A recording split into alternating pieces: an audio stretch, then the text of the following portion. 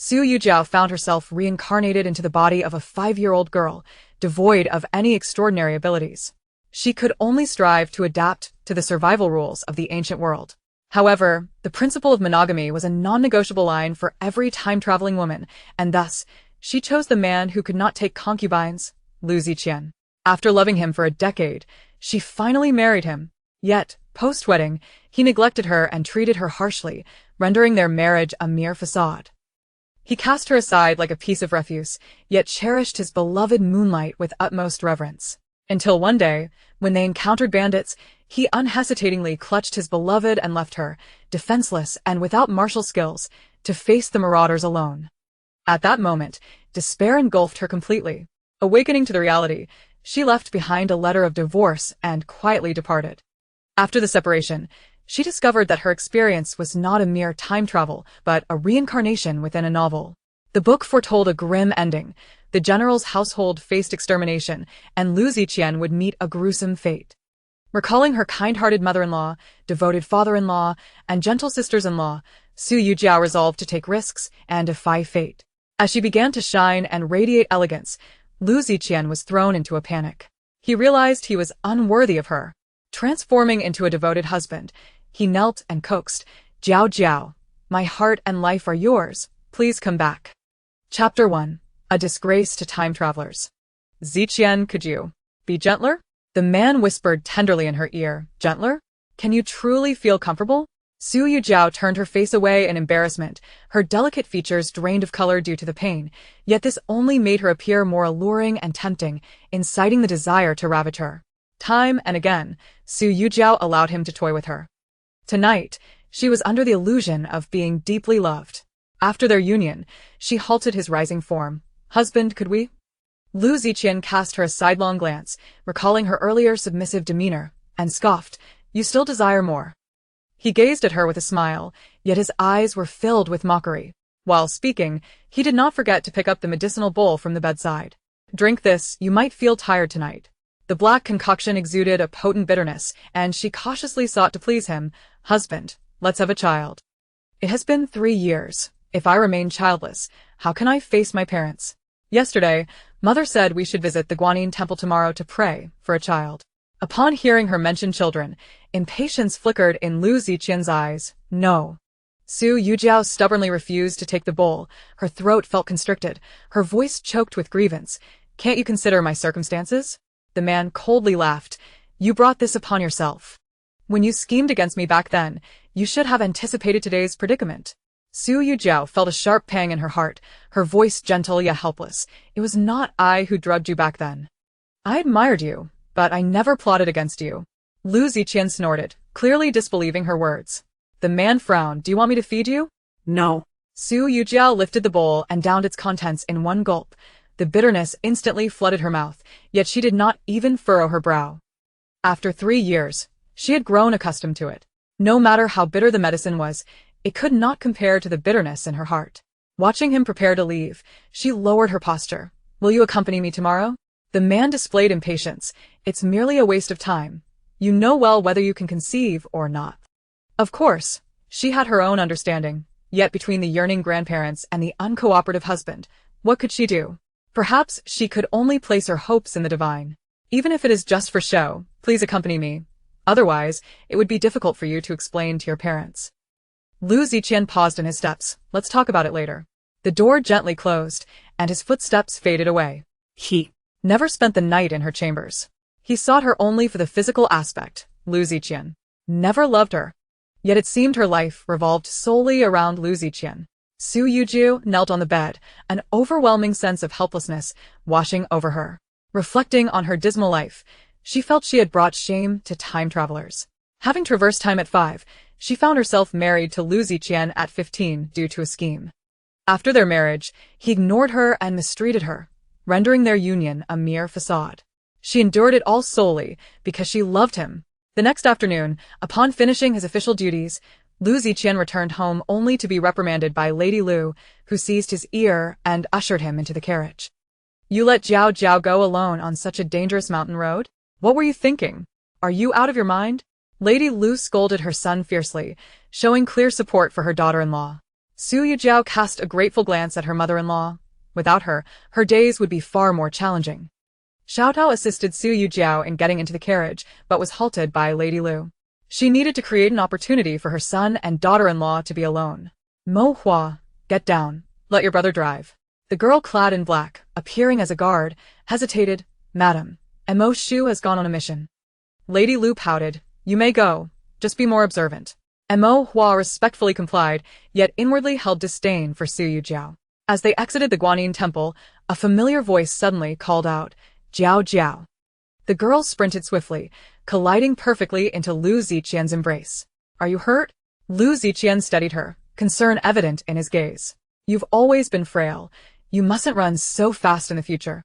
Chen Yunyang's cheeks flushed as she looked at Lu Ziqian, shyly shaking her head. Su Yujiao felt a pang of bitterness. It turned out he also had a gentle side, yet all his tenderness was reserved for Chen Yunyang. 10 years ago, her uncle's family had sought refuge in the Su household. Her mother, being excessively kind-hearted, treated her uncle's family with utmost sincerity, showering Chen Yunyang with affection as if she were her own daughter. Now, her cousin only desired to snatch her husband. As Chen Yunyang stepped away from Lu Ziqian, she sweetly said, My carriage broke down, and I wish to share yours on the way back. Jiao Jiao, would you mind sharing a carriage with me? It's all my fault. I'm making Jiao Jiao misunderstand again. Lu Ziqian frowned, casting a reproachful glance at her. Su Yujiao felt a bitter taste in her heart. She had done nothing wrong yet felt as if she had committed a grievous offense. Moreover, did she have the right to voice her objections in front of him? Su Yujiao smiled gently, as gracious as ever. Cousin, you needn't be so polite. I certainly don't mind. It's merely sharing a carriage, not sharing a husband. Cousin need not be so courteous. Observing Chen Yunyang's nearly uncontrollable expression, she stepped forward and linked arms with her. Cousin, you must not be angry with me. I shall refrain from such jokes in the future.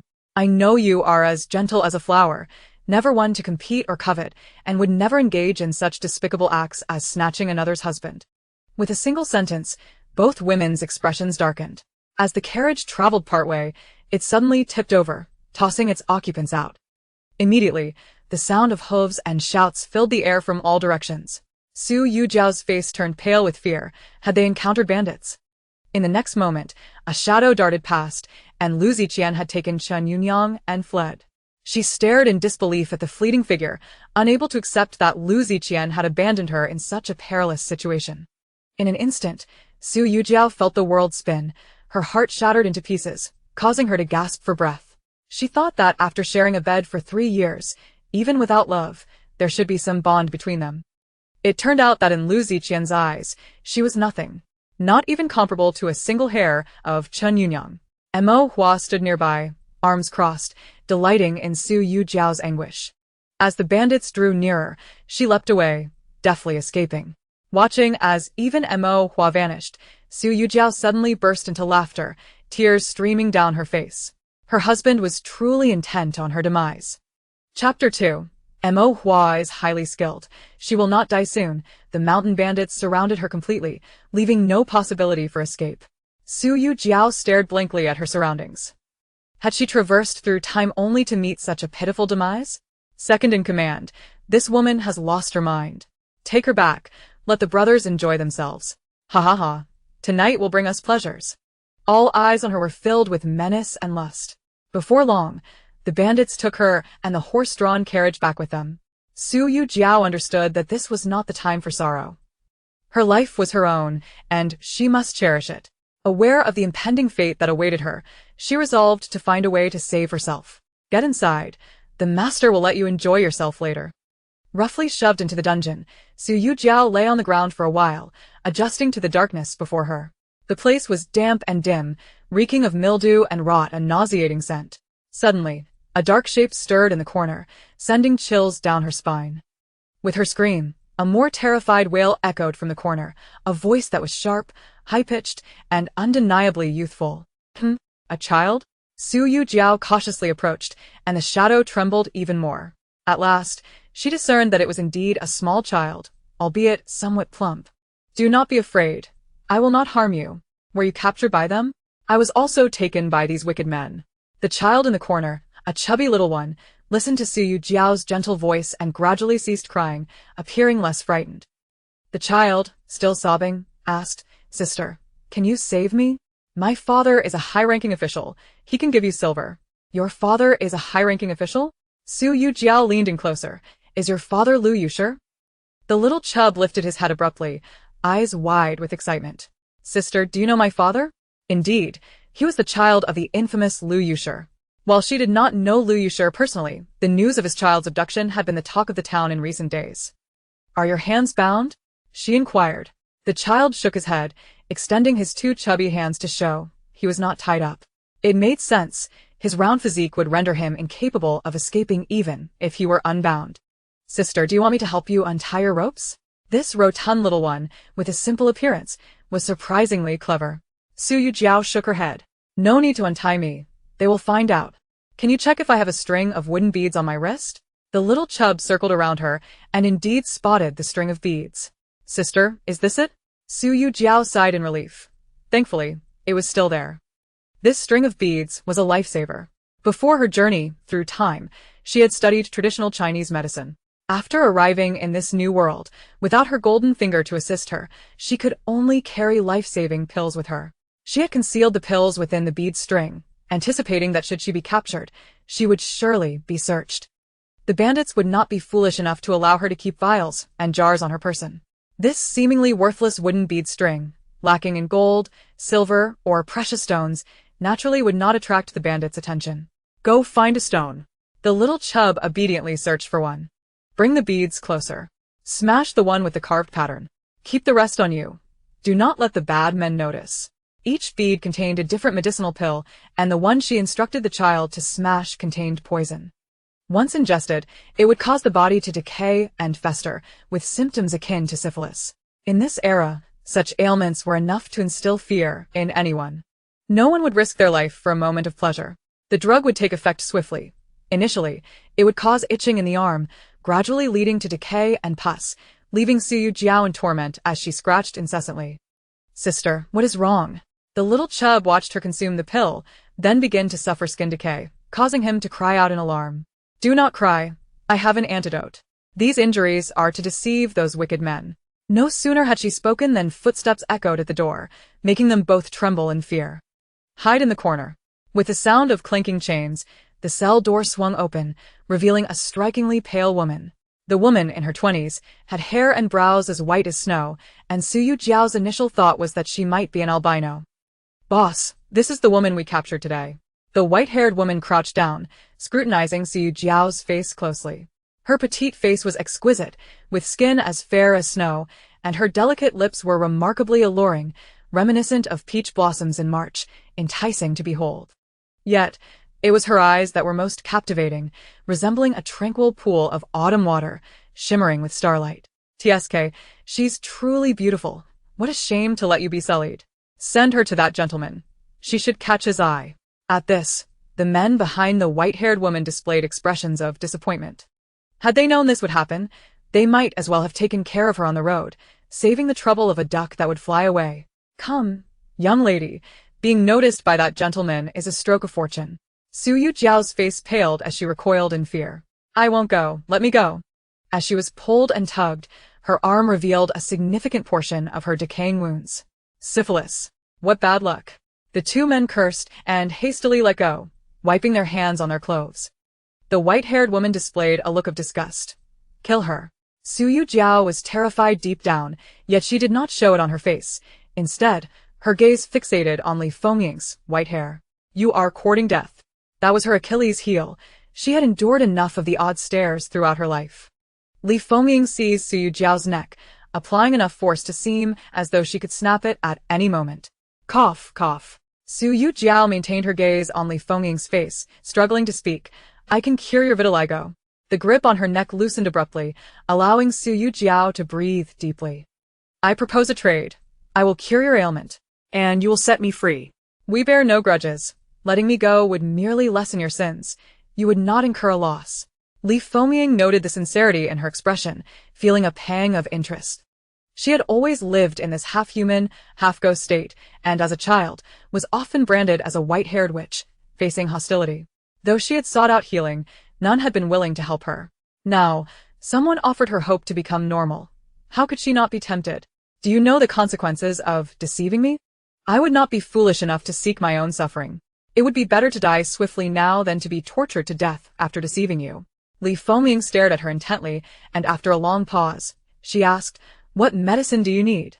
"I need to go up the mountain to gather herbs. There are some herbs not available in the apothecary. If you do not believe me, you can take the prescription to the apothecary for verification." Li Fengming, looking down at her, inquired coldly, "How long until it works?" "After taking the medicine, effects will be visible within 3 hours. However, a single dose cannot cure a chronic ailment.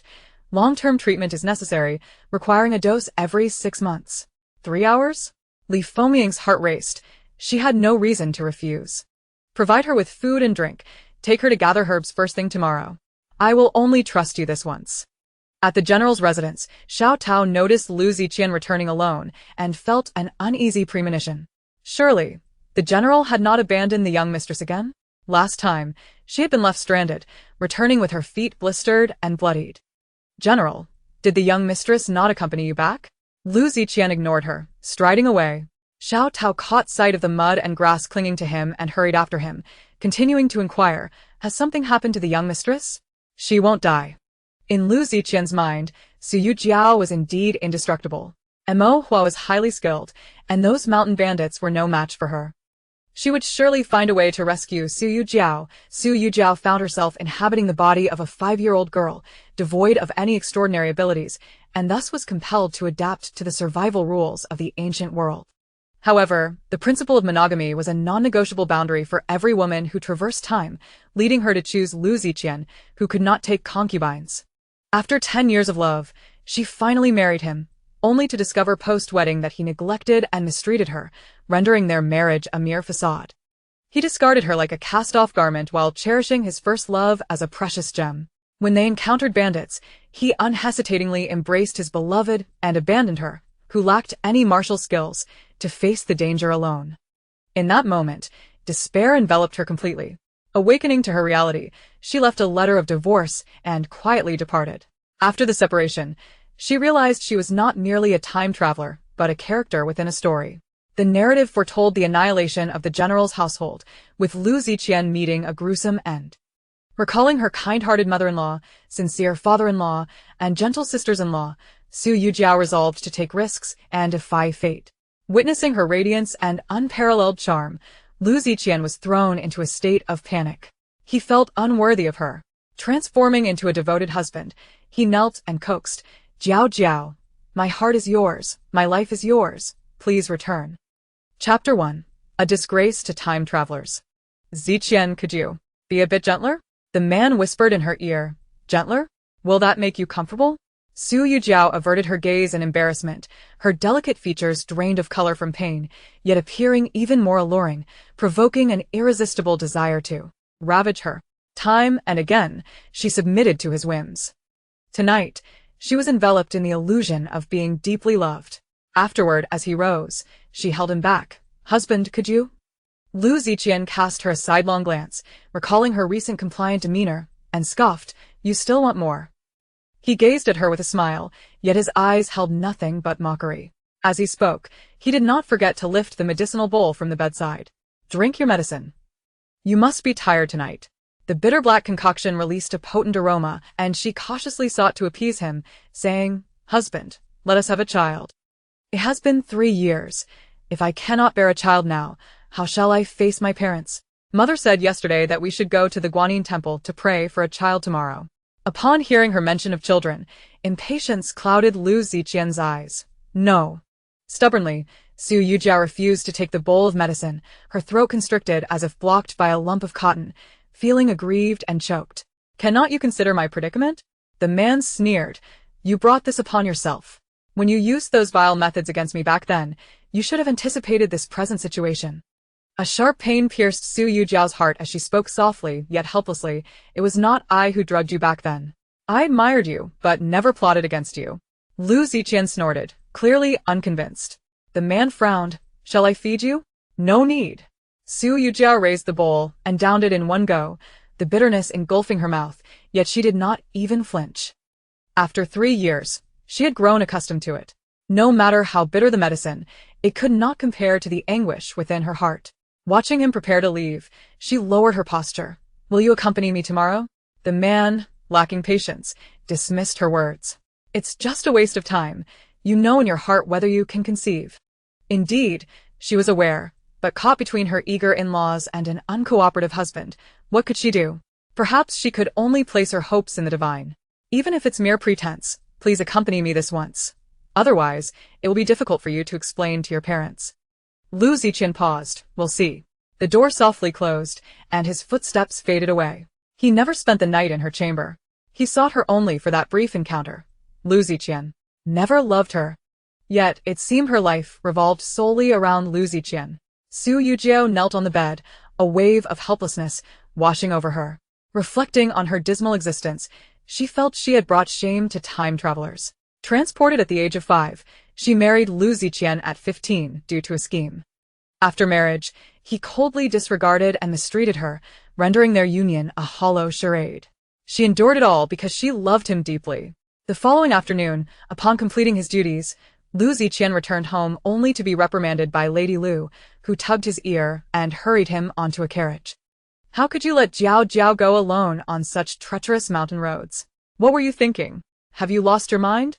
Lady Lu scolded him fiercely, her intent to protect her daughter-in-law clear. Su Yujiao cast a grateful glance at her mother-in-law. Without her support, her life would be even more arduous. Xiaodao helped Su Yujiao board the carriage, but was halted by Lady Lu. She needed to create a moment of privacy for her son and daughter-in-law. "Ma Huai, step down. Let your brother drive." The black-clad girl, dressed like a guard, froze momentarily. "Madam, Mose Hui has gone on a mission." Lady Lu pouted. "You can go, but be more observant." Ma Huai respectfully complied, yet inwardly held contempt for Su Yujiao. After exiting the Guanyin temple, a familiar voice called out, "Jiao Jiao." The girl sprinted toward them, perfectly stumbling into Lu Ziqian's embrace. "Did you hurt yourself?" Lu Ziqian caught her, concern etched in his eyes. "You have always been weak. You must not run so recklessly." Chen Yunyang's cheeks flushed as she glanced at Lu Ziqian, shyly shaking her head. Su Yujiao felt a pang of bitterness. It turned out he possessed a gentle side, but all his tenderness was reserved for Chen Yunyang. 10 years ago, her uncle had brought his entire family to seek refuge with the Su household. Her mother had a tendency to favor her brother, treating her uncle's family with utmost kindness, especially Chen Yunyang, whom she regarded as her own daughter. Yet now, her cousin only sought to usurp her husband. Emerging from Lu Ziqian's hold, Chen Yunyang sweetly spoke, "My carriage is broken. I wish to ride with you." "Jiao Jiao, would you mind sharing a carriage with me? It's my fault. I may have caused Jiao Jiao to misunderstand." Lu Ziqian frowned, casting a reproachful look at her. Su Yujiao felt a bitter pang. She had done nothing wrong yet felt as if she had committed an unspeakable sin. Moreover, did she have the right to refuse him in his presence? With a gentle smile, she maintained her usual grace. "Cousin, such a question is unnecessary. Of course, I do not mind. It's merely sharing a carriage, not sharing a husband. There's no need for such formality." Su Yujiao approached Chen Yunyang, who was nearly losing control of her emotions, and took her arm. "Cousin, please do not take offense. I will refrain from such jokes in the future. I understand you are as pure as a lily, not one to covet another's husband." With those words, both women wore scowls. As the carriage journeyed, it suddenly overturned, throwing its occupants out. The sounds of hooves and cries of battle erupted from all directions. Su Yujiao turned pale with fear. Had they encountered bandits? In the next instant, a shadow darted past, and Lu Ziqian was seen leaping away with Chen Yunyang in his arms. She stared in disbelief at his retreating figure, unable to comprehend how Lu Ziqian could abandon her in such a life-threatening moment. In a heartbeat, the world spun around her. Her heart felt as if it were being crushed, the pain so intense it left her gasping for breath. She had thought that after 3 years of sharing a bed, even if there were no feelings, there should at least be some bond. It turned out, in Lu Ziqian's eyes, she was nothing, less than a strand of Chen Yunyang's hair. Ma Huai stood nearby, arms crossed, enjoying the sight of Su Yujiao's anguish. As the bandits drew closer, she leaped away, disappearing into the shadows. Watching even Ma Huai abandon her, Su Yujiao erupted into laughter, tears streaming down her face. Her husband, was he truly wishing for her demise? Chapter 2. Ma Huai's martial prowess ensures her survival soon. The mountain bandits surrounded her completely, leaving her no chance of escape. Su Yujiao stared blankly at her surroundings, questioning if she had traversed through time only to meet such a pitiful end. Second in command, this woman has gone mad. Take her back, let the brothers indulge. Ha ha ha, tonight we shall have our fill of pleasure. The gazes directed at her were imbued with violation and lust. In no time, the bandits took her and the cart back with them. Su Yujiao understood that this was not the moment for sorrow. Her life was her own, and she must cherish it. Aware of the impending confrontation, she resolved to find a way to save herself. Get in there. The master will let you enjoy yourself soon. Roughly shoved into the dungeon, Su Yujiao lay on the ground, taking some time to adjust to the enveloping darkness. The place was damp and dark, the stench of mold and decay repulsive. Suddenly, a dark mass in the corner shifted, sending a jolt of fear through her. As she screamed, a more terrified cry echoed from the corner, the voice sharp, childish, and piercing. A child? Su Yujiao cautiously approached, noticing the quivering shadow more clearly. Indeed, it was a plump little child. Do not be afraid. I will not harm you. Were you captured by them? I was also taken by these wicked men. The chubby child, upon hearing Su Yujiao's gentle voice, ceased sobbing, appearing less fearful. With a trembling voice, the child asked, Sister, can you help me get out? My father is a high official. He can give you silver. Your father is a high official? Su Yujiao leaned in closer. Is your father Lu Yushi? The chubby child looked up in surprise, exclaiming, Sister, do you know my father? Indeed, this was the child from the Lu family, whose abduction had stirred up quite the commotion. Are your hands bound? She inquired. The child shook his head, raising his chubby hands to demonstrate his freedom. It made sense. This round little one would hardly escape even if he were bound. Sister, do you want me to help untie your ropes? The child, appearing naive yet astute, was quite clever. Su Yujiao declined. No need to untie. They will notice. Can you see if I have a string of wooden beads on my wrist? The child obediently circled behind her and indeed saw the beads. Sister, is this it? Su Yujiao exhaled in relief. Grateful they remained. This was a life-saving treasure. Before her journey through time, she had studied traditional medicine, and after arriving in this world, without any magical abilities, she could only carry some medicinal pills for survival. She had hidden the pills within the bead string, knowing that if captured, she would be searched. The bandits wouldn't be foolish enough to allow her to keep her jars and bottles. This string of worthless wooden beads, neither gold nor precious, would naturally escape the bandits' scrutiny. Find a stone, she instructed the chubby child. Bring the beads closer. Smash the one with the carved pattern. Keep the rest on your person. Do not let the bad men discover them. Each bead contained a different medicinal effect. The one she instructed the child to crush contained poison. Upon consumption, it would cause the body to rot and fester, mimicking symptoms akin to syphilis. In this era, such ailments were enough to instill dread. No one would risk their life for fleeting pleasure. The poison would act swiftly. Initially, her arm would itch, gradually beginning to rot and ooze pus, prompting Su Yujiao to scratch incessantly in agony. Sister, what is wrong with you? The chubby child watched her consume the pill, then witnessed her skin starting to decay, bursting into tears. Do not cry, I have an antidote. These wounds are merely a ruse to deceive those wicked men. Just as she finished speaking, footsteps echoed at the door, causing both to tremble in fear. Hide in the corner. With a clanking of chains, the cell door swung open, revealing a strikingly pale woman in her 20s, with white hair and eyebrows. Su Yujiao's first thought was that the woman had albinism. Boss, this is the woman we captured today. The white-haired woman crouched down, examining Su Yujiao's delicate face with keen interest. Her small visage was exquisitely crafted, with skin as white as snow and tender lips reminiscent of blooming peach blossoms in March, alluring and tempting. What captivated most were her eyes, which sparkled like a pool of autumn water, shimmering and radiant. TSK, she is truly beautiful. It would be a shame to ruin her. Send her to that gentleman. She should catch his eye. The men behind the white-haired woman exchanged disappointed glances. Had they known, it would have been better to deal with her on the road, sparing themselves the trouble of letting a prize slip away. Come, my dear, to be chosen by that lord is indeed a blessing. Su Yujiao's face turned pale, fear prompting her to recoil. I will not go, let me go. As they tugged at her, her arm was exposed, revealing the festering wounds. Syphilis. What a stroke of bad luck. Two men cursed, hastily releasing her while wiping their hands on their clothes. The white-haired woman looked on with disdain. Kill her. Su Yujiao's heart raced with terror, yet she maintained her composure, fixating her gaze on Li Fengming's white hair. You seek death. This was her Achilles heel. She had endured enough of those judging glances. Li Fengming seized Su Yujiao by the neck, applying enough pressure as if she could snap it in an instant.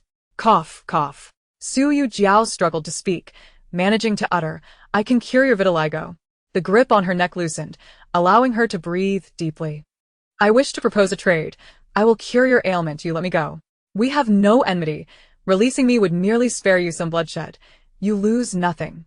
Upon seeing Su Yujiao's earnest expression, Li Fengming felt a pang of intrigue.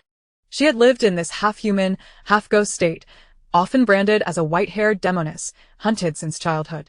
She had sought medical help, yet all had shaken their heads in refusal. Now, someone offered her hope for normalcy. How could she not be tempted? Do you know the consequences of deceiving me? I am not foolish enough to invite my own suffering. Better to die swiftly now than to be tortured to death later. Li Fengming scrutinized her intently, pondering for a moment before asking, What remedies do you require? I need to gather herbs myself. There are several missing from the apothecary. If you do not believe me, you may verify the prescription at the apothecary. Li Fengming, towering over her, inquired coldly how long before it takes effect. 3 hours after taking the medicine, results will be evident. However, a single dose will not eradicate the ailment. It requires long-term treatment, to be taken every 6 months. 3 hours? Li Fengming's heart raced. She had no reason to refuse. Provide her with food and drink. Take her to gather herbs tomorrow morning. I will trust you this once. At the general's residence, Xiao Tao observed Lu Ziqian returning alone, a sense of foreboding creeping into her heart. Surely, the general had not abandoned the young mistress again?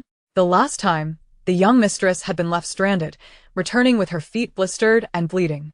General, did the young mistress not accompany you back? Lu Ziqian ignored her, striding away. Noticing the mud and grass clippings on him, she hastened to follow, asking, Did something happen to the young mistress? She will not die. In Lu Ziqian's mind, Su Yujiao was indeed safe. Mo Hua was exceptionally skilled. Those mountain bandits were no match for her.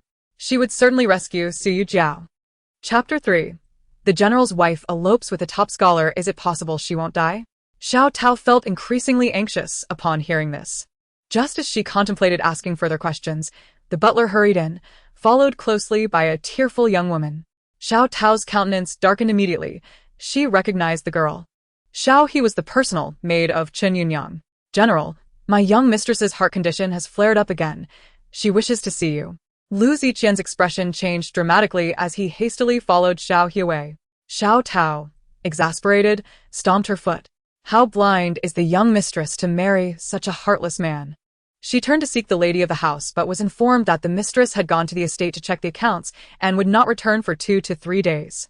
With no choice, Xiao Tao could only wait in the courtyard for news. After a while, she decided to visit the Su family, wondering if the young mistress had returned home in a fit of anger. As dusk approached, Su Yujiao had neither returned nor gone to her family home. Xiao Tao grew increasingly anxious. Could it be that something has truly happened to the young mistress? At the Gu residence, Xiao Tao pleaded tearfully, Lord Gu, could you please search for my young mistress? Upon hearing the entirety of the situation, Gu Heng immediately began to pack his belongings. Zhang Shi, noticing his hurried demeanor, asked in confusion, Why are you packing? Who is at the door looking for you? Are you going far? Mother, I will explain upon my return. Gu Heng finished packing, took the reins of 2 horses and rushed out. Xiao Tao observed him bringing along pastries, a water pouch, and warm clothing, and she marveled at his thoughtfulness and care. If only the young mistress had married Lord Gu, she would not. By the time Zhang Shi chased after him, all she saw was the silhouette of a man and woman, laden with luggage, riding away. Staring at the woman's retreating figure, she suddenly slapped her thigh, as if realizing something significant. Oh no, that little wretch Su Yujiao has seduced my son, and eloped. Thus, Zhang Shi locked the door behind her and rushed to the general's residence to create a scene. Su Yujiao, you shameless harlot. You have ruined my son's future. May you never know peace. Have the people of the general's residence all perished? Your daughter-in-law has seduced my son and eloped. Are you going to do nothing about it? Before Gu Heng became a top scholar, Zhang Shi was merely a down-to-earth farmer's wife, adept at creating chaos. Her intention was not to tarnish her son's reputation, but to compel the general's residence to send someone to retrieve the couple. Her son was destined for an official career and could not forsake a bright future for a lowly girl. Due to her uproar, news of the elopement of the general's wife and the top scholar spread like wildfire throughout the capital. Lu Ziqian kept vigil at Orchid Garden throughout the night. Upon stepping outside, he was met with the gossip circulating in the streets. Returning home, he discovered that Su Yujiao had not returned, nor was her personal maid from her family home present. The man's face darkened. "Is the news true?" he inquired further. And Zhang Shi confirmed it with her own eyes. Otherwise, she would not have caused such a disturbance. She would not be foolish enough to deliberately ruin her son's future. Moreover, Gu Heng was the newly minted top scholar, recently parading through the streets on horseback. Recognized by all ages, many had witnessed his frantic ride the previous day. After the butler conveyed this information, he felt the temperature around him plummet. Lu Ziqian's expression turned terrifyingly dark. "I will search every inch of the earth to find that pair of scoundrels." "Yes, sir." In the dungeon, Su Yujiao remained oblivious to the rumors swirling about her. After last night's inquiries, she learned from the chubby boy that his name was Lu Ziqian and that he had just turned 6. He had been captured for 5 days and had not suffered any abuse. This was peculiar. Why would someone risk abducting a child from an official family without the motive of extortion or revenge? The only possibility was that someone intended to leverage this child to threaten Lu Yushi. After all, as an official, Lu Yushi's duty was to supervise officials at all levels, undoubtedly making him numerous enemies. Furthermore, yesterday, the white-haired woman had intended to hand her over to a powerful figure. She speculated that this figure might indeed be an official. A collusion between officials and bandits? Having pieced together this realization, Su Yujiao's mind began to form a plan. "And I need you to do something," Su Yujiao whispered closely to the chubby boy. As dawn broke, 2 burly men wielding large knives escorted her up the mountain to gather herbs. "You better not pull any tricks, otherwise I'll slice you in two." Su Yujiao had no intention of escaping at that moment. She was genuinely searching for medicinal herbs. However, the herbs she sought were not those that could cure albinism, but rather the balsam and sephora leaves that could be used for dyeing hair. Albinism is untreatable even in modern times, let alone in this backward era. Thus, she only needed to dye Li Fengying's hair black and her eyebrows dark to deceive others. However, she needed to ensure that Li Fengying did not see her dyeing her hair, so she also needed to find the ingredients to create a narcotic. After a morning of searching, Su Yujiao gathered a full basket of herbs: goat's beard, jasmine root, angelica, calamus, balsam, and sephora leaves, among others. When she returned, she began preparing the herbs, grinding them into powder and mixing them with warm water to create a paste for the dye. The preparation required water, fire, and a stove. As long as she had the opportunity to enter the kitchen and approach the water tank, she would find a way to escape. Clearly, these bandits were wary of her, confining her to a small courtyard with a tiny kitchen, restricting all her actions to that shabby space. Nevertheless, Su Yujiao remained undeterred. As long as she was alive, there would always be a chance to flee. Once all the herbs were dried, Su Yujiao mixed the powders in the correct proportions, adding honey and warm water to create a thick paste. She set the hair dye aside to settle and began boiling the narcotic. With everything prepared, Li Fengying suddenly threatened. "I have already sent someone to investigate you. You are Su Baoguo's daughter, and Lu Ziqian is your husband. You are unloved by your husband. He abandoned you in your time of need." Listening to Li Fengying's words, Su Yujiao's face turned pale, and her body trembled uncontrollably. She had thought her heart had gone numb from the moment Lu Ziqian had forsaken her, yet the pain still lingered. "You need not threaten me with my family. I will not poison you." "Humph, not too foolish." Li Fengying quickly lost consciousness after consuming the narcotic. Su Yujiao evenly applied the hair dye to her hair and wrapped it in a warm towel. While the dye set, she also dyed Li Fengying's eyebrows. Approximately 3 hours later, Su Yujiao washed the dye from Li Fengying's hair and applied a light makeup, ensuring she appeared more vibrant and less like a corpse. When Li Fengying awoke, she seemed dazed, as if forgetting what she had been doing before the anesthesia. Su Yujiao prompted her to look in the mirror. Li Fengying glanced and, astonished, her mouth fell open, her pupils widening as if she could not believe her eyes. "Is this really me?" Her hair, once dull, was now a lustrous black, her eyebrows thick and well-defined, and her face, no longer pale, radiated beauty. Chapter 4. Escape from the bandit lair. At this moment, the outside was filled with people who knew that the treatment required 3 hours. Calculating the time, they speculated the chief should be emerging soon. If the chief did not come out after a long time, something was surely amiss. As the door swung open, the gang members gasped in astonishment at the sight of their chief's newly darkened hair. Li Fengming, witnessing the awe in their eyes, felt genuine joy. Every woman loves beauty. Today I am in high spirits. We shall feast tonight with plenty of food and drink.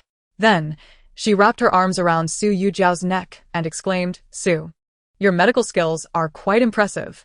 From now on, stay in our village as a doctor. I will not treat you poorly. Su Yujiao shrugged off her embrace, feigning anger. You are not trustworthy. Li Fengming laughed heartily. Did you not say that once the medication is administered, it cannot be completely eradicated? Once it is thoroughly eliminated, I shall set you free. Aware of Su Yujiao's genuine abilities, Li Fengming dared not offend her gravely. Thus, Su Yujiao found herself confined once more. Though this time it was not in the dungeon, but rather in the small courtyard where medicinal herbs were prepared. With a loud bang, the door was kicked open, and a man rushed in, cradling a chubby child. Madam Su, can you cure snake venom? This child has been bitten. The little one cried out in agony, wailing incessantly. Let me take a look, Su Yujiao replied.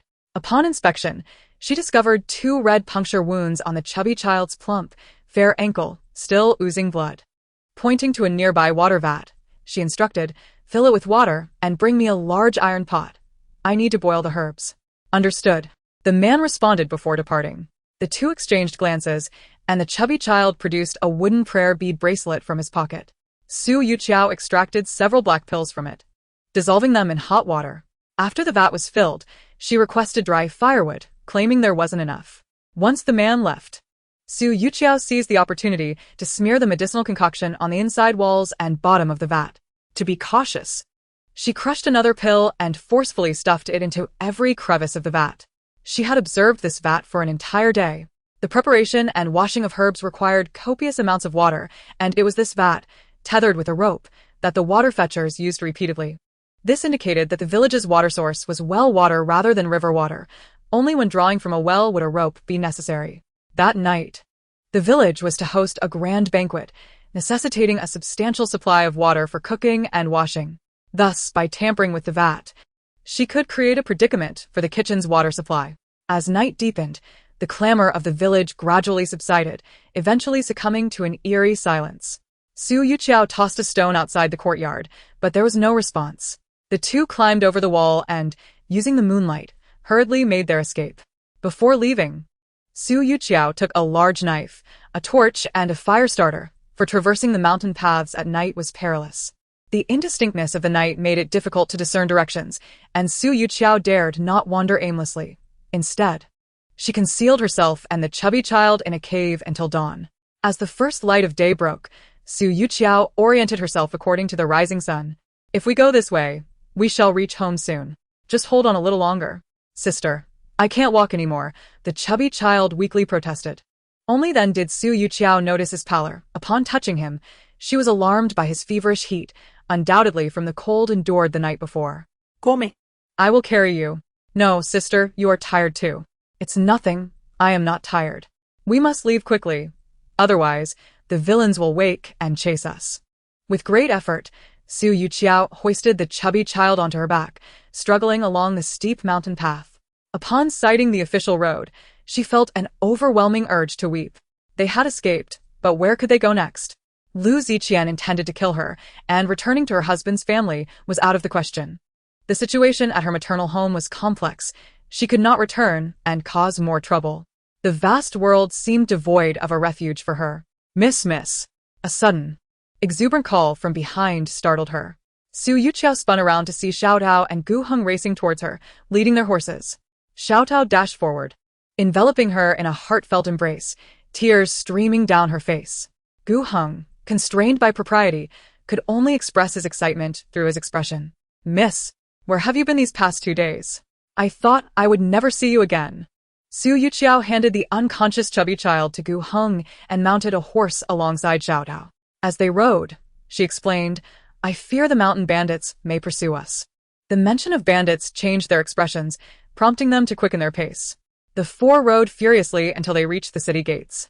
Along the way, Su Yujiao recounted the events of the past 2 days, revealing the peril she had faced. Gu Heng's eyes brimmed with concern. Despite her calm recounting of Lu Ziqian abandoning her, he could sense the despair and sorrow she had experienced, for she deeply loved Lu Ziqian. The depth of love equates to the depth of hurt.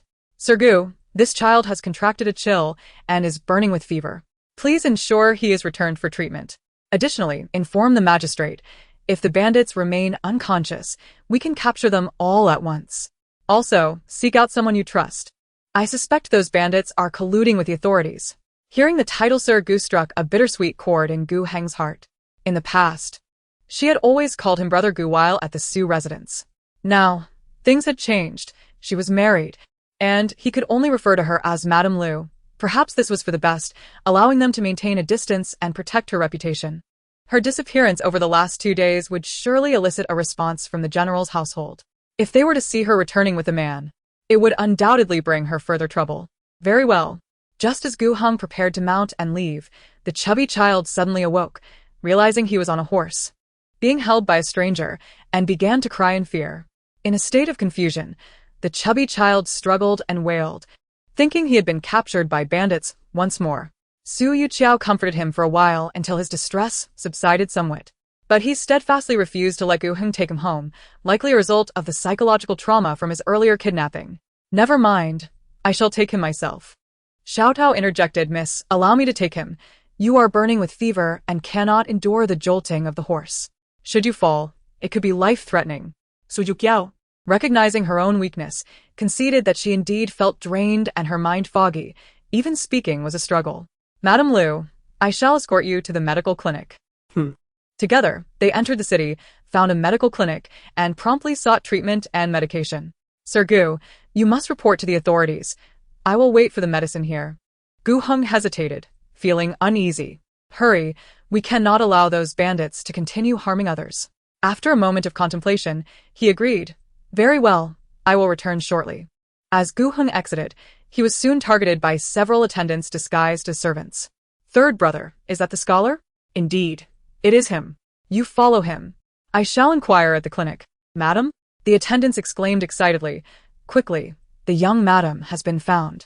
Hurry back and inform the general. Chapter 5. Lu Ziqian. Our affair has concluded. Su Yujiao was seized by several attendants, her arms restrained as they escorted her back to the general's residence. Inside the main hall, the room was filled with people.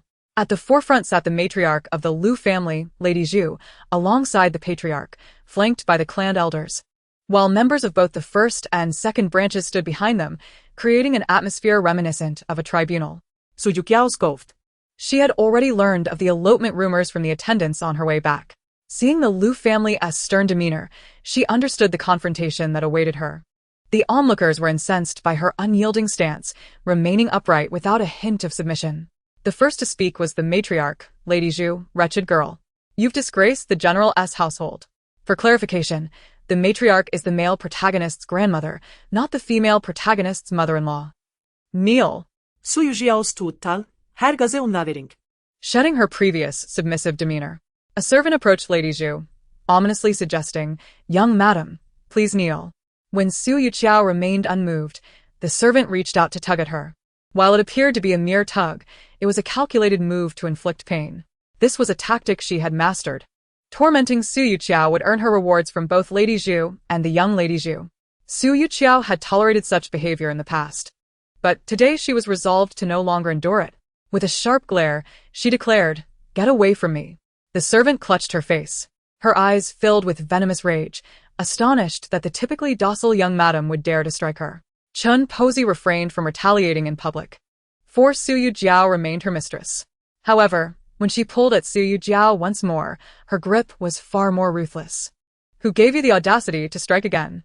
Su Yujiao's voice was laden with an overwhelming fury. In a swift motion, she kicked Chun Posey over, forcefully trampling her plump hand beneath her foot. Stop! Lu Ziqian entered the main hall with ink and brushes, his countenance darkened. Su Yujiao turned to regard him quietly, her face pale from her previous rage, her eyes brimming with resentment and desolation. You dare return? The man's forehead throbbed with a vein, his bloodshot eyes revealing a lack of sleep over the past few days. This sentence seemed to be forced through clenched teeth. Huh. Do you think I wish to return? Su Yujiao scoffed, her words dripping with sorrow. Her gaze fell upon Mo Hua's face, tinged with a hint of mockery. Mo Hua, caught under her scrutinizing glare, seethed with indignation, yet refrained from voicing her thoughts, unable to confess the events of that day to Lu Ziqian. Originally, she intended to wait until Su Yujiao was slain by the bandits before claiming she had been ambushed. However, upon her return, she was met with the news of Su Yujiao eloping with a wild man. Now, there was no need for an explanation. Moreover, the general accepted the news of Su Yujiao's elopement without a single inquiry, clearly unconcerned with the truth and firmly convinced of her disgrace. Lu Ziqian's anger surged as he observed her mocking demeanor, shattering the last remnants of his restraint. In a swift motion, he seized Su Yujiao's neck, akin to a tempestuous undercurrent, and spoke in a low, deliberate voice. Where have you been these past 2 days? What shameless deeds have you committed? The words trembled on the edge of his lips, unsaid. Su Yujiao struggled to breathe under his grip, tears flowing unbidden down her cheeks. How dare he question her whereabouts? Where have I been? Do you not know? You abandoned me in the bandits' den, intending for me to perish, did you not? Is it my survival that has disappointed you? Scalding tears fell upon his hand, the cold sensation restoring a fragment of his composure. Witnessing her heartbroken state, Lu Ziqian felt a twinge of guilt. After all, Yunyang had been in poor health and could not withstand any shock. Furthermore, while Mo Hua's martial prowess was inferior to his, she was more than capable of rescuing her. Why then did Su Yujiao fixate on who saved her? It was utterly unreasonable. Even if he bore some culpability for that day's events, it did not justify her elopement with a wild man. So, you are admitting to eloping with a wild man? Lu Ziqian pressed, his ire rekindling at her defiance. Su Yujiao retorted with a cold laugh. Since you have already condemned me, why bother with further inquiries? If I were to claim that she abandoned me in my time of need, would you believe me? She abruptly pointed at Mo Hua. Before Mo Hua could retort, Lu Ziqian interrupted sharply. Silence. You, who have committed such shameless acts, dare to implicate others? Su Yujiao. You remain as despicable as ever. Mo Hua, suppressing her shock, cast a triumphant glance at Su Yujiao, convinced that the general trusted her more. Su Yujiao offered a self-deprecating smile. She should not have offered an explanation, knowing well the outcome. What was she hoping for? That Lu Ziqian would believe her. He was no fool. Had he trusted her, he would not have allowed those rumors to proliferate.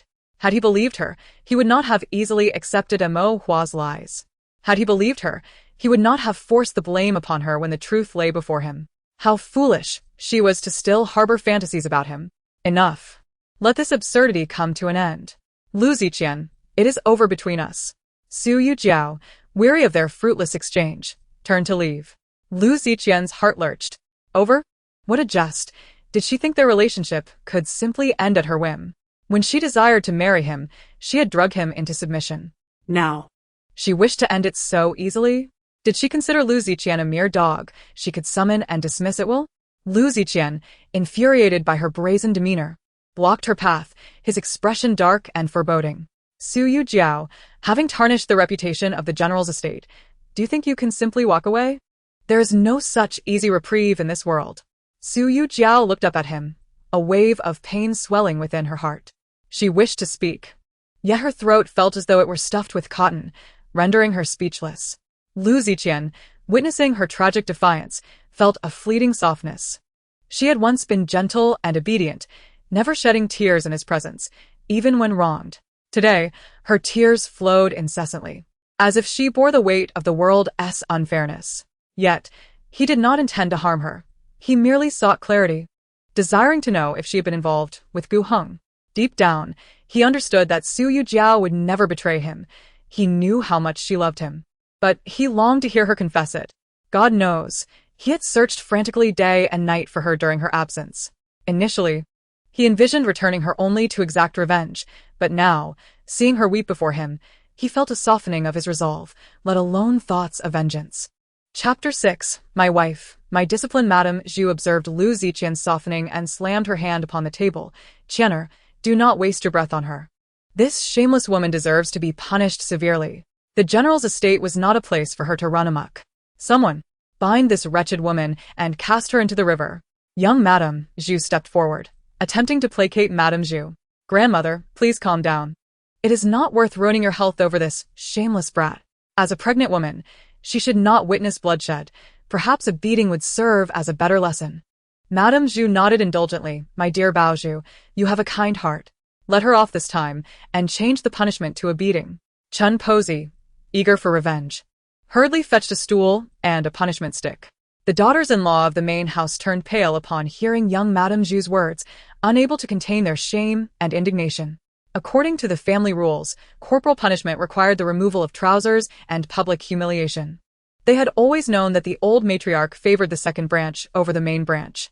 However, while their father-in-law and mother-in-law were present, they had never dared to humiliate the main house so openly. Now, emboldened by the absence of support for the main house, they dared to insult their sister-in-law. Eldest daughter-in-law by Qingru could no longer hold her tongue. Grandmother, I believe this is inappropriate. Such a serious matter should wait for our parents to return. Madame Zhu hurled a teacup at her. Nonsense, you disrespectful wretch. Do you think you have the right to speak here? It is said that an elder sister is like a mother. As the eldest sister-in-law, you should set an example. Allowing such shameless behavior in the Lu family merits punishment. You shall rewrite the book of filial piety 100 times. If you do not finish, you shall not eat. Get out. Bai Qingru left with a face ashen as lead, followed by the other daughters-in-law of the main house. They felt the humiliation too great to bear. If not for their father-in-law's valor in combat, securing the family's honor, she and the second branch would still be toiling in the fields. Now. They basked in the glory of the main house while turning against them. What kind of logic was this? Even if their sister-in-law had erred, death or divorce would have been more honorable than this public disgrace. Second daughter-in-law Li Shatong hastily interjected, eldest sister-in-law, keep your voice down to avoid aggravating the punishment. The old matriarch's bias is well known, and our parents are helpless. What can we, as juniors, do? She gestured subtly towards young Madame Zhu. The old matriarch's particular disdain for seven sister-in-law stems from past grievances. Xiao Zhu, the granddaughter of Zhu's younger brother, is her direct niece.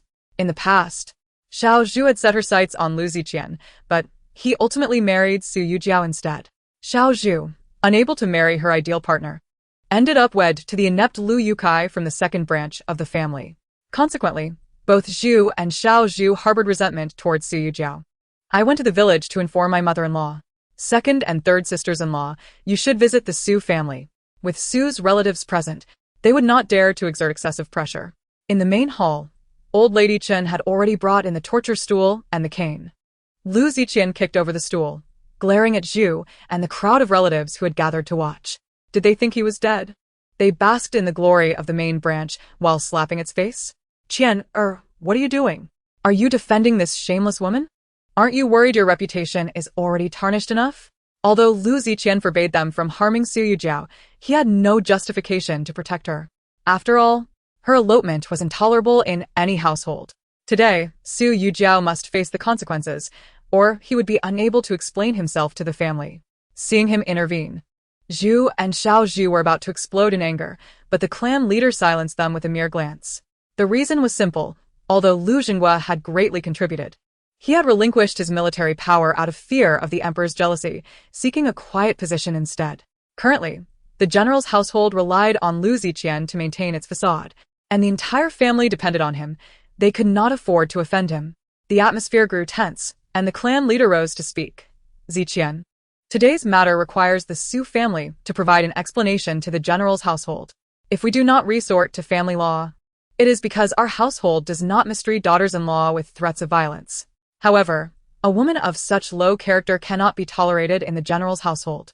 Since all the clan members are present, why not write her a letter of divorce and let her return home with it? As the situation escalated to the point of divorce, Lu Ziqian felt even more distressed. He had already suppressed the rumors. Would a divorce not be striking himself in the face? The old clan leader frowned. If we do not divorce her and do not invoke family law, how will the women in our household learn from this? Su, you must choose, for the one at fault is you. An explanation must be provided. Without a moment's hesitation, Su Yujiao declared, I choose divorce. The room erupted in chaos, everyone reacting as if they had stepped on a cat's tail. thoroughly incensed. How arrogant. The audacity was beyond measure. A letter of divorce was a profound disgrace to a man. It was the woman's family that forced the man to write such a letter after he had erred. Now, Su was the one at fault, and yet sought to implicate the general's household. How utterly absurd. Zhu was so enraged she rolled her eyes. Someone, kill this shameless little harlot. Lu Ziqian once again kicked old Lady Chen aside. Her blows were vicious, and enduring 50 strikes would leave her either dead or crippled. Moreover, Su Yujiao had just struck her, and she would only take this opportunity for revenge. My wife. I shall discipline myself. Mo Shu, bring me my whip. Mo Shu stared at Lu Ziqian in shock. Having accompanied the general tirelessly in recent days, he knew the general was not as heartless as he appeared. Go quickly. yes. Beside them, Mo Hua shot a provocative glance at Su Yujiao. Today, the general would publicly whip this wretched woman. Let us see how she would stand in the general's household afterward. Su Yujiao closed her eyes. Strike me. Once it's done, everything between us will be over. I shall no longer foolishly hope for your change of heart or yearn for the slightest affection you might spare me. Lu Ziqian, holding the whip, wore a cold expression. Su, if you kneel and admit your fault, I will grant you a chance for redemption, but only to kneel before the ancestral hall. Su Yujiao looked at him defiantly. Lu Ziqian, do not pretend to be deeply affectionate. It disgusts me. Strike me if you will. I will accept death. Fury welled in Lu Ziqian, veins bulging on his forehead as he mercilessly lashed out, seemingly provoked by her defiant attitude.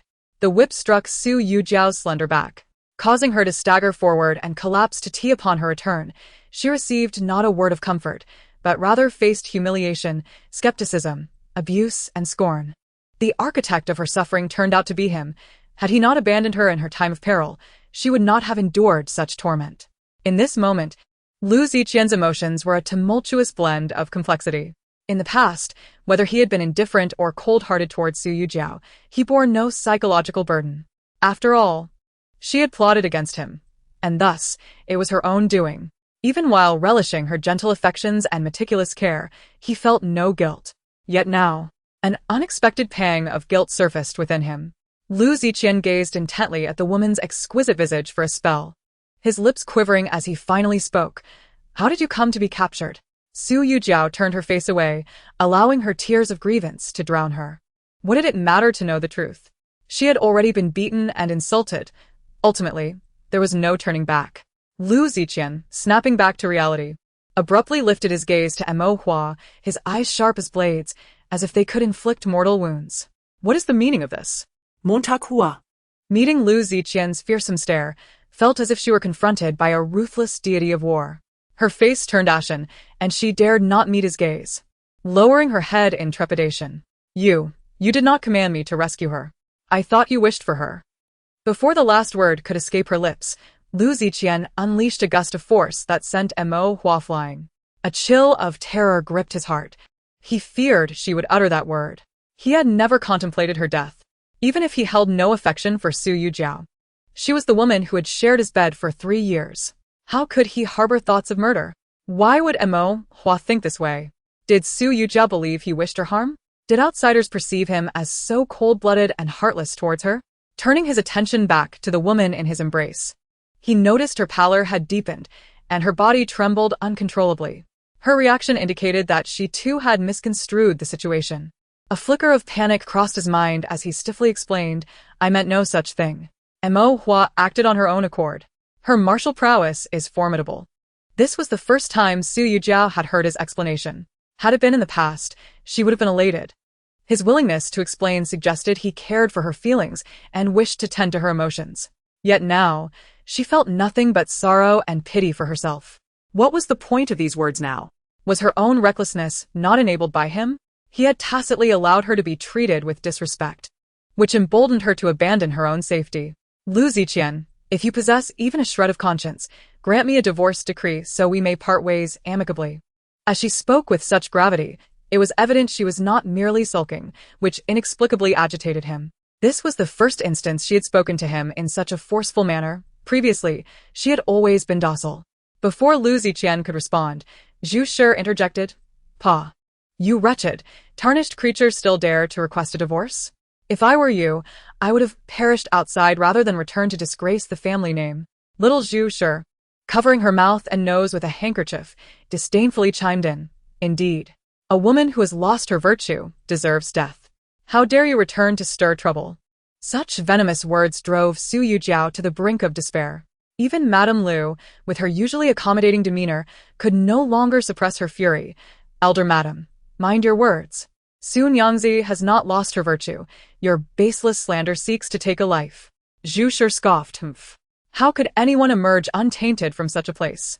Even if she saved your son, you cannot lie in public unless you can provide evidence. A smug look adorned Zhu Shi's face.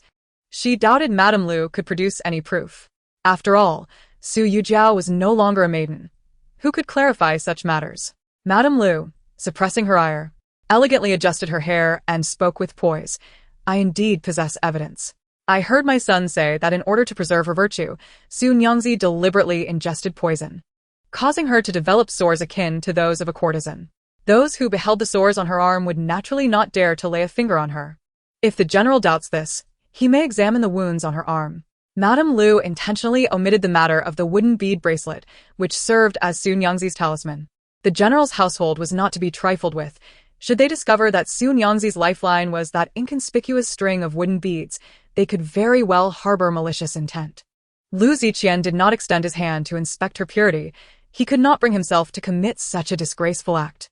Yet, someone thoughtlessly approached, the little Zhu Shi hastily supporting Zhu Shi as they advanced.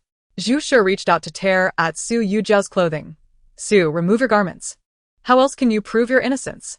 Su Yujiao screamed in terror, clutching her clothing tightly to her chest. Little Zhu Shi reveled in her distress, wishing she could intervene physically, but feared Lu Ziqian's retribution. Encouraging her great-aunt to act was a satisfactory alternative. At least Lu Ziqian would not direct his anger at her. Within the main courtyard, all present were aghast at Zhu Shi's brazen behavior, publicly tearing at her granddaughter-in-law's clothing. Did she believe her age would shield her from repercussions? This old woman was utterly intolerable. Lu Ziqian's face darkened, veins bulging on his forehead. His grandmother's audacity had escalated to an unacceptable degree, as if they were easy prey. Even the typically stoic Mo Shu was on the verge of losing composure, awaiting their master's command. Montauk Sha. Yes. Upon receiving the order, Mo Shu swiftly departed.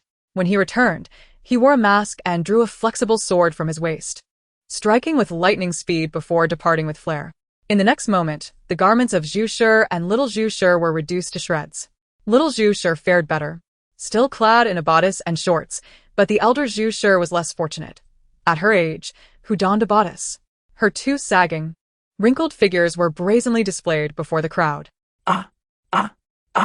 The two pale bodies crouched on the ground, shrieking incessantly. The general's residence erupted into chaos, with garments flying, tablecloths being overturned, and servants tumbling about in disarray. Lu Ziqian's expression darkened. Steward, see our guests out.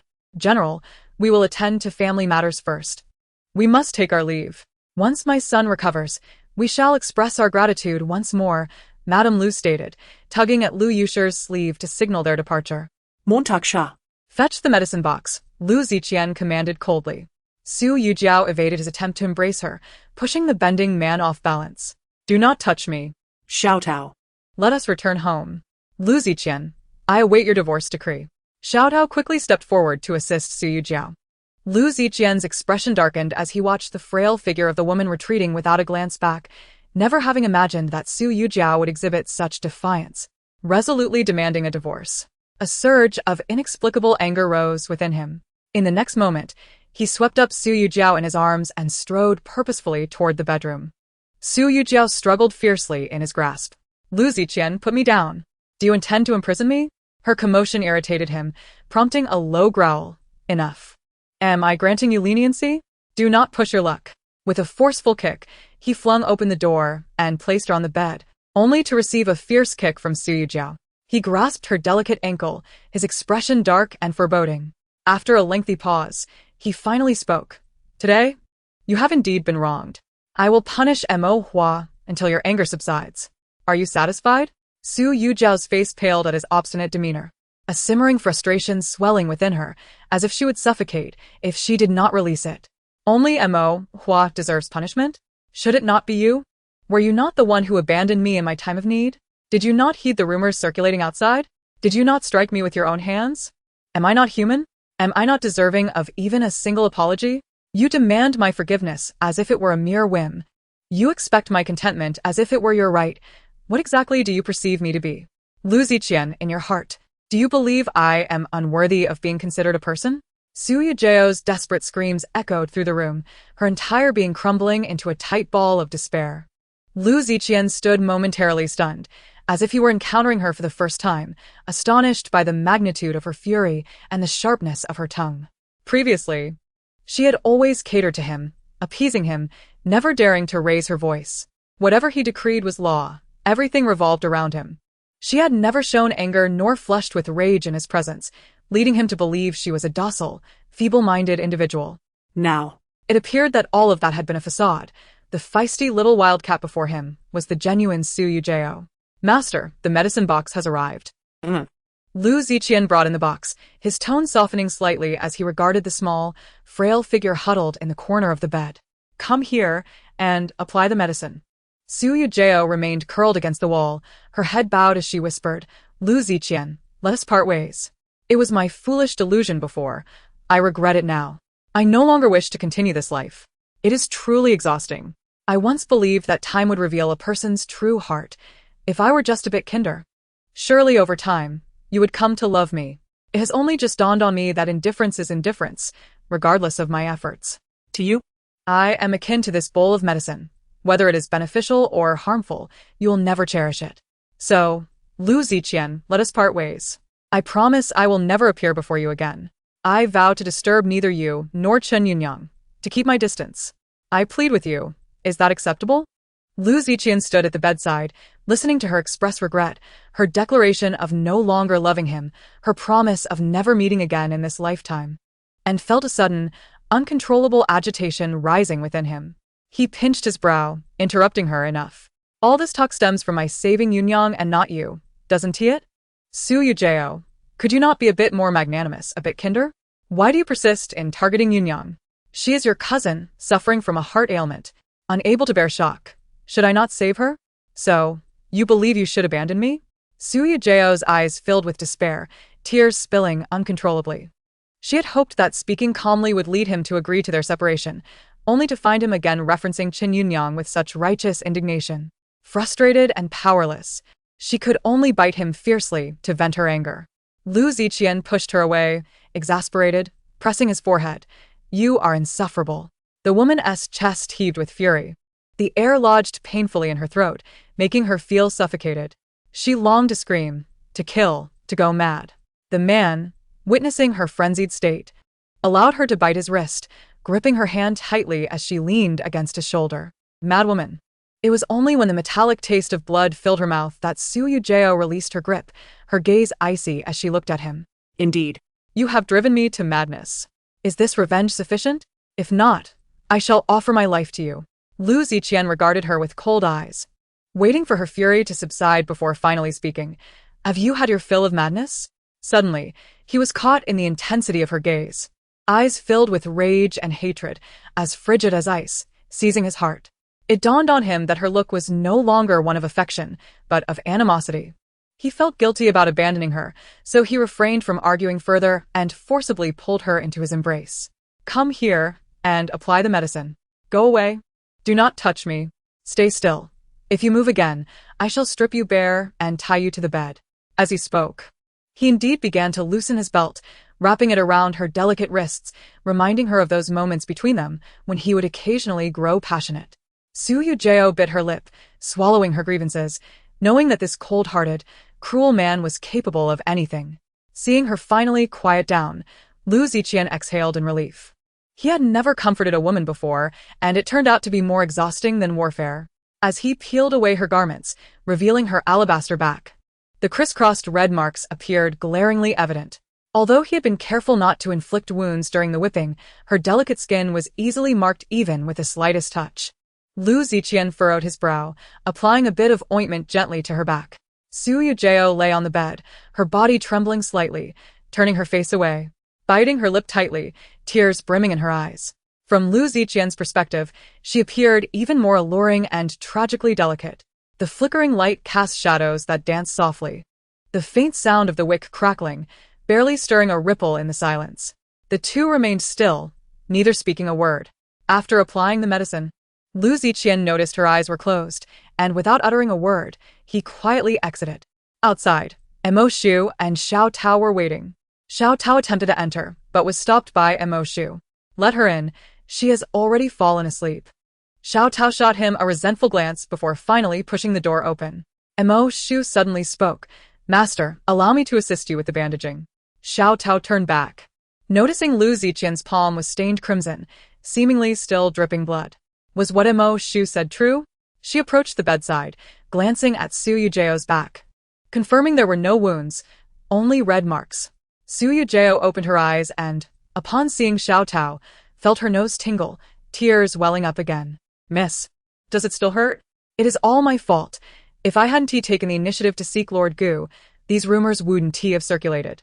Xiao Tao's voice trembled with guilt as she knelt on the ground, chastising herself. Su Yujiao grasped her hand. Stop that, foolish Xiao Tao. This is not your fault. Those people are deliberately targeting me. There is no escaping it. Seeing Su Yujiao's sorrowful expression, Xiao Tao turned to comfort her. Do not be sad, miss. The general does indeed hold you in his heart. You have misunderstood him. It is that wretched Mo Hua who acted on her own accord. The general has punished her, administering 100 lashes and forcing her to kneel in the main courtyard. He declared that without your orders, she is not to rise, making her recognize her place and understand who is the master and who is the servant. Mo Hua had always been prideful, relying on her position as the general's personal attendant, believing herself superior. Now, being forced to kneel in a public space, subjected to the disdainful gazes of others, was more tormenting than death itself. Su Yujiao forced a bitter smile. Xiao Tao, why do you speak in his favor today? Xiao Tao's expression changed. She too did not wish to speak well of Lu Ziqian, but she understood her mistress's deep love for him. She hoped that her words might bring some solace to Su Yujiao's heart. Miss, you speak of separation so easily. Yet how could a woman truly dare depart from a man? What becomes of her after separation? I cannot bear to see you reach an irrevocable point, so I can only say some comforting words to lift your spirits. Moreover, the wound on the general's hand is indeed real. Regardless of his motives, he has protected you. Miss, I saw the injury on the general's hand. Yes, I bit him. He had it coming. Xiao Tao shook her head. No, it is not the wound on his shoulder, but a long, deep cut on his palm. Su Yujiao frowned, puzzled. How could Lu Ziqian have an injury on his palm? Mo Shu explained, the general could not bear to see you punished, and yet could not disregard the family's reputation, so he staged a performance for them. He personally inflicted the punishment upon you to prevent Chen Posey from seeking revenge against you. The general can control his strength with internal energy, so he would not truly harm you, but he needed to draw some blood to avoid suspicion. Thus, when Mo Shu handed him the whip, he used the cover of Mo Shu to discreetly cut his palm with a dagger. Blood trickled down the whip, landing upon you. And the gruesome sight was indeed the general's own blood. The servant mused that the general, with such earnest devotion to your protection, must harbor feelings for you. If he were truly cold-hearted, he would not concern himself with your well-being. Su Yujiao, taken aback by Xiao Tao's words, felt her back and found no wounds, only the cool, slippery ointment, suggesting that she was indeed unscathed. Soon, a self-deprecating smile crossed her lips. How could he possibly care for her? His actions stemmed from guilt, a means to soothe his own conscience. Having resolved to part ways, she decided not to dwell on such thoughts. Once her health improved, she would leave with Xiao Tao. As for the divorce papers, he would provide them, for after their separation, he could openly marry Chen Yunong. In the study, Lu Ziqian suddenly had a thought. Montauk Sha. You must go to Jingshuan and ensure that the credit for the bandit suppression is claimed. Do not allow it to circulate that Su Yujiao incapacitated them, thereby granting Jingshuan the opportunity to capture them all. Mo Shu was momentarily stunned. The general was never one to seize credit. So, why the sudden desire to claim the young madam's accomplishments? Hurry, he commanded. Only as he exited the general's residence did Mo Shu grasp the underlying reason. Regardless of who earned the merit for the bandit suppression, it could not be attributed to the young madam. Otherwise, everyone would learn of her entanglement with the mountain bandits, and the ensuing rumors would torment her to death. The master seemed to be claiming credit, but in truth, it was to safeguard the young madam. Just as Mo Shu departed, the steward entered, bowing with a troubled expression. General, the old madam requests that you hand over Mo Shu, saying what else? She says she wants to chop him up and feed him to the dogs. Lu Ziqian smirked. What grievance does the old madam have against Mo Shu? How has he offended her? The steward, overwhelmed by the seriousness of Lu Ziqian's inquiry, was at a loss. Chapter 10. Departing the general's residence, although Mo Shu was masked, who in the general's residence was unaware that he was the one who acted. The steward could only pretend that Lu Ziqian was oblivious, recounting the events. Lu Ziqian listened attentively, then replied unhurriedly, "You should report to the authorities, claiming that the old madam was publicly assaulted by a masked scoundrel, and they must capture the perpetrator." The steward was baffled. How could a lecherous thief dare to lay hands on the old matron? If the grandmother believed the thief to be Mo Shu, he would also have to comply with the investigation. Ultimately, if the grandmother sought a scapegoat, she must produce evidence. The steward dared not report to the authorities. If this matter became widely known, the old madam would surely tear him apart. The old madam was a person of pride, preferring to swallow this humiliation than to involve the law. As night fell, the courtyard was engulfed in silence. Su Yujiao, having taken her medicine, slept through the afternoon and was now fever-free. The swelling on her back nearly subsided. "Miss, you're awake. Do you feel better? Shall I fetch the doctor?" Su Yujiao shook her head. "What time is it?" "It is now the hour of Su," replied Xiao Tao. Su Yujiao was astonished. She had slept for so long. "What of him?" she inquired, knowing she referred to Lu Ziqian. Xiao Tao, sensing the unspoken tension, answered with some reluctance, "The general has gone out." Observing Xiao Tao's discomfort, Su Yujiao realized that the man had likely gone to seek out Qin Yunang. At this hour, it was improper for him to visit anyone else. Given the absence of nightlife in ancient times, habitually she asked, "Did he come by while I was unconscious?" Xiao Tao wished to offer words of comfort, but found herself unable to speak falsehoods under Su Yujiao's unwavering gaze. Su Yujiao's beautiful eyes dimmed. She should not have asked. "Xiao Tao, gather our things. We shall leave tonight." Xiao Tao wanted to dissuade her, but felt equally frustrated. This matter could not simply be brushed aside, lest those in the general's residence think her easy to bully. "Very well, I shall pack at once." Meanwhile, Su Yujiao took up brush and ink, mimicking Lu Ziqian's handwriting to compose a letter of divorce. Su family, 3 years without offspring, inept at managing the household, utterly unremarkable. Furthermore, the couple's relationship is strained, making it difficult to share a lifetime together. Hence, from this day forth, I shall return home. This document is signed on the day of Gengyin in the year of Jia Shun. After signing her name and pressing her seal, she awaited Lu Ziqian's return for his signature and the dissolution of their marital bond. A solitary tear fell, landing upon her signature, causing the ink to blur. Su Yujiao frowned slightly, contemplating rewriting it, but then thought it ironic and tragic to be concerned about the neatness of her handwriting when he so little valued her life. Just then, Xiao Tao returned with their belongings and halted upon seeing the divorce letter, her tone abruptly changing. "Miss, you cannot write this in anger. If the general takes it seriously, you will have no chance to mend things." Seeing Su Yujiao's indifference, Xiao Tao mustered the courage to speak her mind. "Miss, do you not fear that you will harm yourself in this endeavor?" Su Yujiao gazed at Xiao Tao's anxious form, her heart heavy with resignation. Did everyone believe she was incapable of leaving Lu Ziqian? "Quickly, burn it, lest it be seen by others. I will accompany you to our home for a few days, and once your temper has cooled, I will return with you." Xiao Tao had intended to say that the general would come for her in a few days, but realizing Lu Ziqian would not come, she refrained, not wanting to upset Su Yujiao further. "So you too think I should leave in disgrace only to return in shame?"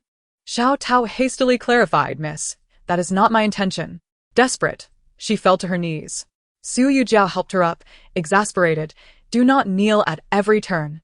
I am not angry with you. I should blame myself.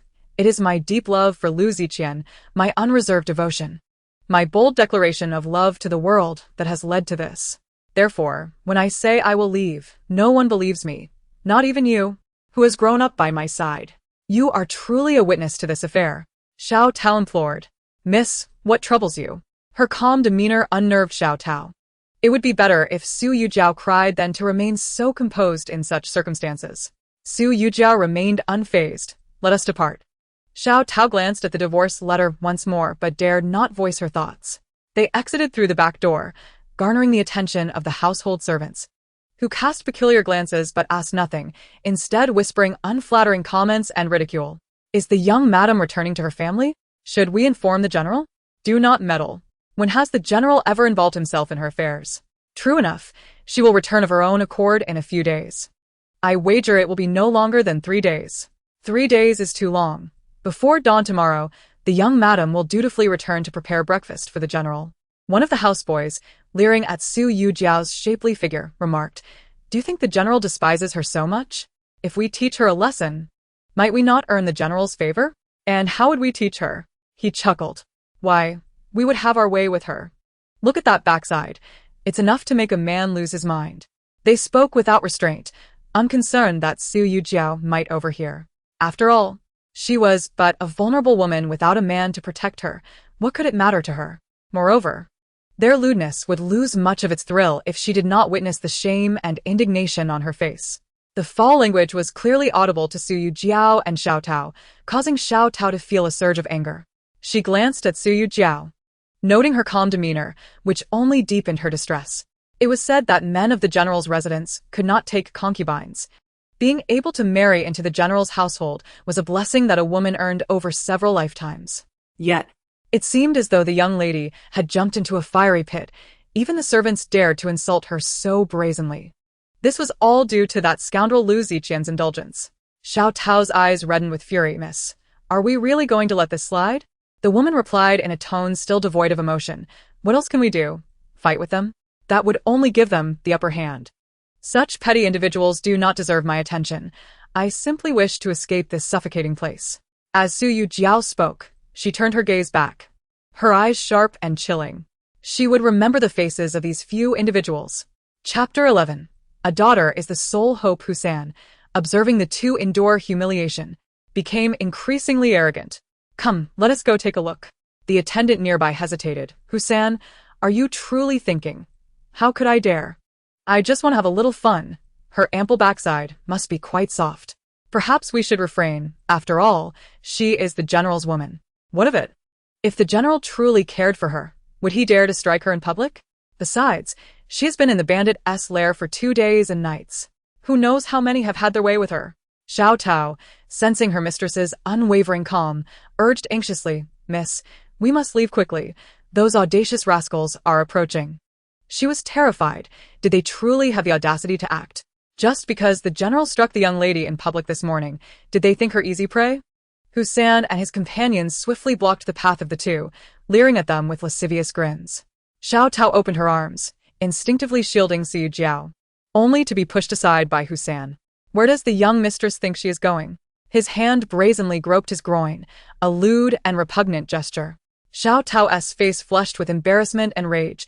She instinctively shut her eyes and screamed curses.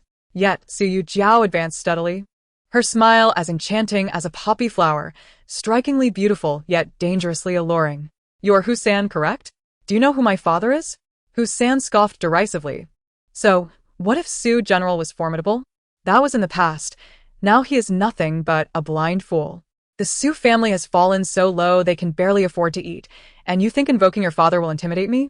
Unfazed by his mockery, Su Yujiao continued to smile radiantly. Do you know what my father taught me about dealing with lecherous scoundrels? Ha ha ha. I suppose he taught you to beg for mercy on your knees? Bang.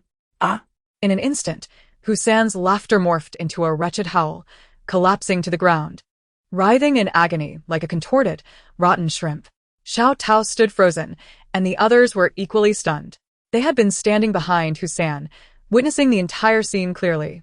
The young mistress had simply knelt and kicked him in the groin, and they even saw blood on her embroidered shoes. Had Husan's manhood been shattered? Are you still going to block our way? Su Yujiao's smile remained, her beautiful eyes like autumn water surveying everyone present, her voice still soft and melodious. Yet her words sent chills down their spines. Several servants involuntarily took steps back, obediently clearing a path. Xiao Tao, let us depart. Oh. The two managed to leave the general's residence smoothly, and even after walking a considerable distance, Xiao Tao kept glancing back, fearing those men would pursue them. Miss, that was truly terrifying, she exclaimed. Will they go to the general to report us? Do you think Hu-san will die? I've heard that area is quite vulnerable, and he could very well bleed to death. Su Yujiao appeared indifferent, yet her tone was colder than ever. Let him die. He is but scum. In the past, she had treated everyone kindly, leading them to perceive her as weak and easily bullied. From now on, if others were kind, she would reciprocate. If they were malicious, she would respond with even greater malice. Xiao Tao voiced her concerns. While Hu-san deserves to die, if it escalates to a death, you too will be in trouble. Su Yujiao is native. Trouble? You are overthinking. This matter will not leak out. Even if the general's residence loses all decency, Lu Ziqian still has his pride. I am, after all, his legally wedded wife. Even if he does not value me, he cannot allow the servants to insult and demean me unless he is a coward. Xiao Tao considered this and ceased to fret over Hu-san's fate, instead worrying that the divorce decree would come to Lu Ziqian's attention. Miss, should I return and burn that divorce decree? Su Yujiao cast her a cold glance, making Xiao Tao lower her head in guilt, afraid to speak further. The two returned to the Su family, burdened with packages, only to be met with the cold faces of her mother and sister-in-law. Her sister-in-law, he sure spoke first. What are you back for? Do you wish to ruin us completely? Because of your elopement, people are saying that the women of the Su family have no shame. With an aunt lacking dignity, how can the niece expect to be respected? Our little sister is only 6. How will she marry in the future? Woe is me. Why is my fate so bitter? He sure, frail and haggard, was on the verge of fainting from her tears. Su's mother also wiped her eyes incessantly. Jiao Jiao, you have truly disappointed me. Her voice trembled with anger. Do you not know what is happening at home? Your brother is wrongfully imprisoned, and you do not curry favor with your brother-in-law to plead for your brother's case, but instead engage in such disgraceful conduct? Seeing the bags on their shoulders, Su's mother paused her weeping, trembling as she pointed at her daughter. You have been divorced? Chun Shi suddenly broke down, frantically shoving Su Yujiao. Leave. Woe is me. I have no daughter so thoughtless. If anything were to happen to your brother, I would not wish to live. In an instant, the cramped courtyard was filled with the cries of women and children. As soon as Su Yujiao stepped inside, her mother and sister-in-law bombarded her with accusations, leaving her no chance to explain. By the time she realized what was happening, she had already been pushed outside. She stood helplessly at the closed door, listening to the cries from within, paralyzed with despair. Xiao Tao, seeing Su Yujiao's pale face, felt a surge of anxiety. She feared that her mistress would be misjudged time and again, ultimately leading to her breakdown. Knock, knock, knock. Madam, young mistress, you have misunderstood her. Xiao Tao knocked fervently on the door. The rumors in the street are false. The young mistress has not been divorced. Upon hearing that Su Yujiao had not been divorced, the door finally opened. Xiao Tao quickly recounted the entire incident, and only then did they realize their misunderstanding. However, He Shi's expression remained grim, for they could not explain the situation to outsiders, and the daughter's reputation had inevitably suffered. Yet, considering their reliance on the younger sister to save their husband, they refrained from uttering further harsh words. Chun Shi, meanwhile, anxiously checked Su Yujiao from head to toe, both heartbroken and guilty. Did he truly strike you in public? Are you hurt? Let me see. Do not be angry with me. I am only worried about your brother, who is suffering again. Woe is me. If we do not save him soon, he may— Jiao, I know you have suffered indignities in the Lu household. It is not that I do not care for you, but your brother. He truly cannot hold on much longer. Chun Shi's heart ached for her daughter, knowing the hardships she faced in the Lu household.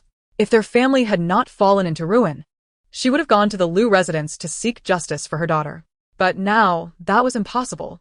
Her husband had returned from the battlefield with an injured eye and resigned from his post, now just a commoner.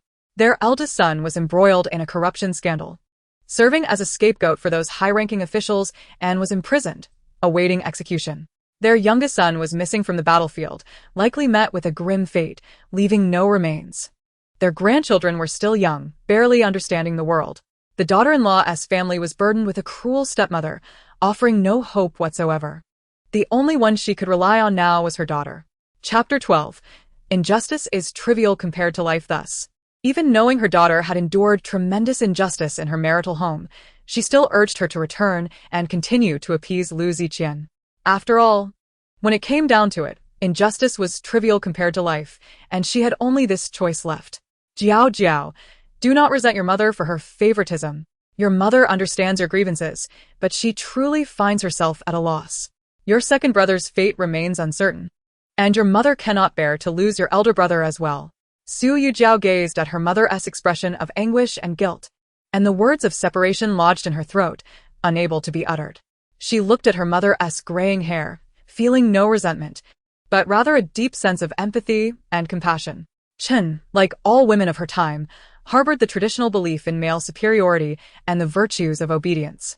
They were raised with the understanding that a woman's worth lay in her subservience to men, with the expectation that she would follow her husband in marriage and her son in widowhood, for only men could carry on the family name. A household without a son was deemed a dead end. Compared to other families that prioritized sons, her parents treated her with kindness, naming her Jiao Jiao, indicative of the pampering she received throughout her childhood. Thus, upon entering the Su family, she felt fortunate, having been nurtured with love from her parents and brothers. Unlike other girls who bore the stigma of being seen as burdens from birth, were she in their position, she would likely make the same choice. For grievances are insignificant when compared to the value of life. Mother, I shall go inside to check on father and return shortly. Is he well these days?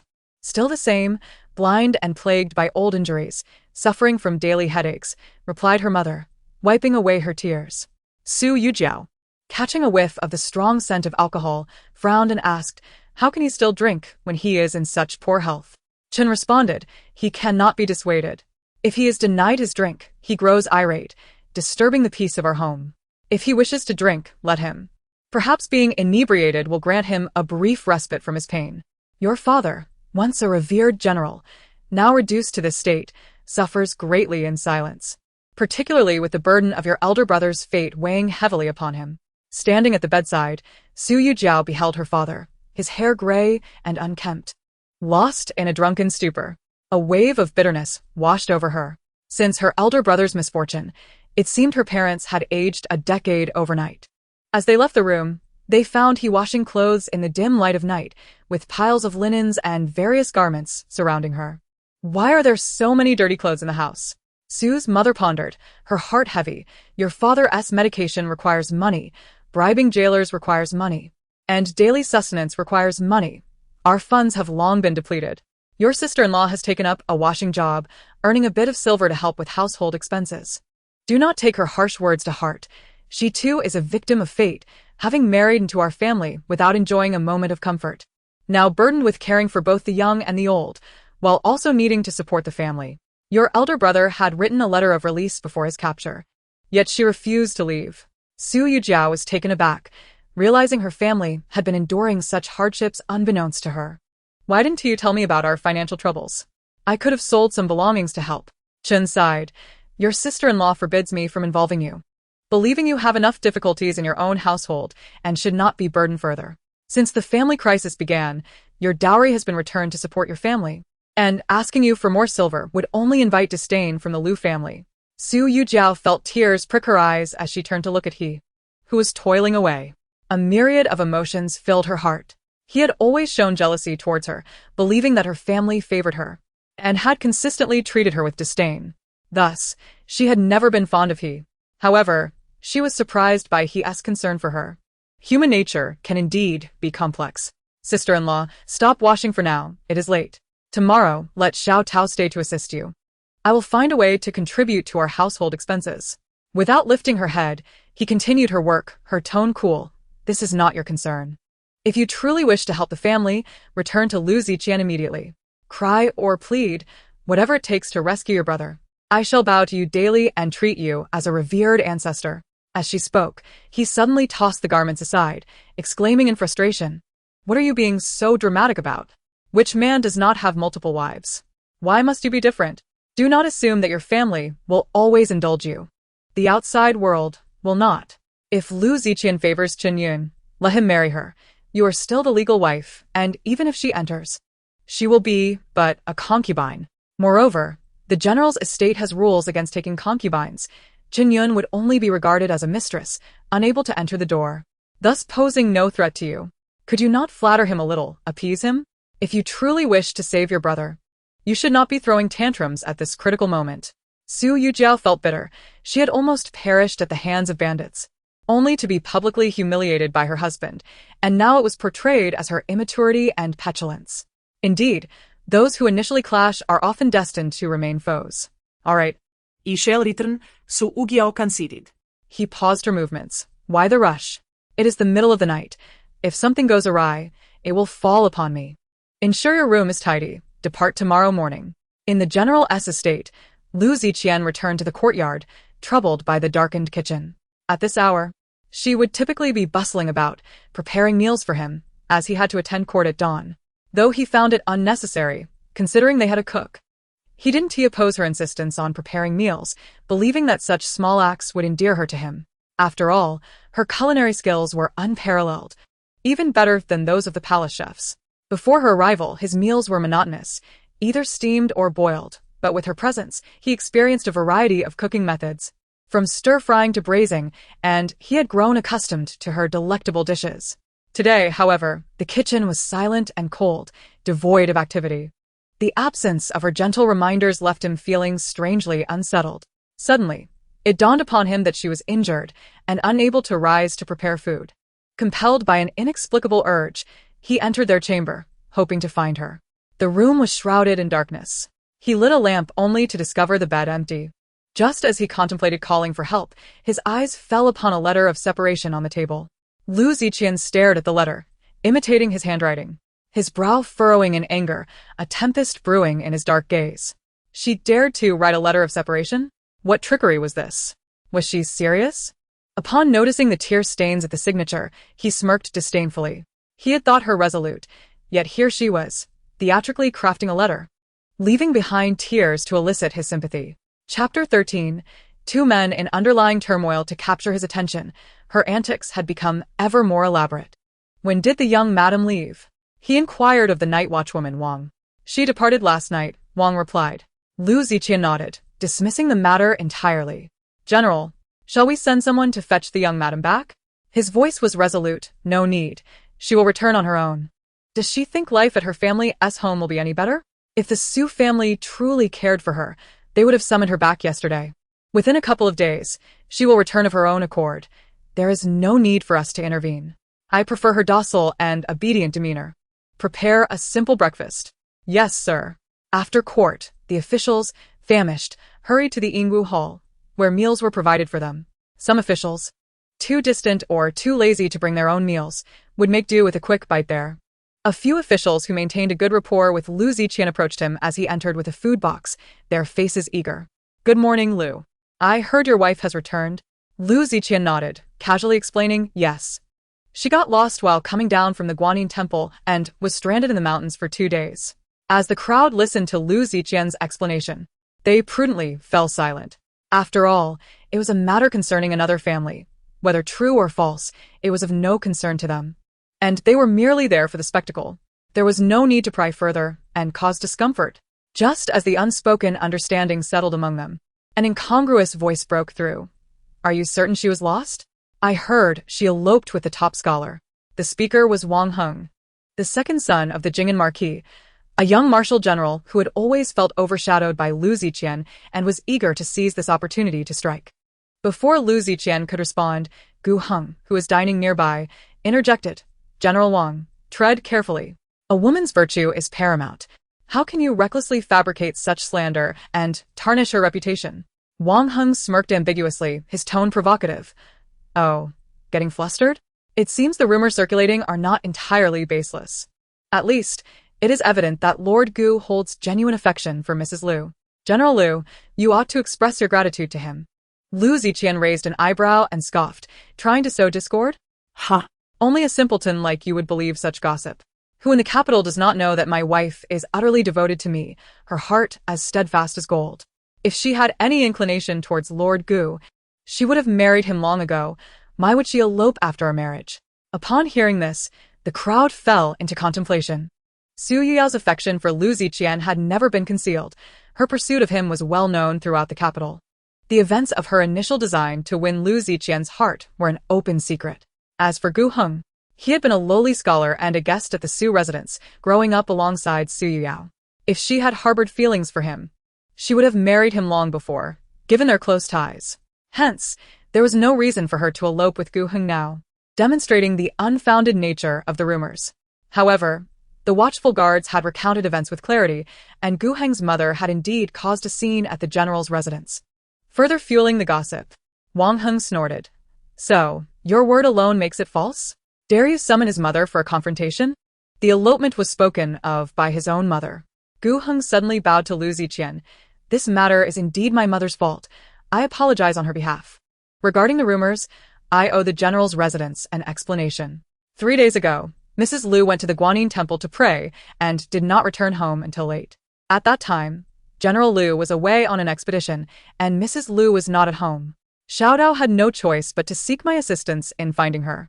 I was in a hurry and did not explain to my mother.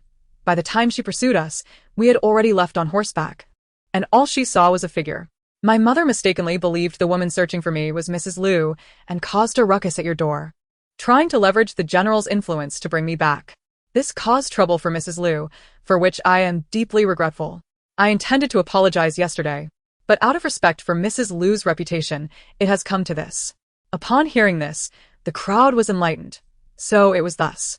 Who doesn't know you have feelings for Su Yujiao? Of course, you would cover for her. At that moment, Inspector Lu stepped forward, wearing a stern expression. Wang Heng, your repeated insults to a woman's virtue will not go unchallenged. Lu, old and cantankerous, continued, I cannot allow an innocent woman to suffer unjustly.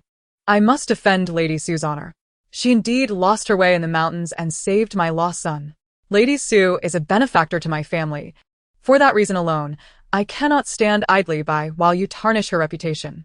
I shall report you to the emperor. With that, Inspector Lu turned to leave, prompting Wang Heng to hastily pursue him. This irascible old man was not to be trifled with. He dared to challenge even the emperor, and his persistence was akin to a fly that brought misfortune to its target.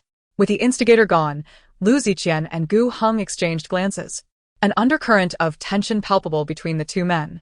Lu Ziqian leaned in closer, whispering, Gu Heng, Su Yujiao is not someone you can covet. Keep your distance. Gu Heng replied with a calm smile, whether I can covet her is not for you to decide. Lu Ziqian chuckled dismissively. His tone languid, you are quite confident in yourself. Yet, it is unfortunate that she prefers to curry favor with me rather than you. Does that not irk you? Gu Heng, hearing the derisive tone, felt anger finally mar his previously serene expression. Lu Ziqian, you do not deserve her. Deserve or not is not for you to determine. Lu Ziqian retorted. You may not know this, but my wife is quite clingy. I find it difficult to shake her off, much to my chagrin. He shrugged, feigning nonchalance. Though the crowd could not hear their conversation, they sensed the charged atmosphere and feared a confrontation. They hastily sought a reason to separate the two. Brother Lu, what delicious dishes has your wife prepared today? May I partake in a meal? The meat-filled buns and 8 treasure porridge from last time were delightful. The meat sandwich was also excellent, so fragrant. As they rummaged through Lu Ziqian's food box, disappointment washed over them upon discovering only plain steamed buns, pickled vegetables, and white porridge. It seems sister-in-law's cooking is rather simple today. Looks like we are out of luck. Lu Ziqian, deliberately speaking in front of Gu Heng, remarked, your sister-in-law was startled and fell ill upon returning. How could I bear to have her rise early to cook? Brother Lu truly knows how to cherish others. Gu Heng clenched his fists, his expression darkening. What does that scoundrel have that Yujiao finds appealing? Once Gu Heng departed, Lu Ziqian retracted his sharpness. He lowered his head to sip his porridge, only to abandon the spoon with a grimace. It tasted dreadful. The chef's bland porridge paled in comparison to the soft, sweet, nourishing variety his wife prepared. Having endured hunger all morning, he finally awaited lunch. When Xiaolu delivered the meal, he needed only a glance to recognize it as the chef's handiwork. Frowning, he inquired, has Mrs. Lu not returned? No. Was she waiting for him to fetch her? How pretentious. He resolved not to go, curious to see how long she could maintain such pride. This food was truly unpalatable. Lu Ziqian took another bite, only to toss his chopsticks aside. Replace the chef. Find someone who knows how to cook.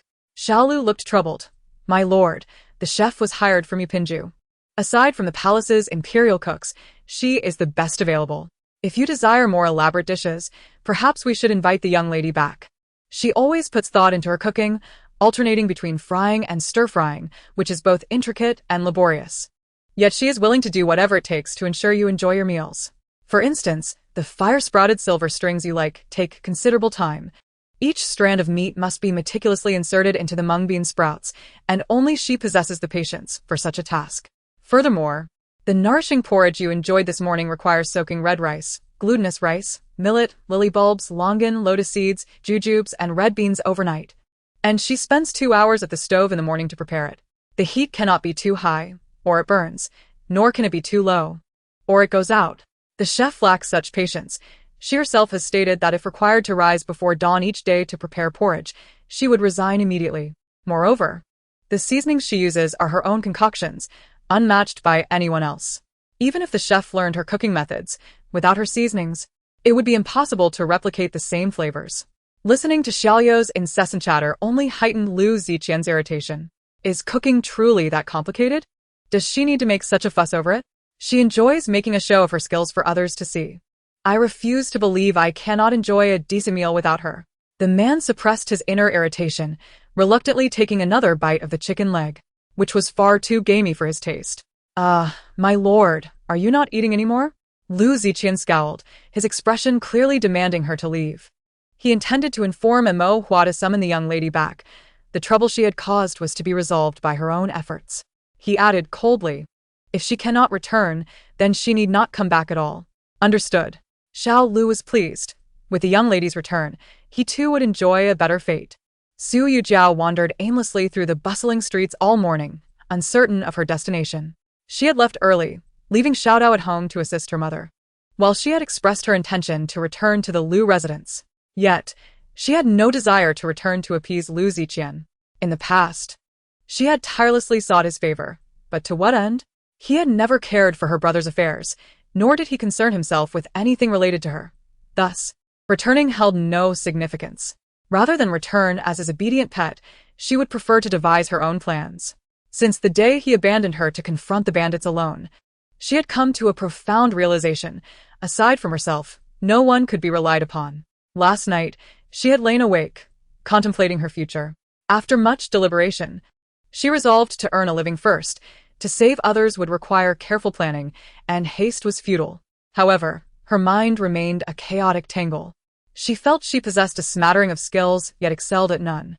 She could practice medicine, cook, embroider, play the piano, and dance. But she had no idea how to monetize these talents. Should she open a clinic? A tavern? Sell clothing? Before her time travel, she had admired the heroines of stories. Each a powerful figure effortlessly amassing wealth, swiftly becoming the richest women in the land. Why was it so challenging for her? Where was her golden opportunity? As Su Yujiao wandered the crowded streets in search of a means to earn, she was abruptly blocked in her path. Frowning, she encountered Mo Hua, who regarded her with an expressionless face, her tone icy. Did Lu Ziqian send you? Su Yujiao was taken aback. He would never have sent someone to fetch her before. Was this a concession on his part? If it had been in the past, she would have been elated, but this time, she would not turn back. Tell Lu Ziqian that since we are divorced, he should cease his entanglements. No one benefits from a standoff. Mo Hua was momentarily stunned. A divorce? Regardless of its truth. She had to bring Su Yujiao back today, or she herself would not be able to return. You must convey these words directly to the master. I am only responsible for escorting you home. I will not return, Su Yujiao replied firmly, choosing to bypass her. In the past, Mo Hua might have forcibly taken her back, but now she dared not. She had realized that Su Yujiao's standing in Lu Ziqian's heart was perhaps more significant than she had imagined. Thus, she could only follow behind her. After wandering aimlessly, Su Yujiao ultimately decided on the Peony Pavilion, a cosmetic shop owned by her dear friend Jean Muden. Jean Muden was the first friend she had made since her arrival in this time. They had grown up together, sharing a sisterly bond. Later, when the Jean family fell from grace, Jean Muden transitioned from a noble lady to a courtesan. At that time, Su Yujiao had gone to great lengths to redeem her. Subsequently, Jean Muden opened this cosmetic shop and lived independently. What a rare guest. What brings you to my humble abode? Jean Muden, a stunning beauty, descended from the second floor, swaying gracefully as she fanned herself. She circled Su Yujiao, playfully touching her delicate face, teasing, my, how lovely. A woman nurtured by a man is truly different. Su Yujiao pushed her hand away, exasperated. Please be serious. How am I not serious? I am a virtuous woman now. In the next moment, she affectionately embraced Su Yujiao and asked, So, what brings you here? I seek refuge with you. Jean Muden was taken aback. What do you mean? You are abandoning the position of a general's wife to come to me? Su Yujiao replied flatly, I have divorced Lu Ziqian and now have nowhere to go. Ah? Divorced? Jean Muden's playful demeanor vanished, replaced by a serious expression. What happened? Su Yujiao recounted her encounter with the bandits, the divorce papers she had left behind, and her expulsion from her family home. She was unafraid of Mo Hua overhearing. After all, she spoke only the truth. How could he treat you this way? After all you have sacrificed for him, even a heart of stone should have warmed. Su Yujiao smiled faintly, lost in thought. Let us not speak of him. We are already parted. I wish to stay with you for a few days until I find a place of my own. Jean Muden frowned, concerned. Feel free to stay as long as you like. But what are your plans for the future? Will you seek another husband or live alone like me? Su Yujiao pondered for a moment. I wish to find work first, to earn some money. I will consider other matters later. At last, you've come to your senses. Someone like you should not be confined to the backyard. Had you not insisted on marrying Lu Ziqian and forfeited the chance to study under Master Mo, you would have been a renowned female physician by now. Thinking of Master Mo filled Su Yujiao with guilt. She felt she had let him down. He had left in disappointment and anger, reproaching her for sacrificing a promising future for a man, for telling a day of regret. Little did she know that his words would ring true. She truly regretted it now. Seeing Su Yujiao's remorseful expression, Jean Muden hurriedly changed the subject. Have you decided what you want to do? Not yet. I will see. Opening a clinic or a tavern requires capital, and I currently have none. How much do you need? I have saved some silver over the years. You can use mine. Su Yujiao shook her head. She was well aware of her own limitations and did not wish to engage in large investments at this time. I will rest for a couple of days. That works. Jean Muden gestured toward the door. Who is that woman? Someone from the Lu family. Do not mind her. Didn't he get divorced? Why is she still lingering? Su Yujiao furolet Heartbroken. Perhaps Lu Ziqian's pride was hurt. I proposed the divorce, which must have embarrassed him. Jean Muden rolled her eyes at Mo Hua. Men can be so petty.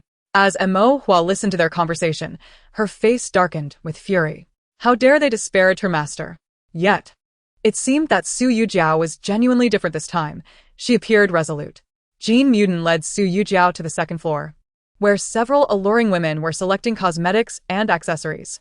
A flock of them rushed over upon seeing Su Yujiao, chattering excitedly. Jean, has my order of cosmetics arrived? Muden, do you have any more unique designs for undergarments? From their attire, it was evident that these women were courtesans. Yet, Su Yujiao held no contempt for them. Most of these fallen women were victims of circumstance, none of whom chose this life willingly. Jean Muden skillfully navigated among the women. Here are the cosmetics you requested. And this is the undergarment, the latest style from Yangzhou. The woman in yellow, holding a pink undergarment, looked disappointed. Muden, don't you have any other designs? These are too common. The men are tired of them. Muden rolled her eyes. Aren't all undergarments the same? Do you expect them to bloom like flowers? The woman in yellow laughed heartily. If you could really make flowers bloom, I'd buy them at any price. Suddenly, Su Yujiao blushed and spoke up. Why not let me give it a try? At that moment, the crowd finally noticed the woman behind Jean Muden. Her hair was elegantly styled, her attire refined, and even her speech was tinged with modesty. She was clearly a lady of respectable standing. The woman in yellow was taken aback, as they were used to being mocked and looked down upon wherever they went. Especially the noble ladies of high status looked down upon her with disdain. Today, however, it was rather peculiar. This lady not only refrained from humiliating them, but even took the initiative to converse with them. Even Jean Muden was somewhat astonished. Jiao, you? Su Yujiao felt a bit shy. I need money, and I understand what they desire. After all, it was merely an ancient version of seductive lingerie. She had seen plenty of such things in her past life. A flicker of pity crossed Jean Muden's eyes. Once the cherished jewel of the Su family, she had now fallen to the point of creating garments for courtesans. Unlike herself, who had long been mired in the quagmire of disgrace, Jiao still represented a pure and pristine lotus. She did not wish for her to sink into the mire as well. Jean Muden pulled Su Yujiao to the fitting room. Jiao Jiao, there are many ways to earn money. Su Yujiao interrupted her. Muden, there's no need to dissuade me. From the moment I left the Lu family, I prepared myself for hardship. Very well. If you are truly resolute, I shall not insist. Allow her a moment. It would take no more than 15 minutes to finish. Su Yujiao took the pink satin bodice and cut off the white lotus embroidery for later use. The remaining satin fabric was trimmed into several long strips and a triangular piece. The triangular fabric was fashioned into a thong, while the long strips served as ties and edges for the bodice and thong. After completing these tasks, she also snipped a few pieces from the pink gauze used for decoration. One piece was fashioned into a bodice style, with a white lotus sewn onto it. In truth, it would have looked better if the embroidery were directly stitched onto the gauze, but there was simply no time for that. Soon, a semi-transparent embroidered bodice was completed. The thong was even simpler. One merely needed to finish the edges and sew on a few ties. With the bodice and thong ready, she still required a somewhat revealing skirt. The skirt was also made from pink gauze, with slits extending to the waist. When walking, it would reveal not just her thighs, but a significant portion of her backside as well. Once Su Yujiao was finished, she called the woman in the yellow dress to the fitting room. All right, give it a try. Cough, if you don't know how to wear it, just call me. The woman in yellow looked perplexed at the pink gauze in her hands. Is this a bodice? It looks more like a skirt. This was her first encounter with a skirt made of gauze. She shook it out, and 2 small pieces with ties fell to the floor. The yellow-dressed woman picked up the gauze bodice, her eyes lighting up. Using gauze for a bodice, how clever of you. What is this for?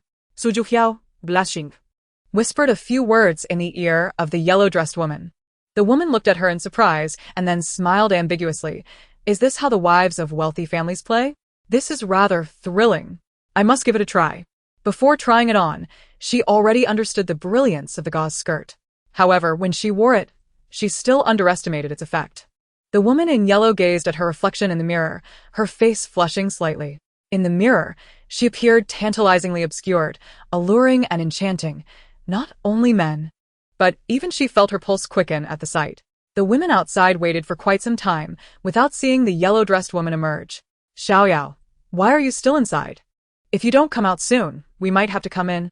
Xiaoyao's face turned crimson. How could she step out like this? It was even more embarrassing than being unclothed. Although she was a courtesan, she didn't dare to present herself in such attire before her peers. Thus, she quickly changed back into her own clothes and, blushing, walked out of the fitting room. Why didn't you come out for us to see? What does the bodice look like? Exactly. What about it? Oh, could it be that Sister Xiaoyao is shy? Chapter 16. Lu Ziqian, what do you intend to do? The woman in yellow embraced the gauze skirt and approached Su Yujiao. How much is it? I want it. Su Yujiao remained silent. And Jean Muden did not take the initiative, knowing that Su Yujiao was a person of strong opinions. She would not go to such lengths just for a mere 10 or 20 taels of silver. Indeed. Su Yujiao did not respond directly, but instead inquired, which brothel does Miss Xiaorao belong to? Baihua Tower. Su Yujiao glanced at Jean Muden, who quietly informed her. Baihua Tower is owned by Zhang Wansan and is not associated with the nobility. I see. Miss Xiaoyao, please follow me. Xiaoyao looked puzzled but followed her into the back lounge. Su Yujiao got straight to the point. Miss Xiaoyao, do you wish to redeem yourself? Xiaoyao's eyes widened in disbelief. What do you mean? How much is the redemption fee for Miss Xiaoyao? She continued to ask. 100 taels, Xiaoyao blurted out. Every courtesan dreams of redemption. The only alternative is death. Aging or succumbing to disease leads to the same end. Being a concubine after redemption is already the best outcome. If fortunate, one might find a peasant family to marry into, which is a blessing earned over several lifetimes. If you can help me invite Boss Zhang, I wish to discuss a business deal with him. Upon its success, I will help you redeem yourself. Xiaoyao was taken aback. Discuss business? Su Yujiao pointed to the gauze skirt she held. You've tried the skirt, right? What do you think of its effect? Xiaoyao couldn't help but blush. The effect exceeded her expectations. She understood that while the skirt was simple to make, its impact was astonishing. As long as she wore it back, every girl in Baihua Tower would want one. Those who become bosses are clever. If a mere seamstress can produce it, why pay a high price to buy it? However, the value of this garment lies in its ingenuity. A product crafted with care cannot merely be a one-time transaction. Therefore, this garment cannot be taken today. I will only give you 3 days. If you cannot bring Boss Zhang, I will offer the opportunity for redemption to someone else. Xiaoyao certainly would not let this rare chance slip away. 100 taels of silver is something she might not gather in a lifetime, and she did not know which would come first, the silver or the disease. What should I call you, madam? Calme su Niangxi. I shall await good news from you, and I will surely bring him over. Su Yujiao smiled. Miss Xiaoyao, I possess more than just this style. If you return and replicate a similar gauze skirt while appearing to please the boss, you would inadvertently undermine Boss Zhang's business. Once I find another collaborator, leading to the loss of business for Boss Zhang, the consequences for you need not be elaborated, correct? Xiaoyao's face paled. This woman seemed to possess an uncanny ability to predict her thoughts. She had indeed considered that if she could not invite the boss, she would create a gauze skirt to gain favor. It seemed simple enough to replicate the style, and securing another chance at redemption should not be too difficult. To her surprise, even this single escape route had been severed. Xiaoyao managed to force a smile. Rest assured, Su Nyangzi, I will not engage in such foolishness. Anyone capable of negotiating with our boss is certainly not an ordinary person. I cannot afford to offend him, nor can I offend you. Xiaoyao respectfully placed the gauze skirt on the table. Su Yujiao smiled warmly. Miss Xiaoyao, you are evidently a clever person. Once the others departed, Su Yujiao shared her thoughts with Jean Muden. Muden smiled, her eyes filled with admiration, as if sharing in her glory. I knew you were destined for great things. You just claimed you had no plans, yet now you are on the verge of collaborating with Boss Zhang. A smile graced Su Yujiao's face as well. If she could truly earn money, she would be delighted. Let us not celebrate too soon. We don't know if we can strike a deal. It will surely succeed.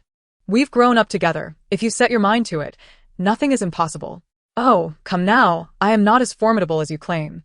I can't even manage one man. Muden comforted her, wrapping an arm around her shoulder. That's merely his blindness. He will regret it one day.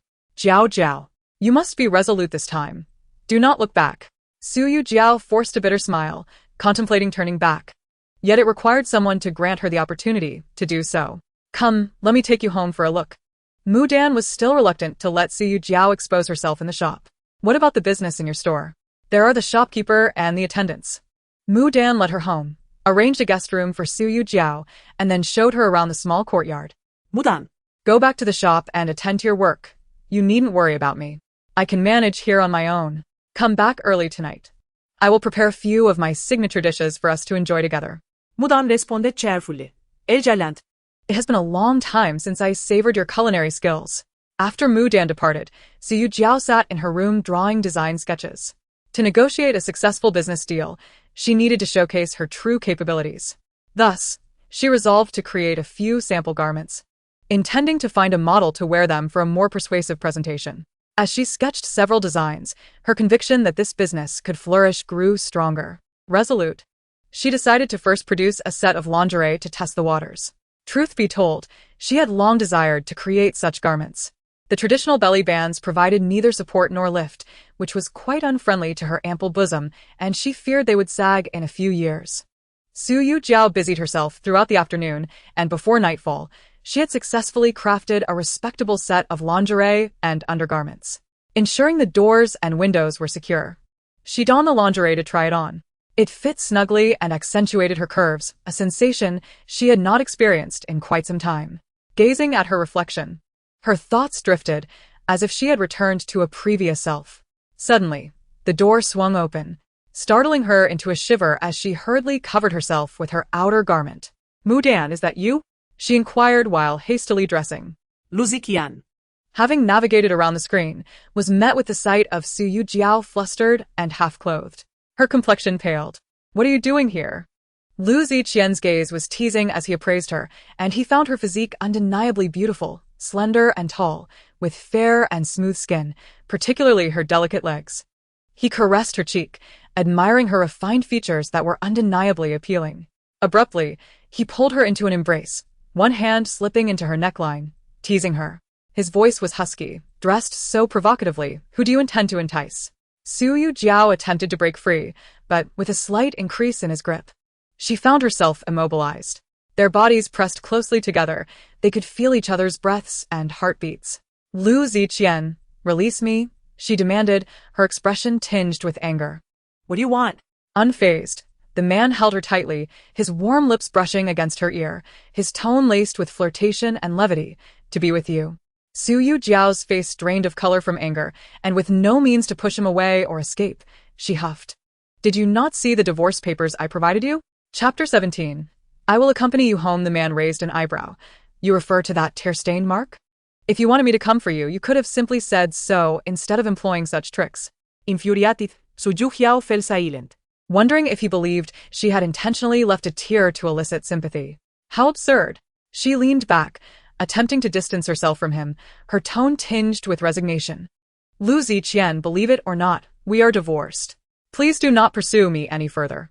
From now on, we shall lead our separate lives in peace. His eyes narrowed dangerously. Led separate lives in peace? Who do you intend to marry? Guheng? The man chuckled coldly, his voice laced with peril. Su Yujiao trembled. Turning her face away in trepidation, even feebly attempting to explain, do not make unfounded connections. I am not marrying anyone. After our divorce, I plan to live independently. You may marry Chen Yunyang. It has nothing to do with me. Hearing Su Yujiao's compliant explanation softened Lu Ziqian's demeanor slightly. Put on your clothes and return home with me. I have not been able to eat or sleep well these past 2 days without you. Even my jade pendant and belt are missing. Everything feels out of sorts. I initially thought to send Hua to fetch you. But she has been gone for half a day, and still, there is no sign of her. Thus, I came personally. I will not go back. Lu Ziqian. Do you not understand human language? We are already divorced. What does returning signify? His expression darkened, and he interrupted her coldly. Su Yujiao, my patience is limited. You must know when to stop. I am giving you an opportunity to retreat with dignity. Her tone was desolate. I do not require your mercy. My proposal for divorce was neither an act of anger nor an attempt to manipulate you. I am genuinely resolved to part ways. She truly wished to sever ties with him. While leaving would indeed be challenging, it was preferable to their current situation of mutual disdain and torment. He gently grasped her chin, his tone menacing. Divorce? I see you have grown too accustomed to comfort, oblivious to worldly hardships. After our separation, how will you survive? Will you rely on your mother's family to wash clothes for sustenance? Or will you dress like this, seducing men like those courtesans, surviving on your flesh?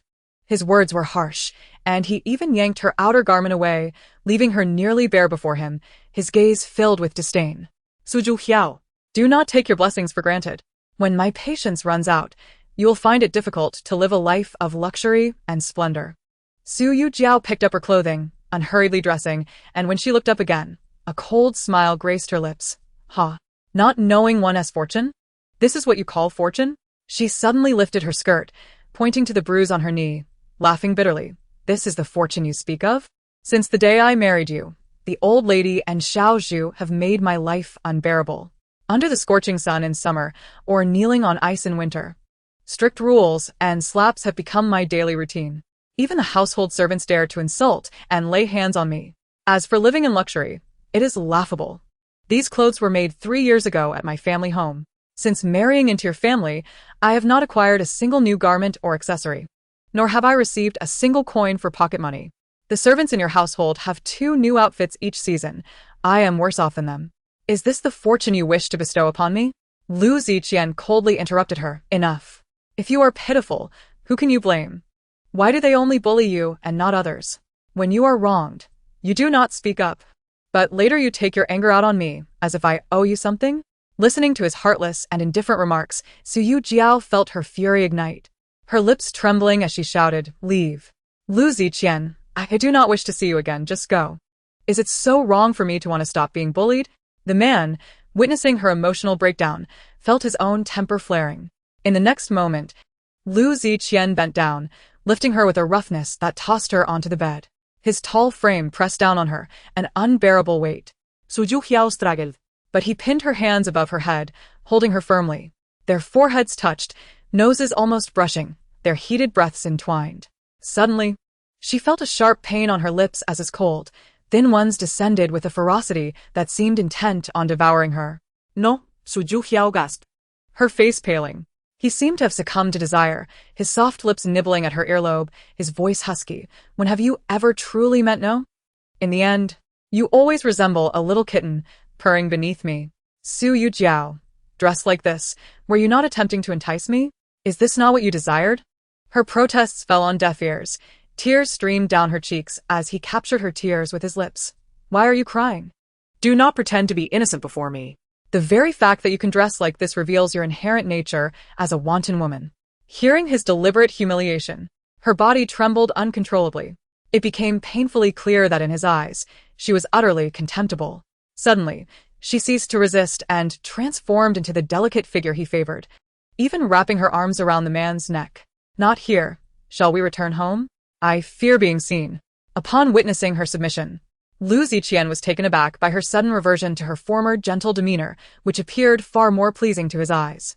She remained astute, understanding when to retreat gracefully. He, too, had no desire to engage in such activities in someone else's home, finding it distasteful for both parties involved. Without granting her the chance to attire herself, the man enveloped her in the blanket and lifted her into the carriage. Inside, Lu Ziqian's gaze roamed over Su Yujiao's flawless and voluptuous figure, stirring an unexpected interest within him. They had yet to explore such intimacy in the carriage, and it had been many days since he had last touched her. Thus, he suddenly found it unbearable to restrain himself any longer. His gaze grew intense and fervent as he held her chin and kissed her, while his other hand slipped beneath the loosely draped blanket. In the stillness of the night, with scarcely a soul in sight, the carriage was filled with soft, fragmented moans. Su Yujiao did not resist. She understood his dominant nature in such matters. The more she resisted, the more exhilarated he became, relishing the thrill of conquest. Moreover, resistance was futile. As a battle-hardened general, the disparity in strength between them was insurmountable. Lu Ziqian, I beg you, I cannot endure this. The woman trembled, her body pliant and seemingly fragile, her intermittent pleas drifting like the whispers of a shattered porcelain doll. Chapter 18. Lu Ziqian's affection for his wife throughout the journey. He toyed with her repeatedly until they both lay exhausted. Afterward, he held her close, akin to the most intimate of lovers, his words laced with suggestive undertones. No wonder you can befriend Jean Mutin. It seems you both share the same wild nature. I assumed you would refuse to entertain the idea of the carriage, yet it appears you are even bolder than in the bedroom. Shall we explore the idea of a boat next time? I have heard that the rockeries and groves are quite enticing. Why are you blushing? Do not feign innocence. You are far more liberated than those courtesans. As she listened to his frivolous taunts, Su Yujiao felt her body stiffen, her fingertips turning icy. Struggling to regain her voice, her breath uneven, she retorted, Lu Ziqian, your reluctance to part ways is merely a fixation on my physique, is it not? Lu Ziqian did not perceive the tremor in her voice. Instead, he pondered earnestly. He indeed cherished her soft, fragrant body, relishing the sight of her weeping and sighing beneath him, captivated by her coy, bashful demeanor. Yet, all of this had little to do with love. He merely desired her corporeal form. He lowered his gaze, pinching her delicate cheek, and scoffed, do not mention separation again. Once or twice is sufficient. To speak of it excessively produces counterproductive results. Su Yujiao fell silent. Realizing that he still believed her calls for separation were merely a ploy for his affection. Alas, further discourse was futile. These past days, she had defied him, causing him to lose his grip, which inadvertently drew his attention to her.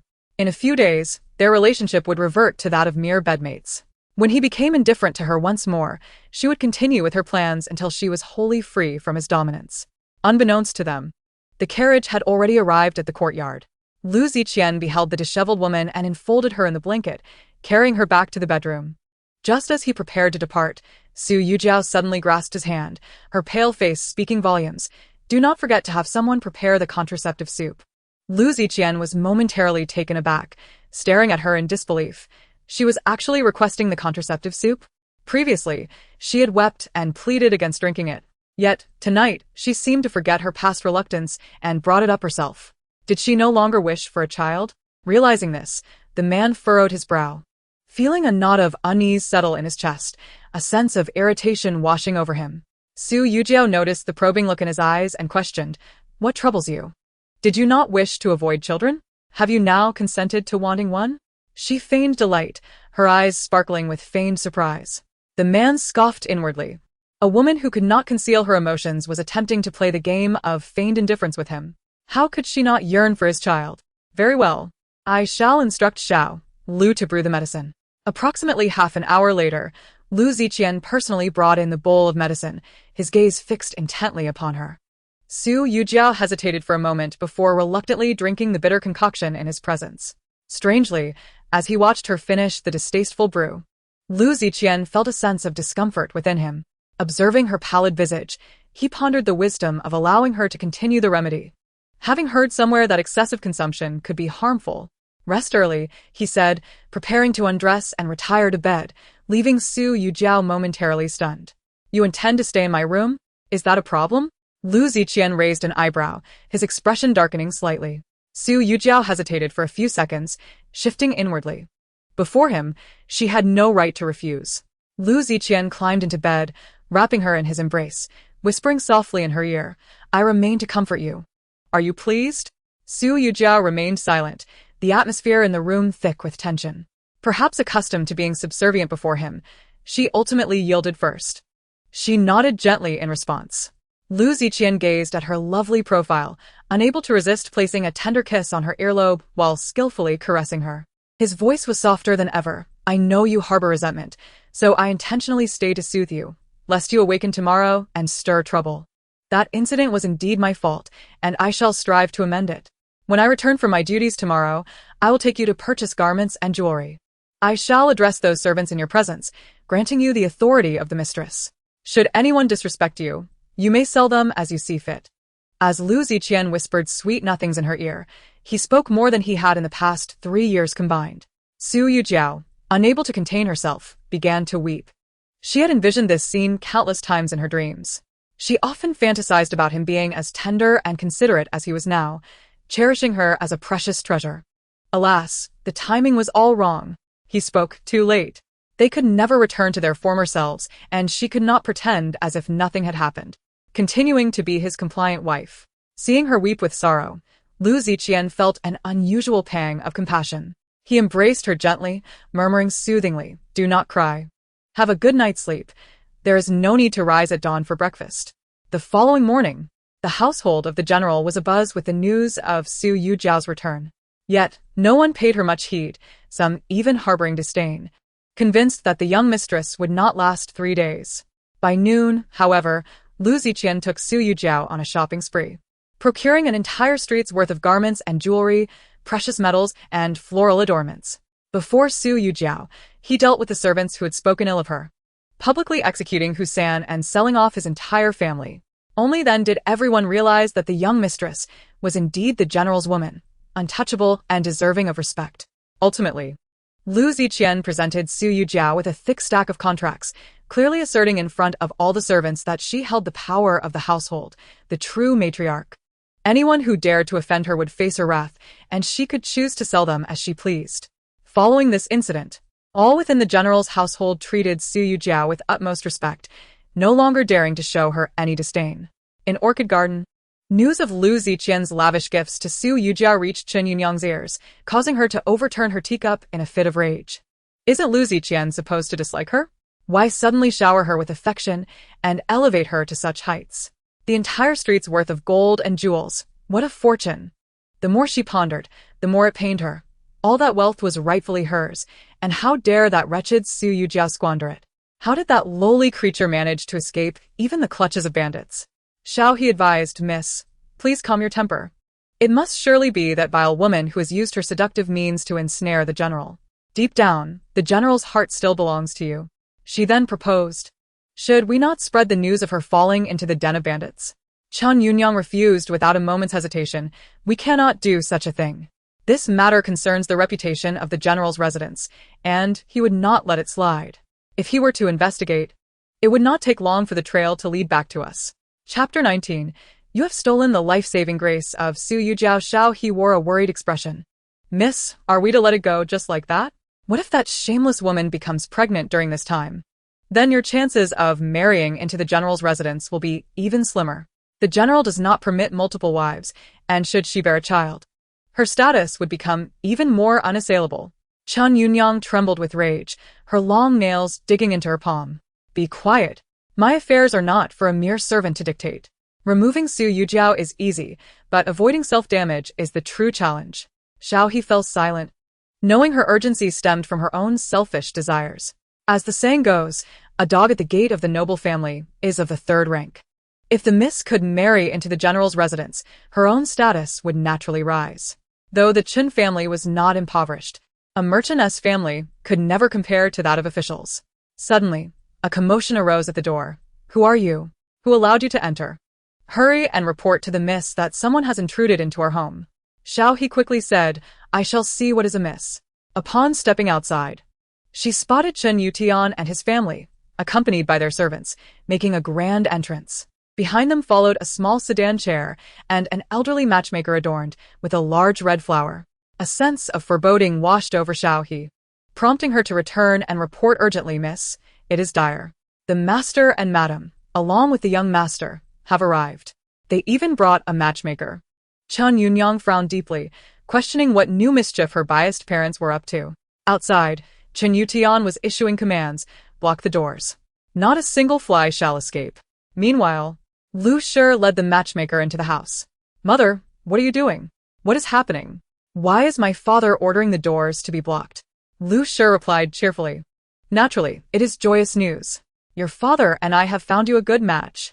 You have always wished to marry a general, and tonight, you shall be wed to one. Chen Yunyang's eyes widened in disbelief as she stared at her mother, seemingly unable to comprehend her words. A general? Tonight? What kind of new bride is taken away, without a matchmaker, and merely a small sedan chair? This was clearly the treatment of a concubine. Her complexion turned pale as she realized that they intended to force her into a marriage against her will.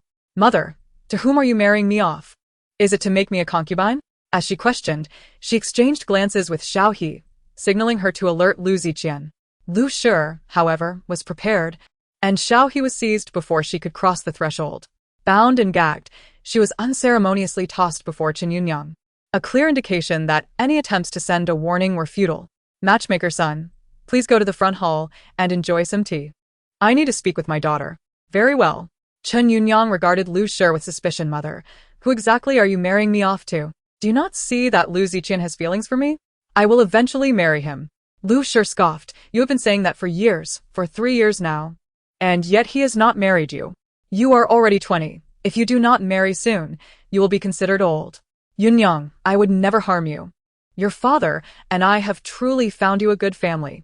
He is a young general, your brother's direct superior, the legitimate second son of the Duke of Jing'an. Wang Heng. Though not the primary wife, you'll still enter a noble family.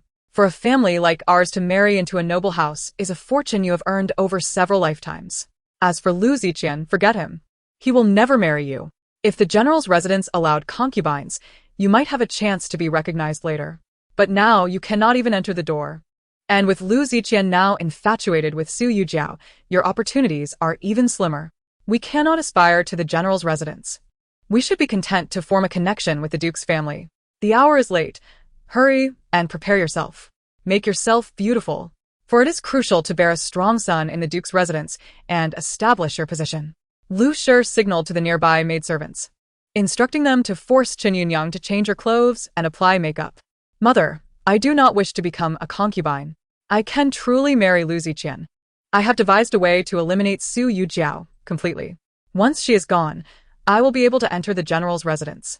Lu Shi was unconvinced. Are you so certain Lu Ziqian will marry you?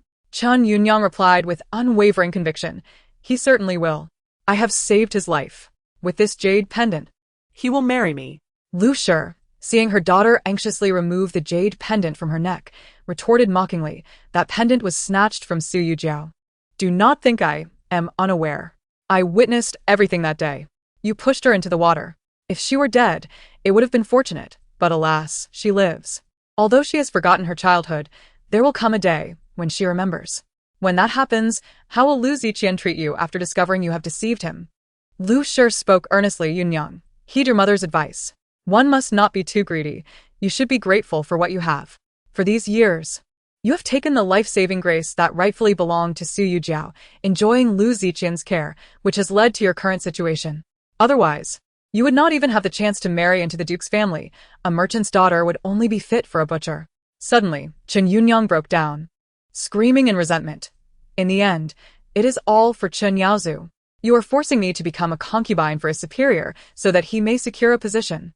In a fit of rage, Chen Yunyang smashed a teacup and seized a shard of porcelain to her throat defiantly, declaring, "If you have the ability, then force me to my death. I will make it clear today, I would rather die than become a concubine." Just then, Chen Yaozu kicked the door open, charging like a bull to snatch the shard from Chen Yunyang's hand, disregarding her life entirely. His brute strength nearly crushed her fingers, forcing her to relent. With a couple of slaps, he sent her head spinning. "You insolent wretch! How dare you defy your parents? At 20, you are already considered old for a brothel. Do you really think General Wang would take a liking to you? If I had not claimed you were Lu Ziqian's mistress before the general, would he be foolish enough to take an old maid as a concubine?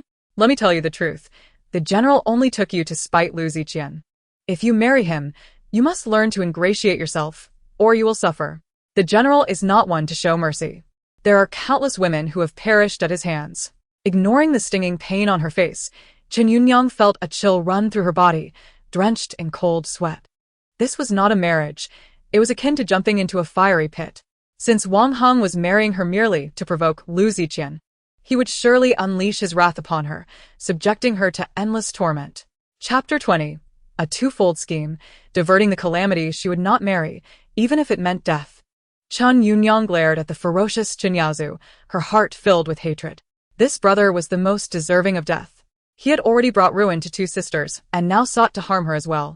She vowed that, even in death, she would drag this beast down to hell with her, bind her, and carry her off, teach her a lesson. Chen Yunyang struggled with all her might, unwilling to succumb to such a disgraceful fate. She resented the heavens for their unfairness. Why did Su Yujiao possess everything from loving parents to kind brothers and an admirable husband, while she was burdened with biased parents and a cruel brother, only to be forced into becoming a concubine for a vile man? If Wang Heng sought to provoke Lu Ziqian, why not choose Su Yujiao instead? Why must it be her? Lu Ziqian is utterly indifferent to my existence. Otherwise, he would not have refrained from marrying me all these years. Even if he were to torment me to death, it would not disgust anyone else. If Wang Heng truly seeks retribution, he should take Lu Ziqian's wife as his concubine. That would genuinely trample Lu Ziqian's dignity. After all, who in the capital does not know that Su Yujiao is Lu Ziqian's wife? Yet, how many are aware of my relationship with Lu Ziqian? The Chen family, upon hearing Chen Yunyang's words, fell into deep contemplation, as if her argument held merit. Unfortunately, such matters can only be pondered. No one dares to act. The Ho residents would not sever ties with the general's residence merely out of spite. Thus, they decided to send Chen Yunyang over. Although it may not be as humiliating as Su Yujiao being taken as a concubine, it is better than nothing. Chen Yunyang, aware of their thoughts, hastily proposed her plan, fearing that if she delayed, she would be sent over herself. Upon hearing her suggestion, Chen Yaozu's eyes lit up, thinking it quite feasible. Should he succeed, not only would he elevate his son's position, but he might even find himself as the father-in-law of a general.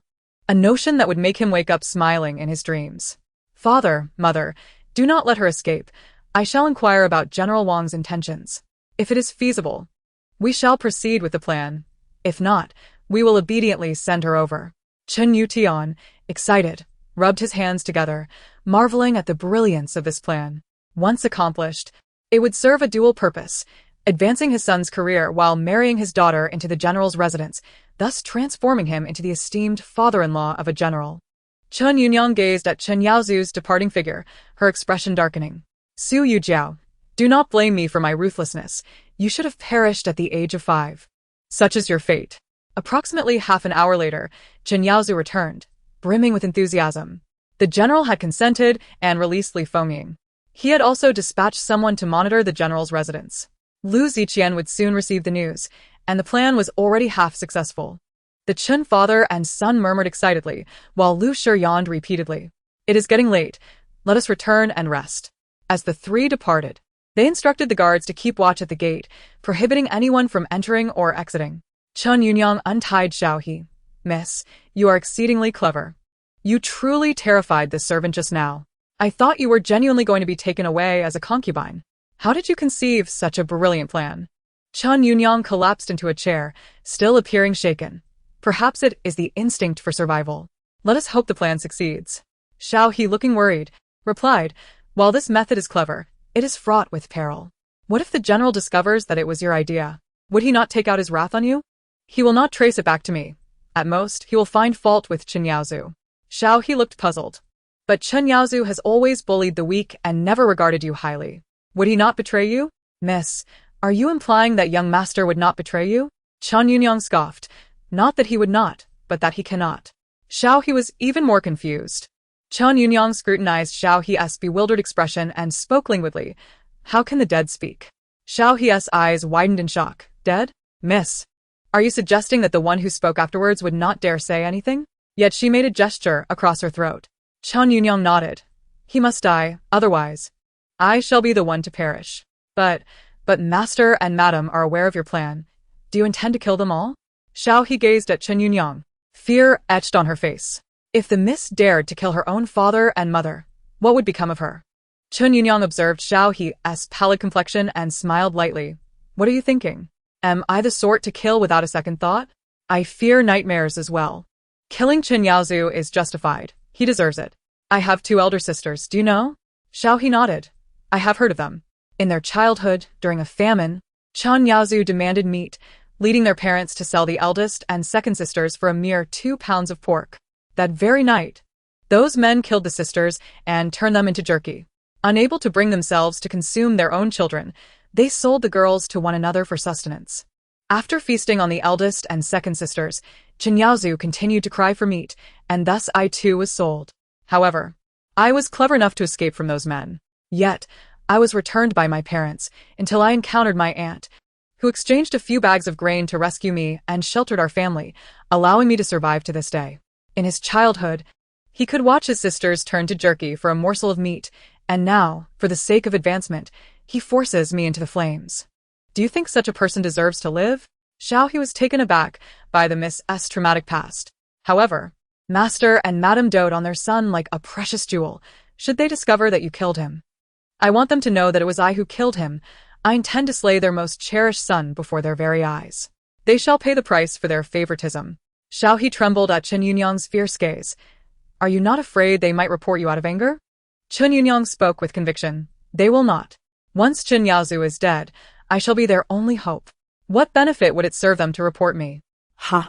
They will despise me while simultaneously seeking my favor. The thought alone is exhilarating. In a fit of manic laughter, Chen Yunyang then spoke to the moonlight. Wang Heng, you must succeed. Do not keep me waiting too long. In the general's residence, upon learning of Li Fengying's escape, Lu Ziqian immediately heightened security and took matters into his own hands. Li Fengying is notoriously vengeful. Having fallen into Su Yujiao's hands, she would certainly return for retribution. Mo Shu, you remain here to protect the young mistress. This time, he dared not leave Mo Hua behind, fearing she might act on her own accord. On the night Lu Ziqian departed, a group of masked assailants infiltrated the general's residence, overwhelming Mo Shu, who was injured and fell unconscious. Fortunately, he was promptly treated, escaping with only superficial wounds. The following noon, Su Yujiao was occupied in her chambers sketching designs, unwilling to relinquish her business with Boss Zhang. Thus, she had dispatched Xiao Tao to inform Jean Muden, entrusting her with the negotiations, splitting profits evenly, while Su Yujiao would manage sales channels and design styles, allowing her to operate from the shadows, making it less likely for Lu Ziqian to notice her. Jean Muden insisted on an 80-20 split, unwilling to accept even a 20 profit. However, Su Yujiao explained that she would later need her assistance in hiring workers and securing locations, making it imperative for her to receive profits. Otherwise, she would seek someone else. Jean Muden ultimately acquiesced. Miss, the old madam is seeking you. Su Yujiao furoret Heartbroken. Since the last incident, the old madam had been quiet, no longer troubling her. The sudden summons today could not bode well. Is there any word on what she wants? This servant does not know. The messenger is Chun Pozi, who serves the old madam. Su Yujiao hesitated for a moment, handing Xiao Tao a pouch of silver. Find someone to inquire in the second household and see what has transpired there. Yes. The old madam is a shrew, capable of any shameless act. With no one to protect her, she cannot foolishly walk into danger. The last public humiliation truly frightened her. Before long, Xiao Tao burst into the room, panic-stricken. Miss, it is terrible. Someone has been killed. I inquired a bit. A maid from the second household said that the whole residence has come demanding a person, claiming that Lu Yukai has committed murder. Su Yujiao's expression changed. Lu Yukai murdered someone? What happened? Apparently, Lu Yukai had harassed Wang Heng's concubine and inadvertently caused her death. Now he was detained by the Ho residence. The emissaries from the Ho residence stated that the general's residence must send a woman to be Wang Heng's concubine to settle the matter, otherwise they would report to the authorities, accusing Lu Yukai of murder. The members of the Ho residence have explicitly stated that one should not attempt to deceive them with a mere maidservant. Only the esteemed daughters of the general's residence are deemed worthy to be offered as concubines to Wang Heng. At this moment, the old matriarch and the young Zhu Shi are weeping profusely. Su Yujiao's face turned ashen. The daughters of the general's residence? The main branch has but one daughter, who is already married, while the remaining younger girls are merely 3 to 5 years old, far from the age of betrothal. The second branch, however, does have 2 unmarried daughters. Yet, how could they possibly allow a daughter of the general's household to become a concubine? As for the matriarch, whoever has caused the trouble should take responsibility, and naturally, Zhu Shi is the most suitable candidate. Who else would clean up Lu Yotsai's mess? Why would one forsake the daughter-in-law of the general's residence to become a concubine at the Ho estate?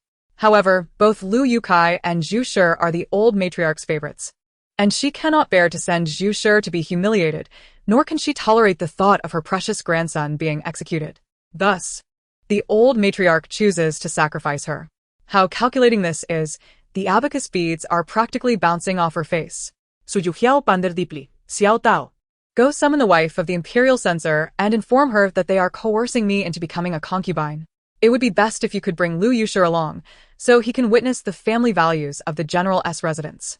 Xiao Tao's eyes widened in surprise. Initially, she was uncertain why the matriarch summoned the young lady, thinking it merely a discussion of strategies. Upon hearing the young lady's words, everything suddenly became clear. They intend to take advantage of the absence of the general and his wife, using the young lady's life in exchange for Lu Yotsai's. Truly despicable. The maid hurried off. Su Yujiao called after her. I will accompany you. We must first evade the storm. The shameless deeds of the matriarch and the second branch continuously challenge her understanding, and she is genuinely afraid. My lady, let us separate. You should change into my clothes and exit through the back door. There is no time. Let us leave directly. The 2 women successfully fled the general's residence, and Su Yujiao sought refuge at her father's former subordinate's home. With uncle's son commanding 1,000 troops, they could not be easily overpowered. Moreover, this was not an honorable affair. Coercing a daughter-in-law into becoming a concubine would bring disgrace to the general's residence. As long as she could wait for Lu Ziqian or her mother-in-law to return, she would be safe. Unfortunately, her luck was poor. She had not run far before being captured by the household servants of the general's residence. Young lady, why are you running? The matriarch has an important matter to discuss with you, said the ominous Chen Pozi. Impudent. Let me go. Forgive me, young lady. Once you are before the matriarch, I shall naturally release you. Su Yujiao was brought back to the general's residence, where the people of the main branch all lowered their heads like quails, while those of the second branch watched with amusement. Grandmother, may I ask what you require of me? You vile creature, this misfortune is all your doing. If Yukai suffers any harm, I shall flay you alive. Old Zhu Shi struck first, hurling a teacup at her. Su Yujiao dodged. What wrong has the granddaughter-in-law committed? Old Zhu Shi, in a domineering manner, demanded. Do you still not admit it? You shameless harlot, if not for your seduction of wild men, Yukai would not have been schemed against. Now the Ho residence is holding him captive. What do you propose we do? You have created this mess. You must resolve it yourself. Young Zhu Shi, feigning weakness, chimed in. Yes, sister-in-law, you have caused this trouble. You cannot shirk your responsibility. My Yukai has been accused of murder, and the Ho residence demands a woman be sent over before they relent. You must go, lest you cause grandmother distress. At her age, if she were to fall ill due to your actions, it would be your filial piety at fault. Su Yujiao coldly scoffed. If you are truly concerned, you may go in my stead. Young Zhu Shi was momentarily at a loss for words. I do wish to alleviate grandmother's worries, but I am with child. I cannot present the offspring of the Lu family as a concubine to the Wang family. If you two were with child, you would naturally be exempt. As she spoke, young Zhu Shi proudly accentuated her barely noticeable pregnancy. Su Yujiao cast a sidelong glance at her belly. Who knows whose child you carry? Perhaps Wang Heng has a taste for that. Young Zhu Shi's expression darkened. What do you mean by that? How dare you question the legitimacy of my child? Do you not understand that a woman's reputation is paramount? Su Yujiao's tone dripped with sarcasm. Your virtue is sacred, while mine can be freely fabricated. Women's gazes are sharp. Do not think for a moment that I am unaware of your sordid dealings. The one who commits murder is Lu Ziqian, and the one who seeks to become a concubine is young Zhu Shi. There are still the two young ladies of the second branch. How could this burden fall upon me? A mere sister-in-law? Chapter 22. Indeed, cousin is big-breasted but empty-headed you. Su Yujiao. How dare you suggest I become a concubine? Young Zhu Shi's face turned an ashen hue, her voice rising dramatically as if she had heard something utterly preposterous. Su Yujiao was at a loss for words. What kind of expression and reaction was this? Was she truly shocked? It was perfectly acceptable for her to send others to become concubines, yet when the tables turned, she displayed an affronted demeanor as if she had suffered a great humiliation. What? You cannot go? You, as the legitimate wife, cannot go, yet you expect me, a mere sister-in-law, to do so? Are you out of your mind? Young Zhu Shi, flustered and at a loss for a retort, realized she had no ground to stand on in this matter. In a fit of rage, she leapt to her feet, pointing an accusing finger at Su Yujiao. I do not care. You will go, whether you want to or not. This household will not allow you to run amok. Someone, bind her and send her directly to the Ho residence. Old Zhu Shi commanded. The women of the main branch were barred from entering and were unaware of the situation inside, while the second branch looked on with cold indifference. Particularly, the two young ladies of the second branch relished the misfortune. This is what happens to those who offend them. Lu Zihua, said the elder sister to her younger sibling. Is there not that sort of medicine in fifth brother's room? Go fetch it. Lu Meihua paused, her eyes flickering with confusion, unsure of what kind of medicine her elder sister referred to. Oh, that kind of disreputable medicine. Just give it to that vile creature. She deserves it for her ill intentions towards us. Lu Meihua's eyes brightened, her face flushed as she nodded and departed. Su Yujiao surveyed the assembled crowd with a fierce glare. The second branch clearly regarded her as less than human, free to act as they pleased. Thus, before they could act, she struck preemptively, rushing forward and brandishing a sharp shard of porcelain against old Zhu Shi's throat.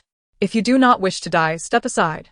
The woman's gaze was piercing, without a hint of softness. She merely needed to wait for Xiaodao to bring aid, and she would be rescued. The members of the second branch were rendered speechless in shock. Old Zhu Shi screamed, her face drained of color. No one had anticipated that the typically meek woman would dare take such a bold action when pushed to the brink. Su, you are being unreasonable. Release grandmother at once. Su, please calm down. Let us discuss this rationally. Just lower your weapon.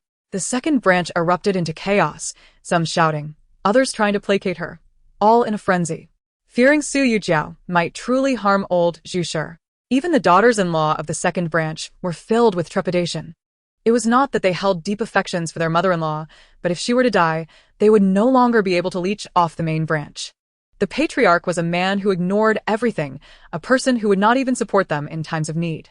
The second branch's current state was solely due to the matriarch's backing. If she were to pass away, the patriarch would merely be a figurehead, and the main branch would be the first to propose a division of the family. In fact, the main branch had suggested this division multiple times, only to be thwarted by old Zhu Shi's hunger strike. Zhu Shi was well aware that the family must not be divided. Once divided, the second branch would be nothing more than a waste, perhaps even forced to return to farming. Thus, the members of the second branch eagerly wished for old Zhu Shi to live forever. Seeing the panic-stricken expressions of everyone, Su Yujiao smiled mockingly. It turned out they were also capable of fear. Indeed, one knows the pain only when the knife is at their own flesh. Suddenly, a concealed projectile flew in from nowhere, striking Su Yujiao's hand and knocking the shard from her grip. Seizing the opportunity, the household servants of the second branch rushed in and swiftly subdued her. Old Madame Zhu was rescued, and everyone in the second household breathed a sigh of relief. Enraged, old Madame Zhu lashed out at Su Yujiao like a shrew, tearing at her angrily. You vile creature! Dare you threaten me? I will make sure you don't survive this. You shameless harlot, a wretched woman with a rotten heart. Su Yujiao was firmly restrained by several servants and had no strength to fight back. Lu Ziqian took the opportunity to administer an aphrodisiac while pretending to comfort old Madame Zhu. Grandmother, do not let her provoke you. We must quickly bind her and send her away. Saving fifth brother is of utmost importance. Yes, yes, hurry and bind her.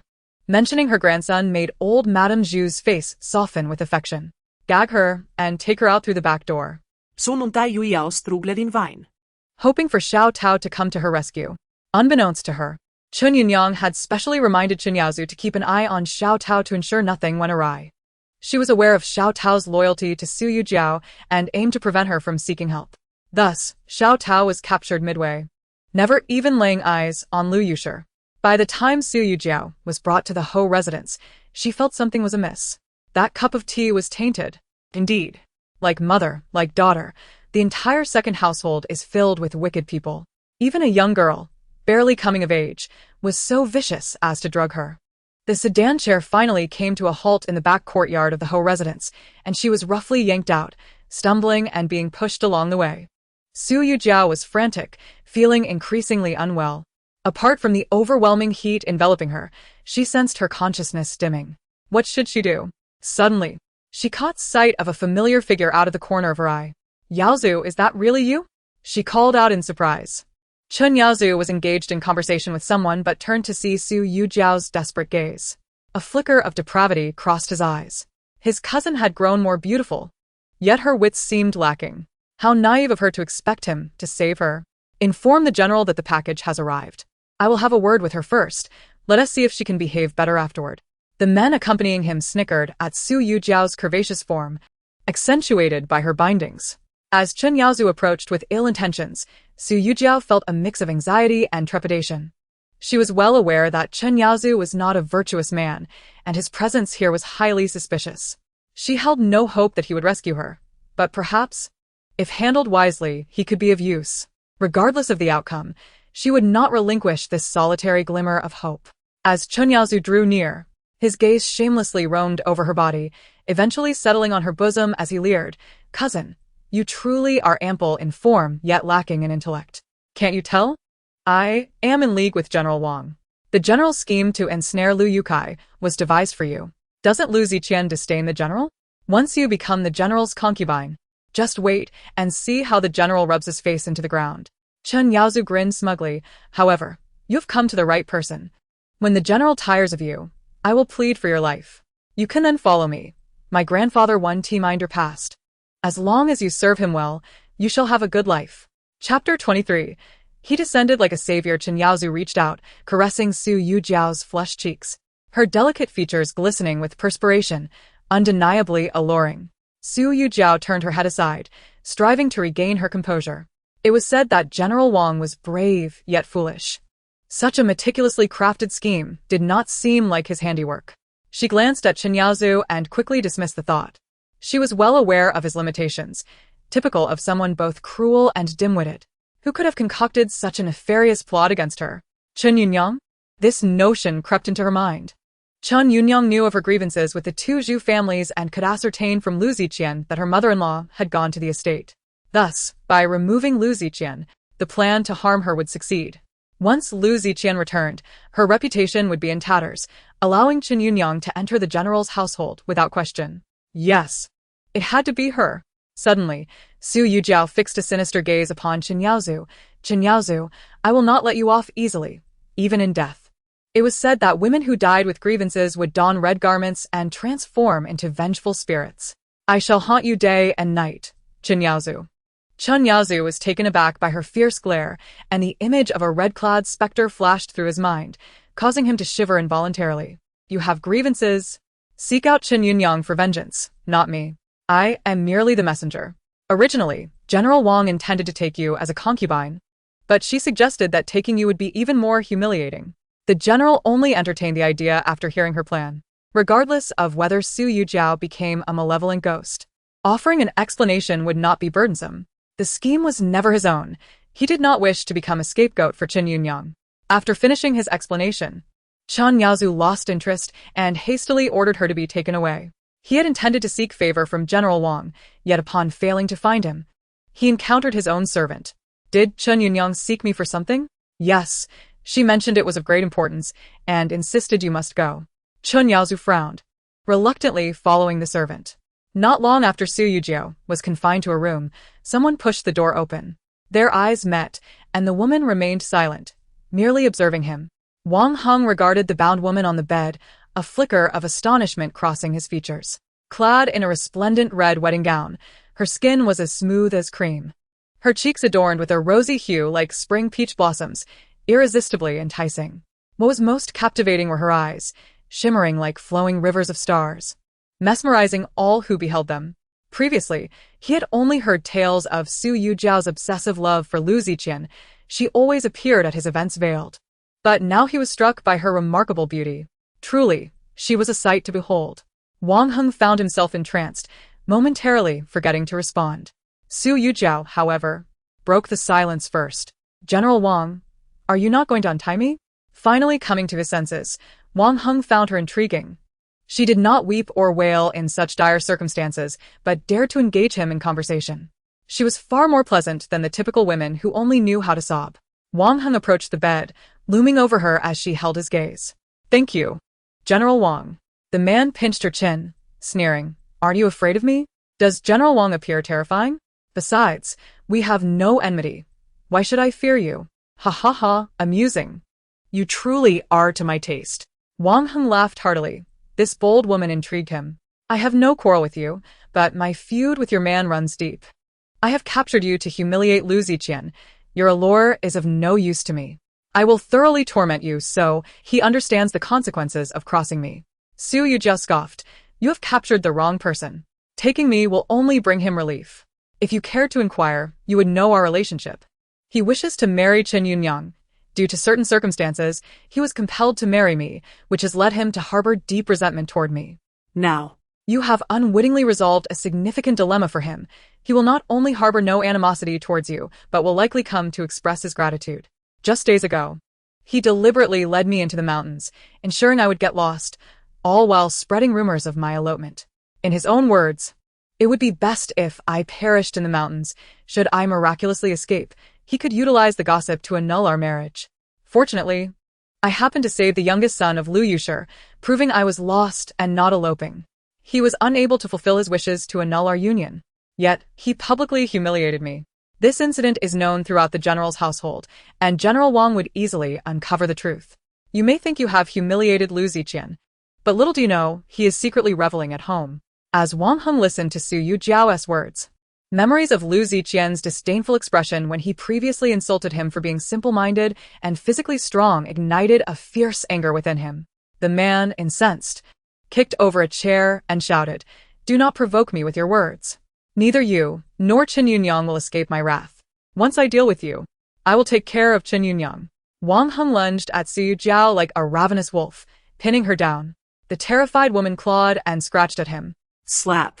Wang Heng struck her across the face, roughly binding her hands to the headboard. He then began to assault her face with kisses like a wild boar.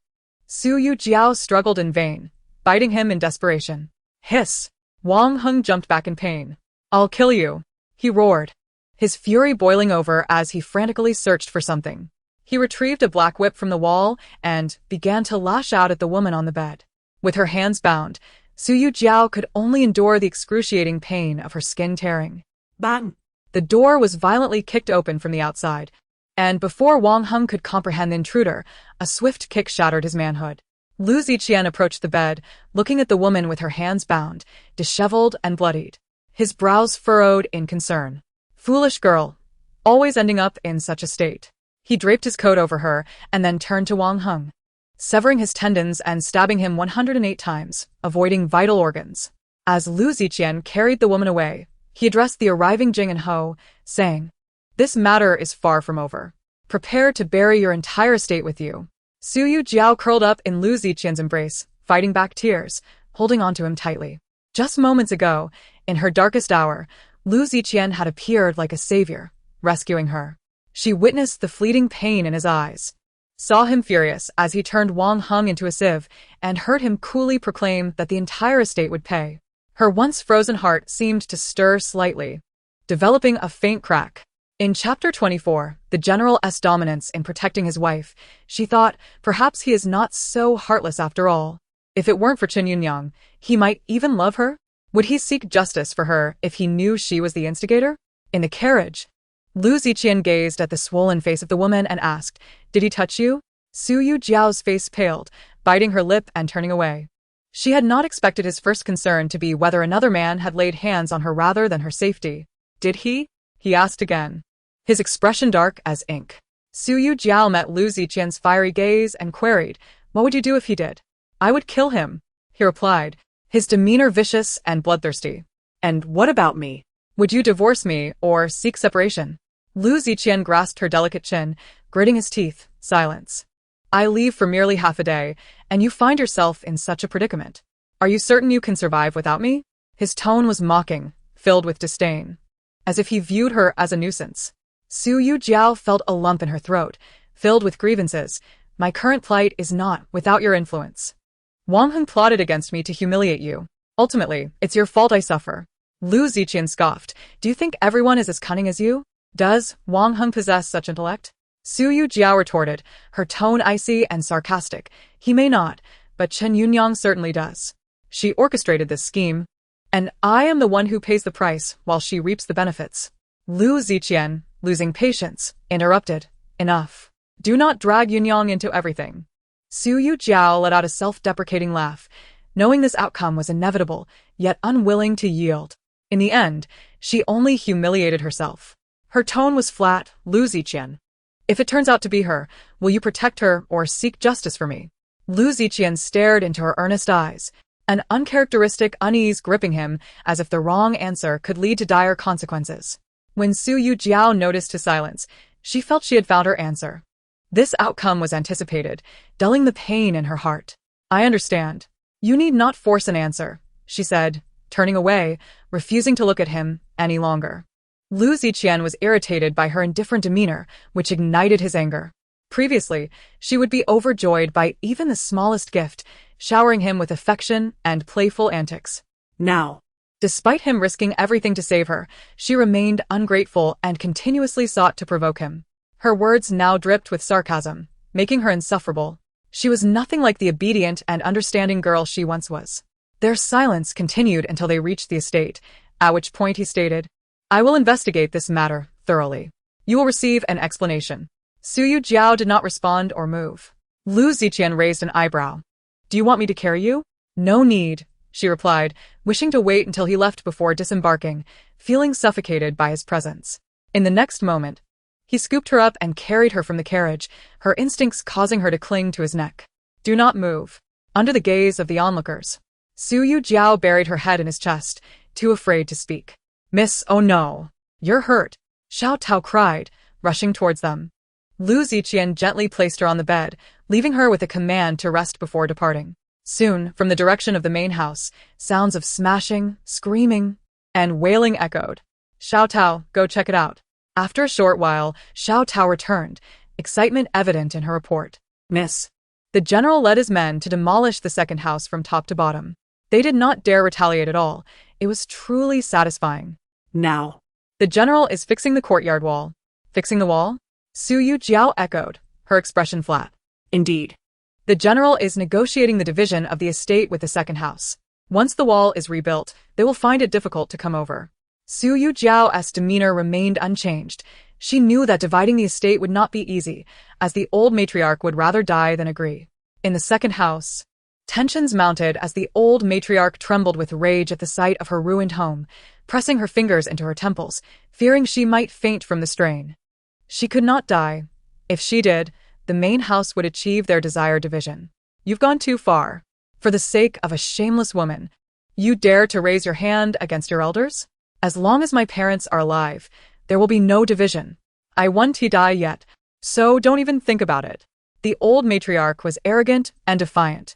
Lu Ziqian's stance was firm. "Grandmother, you are not young anymore. You might very well die tonight. Once you do, the division will occur." His gaze was dark and menacing, causing the old matriarch to tremble in fear. Was this wretched child contemplating murder? After what felt like an eternity, the old matriarch finally regained her voice. "You beast. Do you dare to murder your grandmother?" "Someone This grandson seeks to kill his grandmother. How can the Lu family produce such a wretched child? Go report him for his unfilial acts and let the authorities punish him.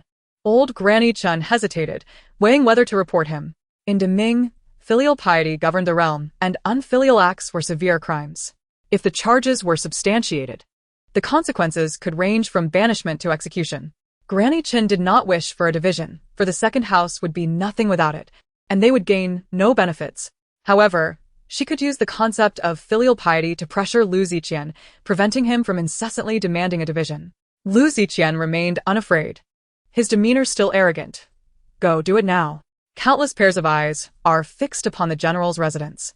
You may go and report me, urging the emperor to punish my transgressions, perhaps even dragging the empress dowager into the cold palace as well. Once the general's house is utterly defeated, let our entire family perish from starvation, and then grandmother shall find joy in that. The old Zhu family, and those from the second branch, upon hearing Lu Ziqian's words, turned pale with fright. This was not the outcome they desired. At that moment, Lu Xuanxin, who had been hiding behind the old Zhu matriarch, finally spoke up. Ziqian, do not be angry. Your grandmother is elderly and a bit muddled in her ways. Do not hold it against her. She cares deeply for you. How could she truly report you? She only spoke in anger. The matter of sending Su Shi to the Ho residence was a thoughtless mistake on her part. She is merely a rural old woman who has not faced significant events and becomes flustered at the slightest trouble. Su Shi was not frightened, was she? Your second uncle is here to apologize on behalf of your grandmother. As for the matter of dividing the family, let it go. You mentioned how many eyes are watching us. We cannot afford to become a laughingstock, especially as a prestigious family. If we continue to divide, we shall ruin ourselves. Lu Ziqian coldly regarded this opportunistic uncle who always hid behind the old Zhu matriarch, wanting to scold him for his cowardice. The division of this family is settled. I have already sent word to my parents, and they shall return shortly.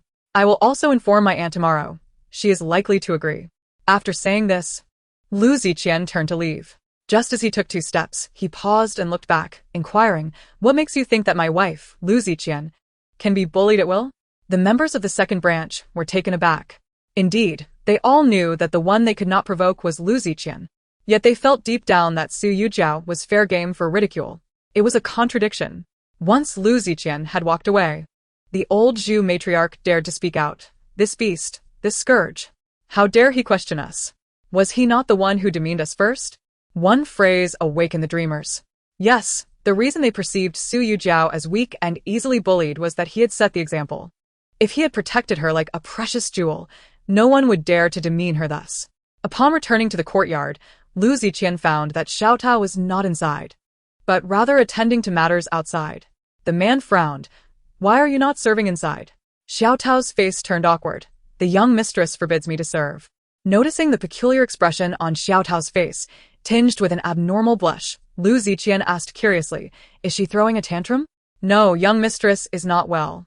The general should go in and see for himself. The man pushed the door open. On the bed, the woman's pristine, naked form was strikingly out of place amidst the vibrant red silks and purple satins. Her face bore an unnatural flush, her expression a blend of agony and ecstasy. Her eyes enchanting like flowing spring water. Lu Ziqian gazed at her with a mix of desire and longing. In the soft glow of the light, she appeared ethereal and captivating. He could not resist stepping forward, pulling her into his embrace, uttering a coarse, suggestive remark, before grasping her chin and kissing her. Do not touch me. The look in his eyes held a blend of raw masculinity and a possessiveness he was unaware of himself. All exposed. And yet you say do not? The drugged Su Yujiao clung to her last shred of rationality, instinctively resisting. Who are you? Do not touch me. Lu Ziqian gently squeezed her cheek, his tone unexpectedly tender. Open your eyes and see who I am. Please, do not touch me. The woman wept helplessly. The man held her close, whispering softly in her ear, it is I, Lu Ziqian. Lu Ziqian? Su Yujiao's gaze was hazy as she struggled to open her eyes, perceiving countless figures of Lu Ziqian swirling before her until they finally coalesced into one. She recalled the grievances of the past and shook her head weakly. You are not Lu Ziqian. He does not love me, and I do not love him anymore. Lu Ziqian felt a pang in his heart at her words, realizing he did not wish to engage in such intimacy while she was in distress. Yet, she had consumed a potent aphrodisiac. And he knew that something had to be done. He had shared a bed with her for 3 years, though he did not love her. He was irresistibly drawn to her body. He understood better than anyone how to bring her pleasure, how to make her surrender willingly beneath him. Ordinarily, Lu Ziqian would not relent after a few encounters, but tonight, considering her injuries, he limited himself to just one embrace, and then restrained himself.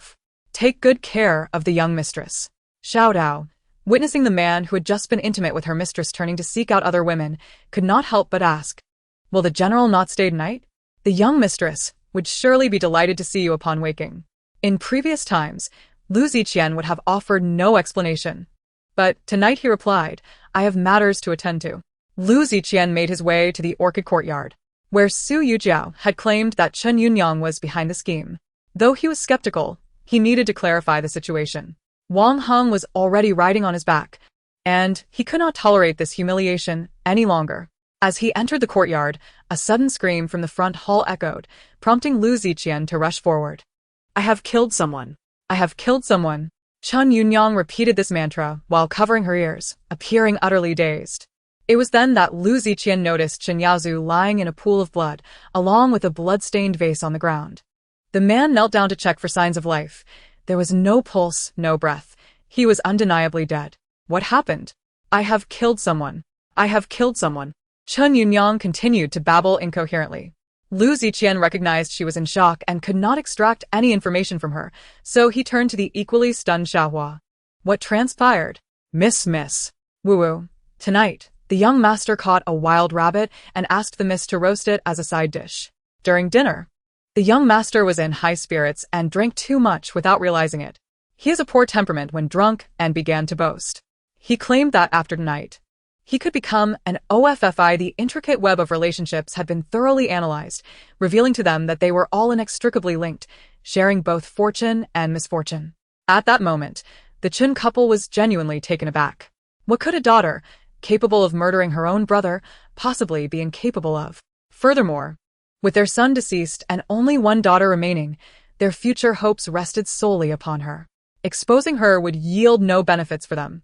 They could not bear to experience the anguish of losing a child twice in one night. Thus, they acquiesced to their daughter's wishes, suppressing their grief and fury, leaving in a state of numbness.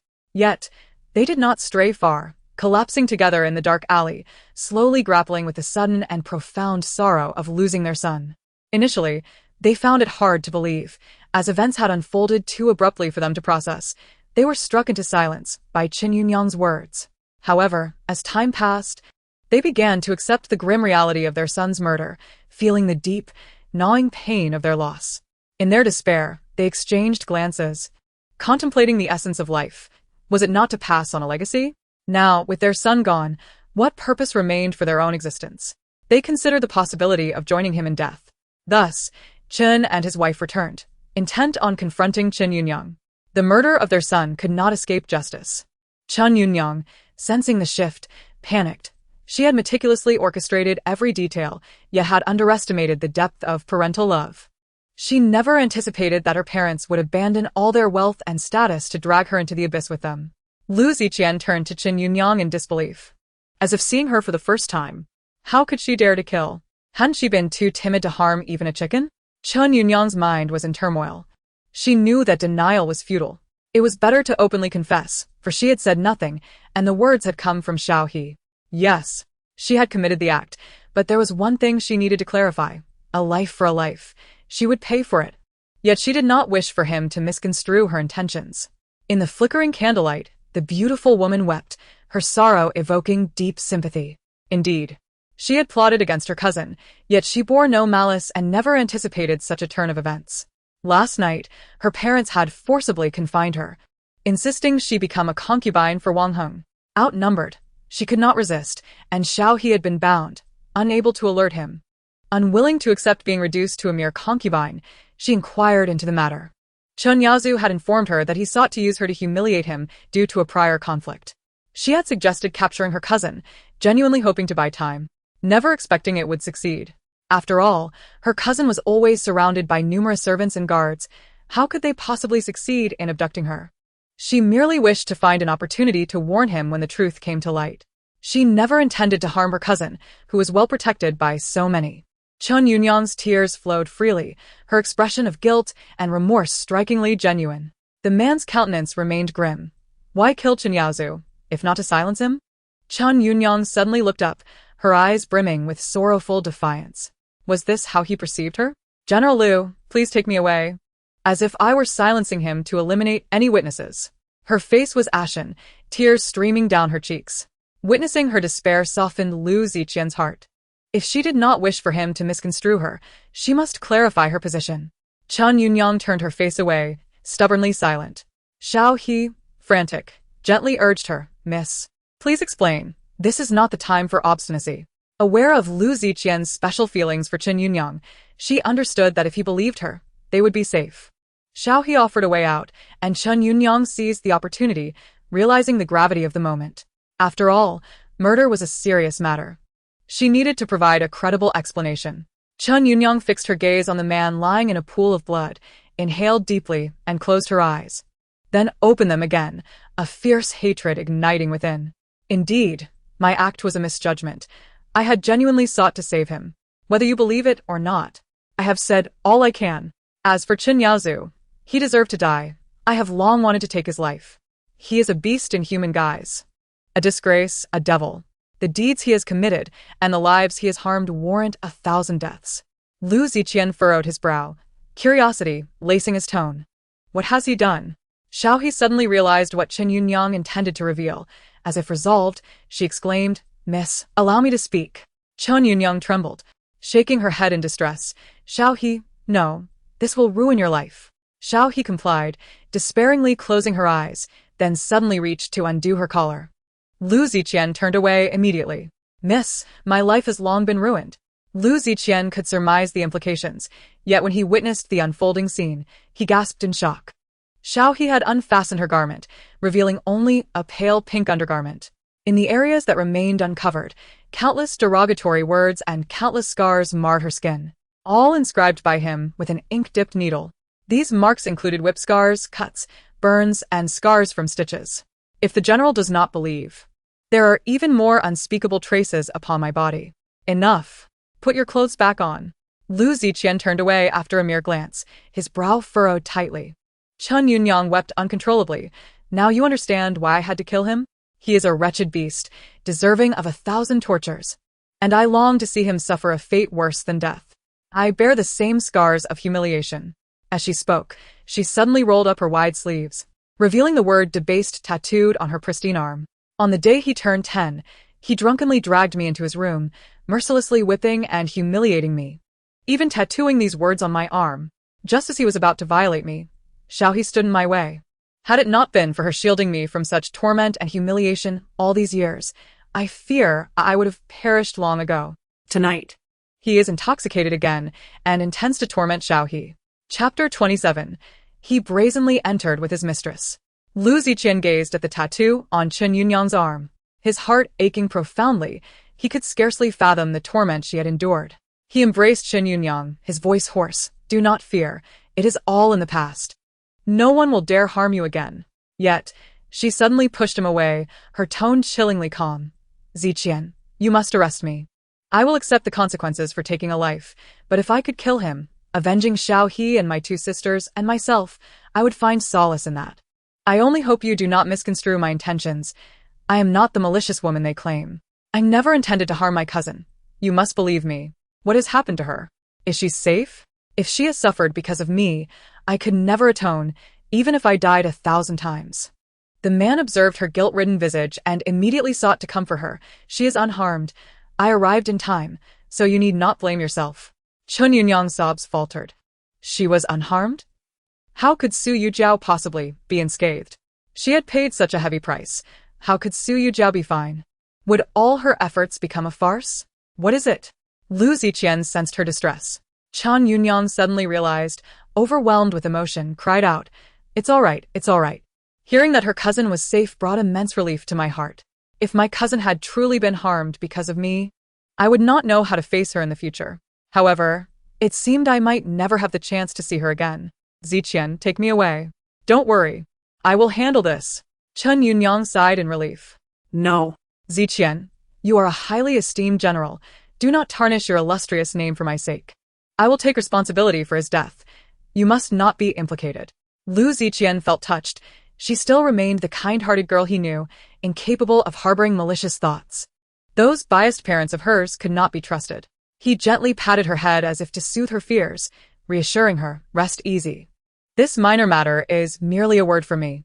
I shall place the blame for letting Li Fengming go upon him. I am certain the Marquis's residents would be quite pleased with that. I will ensure the body is sent to the Dali Temple.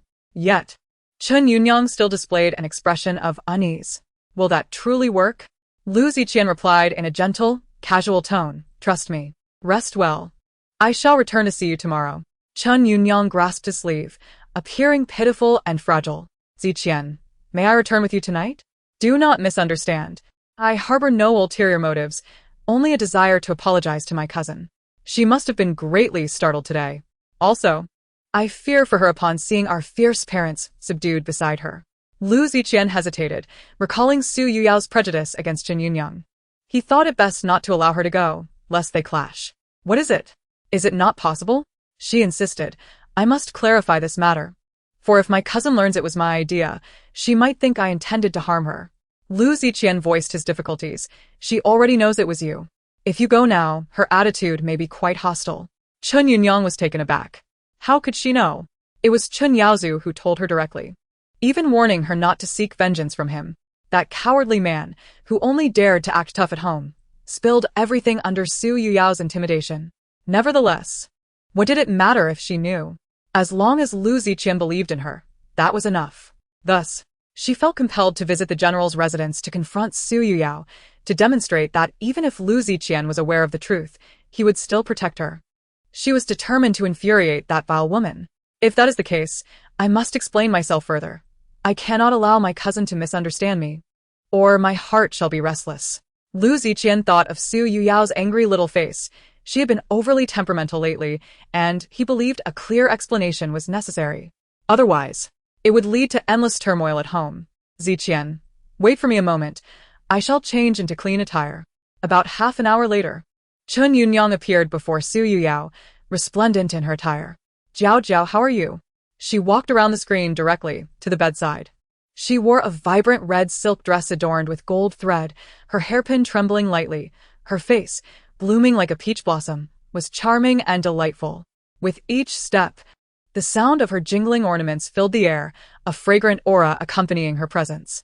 In contrast to the injured Su Yujiao lying on the bed, she radiated brilliance and confidence. Su Yujiao fixed her gaze upon Chen Yunyang's striking red dress, a cold smirk forming in her heart as her eyes locked with Lu Ziqian's. He had dared to bring his lover into her chamber. The day had finally arrived, yet she found herself indifferent. Su Yujiao grimaced in disdain. What do you want? Jiao. I sincerely apologize for disturbing you at such a late hour, but I must come to clarify some misunderstandings, lest they linger in the future. Chen Yunyang's voice was soft and filled with regret, yet when their gazes met, triumph and provocation shone in her eyes. I should not have involved you for my own safety. I never intended to harm you, merely to delay matters. Moreover, you have so many protectors by your side. I did not expect them to succeed. As Su Yujiao listened to her disingenuous apology, blatant in its deception, she fought against the urge to lash out. Get out. Chen Yunyang, upon being shouted at, instantly burst into tears, her lashes trembling, a picture of helplessness. She turned to Lu Ziqian, her expression pitiful and heart-wrenching. Just as Lu Ziqian was about to speak, Chen Yunyang interrupted. Ziqian, could you step outside? I wish to speak with my cousin alone. I can explain everything. Though Lu Ziqian felt uneasy, he could not resist the plea in Chen Yunyang's eyes and stepped outside. The moment the man left, Chen Yunyang's demeanor transformed. She approached the bed, her voice sweet yet insidious. Su Yujiao, the one he loves is me. He knows I plotted against you, yet he still chooses to forgive me. While you, poor thing, must be enraged. Su Yujiao glared at Chen Yunyang with daggers in her eyes, wishing to obliterate her boastful facade. Suddenly, Chen Yunyang seized a teacup from the bedside and smashed it against her own head, blood gushing forth. Jiao, if this will appease your anger, I would rather you kill me. I truly never meant to harm you, nor did I foresee things escalating this way. You may strike or scold me. Just do not misunderstand my intentions. We are sisters who grew up together. How could I wish you ill? Su Yujiao watched her perform, her patience wearing thin. And she slapped her across the face with all her might. You wretched girl. Do you not enjoy the act of self-infliction? Then let it be, as you wish. Chapter 28.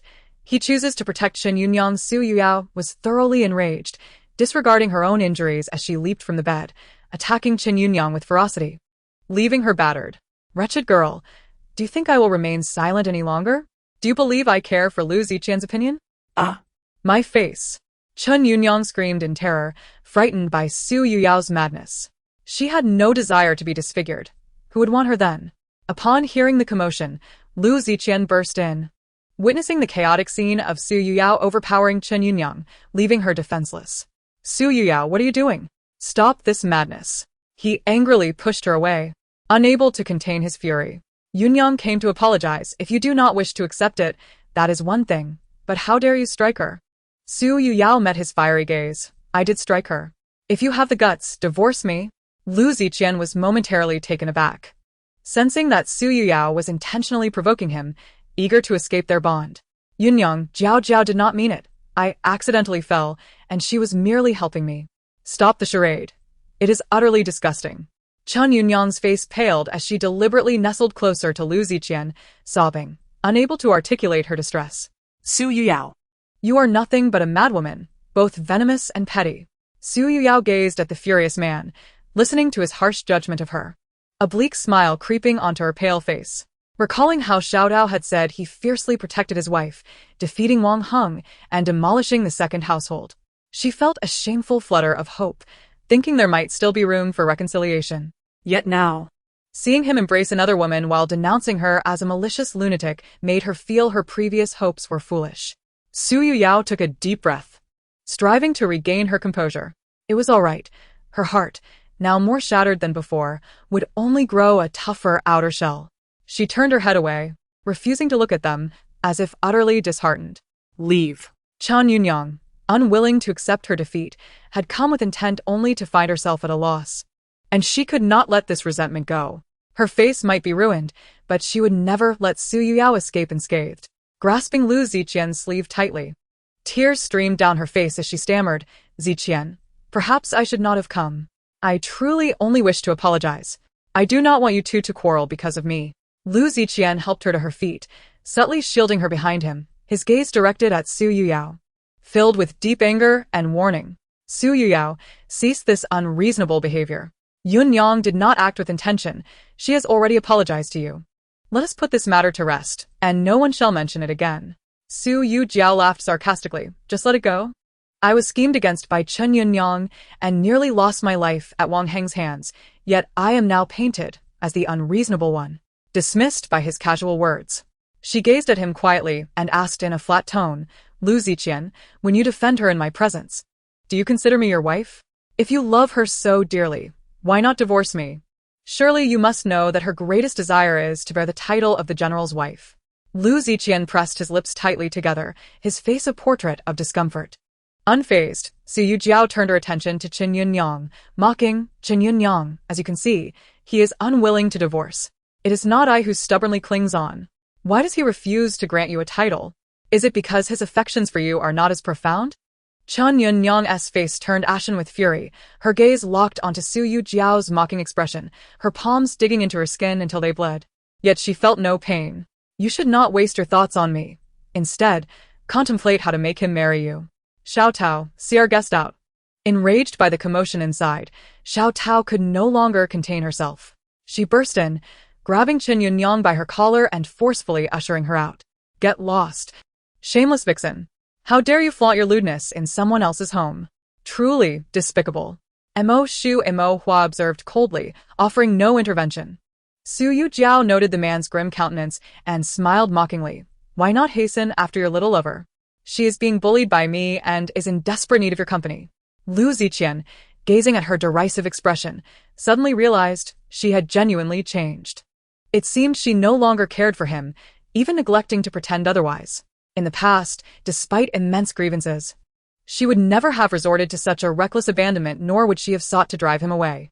She would have meticulously maintained her gentle and obedient wife persona in his presence. Could it be that she truly no longer cared for him? Did she genuinely wish for a divorce? Upon this realization, Lu Ziqian's emotions spiraled into uncontrollable irritation. Humph. The man left in a huff, with Mo Shu following closely behind. Is your injury healed? My subordinate is no longer in critical condition. During my absence, has anyone from the second household caused trouble? Mo Shu answered truthfully no, but... Speak plainly. Mo Shu hesitated. Since the master had not inquired about the matter, he could remain silent. Yet, he felt it necessary to speak up. Perhaps to make the master aware of the matter's gravity. After you left, the young mistress instructed Xiao Tao to prepare a contraceptive soup. I personally witnessed the young mistress consume it. Lu Ziqian halted abruptly, turning back to Mo Shu in disbelief. She actively drank the contraceptive soup? If the previous incident was a ploy, what was this? Previously, she had pleaded and sought to please him, yearning for a child, yet now. The man remained silent for a long time, continued to observe. He intended to see if she was truly resolute in her desire not to bear his child. Perhaps this was merely a fit of pique, considering the recent events and her having taken such medicine. The next day, Lu Ziqian returned to the Jing'an Marquis' residence, where both parties agreed to place the blame on Chen Yaozu. Additionally, concerning Lu Ziqian's injury of Wang Heng, the Marquis' household dared not pursue the matter. Otherwise, Lu Ziqian would expose Wang Heng's release of a death row convict, leading to calamity for the entire Marquis' household. Moreover, Wang Heng had instigated the conflict, placing the Marquis' household in an indefensible position. Lu Ziqian did not press too hard, lest the Marquis' household retaliate against the general's residence. However, he would not easily let the Marquis' household off the hook, as his anger remained unresolved. The Marquis' household promptly understood and secretly sent a wealth of gold, silver, and jewels to Su Yujiao. However, the incident involving Lu Yuqian's demise of the Marquis' concubine could not be overlooked. After all, this matter had already spread. If no explanation were provided, the Marquis' household would lose face. The Jing'an Marquis inquired about Lu Ziqian's stance, fearful of offending him again. Lu Ziqian intended to teach the second household a lesson but did not wish to interfere directly. Chapter 29. I wish to leave you. No one can stop me. Old Madame Zhu was reluctant to see her grandson beheaded, nor could she bear to sacrifice the young Miss Zhu.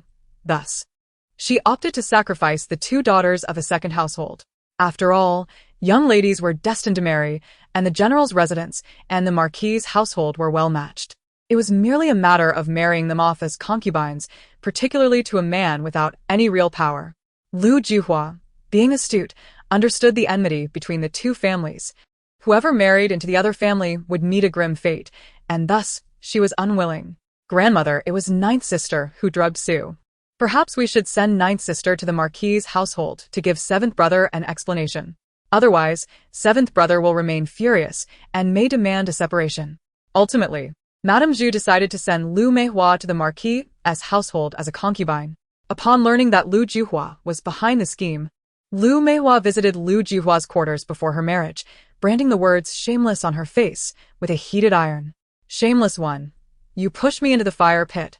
And I shall ensure you do not have it easy either. You have ruined my good match.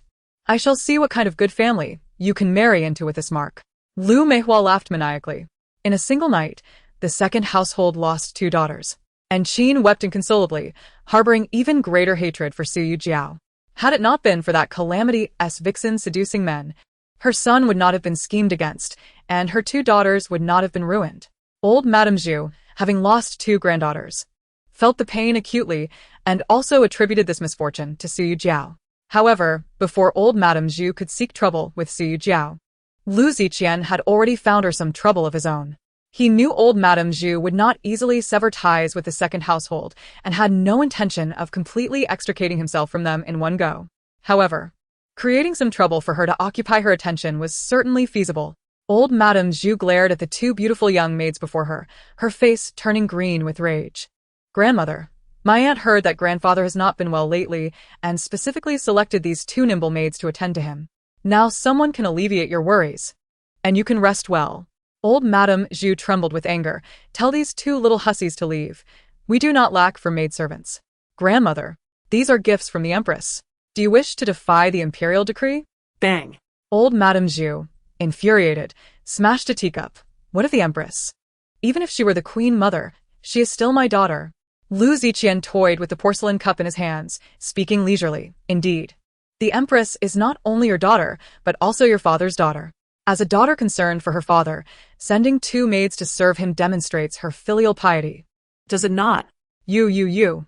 Initially, it was she who issued the decree forbidding all men of the Lu family from taking concubines. Now she sends 2 enchanting maidservants. Does she intend to drive me to my grave? This statement held truth. The decree against concubinage was indeed established by the Empress. During the early days of the founding, the Lu family had risen to prominence, and old Lu had transformed overnight from a commoner to a nobleman. Losing all sense of direction, officials in the court sought to curry favor with gifts of beautiful maidens. Old Madame Zhu was embroiled in a fierce competition with these maidens, causing turmoil within the household. In a fit of anger, the Empress decreed that no men of the Lu family could take concubines and expelled all those enchanting beauties.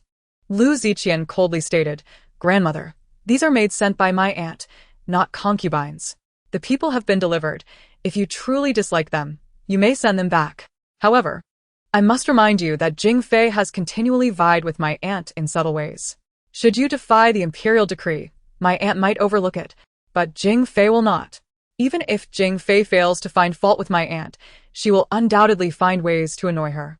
You may consider your options wisely." After Lu Ziqian finished speaking, he rose and departed. Old Madame Zhu, furious, smashed several teacups, her gaze fixed menacingly on the 2 exquisite maidservants, her hatred palpable. However, in the end, she could only swallow her indignation, harboring a deep-seated resentment towards the queen. That wretched woman, just like the eldest, never allowed her any peace. After all, she was not a biological mother, and even after raising her, she remained a pair of treacherous wolves. As Lu Ziqian observed the old lady's humiliation, he returned to the courtyard in a buoyant mood. The man entered the room, where Su Yujiao was preening herself before a bronze mirror. "Have you received the compensation sent by the Marquis's residence?" he inquired. "Keep it, it is all for you. Let us not speak of this matter again. Consider it as if it never happened, for you have suffered no loss. My oversight yesterday was unwise. I should not have allowed her to apologize." His explanation was dismissive, lacking sincerity. Noticing her silence, Lu Ziqian recognized her lingering anger, but felt no inclination to placate her. He believed that once her temper cooled, this incident would fade away. After all, what alternative was there? Could she truly dare to seek a divorce? Who among wives threatens to sever ties over a mere quarrel with their husbands? Thus, he was certain that once she calmed down, she would continue to be his gentle and considerate wife. He had never invested much thought into her. Yet these days he found himself inexplicably drawn to her, a habit he deemed undesirable.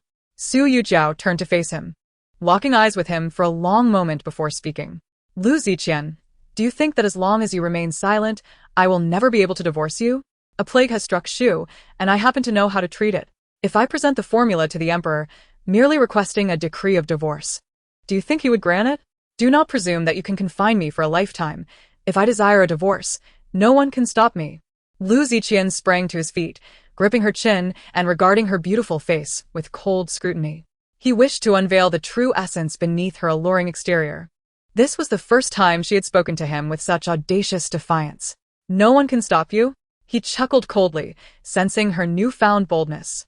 Leaning closer to her ear, he suppressed his fury and pressed a kiss to her delicate earlobe.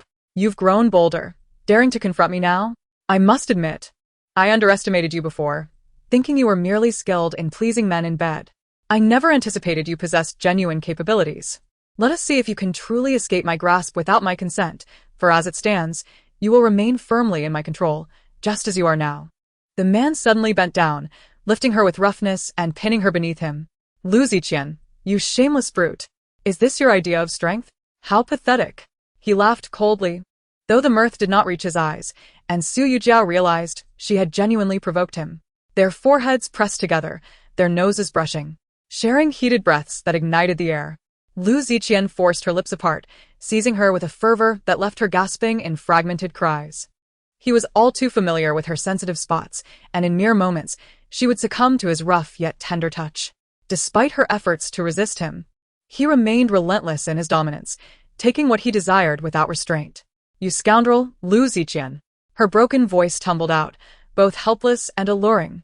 Chapter 30. in his heart. She was worthless inside the chamber. The flickering lights cast shadows, the crimson drapes cascading down, and the air was thick with springtime allure. After countless entanglements, he finally ceased his torment when her tears flowed freely. Su Yujiao lay on the bed in disarray, half ashamed, half timid, her eyes glistening with unshed tears. A vision of delicate beauty, exuding an intoxicating charm. Lu Ziqian gazed at her breathless form beneath him, reaching out to caress her lovely face, scoffing, still so wanton. I could almost wish for your demise.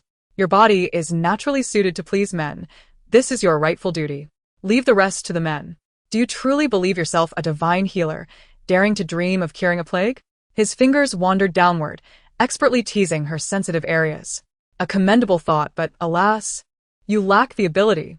Su Yujiao suppressed the tingling sensations coursing through her body, biting her lip in shame, silent, yet glaring at him with reddened eyes.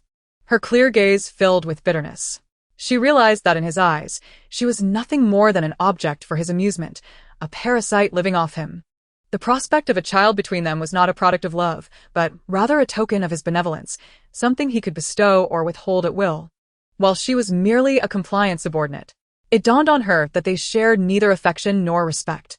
Seeing her cry uncontrollably, he mistakenly believed her tears were of excitement and, in a good mood, reassured her, "Do not weep. Be careful not to ruin those beautiful eyes. It is merely a child. If I am pleased, having a few more would be no trouble. Tomorrow, wear that alluring garment. I delight in seeing you adorned." His crude and suggestive words, meant as flirtation between lovers, now struck Su Yujiao as vulgar and repugnant. She turned her face away, refusing to acknowledge him. Suddenly, a cold voice from outside interrupted, "Master, Miss Xiaohe has arrived. She says Miss Chun has attempted suicide and has just been rescued." Lu Ziqian's expression shifted dramatically as he hurried to dress, neglecting to put on his shoes. "What is her condition?" Xiaohe sobbed. "Miss has been saved. But she is seeking death. I cannot dissuade her. You should go and see for yourself." "Seeking death?" She wept. "Mrs. Face is severely injured. The physician fears it may be disfigured." As Lu Ziqian's footsteps faded away, Su Yujiao, enduring the pangs of sorrow, sat up. "Xiao Tao, deliver this letter to Lord Gu. And tell him I wish to see him." Yes. Xiao Tao made her way to the Hanlin Academy and successfully met with Gu Heng. Upon reading Su Yujiao's letter, he was delighted and promptly penned a reply. After Xiao Tao's departure, he lost focus on his duties, requesting a half-day leave from his superiors to return home early to groom himself. He donned his finest attire and awaited her arrival at the designated tea house. Upon receiving his response, Su Yujiao also changed into a new outfit, styled her hair simply, adorned with a few hairpins, and her modest appearance surpassed that of countless women. At Chui Zhuxian, Gu Heng had already spotted Su Yujiao from the second-floor window and hurried down to greet her. Seeing her again, he was once more struck by her beauty. "Thank you for your trouble today, Brother Gu." Hearing her address him with the long-forgotten title, Gu Heng's face broke into a radiant smile, warm as the spring sun, instilling a sense of comfort in her heart. "What trouble? We are beyond such formalities. Jiao Jiao, let us go to the private room on the second floor." "Very well." Once upstairs, Gu Heng personally poured tea for Su Yujiao. She got straight to the point. "Brother Gu, I come to you today with 2 requests." As she spoke, she retrieved a thick stack of silver notes from her sleeve. "I wish to purchase a quiet residence in the capital, not too large, just enough for me and Xiao Tao. Please keep an eye out for anyone wishing to sell a house, or if the pawn shop has any properties for sale, that would suffice. Purchase it in your name first, and after my divorce, I will have it transferred to mine." Gu Heng was momentarily taken aback, his trembling hands spilling water from the cup. "You wish to divorce?" "Yes," Su Yujiao replied, not wishing to elaborate further. Gu Heng, understanding the gravity of the situation, refrained from probing but felt a surge of joy within. "Since you trust me so much, I shall take charge of finding a suitable residence for you," he promised. After expressing her gratitude, Su Yujiao could not help but caution, "Brother Gu, please do not let my aunt know about this matter. She harbors prejudices against me, and I do not wish for it to jeopardize our friendship." Gu Heng felt a pang of anxiety. "Jiao Jiao, I apologize on her behalf for what happened last time. Rest assured, such an incident will not reoccur. I will keep her in the dark about the house purchase, and after some time, I will send her back to Yuyang." Su Yujiao, aware of Gu Heng's sentiments towards her, could see his eagerness to take action, even if it meant sending his mother back to her hometown. However, she did not wish to give him false hope. Even if she divorced Lu Ziqian, she had no intention of remarrying. She yearned for a life of independence. Brother Gu, there is no need to send my aunt back. It would only invite criticism upon you for being unfilial, and I do not wish to burden you further. I sought your assistance already, and I would rather not cause a rift between you and your mother. Gu Heng quickly interjected with a smile, his tone relaxed. Jiao Jiao. It's not as you perceive. My mother finds it difficult to adjust to life in the capital. The neighbors look down upon her as a country woman, and she struggles to connect with them. Moreover, her words can be quite blunt, easily offending others. There are many influential people here whom we cannot afford to offend, and she fears causing a calamity, hence her insistence on returning to the countryside. Upon hearing Gu Heng's explanation, Su Yujiao felt relieved. I see now, I was overthinking. Gu Heng, eager to change the subject, asked, You mentioned 2 matters earlier. What is the other? With the recent plague in Shu, I have heard that the Crown Prince intends to personally oversee the containment efforts, Su Yujiao inquired. Indeed, this task is perilous. On the surface, it appears to be the Emperor's way of training the Crown Prince, but in reality, it is a scheme devised by Consort Jing and the Third Prince. They would not mind if the Crown Prince contracted the plague.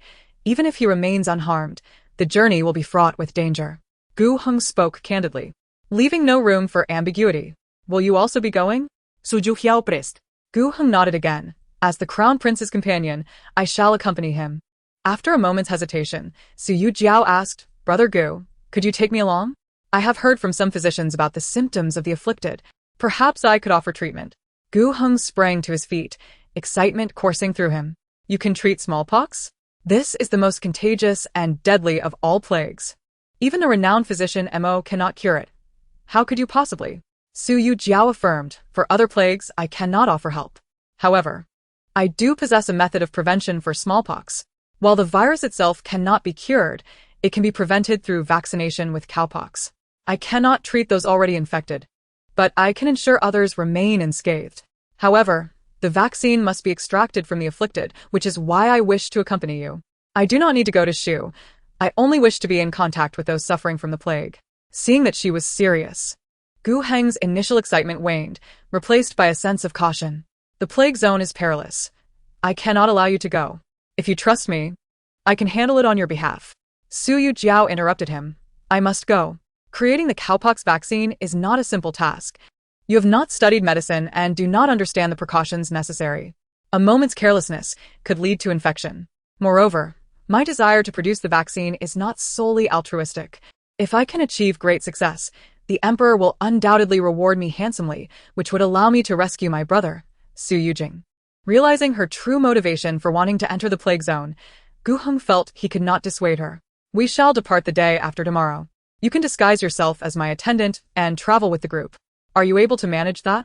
Lu Ziqian will likely accompany the Crown Prince for protection. Su Yujiao understood the implications. Lu Ziqian and the Crown Prince were cousins, destined to be close companions since birth. Given the dangers of this task, the Empress would undoubtedly assign Lu Ziqian to safeguard the Crown Prince.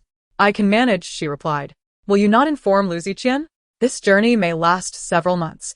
How will you explain your absence to the general's household? I have my methods, Gu Heng assured her. Moreover, I am about to divorce Lu Ziqian. Where I go is my own choice, and I owe no explanations to the general's household. The two discussed further details before parting ways. Upon returning home, Su Yujiao immersed herself in the small kitchen, busying herself until dusk. When Lu Ziqian stepped into the courtyard, the familiar aroma of food wafted through the air, instantly lifting his spirits. You're back. Wash your hands and come eat. Su Yujiao greeted him with a bright smile, holding a warm, damp towel to gently wipe his hands. She then took a teacup from Xiao Tao and, on tiptoe, offered it to his lips. After he rinsed his mouth, she patiently held the spittoon. Lu Ziqian savored her attentive care, chuckling, what has caused this sudden change in demeanor? No teasing today? Su Yujiao led him to the dining table, turning back with a playful pout, her enchanting gaze melting his resolve. Am I really that thoughtless? Husband, do try this. She placed a piece of tender, crispy roasted lamb in his bowl, gazing at him with affection. Is it delicious? Lu Ziqian took a bite, finding it as delightful as ever. This was truly food worthy of a human. Seeing him engrossed in his meal, Su Yujiao smiled, her eyes crescent-shaped with joy. She then offered him a piece of carefully deboned, succulent fish. Lu Ziqian enjoyed her attentive feeding, his brows relaxing considerably. A woman's gentleness is truly a treasure. Just as she was now. Tender, caring, and charming. "Have you had enough to eat?" he asked, gazing into her sparkling eyes. Suddenly intrigued as he pulled her into his embrace, one hand naturally caressing her waist. "Are you trying to curry favor with me for something? What are you after?" Su Yujiao's cheeks flushed as she settled onto his lap, her soft lips brushing against his ear.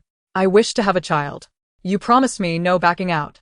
Hearing her sweet voice, Lu Ziqian smirked, realizing her sudden change was indeed for the sake of a child. He had always said that once he expressed a desire for children, she would be ever so grateful. Lu Ziqian looked at her with playful intent, his hands mischievously tightening around her slender waist, drawing their bodies closer. "Such a body of yours would be wasted on bearing children. Once you are pregnant, I shall be unable to touch you. It truly would be a loss." He often dropped crude remarks when in good spirits. Su Yujiao suppressed her discomfort and continued to flatter him. In the past, her love for him made every action feel shy yet sweet. But now, each of his touches felt unwelcome. "Once I am pregnant, I will naturally arrange for a maid to attend to you. I will not make you wait too long." Lu Ziqian suddenly burst into hearty laughter, unable to resist pinching her cheek. "Would you dare? You are notoriously jealous." Su Yujiao's lips trembled. Her expression on the verge of tears. "Are you having second thoughts about wanting a child?" Seeing her about to cry, Lu Ziqian ceased his teasing and scooped her up, striding towards the bedroom. "I keep my word. We shall do this now." Su Yujiao could not help but hit his shoulder. "Ziqian, put me down. I feel a bit nauseous." Lu Ziqian halted, immediately releasing her. "Are you unwell?" Having just overindulged in a meal, I felt the urge to take a leisurely stroll in the garden to aid digestion. Upon hearing this, Lu Ziqian realized he too had eaten to excess, his stomach feeling uncomfortably full. He took her hand and said, "I will accompany you." Su Yujiao looked at him in surprise, a smile of happiness gracing her face as their fingers intertwined. Hand in hand, beneath the vast expanse of twinkling stars, they walked in the tranquil moonlight, the atmosphere enveloping them in a subtle intimacy. Once, she had envisioned countless scenarios of walking together, and now her dreams had manifested. Yet, this was not the anticipated moment, but rather a result of her own scheming. She had never imagined that she would one day manipulate him. The servants in the residence, observing the couple laughing and strolling together, even discussing names for their future children, understood that the young mistress had finally reaped her rewards. From this moment forth, she would no longer be a mere ornament, but the true mistress of the general's household. Chapter 32. Not seeking a child, but offering blessings. Ziqian. "I wish to visit the Guanyin temple tomorrow," she expressed. The man halted. "There's no need to seek anything. Whether or not you conceive is entirely within my control. With my vitality, do you still fear I cannot provide you with a child?" Su Yujiao, her cheeks flushed from his suggestive words, quickly clarified, "No. It is not a matter of seeking a child. I wish to offer blessings for you. The land of Shu is perilous, plagued by disease. And your journey is fraught with danger. Since I have little to occupy my time at home, it seems more prudent to spend my days in the temple, fasting and praying for your safety. Moreover, with you and my mother-in-law absent, the second house will surely find ways to trouble me. As a granddaughter-in-law, I cannot confront my elders, so I must keep my distance." Listening to her every word imbued with concern for him, Lu Ziqian felt an undeniable sense of gratitude. In an unprecedented display of affection, he drew her into his embrace and gently kissed her forehead. "Very well. I shall personally escort you to the mountain tomorrow and assign several guards to ensure your protection.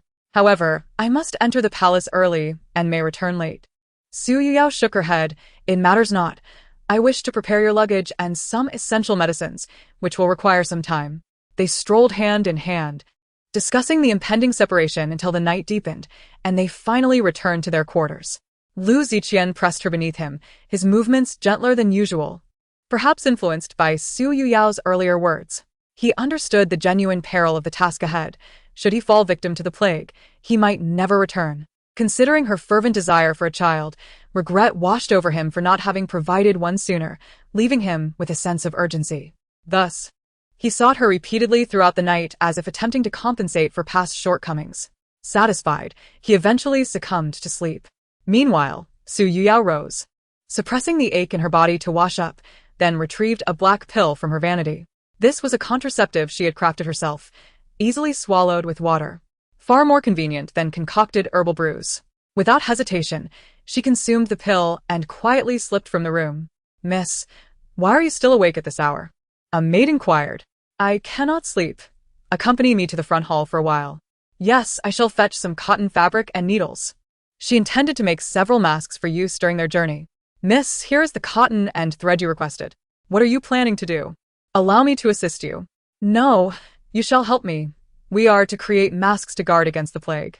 Xiaotao could not suppress her laughter. "Miss, you have finally turned the tide. Just moments ago, you and the general were seen hand in hand, and the household staff is abuzz, proclaiming your triumph. The general has finally acknowledged your worth." Those adept at reading faces recognized her newfound favor, leading to a marked improvement in their treatment of the servants. Su Yujiao smiled faintly, her hands deftly threading the needle, choosing not to elaborate further. When the morrow arrived, she would divulge her plans to Xiaotao. "Miss, are these masks to be worn on the face?"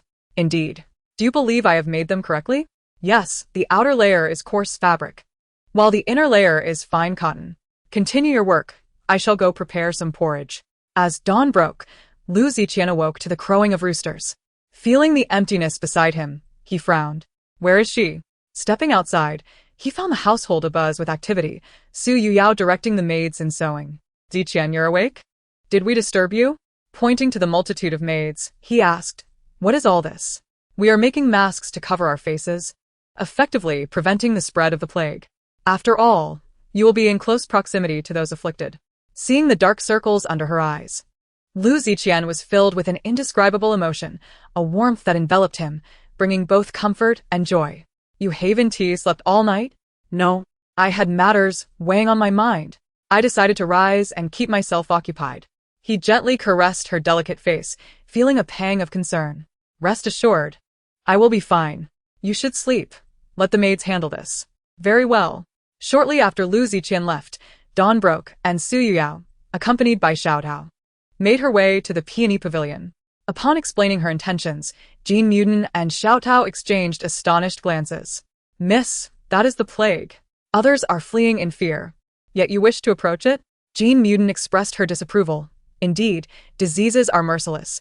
This is a matter of life and death." With unwavering resolve, Su Yujiao insisted. "I must go. This is the only opportunity. My parents and sister-in-law are waiting for my brother to return home." The two women fell silent, contemplating her words. After a long pause, Jean Muden finally spoke. "Very well, I will assist you. I will find someone skilled in disguise. You can remain in the temple, fasting and praying, and with Xiaodao's help, you are unlikely to be discovered." The three huddled together, whispering as they devised a meticulous plan. After leaving the peony pavilion, Su Yujiao and Xiaodao ventured to a tavern to purchase several jars of the strongest liquor. They then visited a pharmacy to acquire lime and atractalodes. But the supply of lime was scarce. In ancient times, lime was not merely a construction material but also a medicinal one, making it impossible to purchase in bulk. Consequently, the pair scoured the entire city, acquiring whatever stock they could find. In antiquity, atractalodes was commonly associated with warding off evil, often confused with mugwort by the populace. However, it possessed excellent disinfectant properties when used as smoke. Besides its use for epidemic prevention, it could also purify the air in hospitals, operating rooms, sterilization chambers, and laboratories. She delivered half of the lime and atractalodes to the peony pavilion, retaining the remainder for home. Upon returning, Su Yujiao employed ancient distillation techniques to transform several large jars of liquor into highly concentrated alcohol. "Xiaotao, send these 2 jars to the peony pavilion. Ensure the masks and gloves are expedited." Yes. When Lu Ziqian returned from the palace, Su Yujiao had just completed her tasks and meticulously instructed him on the usage of masks, gloves, alcohol, lime, and atractalodes. Listening to her attentive reminders, Lu Ziqian embraced her, his eyes reflecting a hint of emotion. "Rest assured, I will return safely. Perhaps by the time I come back, you will already have a child here." Su Yujiao gazed at him, his smile radiating happiness, though her own joy did not reach her eyes. She placed her hand on her flat abdomen, knowing that there would never be a child of his. Subsequently, Lu Ziqian personally escorted her to the Guanyin temple, though they carried little. The entire household was aware of Su Yujiao's pilgrimage for blessings. The following morning, she disguised herself as a man and met Gu Heng at the back door of the Gu family residence. "Brother Gu, do you not recognize me?" At first, Gu Heng did not recognize her. It was her voice that startled him. Chapter 33. Just because I am her husband, are you Jiao Jiao? The man before her had sharp eyebrows and bright eyes, a prominent nose, a sun-kissed complexion, and stood at a similar height to her, albeit slightly more slender. He could scarcely believe that this young scholar was Su Yujiao. Even if her face could be disguised, how could her height change? Su Yujiao seemed to sense his confusion and gently lifted the hem of her robe, revealing the thick-soled boots on her feet. Regardless, the journey would consist of either a carriage or horseback riding, so walking was unnecessary. Even high heels would not hinder their progress. With her striking appearance, Gu Heng felt somewhat awkward, as if he were secretly infatuated with the man. What was wrong? Was it too easy to be recognized? Gu Heng smiled helplessly. It's just too realistic. I find myself a bit unaccustomed. Su Yujiao smiled shyly and took out 2 masks from her sleeve, offering him one. Wearing this will ensure greater safety. Thank you, Gu Heng replied, joining the prince's retinue. The prince glanced over and whispered, "Is this the skilled physician you mentioned?" "Indeed," Gu Heng affirmed. Brother Gu's righteousness is commendable. Upon learning of the plague in Shu, he wishes to contribute his share. He has traveled extensively and possesses significant experience in controlling epidemics. The minister added, "What we lack most in the epidemic area are medicinal herbs and healers. Bringing one more person will certainly be beneficial." As he spoke, Gu Heng retrieved a mask from his pocket to present to the prince, explaining its purpose. The prince observed that the mask on Gu Heng's face served the same function as the triangular cloth given to him by the court physician, although this square mask seemed to offer better coverage. "Your Highness, I have prepared many. This mask should be changed every 2 hours. The used masks will be incinerated." The prince frowned, seemingly finding it a waste. Such fine cotton fabric could only be used for 2 hours. He inquired why it could not be cleaned and reused. Gu Heng was at a loss for an answer and gestured for Su Yujiao to explain. She clarified that reusing the masks could lead to cross-contamination, negating their preventative purpose. Of course, since the capital was far from Shu and the plague had not yet spread, there was no need for excessive caution. However, considering the prince's esteemed position, it was better to err on the side of caution. Before reaching the epidemic area, others would clean their masks and disinfect them with wormwood smoke for repeated use. Yet upon entering the epidemic zone, the masks would also need to be burned after 2 hours to prevent mutual infection. After hearing Su Yujiao's explanation, the prince regarded her with newfound respect. While court physicians were paralyzed with fear at the mention of the plague, unwilling to take on such a burdensome task, even he had been compelled to accept this duty, this wandering physician seemed experienced and spoke knowledgeably about preventive measures against the epidemic. Most importantly, he possessed a patriotic spirit, daring to venture into the epidemic zone willingly. "You shall ride with me," the prince declared. He felt reassured by her presence. As for why he trusted this individual so readily, he could not articulate. He merely felt a certain affinity for her, judging by her countenance. He believed she was not of ill intent. Gu Heng was astonished by the trust Su Yujiao garnered from the prince.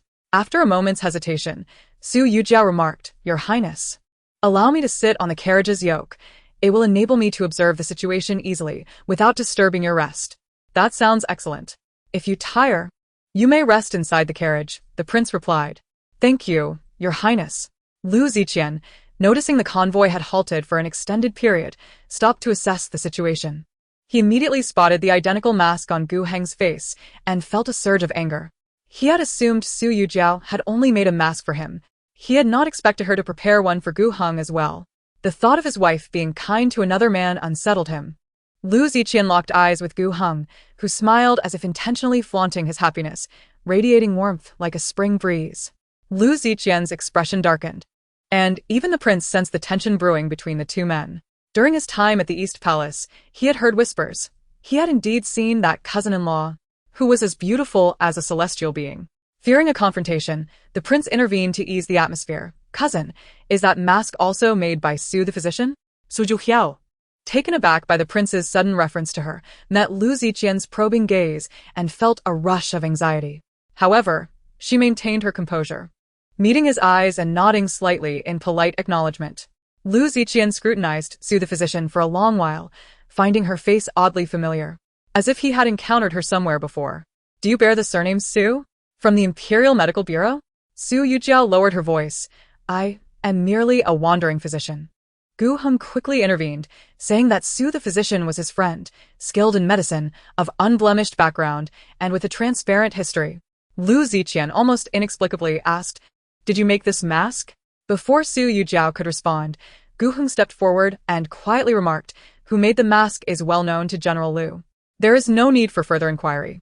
Su the physician certainly contributed, though her stitching lacks the finesse of a woman's. I still prefer the one given by Jiao Jiao. Lu Ziqian's anger flared at Gu Heng's deliberate provocation, and he seized Gu Heng's collar, lowering his voice. Is her given name one you have the right to utter? Gu Heng retained his calm demeanor. As long as she does not object, what right have you to dictate? Simply because I am her husband, Gu Heng scoffed. That will soon change.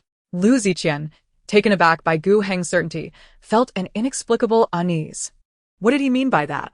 Gu Heng was not one to speak lightly. He wished to ask further, yet the prince interrupted. The prince took a commanding tone, chastising both men and instructing Lu Ziqian to take his mask and his edict, dispatching someone to the next town to produce a batch of masks. Since these masks are so useful, we must prepare many. They will undoubtedly be of great assistance in the epidemic zone. Lu Ziqian shot Gu Heng a fierce glare but turned to Su Yujiao, asking, Su the physician, where are the masks you prepared? I heard you had quite a stock. He was eager to assess this physician's medical knowledge. Su Yujiao dismounted and approached one of the carriages, opening a wooden box filled with an entire stock of gray masks, identical in style to the white mask on her face, merely differing in color. Is there anything else General Lu wishes to see? Lu Ziqian scoffed and departed. Before setting off, Su Yujiao wrote out a prescription for him, urging him to prepare additional epidemic prevention medicines. She deliberately used her left hand to write, fearing Lu Ziqian would recognize her handwriting. In truth, she knew she was overthinking. Lu Ziqian was indifferent to her, so how could he possibly notice her script? Nevertheless, caution was prudent in critical moments. Why did Su the physician write with her left hand? She had accidentally pricked her finger while sewing the masks yesterday. As she spoke, she extended her hand for him to inspect. Her hands were small and delicate, not at all resembling a man's, except for their bronze hue. Had they been fairer, they would undoubtedly appear as a woman's hands. Chapter 34. She deserves to be the mud beneath your feet. Lu Ziqian, in a sudden fit of thought, grasped her hand. It was soft, delicate, and slender. Su Yujiao's face paled as she quickly withdrew her hand, exclaiming, General Lu, please conduct yourself properly. Lu Ziqian chuckled. With such a small needle hole, how could anyone tell if your claims are true? At last, the man leaned closer. Regardless of who you are or what your intentions may be, should you dare to harm the prince, I shall see to it that you are fed to the dogs. I will keep a close watch on you. Hearing Lu Ziqian's threatening words, Su Yujiao instinctively averted her gaze from his fierce eyes. I am here to save lives. Why would I harm the prince? The man scoffed. It had better be that way. Just as he turned to leave, he abruptly spun back. Are you related to Su Baogua? He thought he saw Su Yujiao's likeness in him, yet her appearance, height, and skin color all seemed incongruent. Moreover, he was a man. Su Yujiao's heart raced, and she hastily denied, I do not know him. What if he began to suspect? How could this happen? They had not even set off yet. And he had already discovered her secret. As her anxiety mounted, Lu Ziqian finally departed. The convoy was finally on the move, and Su Yujiao sat atop the carriage yoke, exhaling a long sigh of relief. Miss, are we truly going? The plague can be deadly. Xiao He expressed her fear and reluctance. Chen Yunyang let out a cold snort. If you do not wish to go, then remain at home and await my parents to exact their vengeance upon you. Your involvement in the murder of Chen Yaozu cannot be overlooked. Do not assume that because I referred to you as my savior in front of Ziqian, you hold any significance. You know well who left those marks upon you. Do not forget your station as a mere servant girl and refrain from putting on airs before me. Xiao He, with her head bowed, dared not speak. The wounds on her body were inflicted by clients at the brothel. She had escaped from that life, only to be rescued by Chen Yunyang. Her earlier words had been a mere expedient. As for the inscription upon her arm, its origin remained a mystery to her. Upon seeing Xiao He's downcast demeanor, Chun Yunyang recognized her loyalty and sought to soften her tone. I understand your fear of the plague. I share the same trepidation. Yet this is my sole opportunity. As the daughter of a merchant who has taken a life, if I do not secure my own future, I shall never dream of marrying into a general's household. Last night, our informant reported that Ziqian has unexpectedly changed his affections, enchanted by that vixen, Su Yujiao. Their bond flourishes like honey, and more alarmingly, they are already planning for children. Once she bears a child, my chances will be irrevocably lost. Thus, I must seize this moment to entwine my fate with Ziqian's. He is a man of responsibility. Should I conceive his child, he will undoubtedly take care of me. Su Yujiao, with her arrogance, naively believes in everlasting love. Once I am with child, she will depart, and then I shall rightfully become his wife. Shao He, in the face of danger, must recognize the opportunities that lie therein. Especially the bonds forged in adversity are the most unforgettable. My knowledge of medicine may serve us well. The plague-stricken areas are in dire need of healers. If I can stand alongside him to combat this illness, the tale of our love will be one of valor, far surpassing any hollow affection Su Yujiao could offer. Chun Yunyang spoke with fervor, her passion stirring even her own heart. Shao He felt her own blood surge with excitement. Miss, your determination and audacity truly make you a heroine among women. How can someone like Su Yujiao, who only knows how to vie for favor within the household, be compared to you? As their carriage journeyed halfway, they were suddenly accosted by bandits. After a fierce struggle, Chun Yunyang and her maid found themselves exposed before the assailants. Yunyang, what brings you here? With a veil covering her face, Chun Yunyang feigned fright, seeking refuge in a man's embrace. Lu Ziqian, observing her trembling form, hastened to reassure her. It is all right. The bandits have been captured. In a delicate voice, Chun Yunyang replied, Ziqian, I came specifically to find you. What is your purpose? With tear-filled eyes brimming with affection, she confessed, I worry for your safety. The plague is unlike any other peril. Although the battlefield poses dangers, valor can mitigate them. The plague, however, strikes indiscriminately, regardless of rank. The mere thought of you entering the infected zones fills me with dread. Rather than cower at home, I would prefer to contribute to your cause. Though I am but a woman, I cannot remain passive during such a crisis. Having acquired medical knowledge, it would be a waste to squander my talents in pursuit of comfort and luxury. Combating this plague is not solely your burden, it is a shared responsibility. United in purpose, we can overcome any obstacle. After her impassioned speech, she glanced around. Is Jiao Jiao not here? I thought she would come, as her medical skills surpass my own. Noticing Lu Ziqian's displeasure, she continued with a light-hearted tone. It is my fault for mentioning her. How can I compare to her? She is a paragon of virtue, while I am merely the daughter of a merchant, naturally inferior in grace. Such perilous circumstances should not involve her. However, even if I lack her refinement, I would gladly sacrifice my life to aid the common people. Lu Ziqian regarded her with admiration. Yunyang, do not speak so lightly. She cannot compare to you. You are a woman of great vision, while she is merely a gilded cage bird, indulging in domestic pleasures. Your deeds are commendable, far beyond what many men achieve. In contrast, she is consumed by jealousy and trivial pursuits.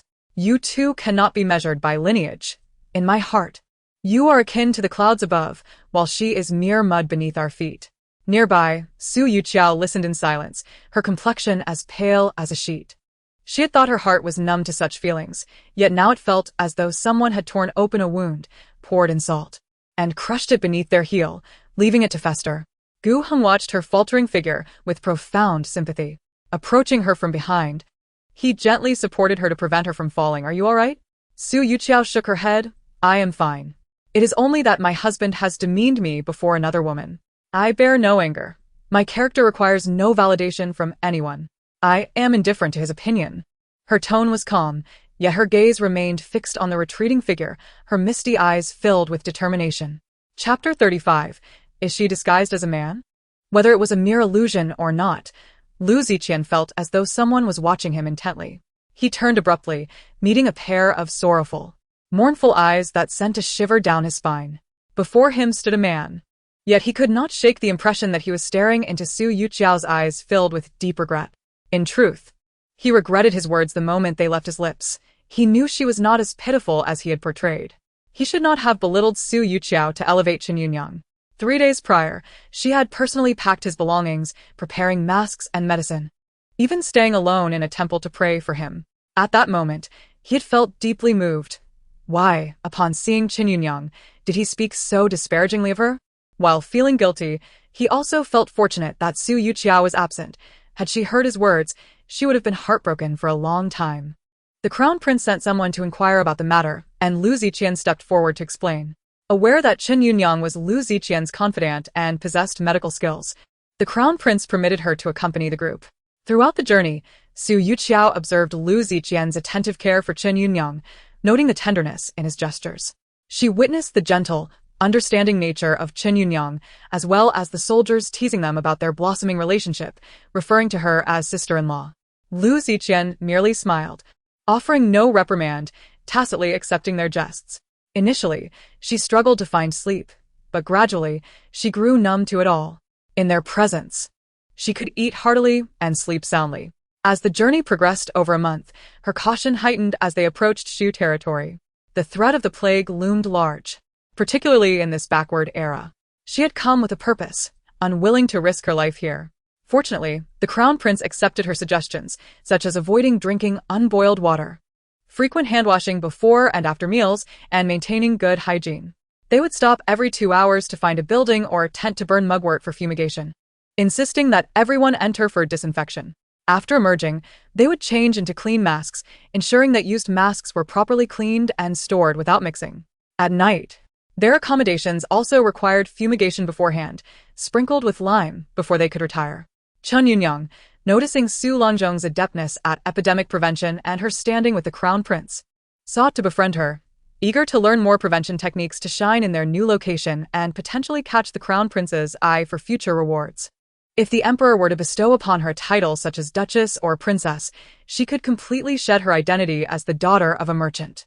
Su Yujiao had just emerged from the smoke-filled room when Chen Yunyang and her servant approached. "Greetings, Dr. Su." Observing Chen Yunyang's affected demeanor, Su Yujiao felt a wave of nausea. Did she truly believe all men were like Lu Ziqian, enamored with pretentiousness? Paying her no mind, Su Yujiao turned away. Chen Yunyang, convinced she had not been heard, raised her voice once more. "Dr. Su, please wait. Is there something you need?" Chen Yunyang stepped closer, curtsying gracefully while feigning propriety. "I have heard of your exceptional medical skills, particularly your expertise in epidemic prevention.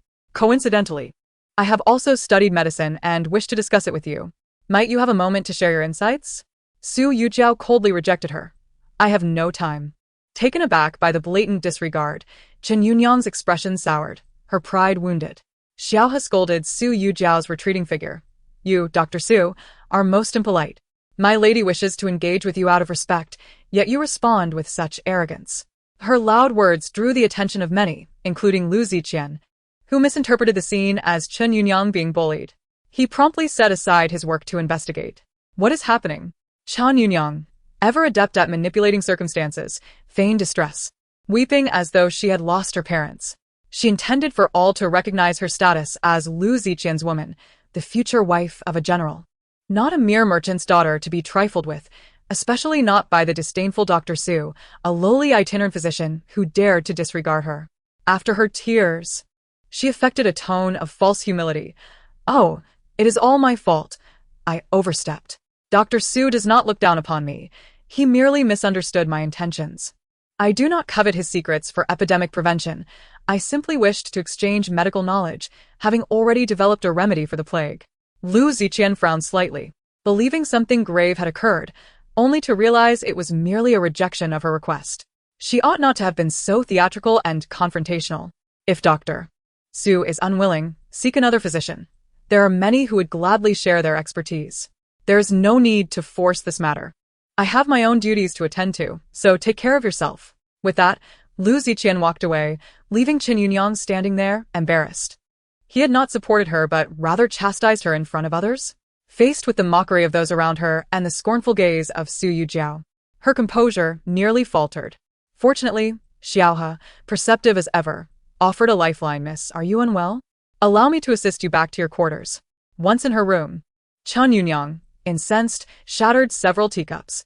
"Calm down, my lady. I have discovered something that, if verified, will allow you to humiliate him thoroughly. What have you found? Xiaohe. Glancing around to ensure privacy, lower her voice. I observed that Dr. Su squats to urinate like a woman. Moreover, I paid special attention today and noticed he lacks an Adam's apple. I suspect he may be a eunuch. Should he indeed be a eunuch, when we reach Yunqing, I could bribe a street urchin to publicly expose him, stripping him of his dignity. Men are most sensitive about their masculinity. If he were humiliated in public, I wonder if he would dare to act arrogantly before you again. Chen Yunyang smiled as she passed Xiaohe a piece of cake. Ah, Xiaohe, you are so astute. Keep a close watch in the coming days. It would be best to find a mute beggar, lest we invite trouble. I understand. In the following days, Chen Yunyang and her maid closely monitored Dr. Su, uncovering further suspicious behaviors. Not only did he squat to relieve himself, but he also had ear piercings and consistently wore loose robes. The night before, as a fierce wind blew, Dr. Su's voluminous garment clung to his body, revealing an unexpected bulge in the chest area. Soon after, Dr. Su hurried into a carriage, remaining inside until the wind subsided. This led Chen Yunyang to entertain a different hypothesis. What if Dr. Su was not a eunuch, but a woman disguising herself as a man? Chapter 36. The malicious scheme. Chen Yunyang smirked. Regardless of whether Dr. Su was a eunuch or a woman, Xiaohe's plan would still hold. Whether male or female, a simple glimpse would reveal the truth. If she were indeed a woman, being publicly stripped of her trousers would likely lead to unbearable humiliation, perhaps even death. How dare she offend me? This shall be her fate. My lady, guess what I have discovered? Xiaohe burst in with excitement. What is it? Menstrual cloth. Xiaohe beamed. Then Dr. Su is not a eunuch, but a woman. I shall expose her and see how the prince punishes her. Wait. Chen Yunyang sipped her tea leisurely. There is no need to expose her. We shall proceed according to plan. Xiaohe hesitated, unsure. My lady, is that not excessive? After all, she is a woman. Being publicly humiliated in such a manner would be unthinkable. Chen Yunyang shot her a cold glare, her tone dripping with sarcasm. What? Do you pity her? You have been stripped before. Why did you not perish? Xiaohe's face flushed with embarrassment as she lowered her gaze, speechless. Do not mistake my heartlessness for cruelty. I am not one to take a life over trivial matters. Have you not noticed how she often gazes at Ziqian? Humph. Her feigned altruism in healing is merely a guise to steal my man. You may feel sympathy for her, but who will feel sympathy for me? Should Ziqian fall into her clutches, what will become of me? Thus, to deal with such a brazen hussy, she must be publicly humiliated. Xiaohe, feeling ashamed, spoke up. My lady, I misjudged you. It is of no consequence. Just be more discerning in the future. We shall arrive in Yunqing tomorrow, so prepare yourself accordingly. The prince's entourage planned to stay in Yunqing for 2 days, stocking up on provisions and epidemic prevention supplies. Su Yujiao wandered the streets, gathering necessary items for herself. Suddenly, 2 ragged little beggars dashed forward. One yanked her belt while the other lunged to grab her pant leg, tugging it down forcefully. Watch out! Lu Ziqian's furious voice rang out from behind, causing the young beggars to flee in terror. Su Yujiao clung desperately to her trousers, squatting helplessly on the ground. Fortunately, her outer robe shielded her from exposure. Nearby, Gu Heng quickly snatched a tablecloth from a stall and draped it over her. Lu Ziqian, undeterred by the fact that they were merely children, swiftly apprehended the 2 little beggars, one of whom still clutched Su Yujiao's belt. Gu Heng, usually gentle in demeanor, was filled with righteous anger. He kicked the boys several times and forcefully retrieved the belt. Lu Ziqian scoffed. I did not expect the graceful scholar to resort to violence. Gu Heng ignored the jab, focusing solely on freeing Su Yujiao from her predicament. Vendor, I will purchase all your umbrellas. He tossed a money pouch towards the stall owner, who hurriedly gathered dozens of oil paper umbrellas. please help open them. The umbrellas formed a protective circle around Su Yujiao, with several overhead, shielding her completely. Su Yujiao quickly secured her belt and tidied herself. Lu Ziqian perplexed thought, a grown man, merely fastening a belt. Why the fuss? He behaves like a delicate maiden. Emerging from the shelter of the umbrellas, Su Yujiao expressed her gratitude. Thank you, Brother Gu. Do not mention it. I am glad you are unharmed. Lu Ziqian observed the exchanged glances between the two, his curiosity piqued. Could it be that Gu Heng harbored feelings for the fair-skinned maiden? Though she might seem effeminate, he was still a man. Was it possible that Gu Heng was attracted to both genders? Gu Heng turned to Lu Ziqian. General Lu, may I take these two little thieves for questioning? Lu Ziqian appraised the children before silently handing them over to Gu Heng. He noticed Su Yujiao appeared quite shaken. Yet, he could not assist her back home. Let her return alone, yet there lies the fear of unforeseen mishaps. General Lu, might I trouble you to escort Dr. Su back to the inn? Gu, harbor suspicions that someone intends to harm Dr. Su. Lu Ziqian paused, glancing back at Dr. Su, whose pallor suggested an excessive timidity. Let us proceed, he urged. Su Yujiao lingered hesitantly, reluctant to walk too closely beside Lu Ziqian, yet equally anxious about potential dangers. The events of today had clearly been orchestrated against her. It was possible that someone had discerned her disguise and sought to humiliate her publicly. This individual was likely Chen Yunyang, given their recent minor altercation. Noticing her immobility, Lu Ziqian assumed she was rendered speechless by fear and moved closer to wrap an arm around her shoulder. Come now, have you been frightened into silence? Startled by his unexpected embrace, Su Yujiao let out a shriek and quickly recoiled. Her voice, unrestrained, betrayed her true identity. Lu Ziqian regarded her with suspicion. Did her cry not sound distinctly feminine? He hastened to inquire, "Are you a woman?" Su Yujiao halted abruptly, her heart racing with panic. Fortunately, she faced away from him. Otherwise, her distress would have been painfully evident. You are the one who is a woman, General Lu. Do not belittle me. Why do you flee? What is your connection to Gu Heng? Are you his woman? He pressed, his tone firm, having concluded that she was indeed a woman. Furious, Su Yujiao shot him a glare. Must you humiliate me so, General Lu? Do you wish to strip me of my trousers to confirm whether I am a eunuch? What of eunuchs? Should they be subjected to ridicule? With that, she turned on her heel and dashed away. Lu Ziqian stood frozen, awkwardly touching his nose, utterly astonished to learn that Dr. Su was a eunuch. His earlier insinuations must have wounded her pride deeply. Eunuchs, already subjects of pity, ought not to be mocked. It was no wonder she had reacted with such fury. In light of this revelation, Lu Ziqian began to contemplate that perhaps the two little beggars had been manipulated to humiliate her deliberately. Yet, how could someone of Dr. Su's medical prowess, whose delicate appearance suggested affluence, have ended up as a eunuch?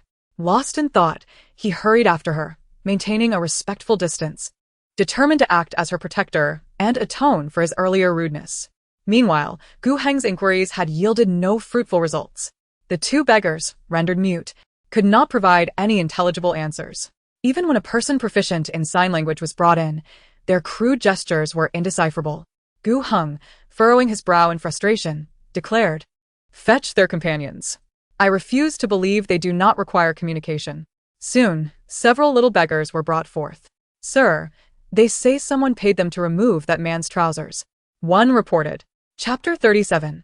The beating of a mistress. The figure who had offered the coin wore a hood, clad entirely in black, with gloves obscuring their identity. Their voice hoarse and indistinguishable in gender. "They were roughly of my height," the beggar continued. Gu Heng's expression darkened. "Show me the coins." The two beggars produced several copper coins, devoid of any distinguishing marks or scents. While Gu Heng gleaned no clues from the coins, his suspicions began to take shape. Apart from Chen Yunyang, neither Su Yujiao nor anyone else seemed to have a grievance with the others. In the past, he had perceived Chen Yunyang as cunning, yet he had never anticipated her to be so malicious. However, probing further into this matter could raise questions from the crown prince, only drawing unwanted attention to Su Yujiao. His primary concern now was whether Chen Yunyang would thwart Su Yujiao's plans, unsure if she had recognized her. It appeared necessary to create some trouble for her. Otherwise, she'd continue to believe Su Yujiao an easy target. Take them back and teach them a lesson, deny them food for 3 days. No causing a scene that could lead to fatalities. Gu Heng's demeanor was stern. He had no desire to burden the two beggars. Yet the image of Su Yujiao's panic ignited a fierce anger within him. As long as he was present, no one would dare to bully her. "What's that noise outside?" one of the guards inquired. "Sir, it appears they are apprehending individuals. There are reports of a plague in Xiqing, and many newcomers to the city are from there. Chun County Magistrate has ordered all outsiders to be expelled today." Gu Heng frowned. With the threat already infiltrated, expelling them would only cause them to scatter and spread the disease. Su Yujiao mentioned that isolation is the best course of action in such circumstances. "Let us visit the county office." As for Chen Yunyang, She waited eagerly for news from Xiaohe, but received word instead of the two beggars being captured. Do not worry, miss. They will remain silent. Moreover, I did not personally intervene, so Gu Heng will not trace it back to me. Chen Yunyang frowned. Whom did you send? Xiaohe, with a coy smile, shyly replied Lu Wu. You too have become involved? Chen Yunyang inquired, with a mixture of surprise and curiosity. Xiaohe nodded, her demeanor bashful, yet pleased. Chen Yunyang scolded lightly. Wretched girl. Do not fret, miss. I merely wish to assist you. Lu Wu is obedient and audacious. If he is satisfied, he would dare to do anything. What if Gu Heng traces it back to Lu Wu? That simpleton cannot keep his trousers in check. How can he protect your interests? Xiaohe retorted confidently. I hold his secrets. Revealing them would be a grave crime. What secrets? Lu Wu had previously served in the palace, engaging in an affair with a neglected consort. When that consort suddenly regained favor and became pregnant, fearing retribution, he purposely made a blunder, resulting in his expulsion from the palace and subsequent enlistment in the army, ultimately becoming part of Lu's forces. His selection by General Lu was due to his martial prowess. Naturally, a former palace guard would possess skills, Chen Yunyang mused. How do you know all this? He speaks the truth when intoxicated, Xiaohe replied. Chen Yunyang felt reassured but then grew curious. How is it that he has not silenced you? Xiaohe chuckled lightly, her demeanor laced with a seductive charm. I have long maintained that no man can resist temptation. He would not dare. Which consort is Lu Wu involved with? Xiaohe shook her head. He mentioned a name, Chen Tao. Perhaps it is her given name. I cannot say which consort bears that name. Chen Yunyang committed Chen Tao to memory and refrained from further inquiries, instead asking about Dr. Su's situation. Learning that he had been significantly frightened brought her joy. It was beneficial to unsettle her rival, especially with Lu Wu as a newfound ally. Come, let us stroll through Yun City. I have heard that the rouge here is renowned. It would be a shame not to explore while we are here. As Chen Yunyang and her maid exited the inn, they were abruptly confronted by a plump woman adorned in gold and silver. The hefty matron was flanked by 3 or 4 burly women. Before Chen Yunyang could react, the plump woman swung a hefty purse at her. You wretched hussy, daring to steal my man. You must be tired of living. You shameless wench, flaunting yourself before men. Is it? Then let us see how you enjoy it. Strid her bare. Yes, ma'am. The robust women encircled Chen Yunyang and her maid, with Xiaohe unable to signal for help as her arm was seized. Chen Yunyang was in a dire predicament, pinned to the ground, her hair being cut, her clothes torn, and subjected to brutal kicks and stomps. The plump matron even trampled her face with considerable force. Chen Yunyang felt as if she were on the verge of madness, wishing fervently to perish, hoping that upon awakening, it would all reveal itself as a mere nightmare. Just as she was about to lose her last piece of clothing, Gu Heng arrived with the county magistrate Chen. Stop! What are you doing? He exclaimed. In broad daylight, committing such acts of violence in the streets. Do you not fear the law? It's you again, Madame Wang, the magistrate said, recognizing the perpetrator with a hint of helplessness. Gu Heng, curious, inquired, Magistrate Chen, do you know this person? She is not in her right mind. The magistrate gestured to her head. The Wang family is the wealthiest merchant in this county and a benevolent household, distributing rice and porridge annually, saving countless lives during famines. The only pity is that after Mr. Wang's passing, his wife lost her sanity, wandering from brothel to brothel in search of him. Brothels? Gu Heng coughed, Mr. Wang was once quite the dashing figure. The magistrate, feeling awkward, refrained from elaborating further. Today, it seems Madame Wang has mistaken this woman for a courtesan, he continued. Such incidents have occurred before, and the Wang family has always compensated generously. I fear today will unfold similarly. It was at that moment that Gu Heng recognized Chen Yunyang. Miss Chen, is it you? Chen Yunyang was still restrained by several women and unable to move. With Madame Wang being pulled away, she finally found her voice to scream. Her desperate cries attracted a crowd, drawing even more onlookers. Yunyang? Lu Ziqian suddenly emerged from the throng, only to be halted by Gu Heng. General Lu, do not approach her. She may be infected with the plague. Upon hearing this, the crowd quickly recoiled, covering their mouths and noses. Chapter 38. General Lu's stamina is wasted as a breeder. Lu Ziqian stiffened, refraining from coming closer. His shocked gaze darting between Gu Heng and Chen Yunyang. He then snatched a tablecloth from a nearby stall and threw it towards her. What is happening today? This morning, Dr. Su was disrobed, and now this afternoon, Chen Yunyang is being assaulted. His brow furrowed in concern as he questioned what transpired.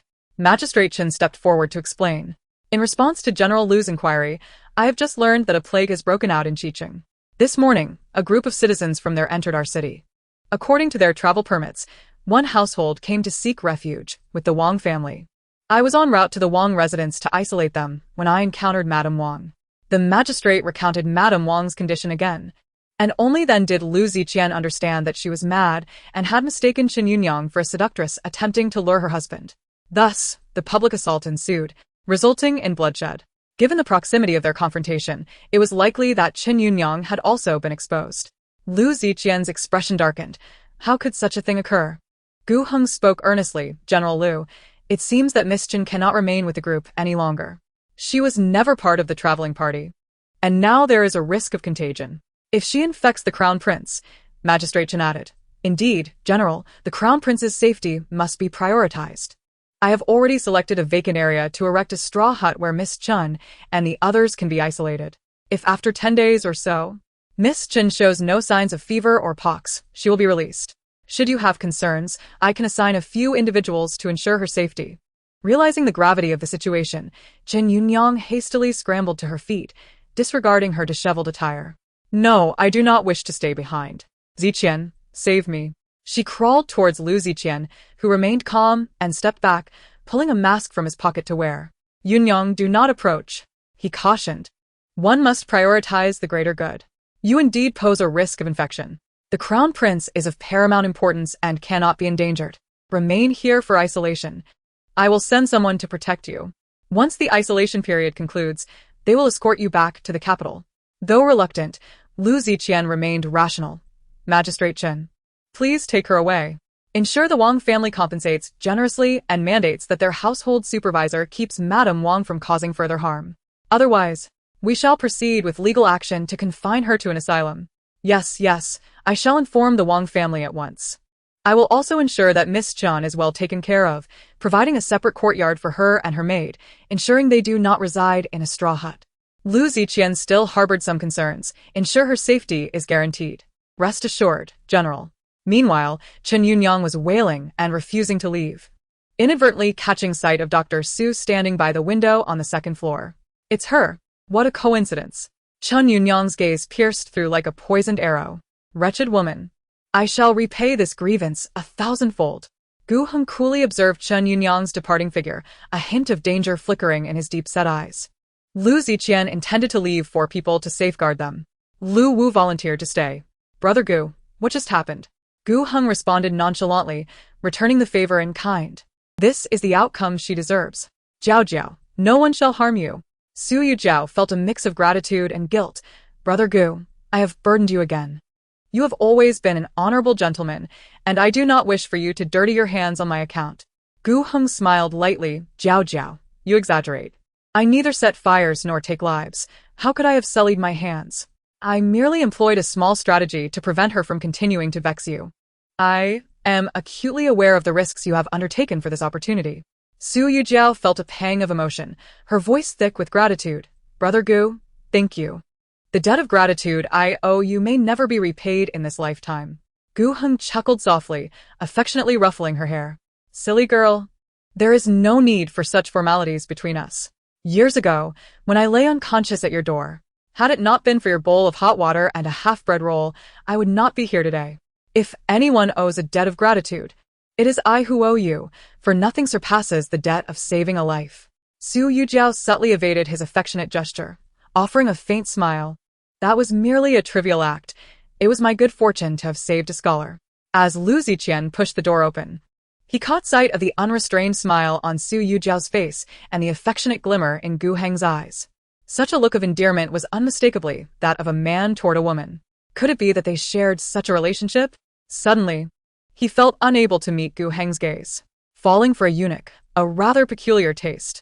Gu Heng's expression darkened upon the intrusion of the unexpected guest, his smile swiftly turning to disdain, glaring openly, without reserve. Su Yujiao, feeling awkward, took a few steps back and coldly asked, General Lu, do you require something? Did your family not teach you to knock before entering another's room? Lu Ziqian assumed he had interrupted something significant, feeling somewhat guilty as he awkwardly cleared his throat, dismissing the small eunuch's cold demeanor. Is this not merely a man's room? Why the fuss over decorum? However, I will be more mindful of my manners with you and Lord Gu in the future. I came to inquire about precautions during isolation. How many days must one be isolated? Upon realizing he was there for Qin Yunyang, Su Yujiao's expression darkened further. I do not know. With so many physicians around, you come to ask me, a mere itinerant doctor? General, you overestimate me. This young eunuch seemed overly temperamental.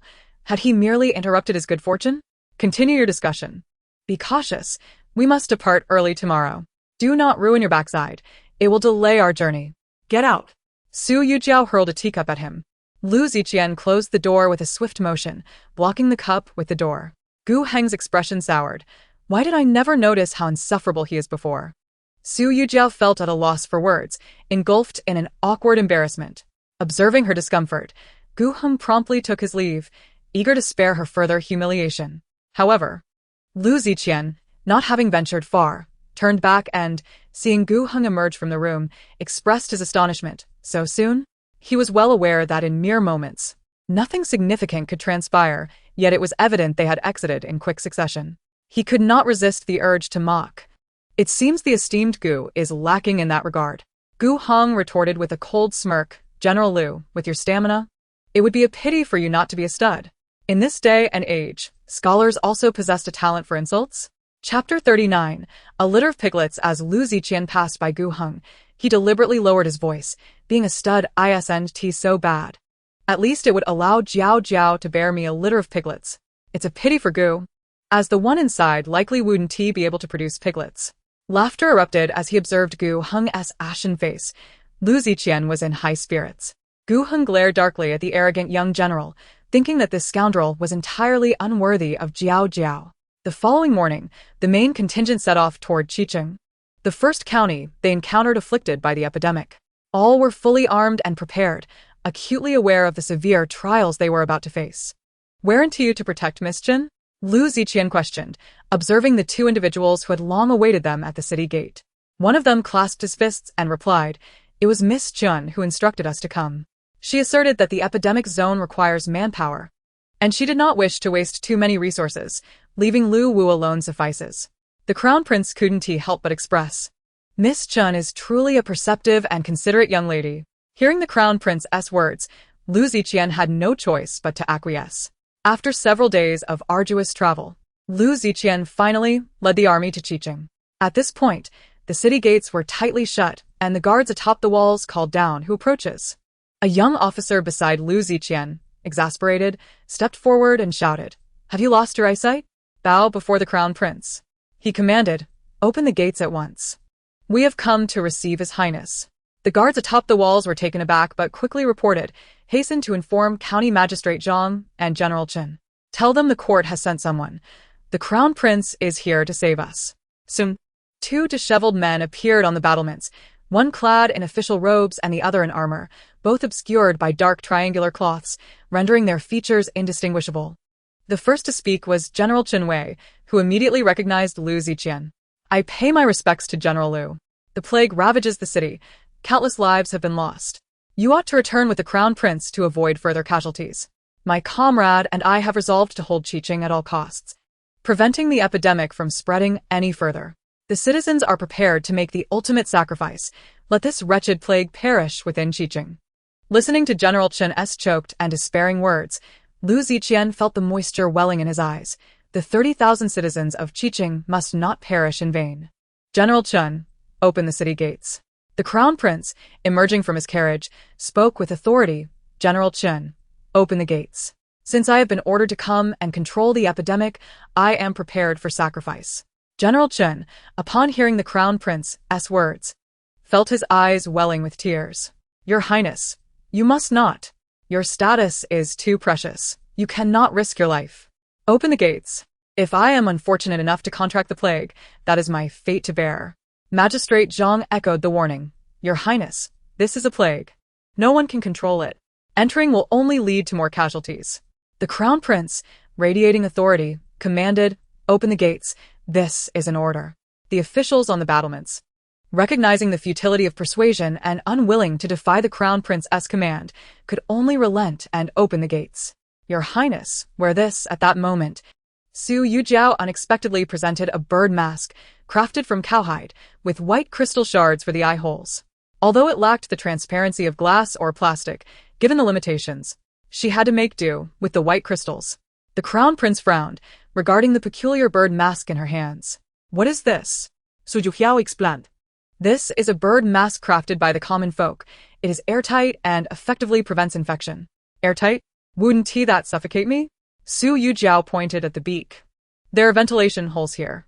The beak section is crucial for defending against the plague, filled with mint, cotton, camphor, and aromatic herbs. As we are about to enter the epidemic zone, protection is paramount. I urge you to wear this mask. As she spoke, she produced several sachets. You must wear a few of these as well. These sachets are specially formulated for epidemic prevention, composed of a blend of atractylodes, platycodon, asarum, aconite, and monkshood, ground into a fine powder. Carry it with you to ward off the plague. It is not for consumption. Without hesitation, the Crown Prince accepted the sachets and mask. Your medical expertise is commendable. How many of these masks and sachets did you produce? Crystal is precious and difficult to polish. My abilities are limited, so I crafted only 3 sets. The sachets are fewer in number, but I have enough medicinal powder to provide each soldier with a portion. They can use their own sachets or pouches. I have already given the formula to the imperial physician. Once we enter the city, as long as there are sufficient herbs, we can immediately prepare and distribute the medicine to the citizens. Excellent, excellent. You have rendered me a great service, and upon our return to the capital, I shall ensure you are duly rewarded. Bring forth the medicinal powder. The Crown Prince observed the 2 additional masks in Su Yujiao's possession without presuming to take them. He understood that these masks were vital for survival and exceedingly valuable, thus he had no right to distribute them. However, he surmised that she would keep one for herself, and the remaining one would surely go to Gu Heng, given her close friendship with him. Indeed. Su Yujiao approached Gu Heng and handed him a mask along with 2 sachets, cautioning, for safety's sake, wear the mask first, then the mask. Understood. Once inside the city, one must exercise utmost caution, avoiding contact with anyone infected with smallpox, and refrain from using their teacups or garments. Frequent hand-washing is imperative. The primary transmission of smallpox occurs through droplets from breathing, coughing, or sneezing. Su Yujiao had reiterated the transmission methods numerous times during the journey, yet before entering the city, she continued to remind everyone, fearful they might dismiss the seriousness of the situation, as the ancients lacked an understanding of air. They were unaware that breathing the air could lead to infection, mistakenly believing that only direct contact with the sick could transmit the disease. Lu Ziqian, mounted on his horse, observed Su Yujiao persistently cautioning Gu Heng as if she were a woman, feeling disdainful yet reminded of his wife in the capital who prayed for him. If she were here, she would undoubtedly offer him similar repeated admonitions. As the city gates opened, Lu Ziqian impatiently called out, "Are we not leaving? If you fear for your life so much, perhaps you should not enter." Su Yujiao paused momentarily before walking toward him, and Lu Ziqian looked down from his height. What? Does this little eunuch wish to strike me? Su Yujiao looked up at him, extending the final mask. Before donning the mask, please wear the mask first. What? Lu Ziqian, taken aback, stared at her in disbelief. No one expected her to give the last mask to Lu Ziqian. Even he was momentarily stunned, staring down at the little eunuch offering him a mask from atop his horse. Chapter 40.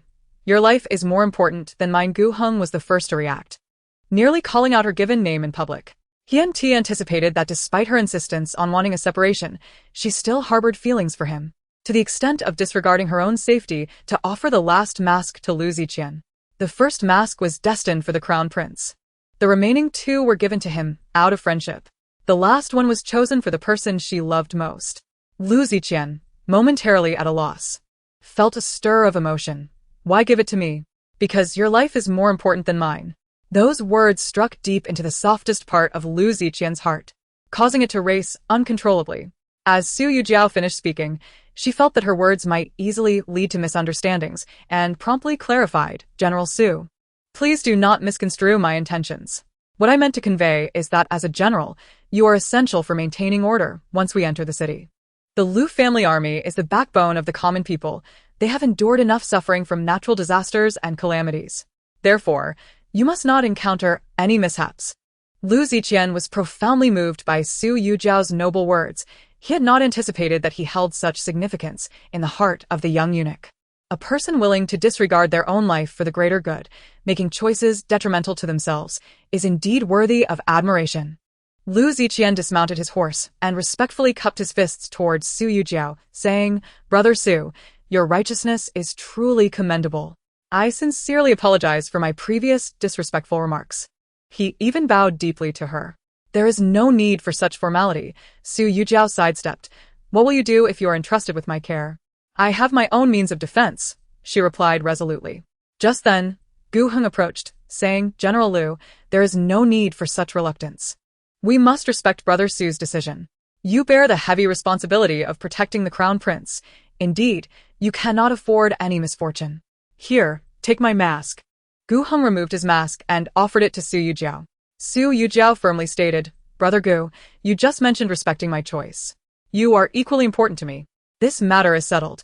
Let us not squander time on it, lest we appear overly sentimental." With that, she decisively took her seat in the Crown Prince's carriage. The Crown Prince could not help but exclaim, "Dr. Su, your decision has truly taken me by surprise. Your selfless righteousness commands the admiration of all." Lu Ziqian led the group into the city, with everyone on high alert. Upon entering, they discovered that the situation was far more dire than they had anticipated. The once thriving town was now shrouded in cries of despair. The air was thick with the acrid scent of medicine and an unshakable stench of decay. Few pedestrians were seen on the streets.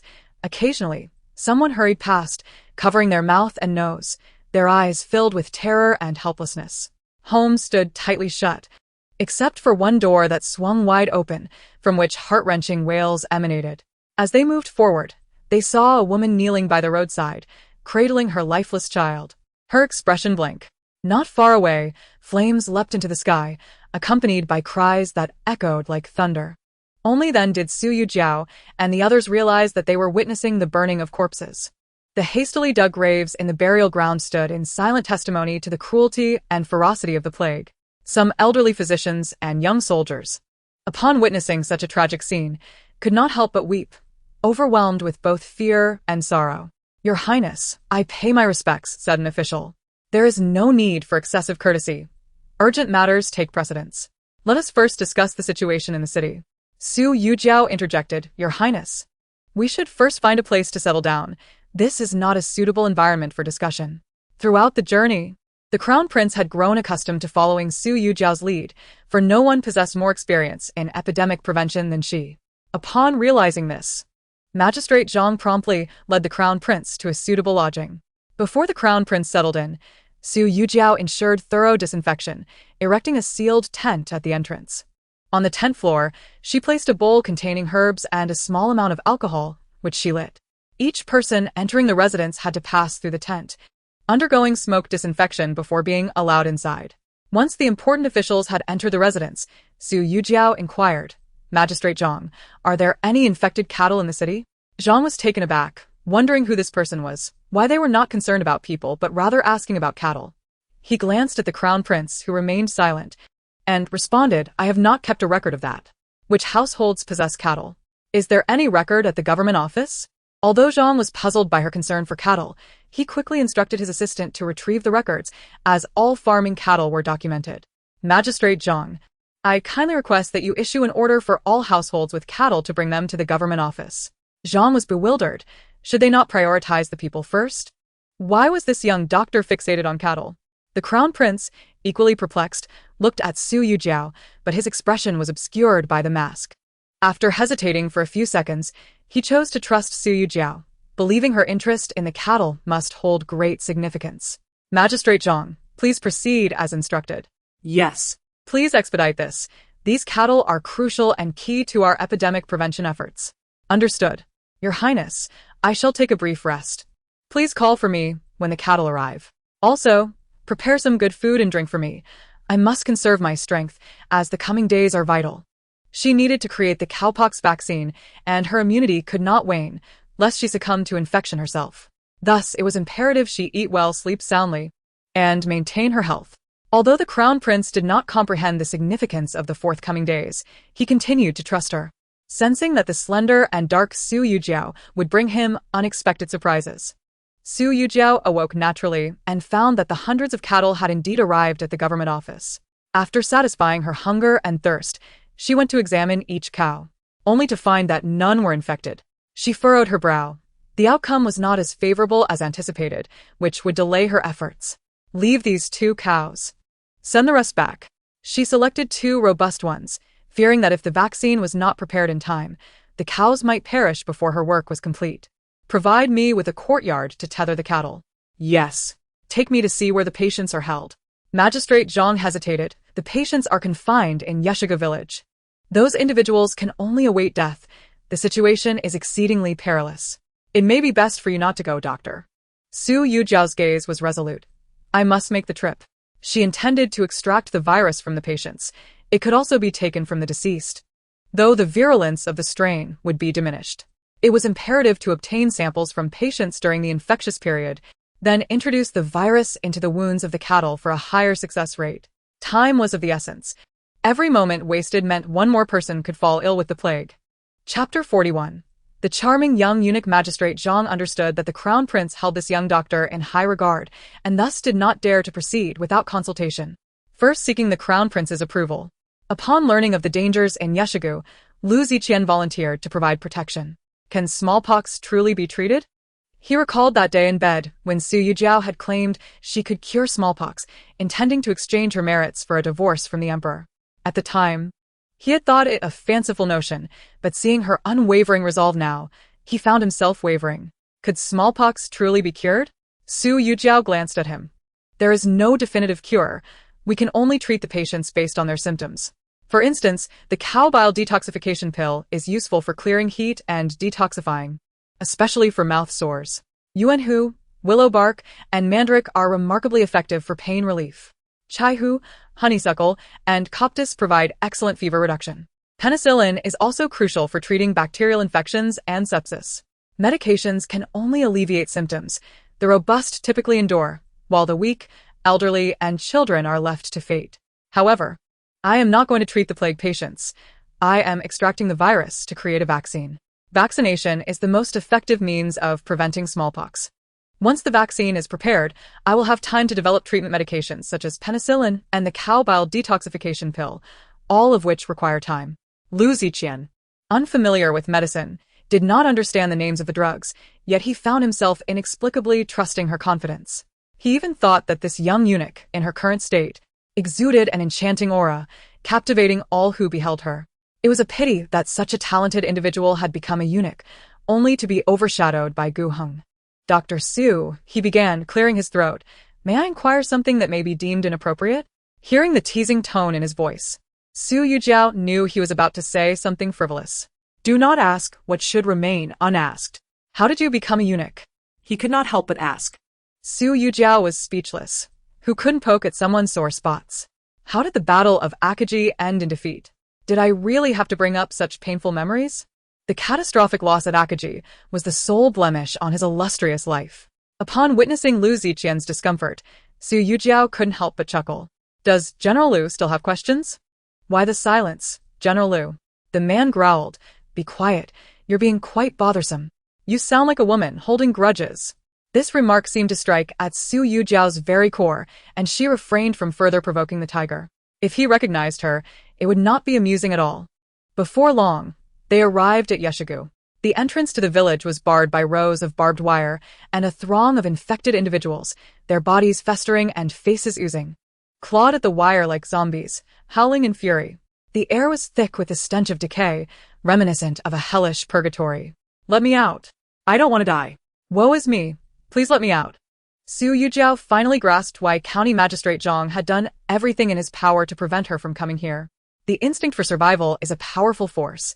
Those unwilling to accept death exuded a terrifying desperation. Their eyes were bloodshot, their voices hoarse, and the palpable hatred seemed capable of annihilating everything. Lu Ziqian instinctively shielded the petite Su Yulong behind him, still uneasy, despite the barbed wire serving as a barrier. Everyone please quiet down and listen to me. Su Yujiao's voice was drowned out by the enraged cries of the afflicted. Silence. Lu Ziqian shouted, flinging a handful of small stones, instantly quieting the crowd. The atmosphere finally settled. He seemed to delegate the task of speaking to her, while she, too, felt a surge of anxiety in this unfamiliar situation. Steeling herself. Su Yujiao stepped forward, but was pulled back by Lu Ziqian. He recalled the eunuch's warning that smallpox could be transmitted through the air, and it was best to keep a safe distance. Su Yujiao nearly stumbled from his grip, but recognized his intentions were good and chose not to protest. Fellow villagers, this is the valiant General Lu Ziqian, known as a god of war among the people. He has been tasked with protecting the Crown Prince. The Crown Prince has come to Qiqing to control the plague and save the common folk. General Lu? That young general from the Lu family army? The villagers' eyes brightened at the mention of Lu Ziqian's name. Their hopes ignited. To Su Yujiao's surprise. She realized that Lu Ziqian held a place in their hearts that surpassed even that of the Crown Prince. She seized the moment and exclaimed, "Indeed, the Crown Prince and General Lu have come to save you." Upon hearing her words, the crowd fell to their knees. "Please, General, save us. I do not wish to die. I am not sick. They forced me in here. Can the General truly save us? This is smallpox. Can General Lu cure it?" All eyes turned to Lu Ziqian, as if he were their sole beacon of hope. Faced with the desperate gazes of the crowd, he felt the weight of their expectations and gently pushed Su Yujiao forward. "I am a warrior, not a healer. However, Su Yulang can help. She is a disciple of the renowned physician Mo, here to save lives. As long as Su Yulang is present, there is hope for your survival. The court will not abandon any citizen. As long as there is a glimmer of hope, they will exert every effort to heal." Su Yujiao shot him a glance. A disciple of physician Mo? She would not consider herself fortunate. He was utterly disappointed in her and had vowed never to see her again. This man certainly had a talent for spinning tales, but invoking physician Mo's name was more potent than invoking a deity at this moment. The crowd erupted in joy. A disciple of physician Mo? Fellow villagers, we are saved. Seizing the opportunity, Su Yujiao asked, "Are there any among you skilled in medicine?" "I am." So am I. Several middle-aged men stepped forward, and the crowd parted for them. "Is there paper and ink in the village? I will dictate a prescription for you to record. Shortly. I will arrange for herbal medicine to be delivered, and you can brew it yourselves." Someone inquired, "Won't Su Yulang personally examine us?" Su Yujiao shook her head. "I cannot do so at this moment, as I have more pressing matters. I must develop a remedy to prevent the plague and save more lives. I hope you can understand. Once the medicine is ready, I will return to treat you all. Please grant me 10 days. Plagues are not terrifying. What is truly dreadful is a high fever that does not subside and festering sores. As long as the right treatment is administered, the majority of those with strong constitutions will survive. The court has allocated ample resources this time, including medicine and funds. So please be patient and follow the arrangements of the officials. General Lu and I have come not only to provide the prescription but also to collect a few samples. I hope you can cooperate. What does Su Yulang wish to collect?" She pointed to the pus-filled sore on a man's arm. "I need to take some pus to develop an antidote. Let there be no more smallpox in this world." Lu Ziqian was captivated by the little eunuch's gaunt face. At this moment, she exuded an undeniable charm. Chapter 42. Let Su Yulang succumb to the plague. Someone, unable to bear it, said, "Su Yulang, that pus is contagious. You must not touch it. Indeed, others cannot afford to be near it." Su Yujiao, undeterred, replied, "I am aware of the dangers, but someone must brave the peril." Dressed in a mask, gloves, with swabs and porcelain vials in hand, she moved forward to collect some pus, sealing it in a vial. Lu Ziqian offered, "I will prepare wormwood smoke in the front room." After they had completed their disinfection and changed into the clean garments they had brought, they hurried back to the city. County Magistrate Zhang awaited them at the courtyard entrance, ready to provide the resources needed for her to develop the cowpox vaccine. "Is everything I requested prepared?" "All is here." Su Yulang may check once more. "Good. Let's move everything inside. Once I enter, no one is to enter this courtyard. Additionally, prepare some items for me.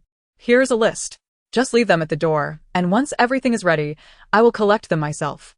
Zhang glanced at the list, bewildered. Moldy oranges, rice washing water, rapeseed oil, charcoal, and a restless, emaciated cow with red eyes. This young physician's requests were always so unexpectedly peculiar. Su Yulang. "What do you need these for?" "To develop medicine, of course. You need not inquire further. Just prepare according to the list. And be sure to gather plenty of moldy oranges." Oh, and the items on this list need to be delivered promptly. They are all crucial. Especially the strong liquor. Send as much as you have, as it can be converted into alcohol for disinfection and fever reduction. The most terrifying aspect of a plague is the high fever that persists. As long as we can reduce the fever, treatment becomes much easier. As Su Yujiao finished her instructions, Gu Heng arrived, weary from travel. Su brother, take care. I will have people stationed outside the courtyard. If you need anything, just call. Thank you, brother Gu. Before entering the small courtyard, Su Yujiao glanced at Lu Ziqian, who, still concerned, advised, be cautious. Even if it doesn't succeed, protect your own life. Su Yujiao looked deeply into his eyes, her feelings complex. He was kind to everyone, yet so harsh toward her. Seeing the complexity in her gaze, Lu Ziqian asked, perplexed, what is it? Perhaps you should wear the mask instead. The woman shook her head, suppressing her emotions. No need. I am going in, you all take care of yourselves. Once inside, Su Yujiao made numerous small incisions on the udders of the two cows. She then applied the viral pus to the wounds, knowing that in 5 days, the viral growth would reach its peak. After disinfecting the affected areas, she scraped off the scabs and dermal tissue. The viscous substance in question is the vaccine concentrate, which is subsequently diluted with water and applied to the nasal cavity of the inoculated individual using a cotton swab. Within 1 to 3 days, the recipient may experience a fever. If the fever subsides, it indicates a successful vaccination. After completing these procedures, Su Yujiao heard a call from the entrance. Dr. Su, everything you requested is ready. Excellent. I will collect it shortly. Once she finished her tasks, Su Yujiao moved the moldy oranges to the courtyard in baskets.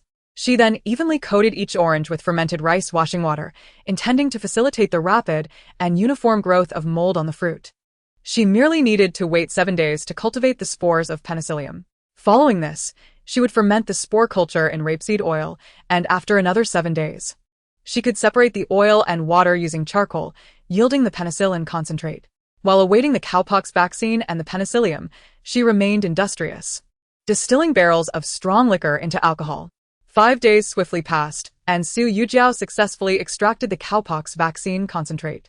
She vaccinated herself first in her small courtyard. By the following night, she developed a fever. After taking the antipyretic she had prepared in advance and continuously applying alcohol for physical cooling, her fever subsided that same evening. By the 3rd day, she felt revitalized.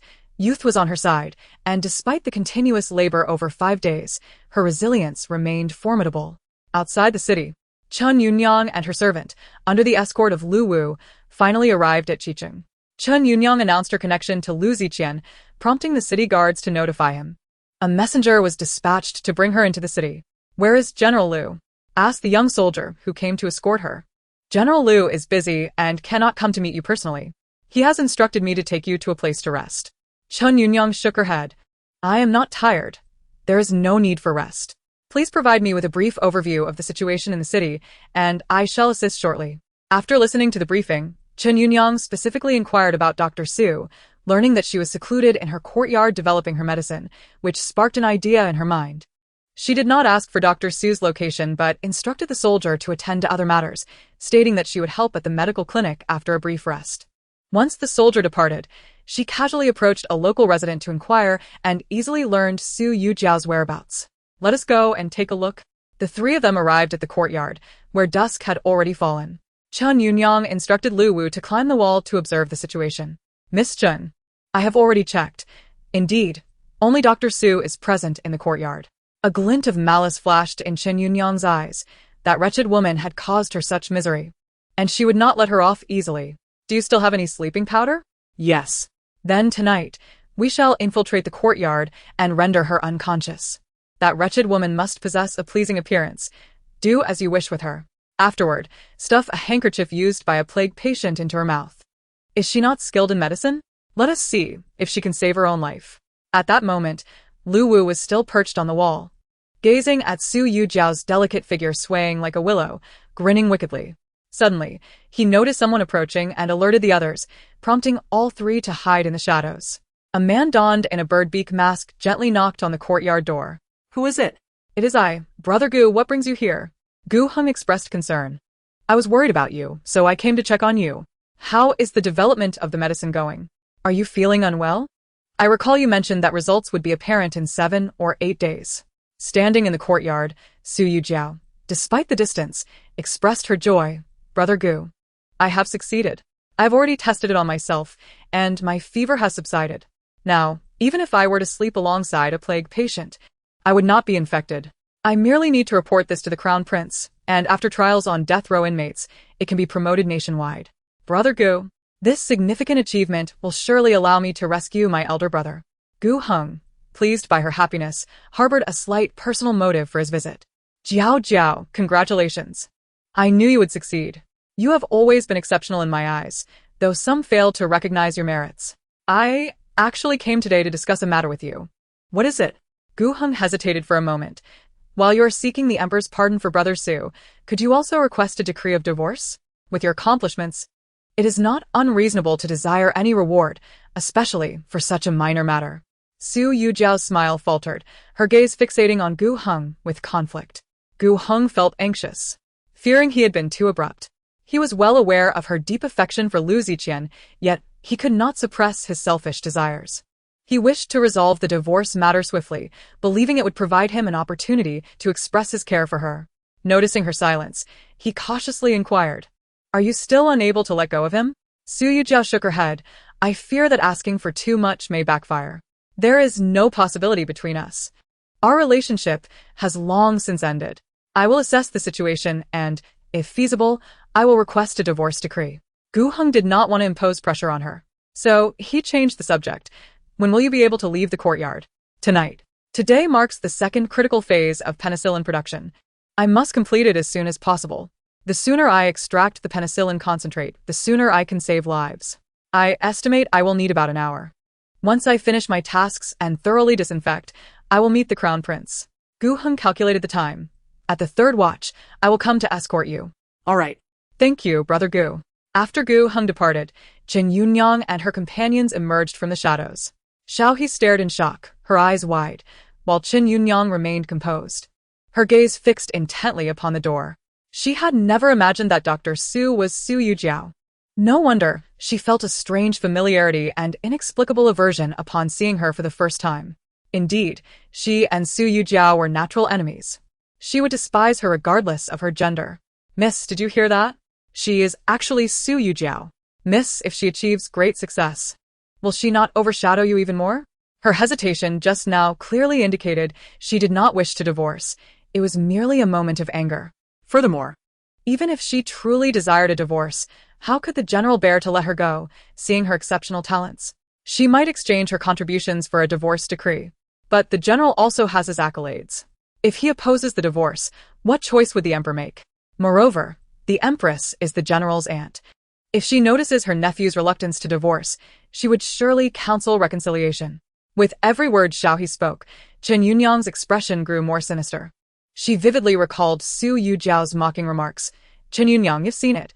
He is unwilling to divorce, not I who am clinging desperately. Why does he refuse to give you a title? Does it mean he does not love you as much?" Chen Yunyang's face turned ashen. Silence. But Xiaohe persisted. "Miss, even if you blame me for speaking out of turn, I must insist. We cannot allow her to achieve great success. You must devise a plan. Then let her die." Chen Yunyang's expression hardened. After all, the Crown Prince is still unaware of the antidote. There is still time. And what of Gu Heng? He is privy to the truth. Then we shall eliminate him as well. He is merely a penniless scholar, easily dealt with. Did he not intend to come for you at the third watch? We shall act on the way. The night is dark and the winds favorable for our endeavor. Lu Wu, this matter is entrusted to you. Lu Wu cast a glance at Xiaohe, clearly reluctant. He had already learned of Su Yujiao's identity as Lu Ziqian's woman, and he dared not intervene. Gu Heng was also a favored individual before the Crown Prince. Either one was not someone he could afford to offend. Observing Lu Wu's reluctance, Chen Yunyang exchanged glances with Xiaohe. In a moment of understanding, Xiaohe playfully nestled into the man's embrace.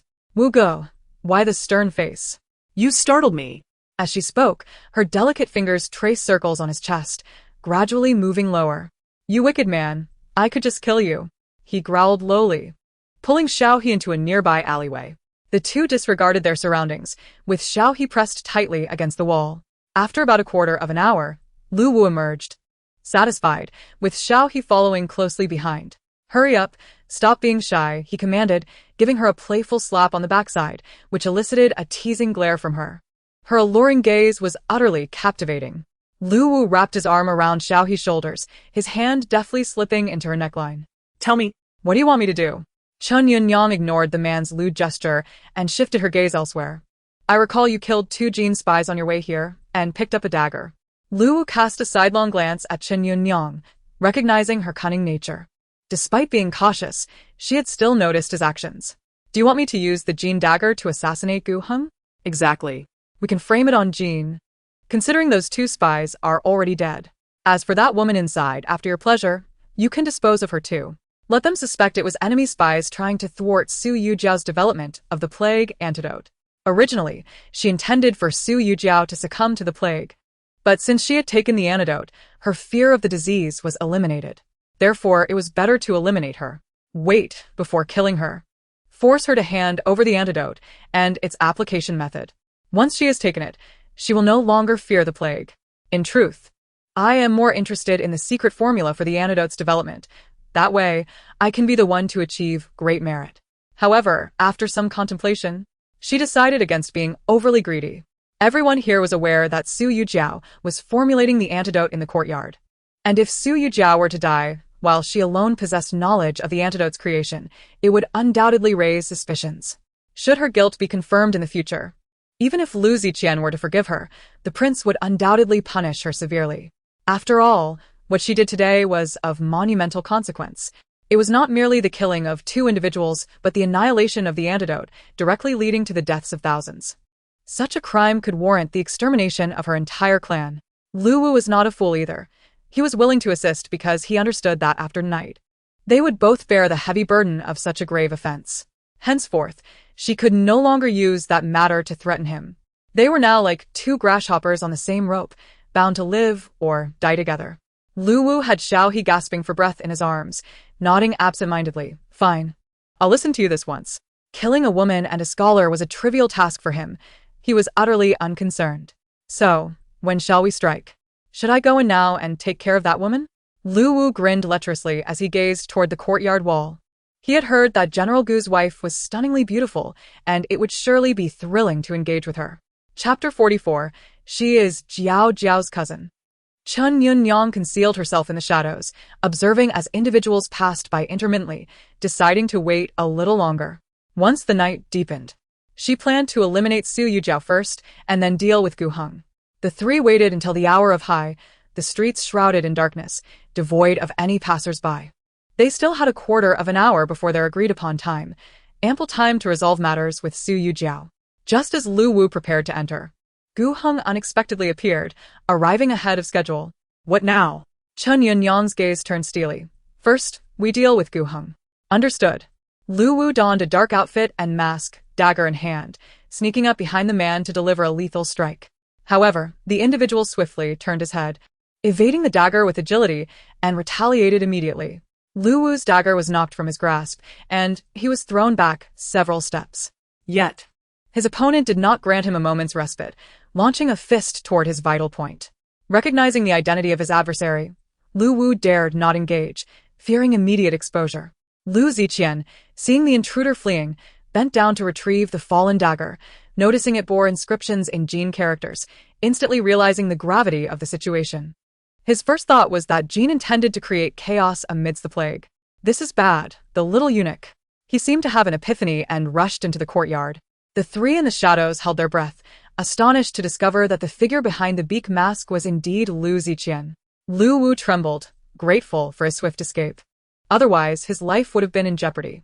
Inside the courtyard, Su Yujiao had just finished her tasks and was preparing to disinfect and change her clothes when she saw the masked figure burst in.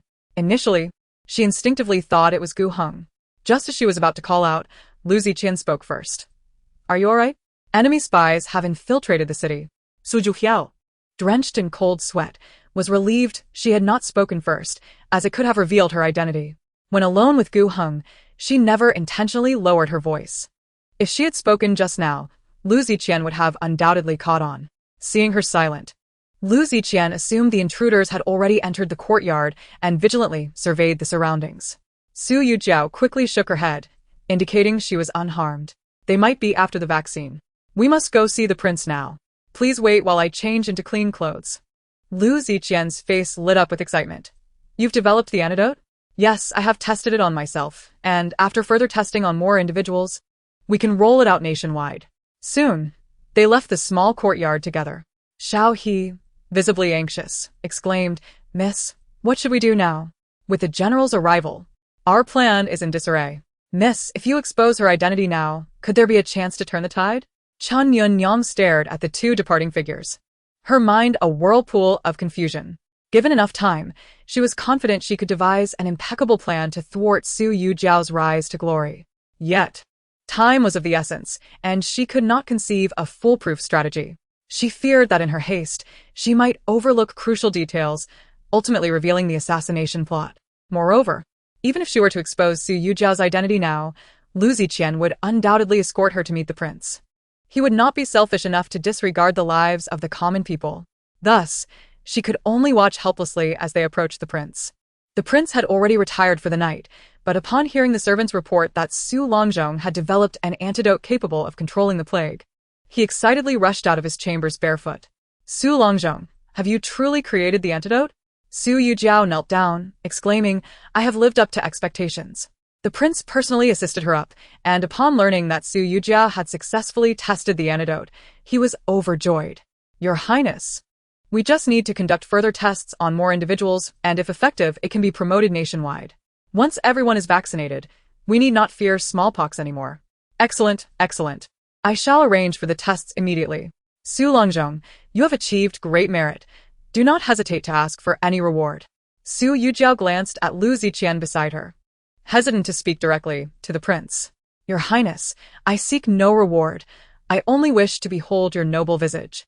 The prince laughed heartily. Ah, it seems even the skilled Su Longzhong is not immune to such desires. Who among the common people does not wish to meet the emperor and wander the palace? Very well. Once the plague is resolved, I shall personally take you to the palace to meet my father. You have rendered such great service. It is only fitting you receive a formal commendation in the Golden Luan Hall. Subsequently, Lu Ziqian reported the infiltration of enemy spies before taking his leave. Ziqian. As they exited the separate courtyard, they encountered a weary-looking Chen Yunyang and her companions. By now, she had regained her composure and understood how to face the unfolding situation. Yunyang, you should not be here. The place is rife with plague victims. Chen Yunyang shook her head. I fear not the plague. Having come here, I am prepared for sacrifice. I know I cannot be of great help, but I can assist with bandaging and preparing medicine. Ziqian, there is something I wish to tell you. May we speak privately? She cast an odd glance at Su Yujiao as she spoke. Before Lu Ziqian could utter a word, Su Yujiao smiled mockingly and walked away. Yunyang, if you have something to say, do so later. I must escort Dr. Su back. There are attempts on lives tonight, so be cautious. As she spoke, Gu Heng arrived. Jiao Su, why did you come alone? I just checked the small courtyard and didn't see anyone. I was worried something had happened to you, he expressed with concern. Su Yujiao hurriedly explained, Brother Gu, I sincerely apologize. The situation was urgent, and I forgot our agreement.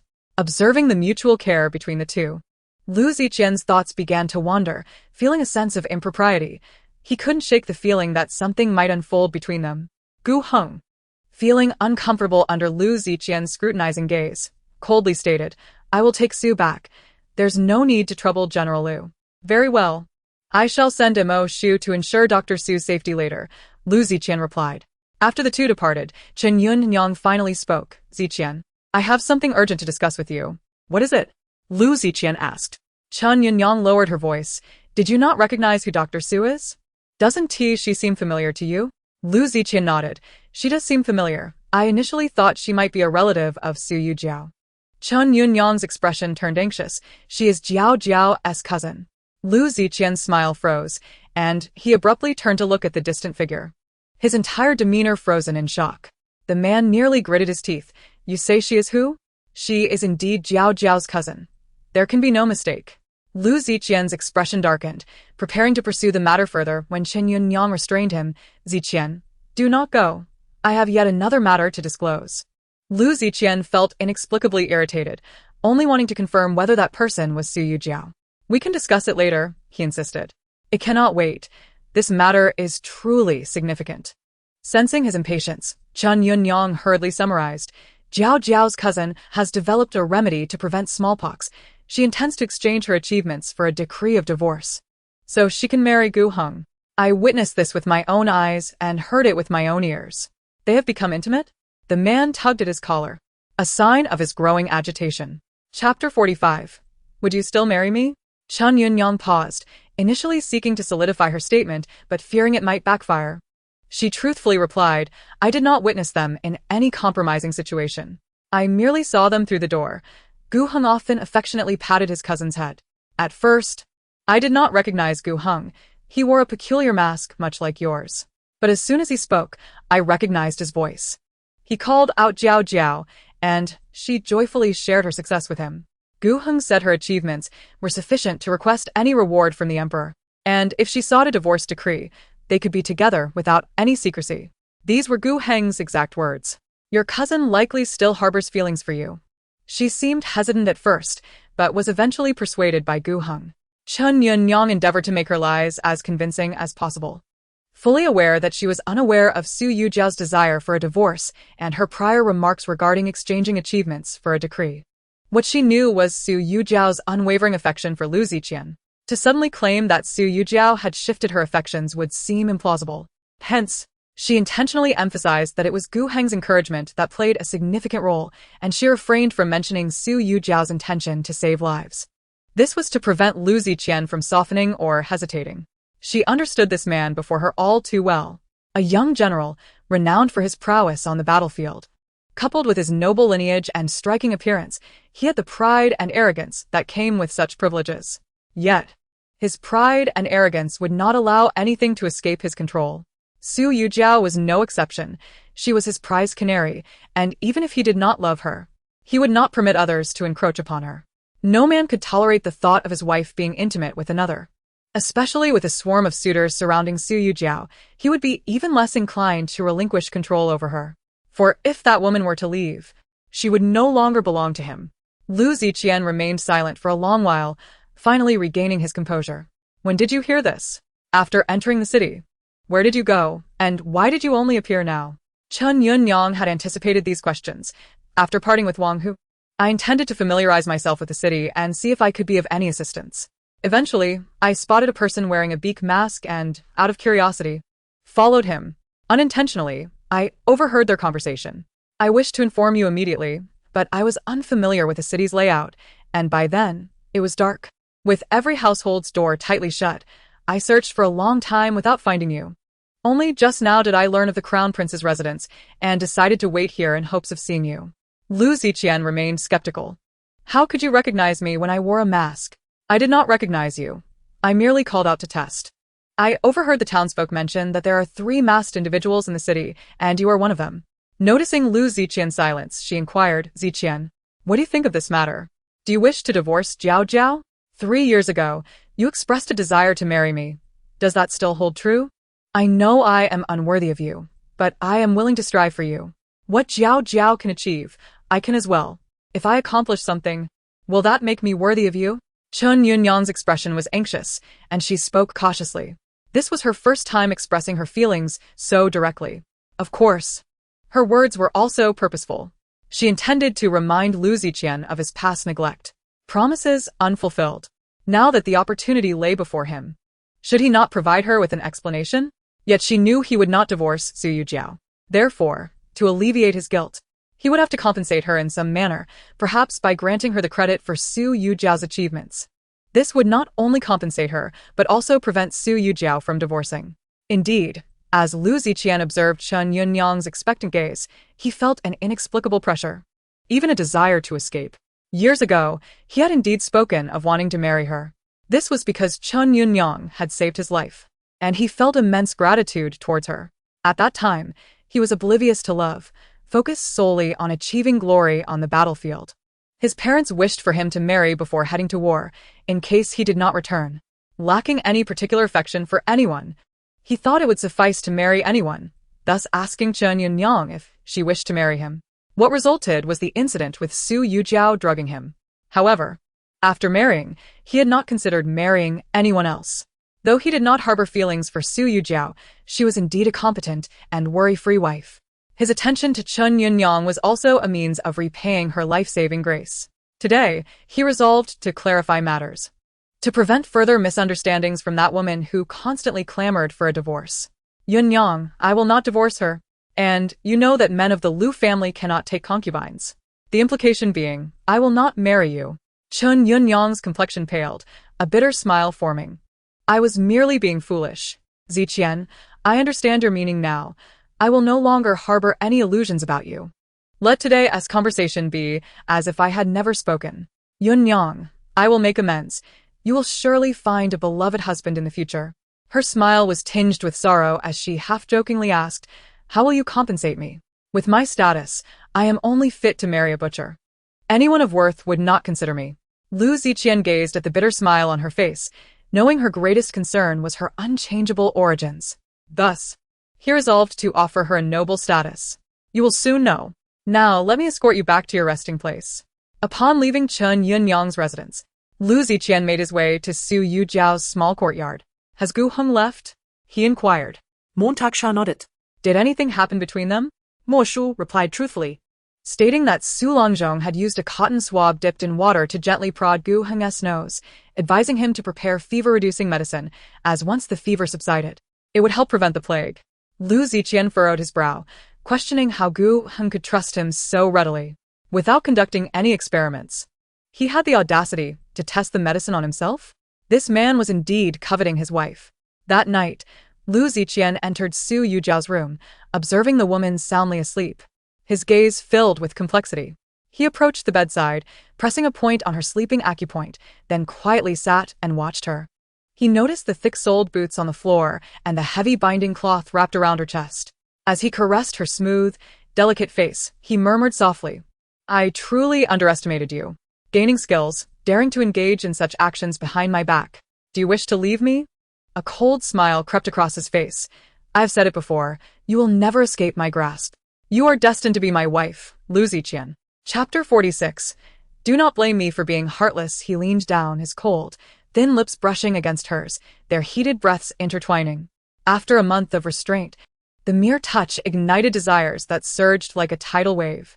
With a low growl, he fought against his cravings, leaving a fierce imprint on Su Yujiao's lips before retreating in disarray, watching her every move with Gu Heng. Mo Shu gazed at Lu Ziqian in terror, momentarily forgetting to react. Heavens! What did he just witness? The master actually kissed Su Longzhong? Noticing Mo Shu's stunned silence, Lu Ziqian understood his thoughts had strayed. His expression darkened. What are you thinking? Can't you see who she is? Mo Shu was taken aback, his astonishment renewed. Could it be the young mistress? Not entirely foolish after all. The next morning, Su Yujiao stared at her reflection in the bronze mirror, touching her swollen lips, feeling somewhat vexed. What kind of mosquito was so venomous to cause such swelling? Fortunately, she did not have to go out these few days. Otherwise, she would surely be misunderstood if seen. 3 days later, the results of the cowpox vaccine experiment were released. Hundreds of death row inmates were inoculated and then thrown into Yeshiga village, compelled to live alongside plague victims. Some of the frail inmates developed fevers on the first night after being vaccinated, but after taking medicine, they did not continue to have fevers or develop pox. The stronger ones did not even experience fever and remained lively after 3 days of cohabitation with plague victims. The Crown Prince, upon reviewing the results, found that out of the hundreds of death row inmates, only one elderly man in his 70s, who already had underlying health issues, succumbed to illness. The others remained unharmed.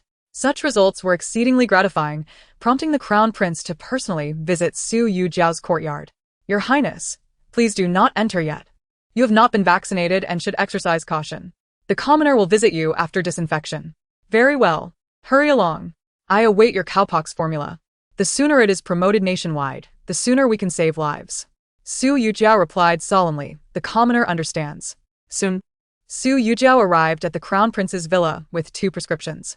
The Crown Prince, examining the method for developing the cowpox vaccine, curiously inquired, How did you come to know that cowpox can prevent smallpox?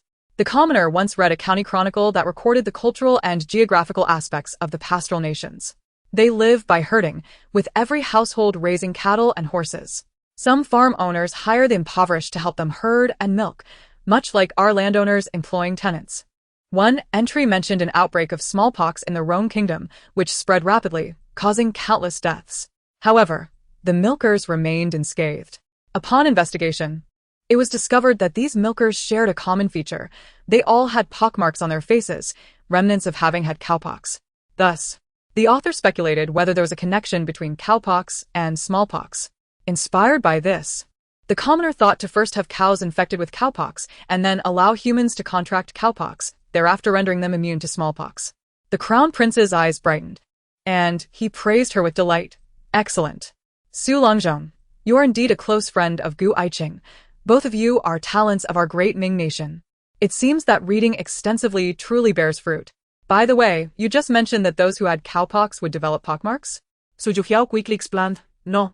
The commoner has already adjusted the formula to dilute the toxicity to the lowest possible level. It will only cause mild fever, without resulting in pox. You can rest assured. Your Highness, I have tested it on myself. The Crown Prince rejoiced. Excellent. And what is the function of the other prescription? Penicillin acts as an antibacterial and anti-inflammatory agent, remarkably effective for inflamed wounds. The most dreadful aspect of the plague is the persistent high fever and pus formation. With our current medical skills and herbal medicines, we can help patients reduce fever, but are helpless against inflammation and pus. If a wound infection is left untreated, it leads to persistent high fever, creating a vicious cycle, ultimately resulting in death. Those with strong constitutions may survive, while others perish. Penicillin is the remedy for treating wound infections and inflammation. It can be utilized in this plague and on the battlefield, as military doctors well know that most soldiers die from wound infections. Lu Ziqian watched Su Yujiao speak with eloquence, becoming somewhat entranced. He had initially thought her only skilled in matters of love, but to his surprise, she shone brilliantly in her own field, captivating and radiant. In an instant, Lu Ziqian's emotions became complex, and he could not quite articulate what he felt. The thought of her disguising herself and risking everything to escape him caused an inexplicable irritation. Why could she not be obedient and sensible like before, fulfilling her role as his dutiful wife? Why must she oppose him? Did she truly wish to leave him for another man? Neither the Crown Prince nor Su Yujiao noticed his expression as they continued discussing the prescriptions. The Crown Prince inquired, I recall you also asked Magistrate Zhang to send a great deal of wine, yet neither of these prescriptions seems to require it. That wine is intended for making alcohol. I do not plan to contribute that formula. I wish to retain a means of survival for myself. I hope your Highness understands. The Crown Prince paused, then burst into hearty laughter. I was being presumptuous. I meant no other intentions, merely curious. Rest assured, these 2 prescriptions are sufficient to elevate your status. You will not be asked to contribute them for free. Su Yujiao shook her head. The commoner has no desire for wealth or titles.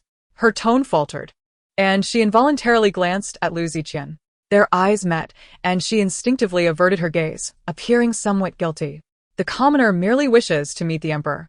Lu Ziqian clenched his fists, the temperature around him suddenly plummeting, his handsome face darkening as if it could freeze. He discerned the implication in her words. She wished to meet the emperor not for reconciliation, but for a decree of divorce. Su Yujiao, you betrayed me first. Do not blame me for being heartless. In this lifetime, you can only be mine. Unaware of Lu Ziqian's turmoil, Su Yujiao continued making arrangements. Your Highness, I have a request. Speak. 3 days hence, when the first batch of penicillin is developed, I wish to go to Yeshiga village to treat those patients. It is a promise I made to them, and I do not want to lose their trust. The Crown Prince nodded. I grant your request. Su Yujiao continued, saying that once the situation in Yeshiga village was under control, she wished to travel and practice medicine, thus unable to accompany him to Shu. I hope your Highness will grant this. Though the Crown Prince felt some reluctance, he understood her desire for freedom and her lack of interest in remaining as a court physician. Everyone has their aspirations. He did not wish to force her. I grant it. However, when do you plan to return to the capital? Do you not wish to meet the emperor? Once this plague is under control, the commoner will naturally go to the capital to meet the emperor. Chapter 47. I do not permit her to steal my sister-in-law's accomplishments, the Crown Prince pondered. How about this? Once you return to the capital, seek Gu Aiqing. He will certainly report to the palace. Agreed. After all, they're friends. This arrangement is quite reasonable. The Crown Prince glanced at Lu Ziqian, noticing his dazed expression, and called out, Cousin, What are you pondering? Lu Ziqian cast a complex look at Su Yujiao before responding to the Crown Prince's inquiry. I have a matter to report. Understanding the situation, Su Yujiao gracefully took her leave. Once she departed, the Crown Prince began to inquire further. Lu Ziqian hesitated for a moment, appearing troubled and restless, as if struggling to find the right words. The Crown Prince, intrigued by his cousin's unusual indecisiveness and agitation, pressed, "Cousin, what is amiss?" Lu Ziqian met his gaze and sighed. "Your Highness, I require your assistance with a pressing issue." "What matter?" the Crown Prince asked.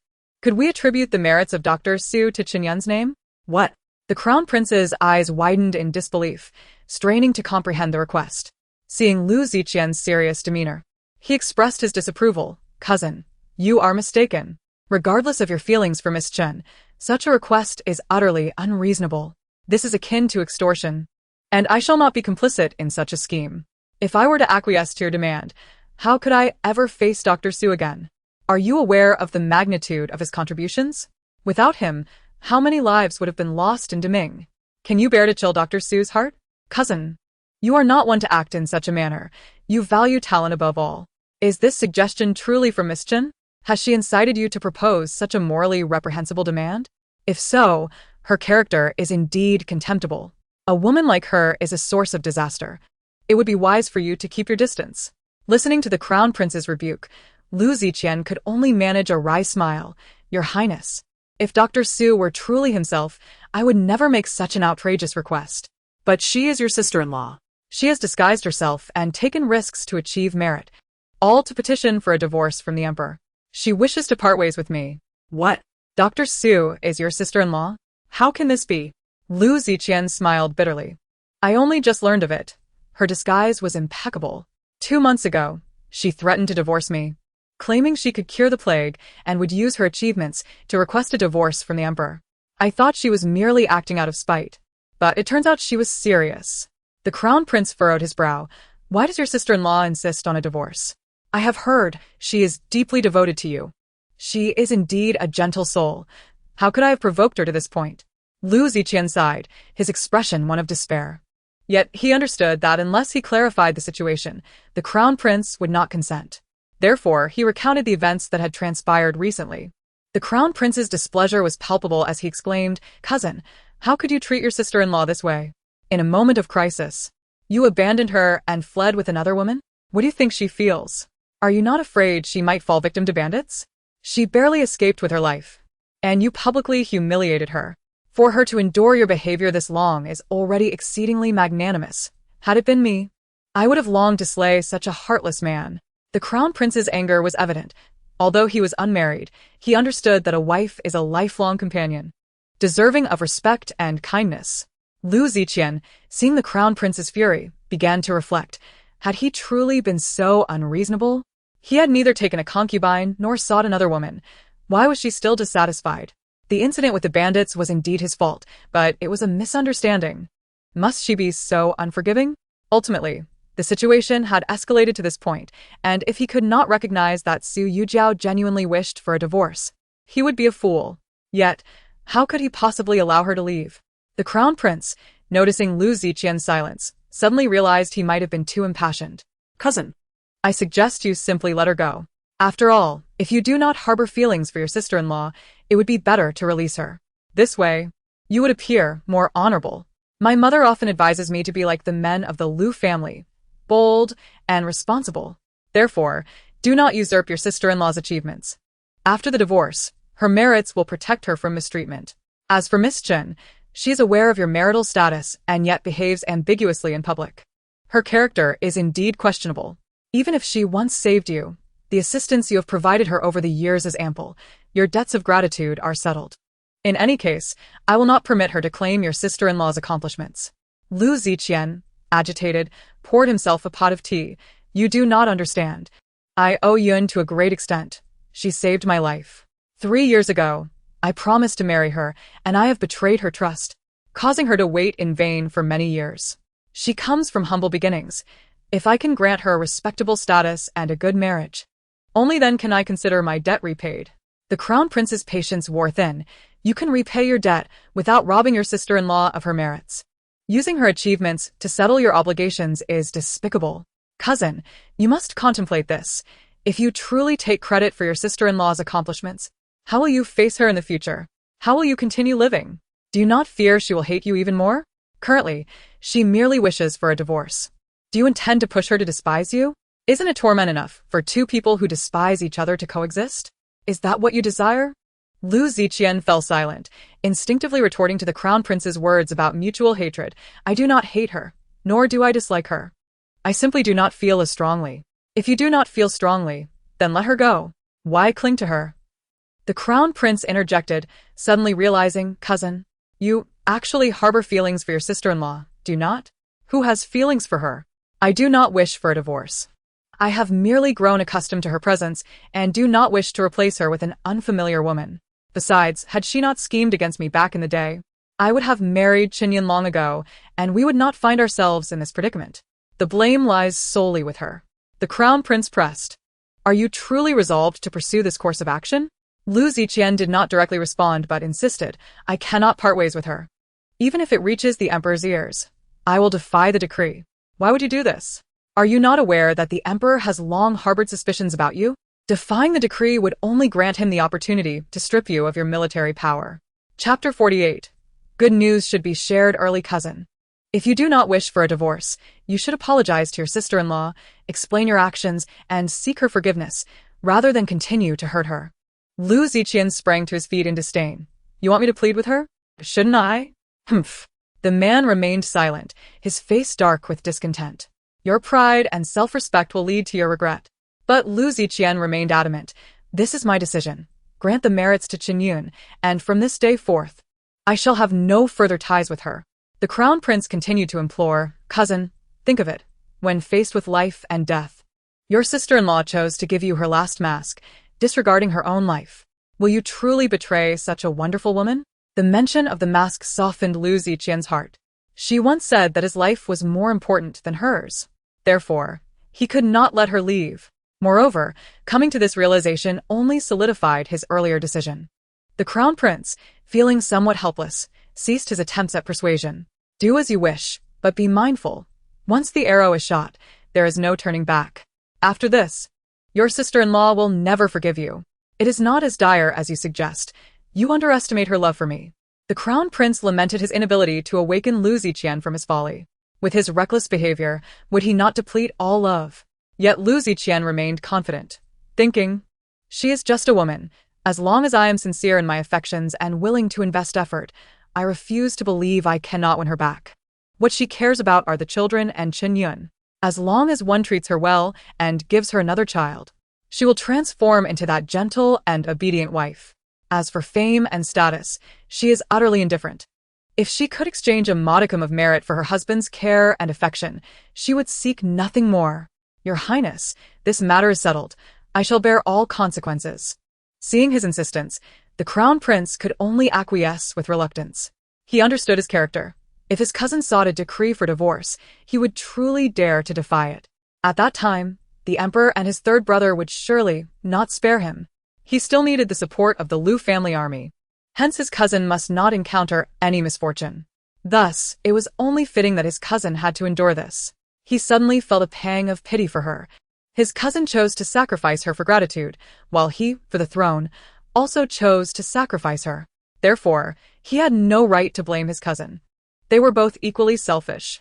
The memorial would be expedited back to the capital by nightfall, and until then, should you change your mind, feel free to seek me out.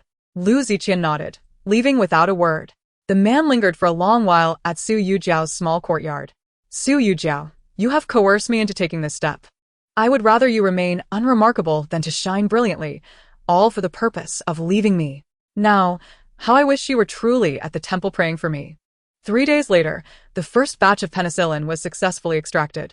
Without delay, Su Yujiao took the medicine directly to Yeshigu village. Unbeknownst to her, after she entered the village, the crown prince dispatched Gu Heng with a contingent to the next epidemic zone. After Gu Heng's departure, the people of Qiqing were vaccinated with cowpox and revered Qin Yunyang as a divine healer. Once the situation stabilized in Qiqing, the crown prince left a group to escort Su Yujiao back to the capital before hastily proceeding to the next epidemic zone. A month later, Half of the patients in Yeshiga village survived, an unprecedented medical miracle. On the day the village was unsealed, the surviving patients knelt in gratitude, their cries echoing through the air. The village prepared a lavish banquet the following day to express their gratitude. Dr. Su. This is the reward bestowed upon you by the Crown Prince. He remarked that traveling to practice medicine requires finances, so please do not refuse. Su Yujiao gazed at the thick stack of silver notes, pondering how generous the Crown Prince truly was. She did not decline. This was her due. After the guard handed her the silver notes and horses, he departed. This was the Crown Prince's order. On the surface, he left, but in reality, he secretly ensured her safe return to the capital. Su Yujiao rode away, waiting 3 days in Yunqing for Boss Zhang's merchant convoy. This had long been arranged.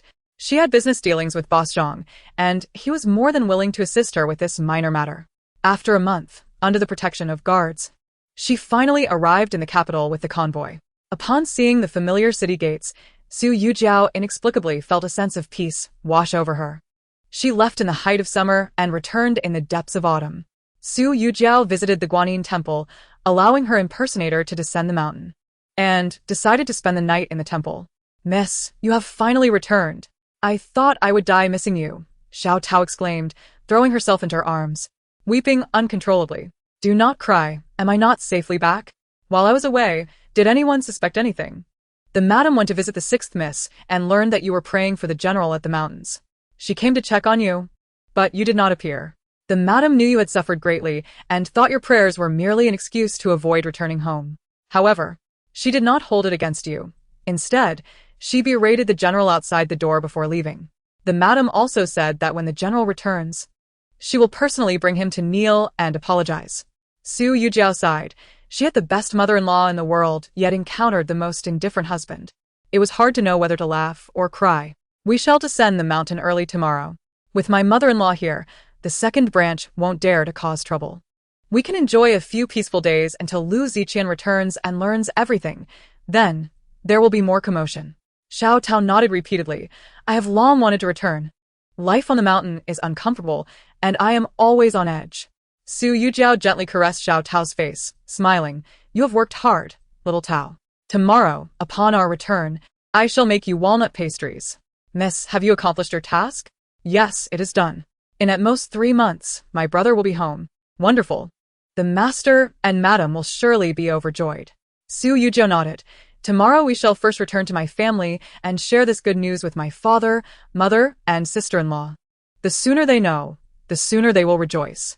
She recalled a saying she had once read, advising children not to return home suddenly to surprise their parents, but to inform them in advance, allowing them to begin their joy upon receiving the news. Hence, she was eager to return and share the good tidings. Early the next morning, Su Yujiao descended the mountain with Xiao Tao, and the two of them busily shopped, sending home anything they could not carry. "Mother."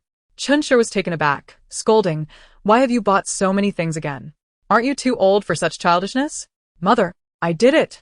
I saved my brother in my own way, and he will return home soon." "What?" Chunshur stiffened. Crash. He sure, in her excitement, knocked over the wooden basin. "Sister, you mean to say brother will return soon?" Chapter 49. The divine mother-in-law. Su Yujiao affirmed with a nod. "Yes. My brother will be home shortly. What is going on? Did Lu Ziqian help? When will my brother return?" Chunshur and Heishur bombarded her with questions.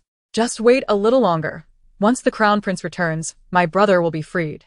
"The Crown Prince? Is it his assistance?" Su Yujiao shook her head. "It is not the Crown Prince's help. I have developed a remedy that can prevent the plague, achieving significant merit. When the Emperor rewards me for my contributions, I will request my brother's release." After recounting the entire sequence of events, Chunshur and Heishur finally grasped the magnitude of her accomplishment. Chunshur was rendered speechless in astonishment. A remedy that can prevent the plague? Is this true? No wonder divine physician Mo declared you a genius in medicine and dreamed of taking you on as a disciple. It turns out my dear Jiao Jiao is truly a prodigy in medicine. Though Heishur was equally shocked, she felt more joy than anything else. After such a long wait, they finally saw a glimmer of hope. She even found her sister-in-law much more agreeable. "Jiao Jiao, please sit. I am grateful to you for this matter," Heishur said, unexpectedly kneeling before Su Yujiao, startling her into retreat. "Sister-in-law, what are you doing?" Please get up. He sure insisted on kneeling. I said that if you could save your brother, I would kneel to thank you.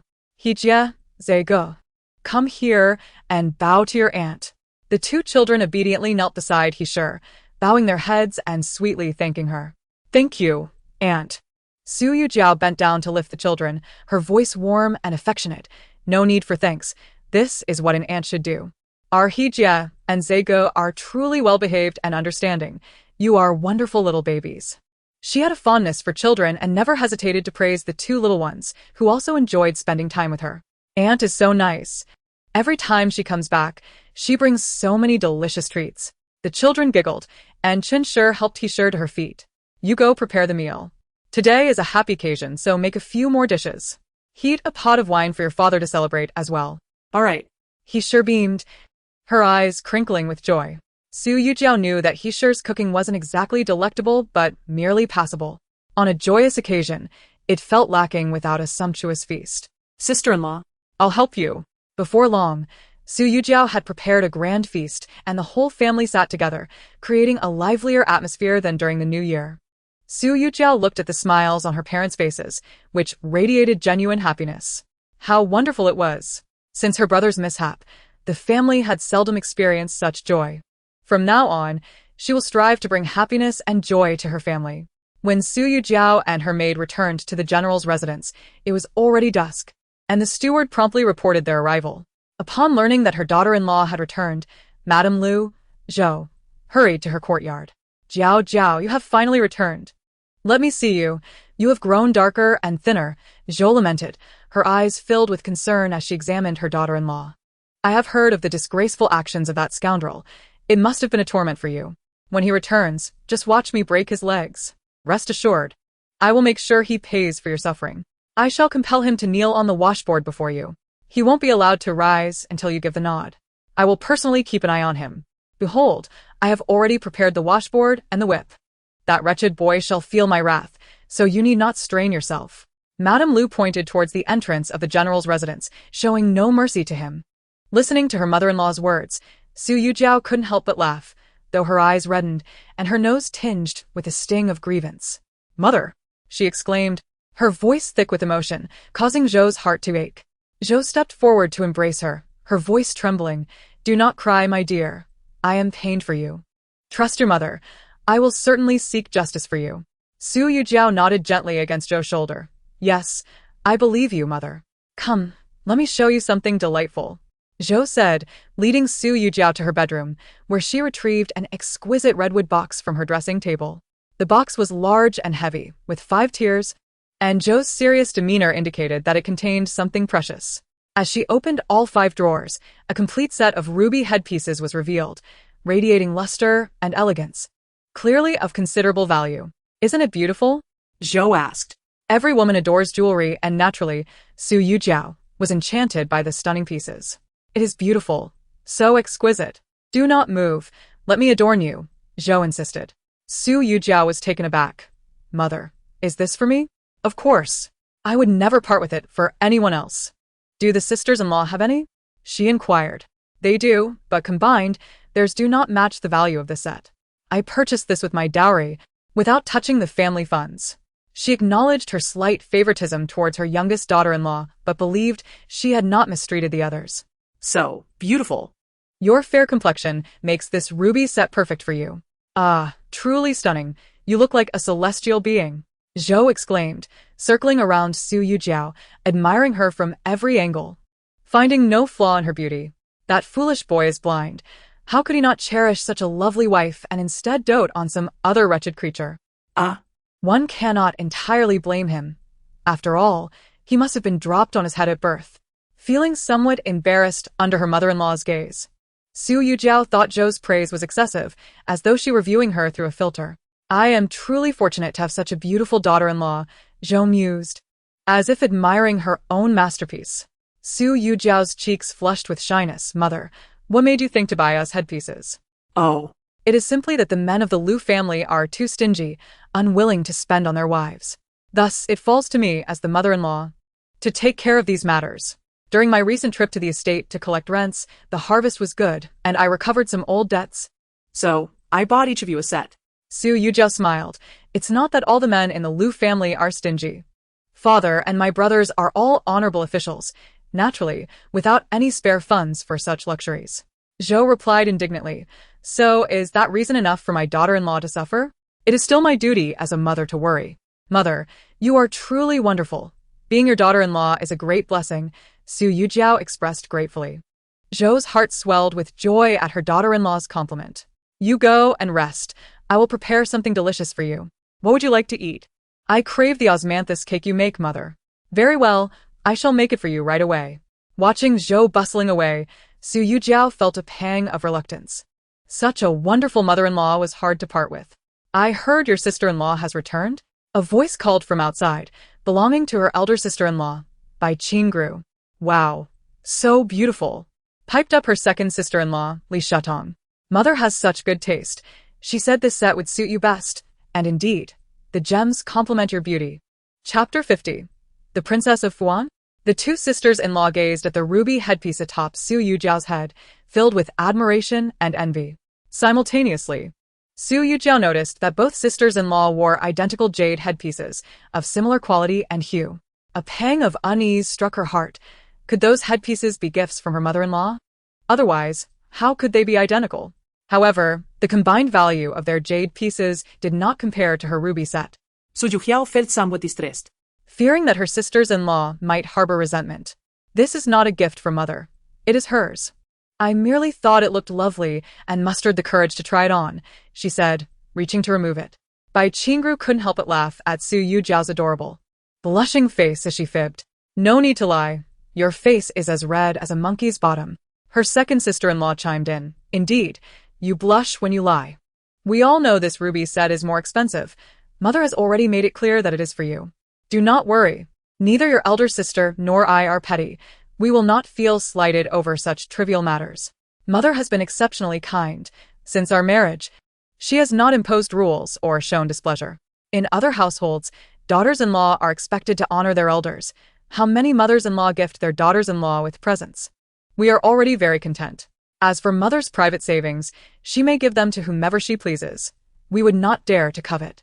Moreover, the general's residence is supported by the seventh brother. The entire estate thrives on his prestige, and as the general's wife, you are naturally entitled to such gifts.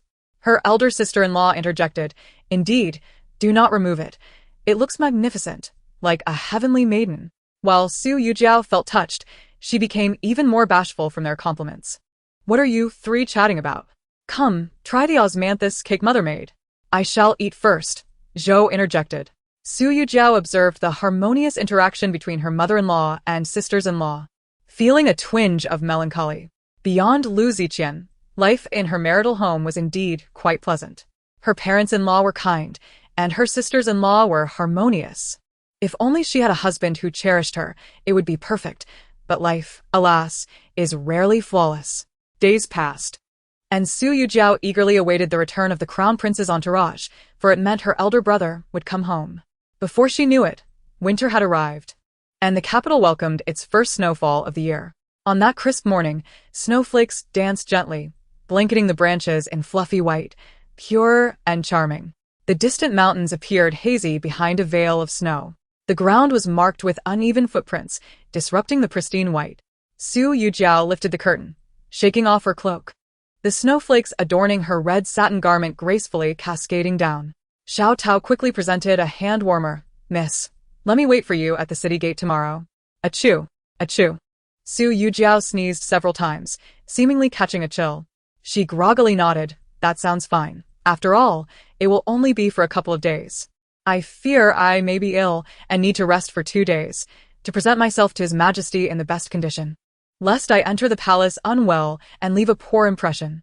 She had received a letter from Lu Ziqian a week prior, stating that the plague in various regions had been contained and that they were on their way back to the capital, expected to arrive in about 10 days. Since receiving Lu Ziqian's letter, Su Yujiao had shared the news with her parents and sisters-in-law. Every day, she went to the city gate, yearning to see everyone return safely, especially the crown prince. Nothing must happen to him. Should anything befall him, or worse, should he meet his demise, The emperor would have no heart to bestow favors upon his officials, and she feared she might not even have the chance to see the emperor. Thus, she was genuinely terrified of unexpected changes.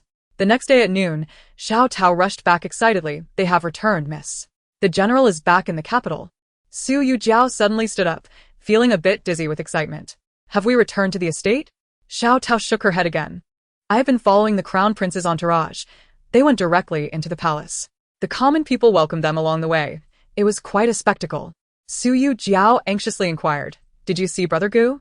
They had previously agreed that he would send her a message before returning to the capital, instructing her to wait for him at the city gate in the guise of Su Longzhong, and then they would enter the palace together to pay their respects. Why had she not received a letter from Brother Gu? Xiao Tao nodded. "I did see him, but there were too many people, and the guards were blocking the way, so I couldn't get close enough to speak." Master Gu also entered the palace with the entourage. The smile on Su Yujiao's face instantly faded. They had all entered the palace? Who would take her in? Perhaps Brother Gu was too occupied. After all, he was with the main group. It didn't matter. She could still enter the palace tomorrow for the audience, as the crown prince had said that Gu Heng could take her in at any time. "Miss, I heard that there is a female divine doctor accompanying the crown prince back to the capital. She achieved great merit during this epidemic. Could it be Dr. Mo?" Su Yujiao's eyes sparkled. "Dr. Mo has come to the capital?" Xiao Tao shook her head. "I don't know. Those who were there were just speculating. However, I did see a veiled woman waving to the crowd from a carriage. I was too far away to see clearly if it was Dr. Mo. We'll find out when the general returns." But Su Yujiao was certain it must be Dr. Mo. She is the only woman deserving of the title divine doctor. Perhaps I will have the chance to meet her this time. If she is willing to take me as a disciple, I will not disappoint her expectations and will earnestly study medicine under her. In the future, like Dr. Mo, I too will travel the mountains and rivers, seeking medical wisdom. How delightful that would be. It seemed Su Yujiao had suddenly found her life's purpose. Once her brother was rescued, she would also seek a divorce. After that, nothing would bind her. She could live freely at last. After her joy, she suddenly felt a wave of melancholy. Imagination is beautiful, but reality is cruel. Dr. Mo was extremely disappointed in her. Not only would she likely refuse to take her as a disciple, but she might not even agree to meet her. "Prepare the carriage. I will personally wait at the palace gate. Perhaps I might chance upon Dr. Mo." If Dr. Mo refused to see her, she feared she would never even gain entry to her residence. The carriage waited at the palace gate until nightfall, when people began to emerge from the palace. "Miss, Dr. Mo is coming out," Xiao Tao shouted excitedly. Su Yujiao turned to the palace gate. In the darkness, she could not make out the features, only seeing a eunuch holding a palace lantern bowing to a veiled woman. "Let us go take a closer look." As they approached, Su Yujiao realized the veiled woman was Chen Yunyang, and her heart sank. At that moment, the young eunuch bowed and said, "Princess Fuan, take care." He then turned to instruct 2 guards to escort her safely back. Su Yujiao gazed at the imperial edict in Chen Yunyang's hand and heard the eunuch's words, letting out a gasp. "What did you call her? Why has she become Princess Fuan?" Chapter 51. Lu Ziqian. Go to hell. The young eunuch glanced at Su Yujiao, noting her elegant hair and attire. Though he did not recognize her, he understood she was not someone he could offend. "Madam, this is the new title conferred by the emperor tonight. She has been granted the title of Princess Fuan." Chen Yunyang raised her chin, deliberately adopting a haughty demeanor. "Li Gonggong, you may leave. This matter does not concern you. You two should also step aside. This county princess wishes to catch up with her cousin." Yes. The two bowed and departed, and Chen Yunyang reveled in the thrill of her newfound power. "Jiao Jiao, what brings you here? Did you come to congratulate me? What is that expression on your face? Surely you aren't jealous that I have become a princess?"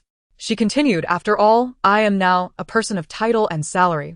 Granted a princess's residence, 100 taels of gold, 2 guards and 10 servants, with the freedom to enter and exit the palace at will. Such honors are far beyond what a mere general's wife like you could compare." Su Yujiao frowned. The emperor would not confer such a title without reason, unless Chen Yunyang had achieved something significant. "Why has the emperor rewarded you? See for yourself." Chen Yunyang was eager for Su Yujiao to learn the truth and create a scene, so she did not hold back, directly handing over the imperial edict. As Su Yujiao read the contents of the edict, her unease grew. She skipped over the formalities, focusing on the crucial points. The edict stated that Chen Yunyang had developed the cowpox vaccine and penicillin, achieving great merit during the epidemic. By the end, Su Yujiao's hands trembled. How could this be? Why had her accomplishments turned into Chen Yunyang's? The cowpox vaccine and penicillin were developed by Su Longzhong. How could they belong to her?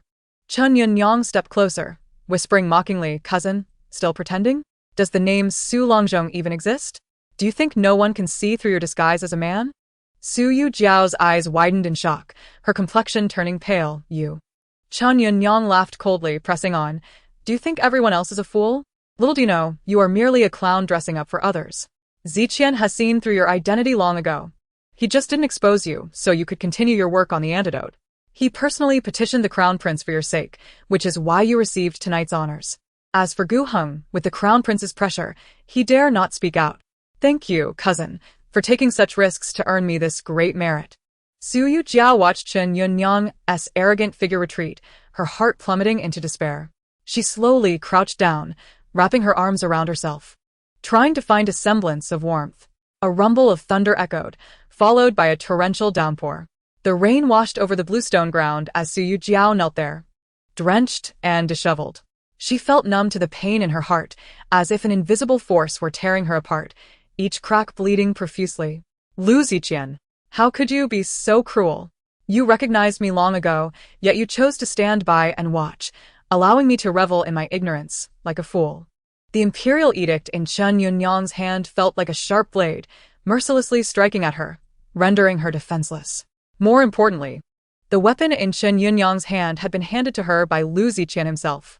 "Miss, you cannot be in the rain. You are still unwell," Xiao Tao cried, Distressed. No one had anticipated the sudden winter rain, and there was no umbrella to be found. Xiao Tao could only use her body to shield her from the downpour. Su Yujiao. "Miss, after all you have done, how could it end like this? Why is the general so cruel? Miss, let us return." Su Yujiao sat motionless on the ground, as if in a daze. Gradually, people began to emerge from the palace, grumbling. "This rain is too heavy. It just started pouring without warning. Rain in winter is not a good omen. Hey, why is someone kneeling here?" Lu Ziqian's heart suddenly sank. Though he couldn't see clearly who it was, he had an ominous premonition. "Jiao Jiao." Gu Heng was the first to recognize her and rushed forward. Lu Ziqian reacted quickly. Just as Gu Heng bent down to lift her, he overtook him. Su Yujiao, like a broken doll, was pulled from the water and fell limply into his embrace. Her gaze, however, was directed at Gu Heng as she whispered, "Brother Gu, have I failed?" Gu Heng looked at her shattered and despairing figure, his heart aching beyond words. He struggled to find something to say, but all that escaped was a quiet, "I'm sorry." Lu Ziqian scooped her up in his arms and strode toward the carriage. Su Yujiao allowed him to carry her, her stomach churning, desperately suppressing the nausea brought on by his touch. In the carriage, the man observed her almost translucent complexion, and a surge of compassion and guilt unexpectedly welled up from deep within him. He enveloped her in his embrace, as if hoping to warm her cold body. "Were you waiting for me at the palace gate? Why do you neglect yourself so? Have you encountered her?" Su Yujiao fixed her gaze on him. Her eyes filled with intense hatred, and only when her eyes began to sting did she tremble and ask, "Why?" Lu Ziqian, reading the hatred in her eyes, seemed to have anticipated this reaction. "I know you do not care for superficial fame. What matters to you is me and our child. Jiao Jiao. The past is behind us. Shall we start anew?" This was the first time he had called her Jiao Jiao, and it flowed so naturally from his lips. "I will strive to be a worthy husband, and we will have many children." He was certain that with a little more effort, she would soon calm down and resume her love for him. Su Yujiao continued to stare at him, her voice eerily calm. "Answer me." He still refused to respond directly, lowering his head instead to kiss her. In the past, this was how he had conquered her in bed. Any anger would eventually transform into pleas and soft moans. Slap. With a forceful strike, Su Yujiao unleashed her fury, as if seeking to vent her anger. Lu Ziqian's head turned from the blow, and he felt his cheek with his tongue, finally spitting out a mouthful of blood. "That was rather harsh. Are you satisfied now? Who gave you the audacity to strike me? You can flirt with other men behind my back and seek a divorce. How can I not stop you? Su Yujiao, you will belong to me for life. Whether I regard you as a wife or a plaything, you shall never leave my side." You may live well in the days to come, or we shall torment each other. In any case, do not think of escaping me. Su Yujiao's chest rose and fell violently with anger, her deep-seated hatred surging within her, wishing to devour the man before her. Lu Ziqian grasped her delicate wrist, which felt as if it could break with the slightest pressure. Lu Ziqian, go to hell. Give me back my opportunity. It is my only chance. She struggled in vain, her emotions overwhelming her, causing her already delicate curves to appear even more pronounced beneath her damp clothing. The man, deprived of desire for half a year, found himself stirred by such a visual assault. He wrapped his arms around her waist, lifting her effortlessly, positioning himself as if ready to violate her in the carriage. Chapter 52. The relentless torture. Su Yujiao felt utterly humiliated. What did he consider her? How could he be so indifferent to her, contemplating such an act at this moment? Did he believe that he could dismiss this incident lightly, pretending as if nothing had occurred, continuing to treat her as his exclusive plaything? From the very beginning, he had shown her no respect. In his eyes, she was merely a cheap prostitute. She fought desperately against him, but the disparity in strength left her helpless. Her hands firmly restrained behind her. Filled with rage with nowhere to vent, her sole thought was to prevent him from succeeding. She leaned against his shoulder and bit his ear with all her might, as if attempting to tear a piece of flesh away. You're insane. Lu Ziqian, taken aback as he was pushed away, stared at her in shock. She held a hairpin tightly, pressing it against his chest with fierce determination. Her hands trembled, tears cascading down her cheeks, yet she bit her lip with unwavering resolve. Lu Ziqian's gaze turned icy, darkening as he looked at her. How disappointing. The man methodically adjusted himself and transformed back into the handsome nobleman he was, as if nothing had transpired. He let out a scoff, leaning closer to the hairpin. What? Planning to murder your husband? Go ahead, press it harder against my chest. You wouldn't want someone to think you were flirting with your husband? Su Yujiao's face went pale, her lips quivering, her voice choked. Lu Ziqian, do you not intend to give me an explanation? Why bestow my achievements upon Qin Yunong? Do you have any idea what I sacrificed for this opportunity? Why do you refuse to let me go, yet deny me love, torturing me endlessly? Is my death the only way you will be satisfied? Her emotions spiraled, and the hairpin shifted, pointing towards herself.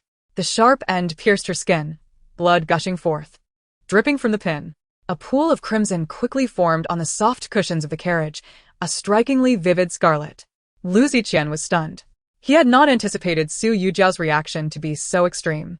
He reached out, but she pressed the pin deeper, seemingly oblivious to the pain. Yet she was known to be sensitive, just as her name suggested. Lu Ziqian hesitated to intervene, fearing that she might become even more reckless. She was currently unafraid of death. Calm down. I will return your achievements to you. I will give you whatever you desire. Just do not harm yourself.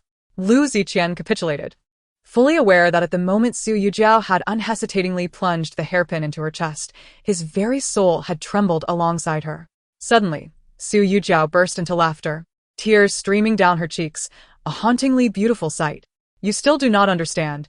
What I want is not accolades or titles but this opportunity. As Lu Ziqian saw her distraction, he seized the moment to strike her acupoint. The hairpin clattered to the ground, and Su Yujiao collapsed into his arms, drenched in blood. Lu Ziqian held her, his hands trembling, momentarily at a loss. When Su Yujiao awoke, she found herself in an unfamiliar setting, the air thick with the bitter scent of traditional medicine. She gently turned her gaze, wincing in pain at her chest. Madame Lu, you're awake? Where is this place? A palace maid asked. This is the Eastern Palace. Last night, General Lu brought you here. The Crown Prince summoned the entire Imperial Medical Center, even alarming Her Majesty, the Empress. The Crown Prince? As she spoke, the door swung open to reveal Lu Ziqian. Everyone leave. He turned to see Su Yujiao quietly staring at him. Her long, dark hair spread across the jade pillow, her face pale, exuding a fragile beauty amidst her illness. The man sat by the bed, reaching out to touch her forehead, which had cooled from fever, his tone gentle. Does your wound still hurt? Shall I call for the physician? Su Yujiao quietly closed her eyes, wishing to avoid looking at him or conversing. If only she could turn over and face away from him. Still angry? When did you develop such a temper? When did you become so resolute? It's just a title for a county princess. If you wish, I can have my aunt adopt you as a daughter. And you can live as a princess for a time. I know you despise Yunong, You have always misunderstood my relationship with her. I can assure you, I have never been with her. You are the only woman I have ever touched in my life. This time, I gave her the credit to repay a favor. To sever ties with her completely. I used to disregard these matters of love, but since you care, I must also consider your feelings. Isn't this what you have long desired?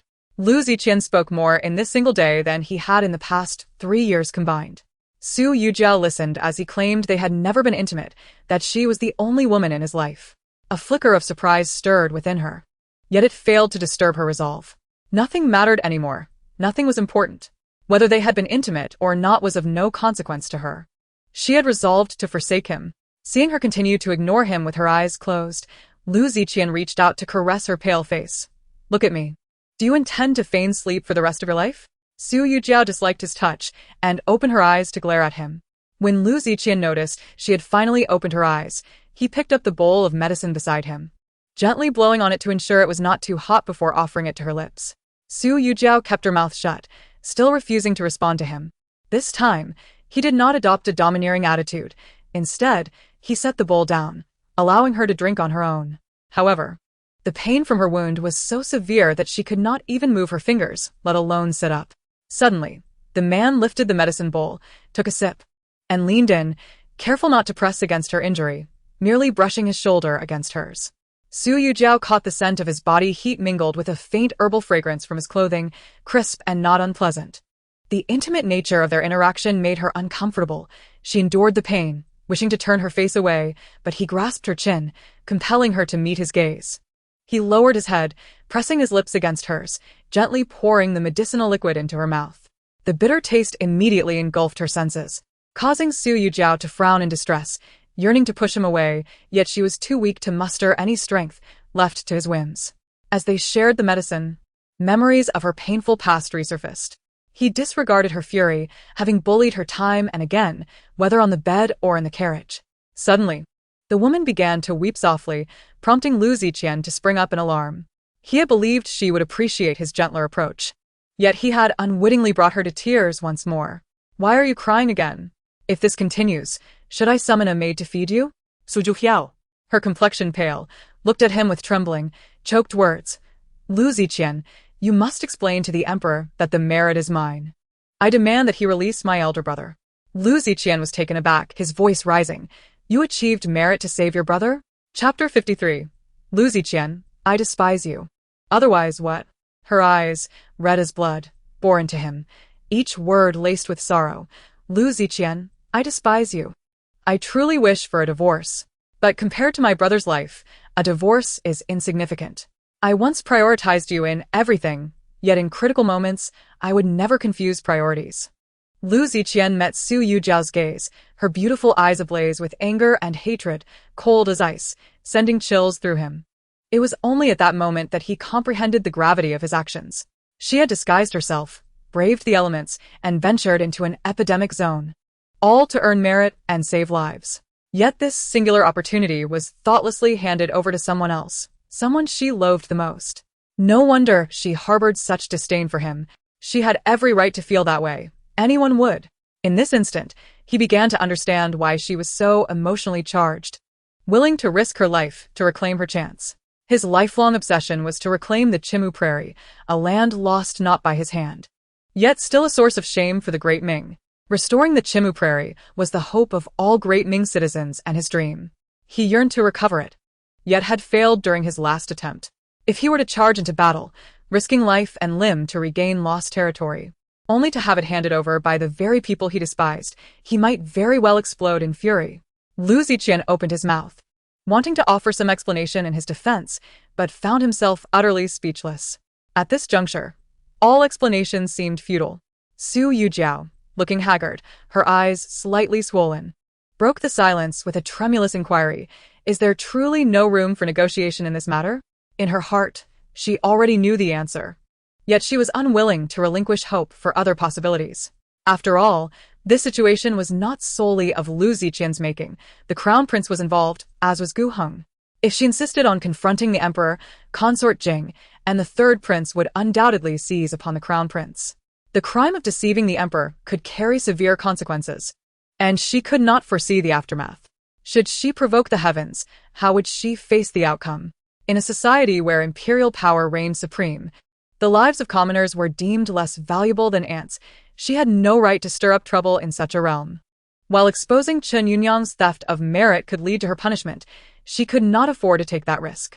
This was precisely why Chen Yunyang was unafraid of being exposed, brazenly flaunting her actions. Thus, she had no choice but to swallow this bitter defeat in silence. A flicker of regret flashed in the man's eyes as he shook his head helplessly. Upon seeing him shake his head, Su Yujiao suddenly broke down in tears. Lu Ziqian, witnessing the despair etched on her face, felt a pang of sorrow in his heart. He grasped her hand, softly coaxing, "Do not cry, be cautious, or you may harm your eyes." Su Yujiao attempted to shake him off, yet she could not lift her head, resigned to his hold. "In truth, even without Chen Yunyang, you would not have succeeded in this matter," she said, her voice halting as she fixed her piercing gaze upon him. On the brink of emotional eruption, Lu Ziqian hastily explained, "I am not defending myself. It is a matter of a doomed situation. Do you know who your brother has become a scapegoat for?" Su Yujiao stared intently at him, and Lu Ziqian understood the cruel nature of his revelation but felt compelled to disclose the truth. The corruption case was not difficult to investigate.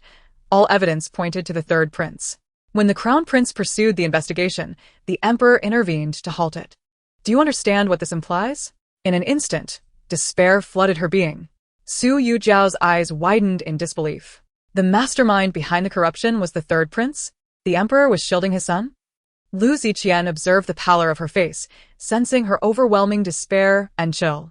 He lowered his head, enveloping her icy fingertips in a bid to warm her. "Jiao Jiao, I can discern what matters most. I know that if earning merit could save lives, you would undoubtedly choose to save your brother, rather than squander such a precious opportunity on a trivial divorce. The reason I believed your merit was for the purpose of divorce was that your brother had no one to save him. Consequently, I dismissed that possibility, compounded by my earlier words and anger, which I took to heart." Su Yujiao hardly registered his words, lost in a whirlpool of anguish. The empress had passed away a year ago. Now there were 2 years left until the emperor's 3-year mourning period would conclude, at which point her brother would undoubtedly perish. How could she accept such news?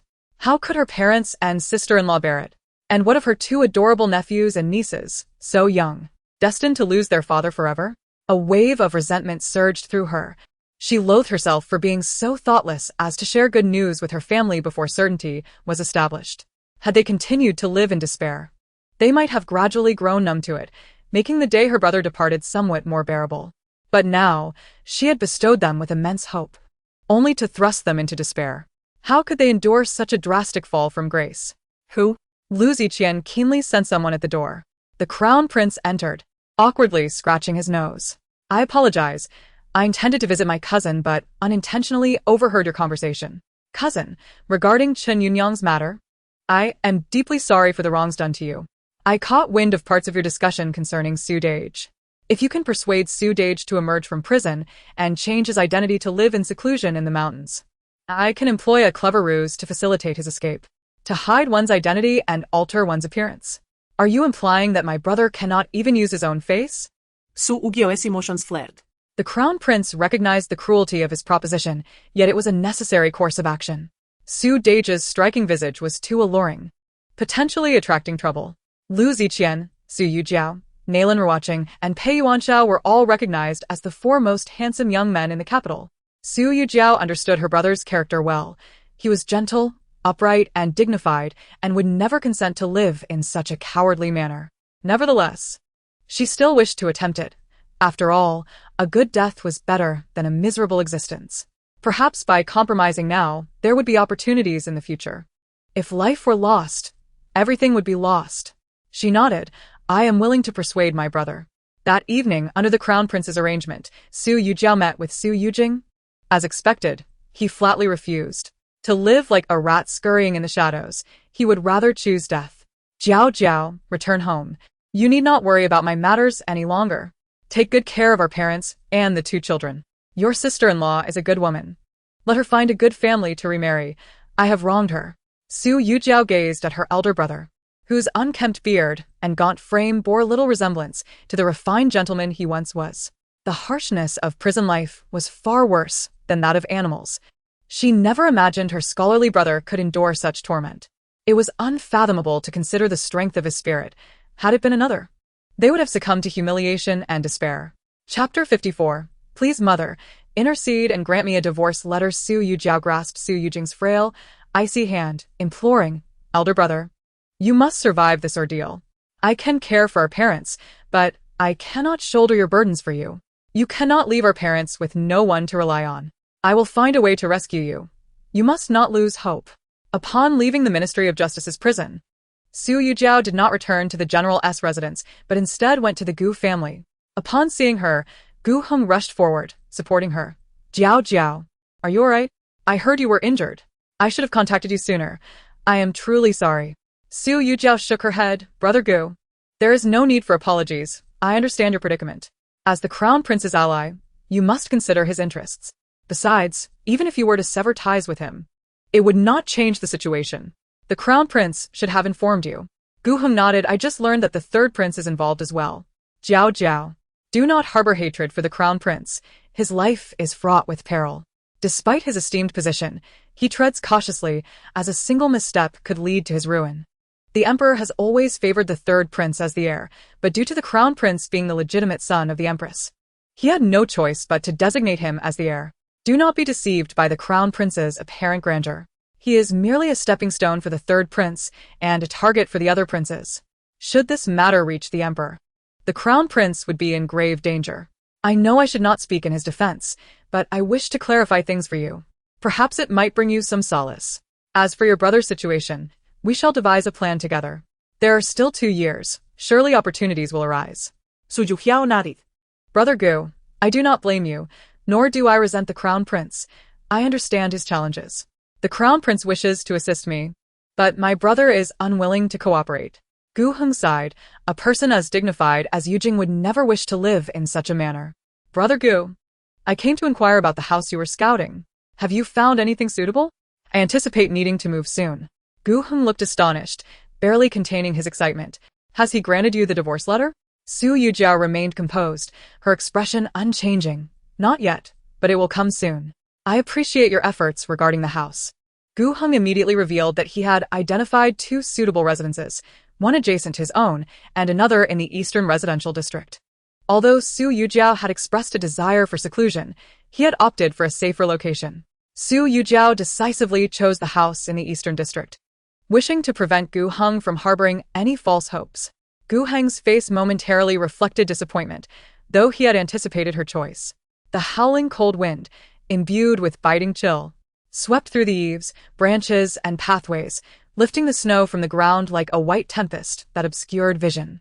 Ignoring Lu Ziqian's presence, Su Yujiao walked alone into the storm, allowing the cold to assail her. The man followed closely behind, cautious not to intrude, fearful of igniting her emotions.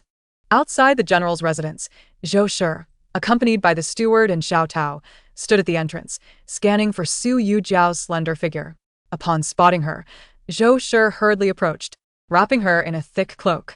Do not cry, my dear child. I shall advocate for you. She had already learned from Xiao Tao of Lu Ziqian's act of surrendering credit to Qinyun. Zhou Shi understood that Su Yujiao had risked everything to achieve merit for the sake of others. When Su Yujing had first encountered trouble, she had personally sought out the Empress, but given the entanglement with the third prince and the quiet consort, the Empress was powerless to assist. While she knew that Jiao Jiao's efforts would ultimately be in vain, it did not excuse her foolish son from usurping Jiao Jiao's accomplishments for Qinyun. No woman could accept such betrayal. Thus, she felt compelled to provide Jiao Jiao with a resolution this evening.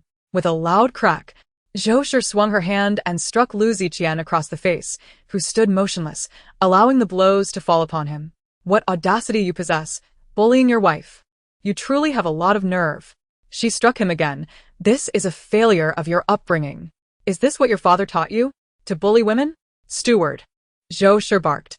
The steward, trembling in fear, quickly approached Lu Ziqian, producing a washboard and placing it beneath his feet. Strip him of his clothing. Let this rascal freeze. Xiao Tao immediately turned away to avoid witnessing the punishment. The steward and Xiao Lu exchanged hesitant glances, unsure of how to proceed. Lu Ziqian, however, took it upon himself to remove his padded outer garment, now clad only in thin white trousers, kneeling upon the cold, hard washboard. The whip, the steward hesitated. Madam, perhaps it would be better to wait until we return home.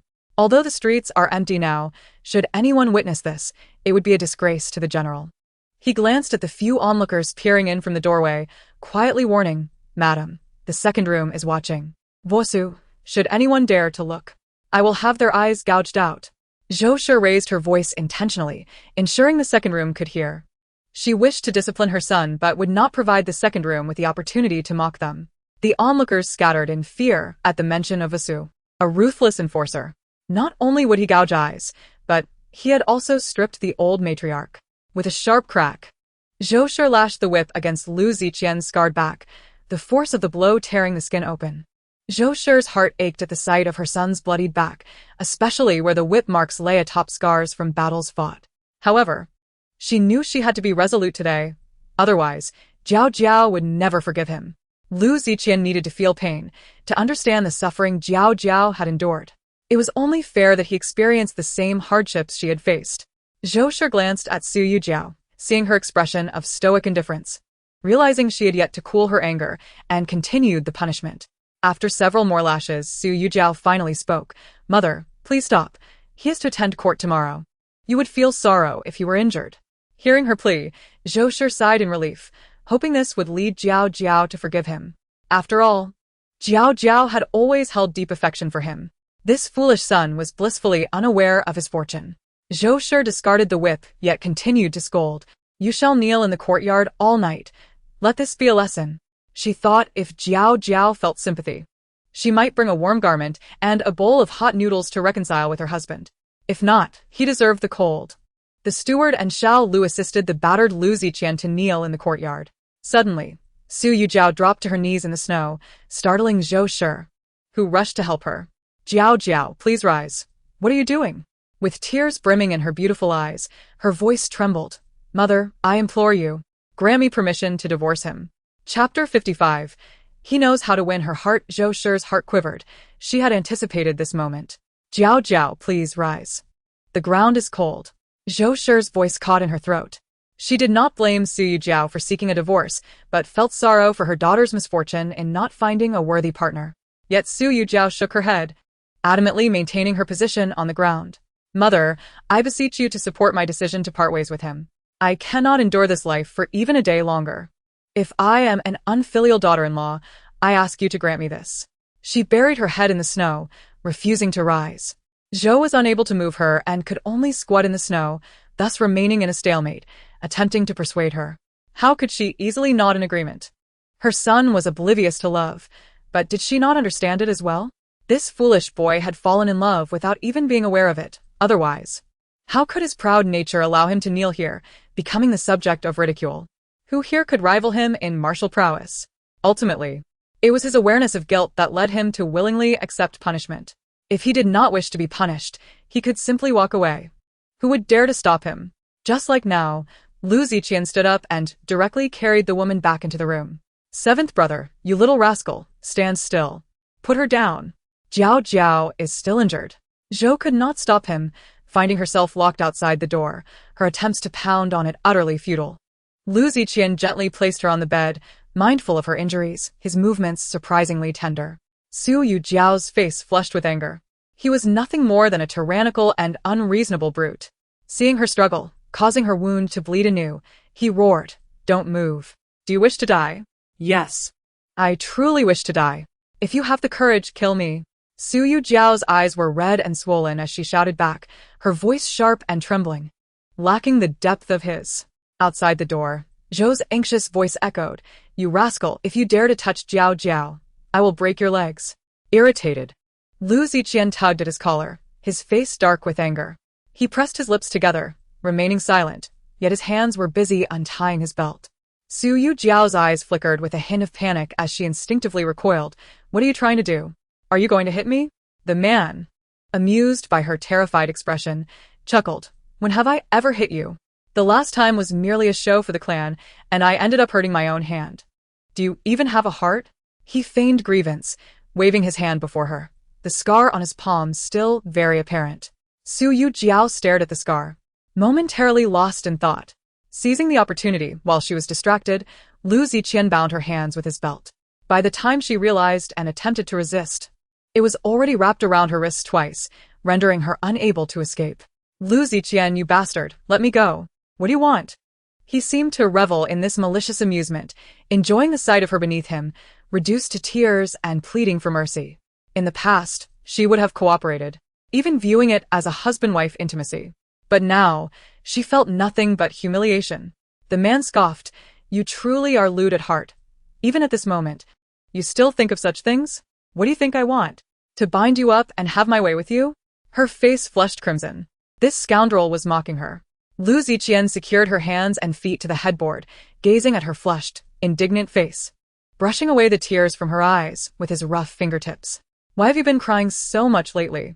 As he began to remove her clothing, he chided softly. Enough of your antics. Settle down for a moment. Don't touch me.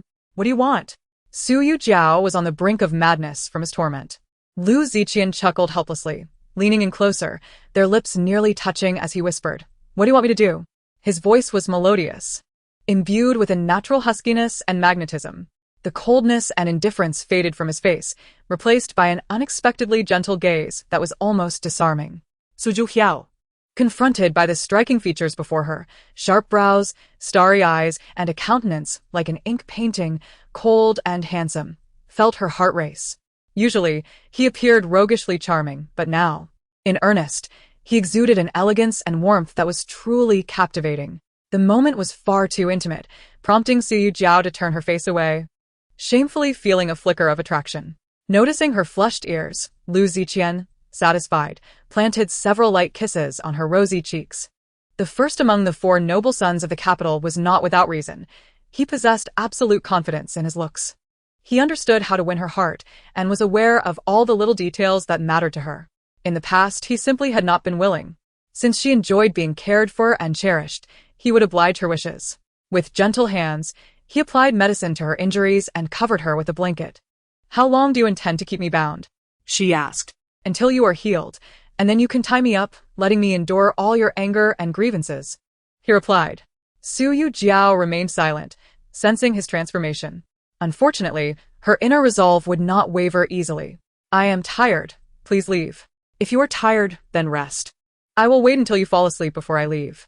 Su Yujiao ignored him, and only when her breathing became steady did Lu Ziqian carefully loosen the ropes. He had no intention of keeping her bound indefinitely, especially since she was injured. He had only tied her up because her struggles had been too vigorous, hindering her recovery.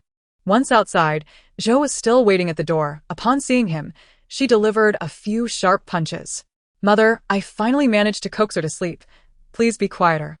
Zhou immediately fell silent, twisting his ear as she scolded him. Mother, you should go to sleep. I can handle this.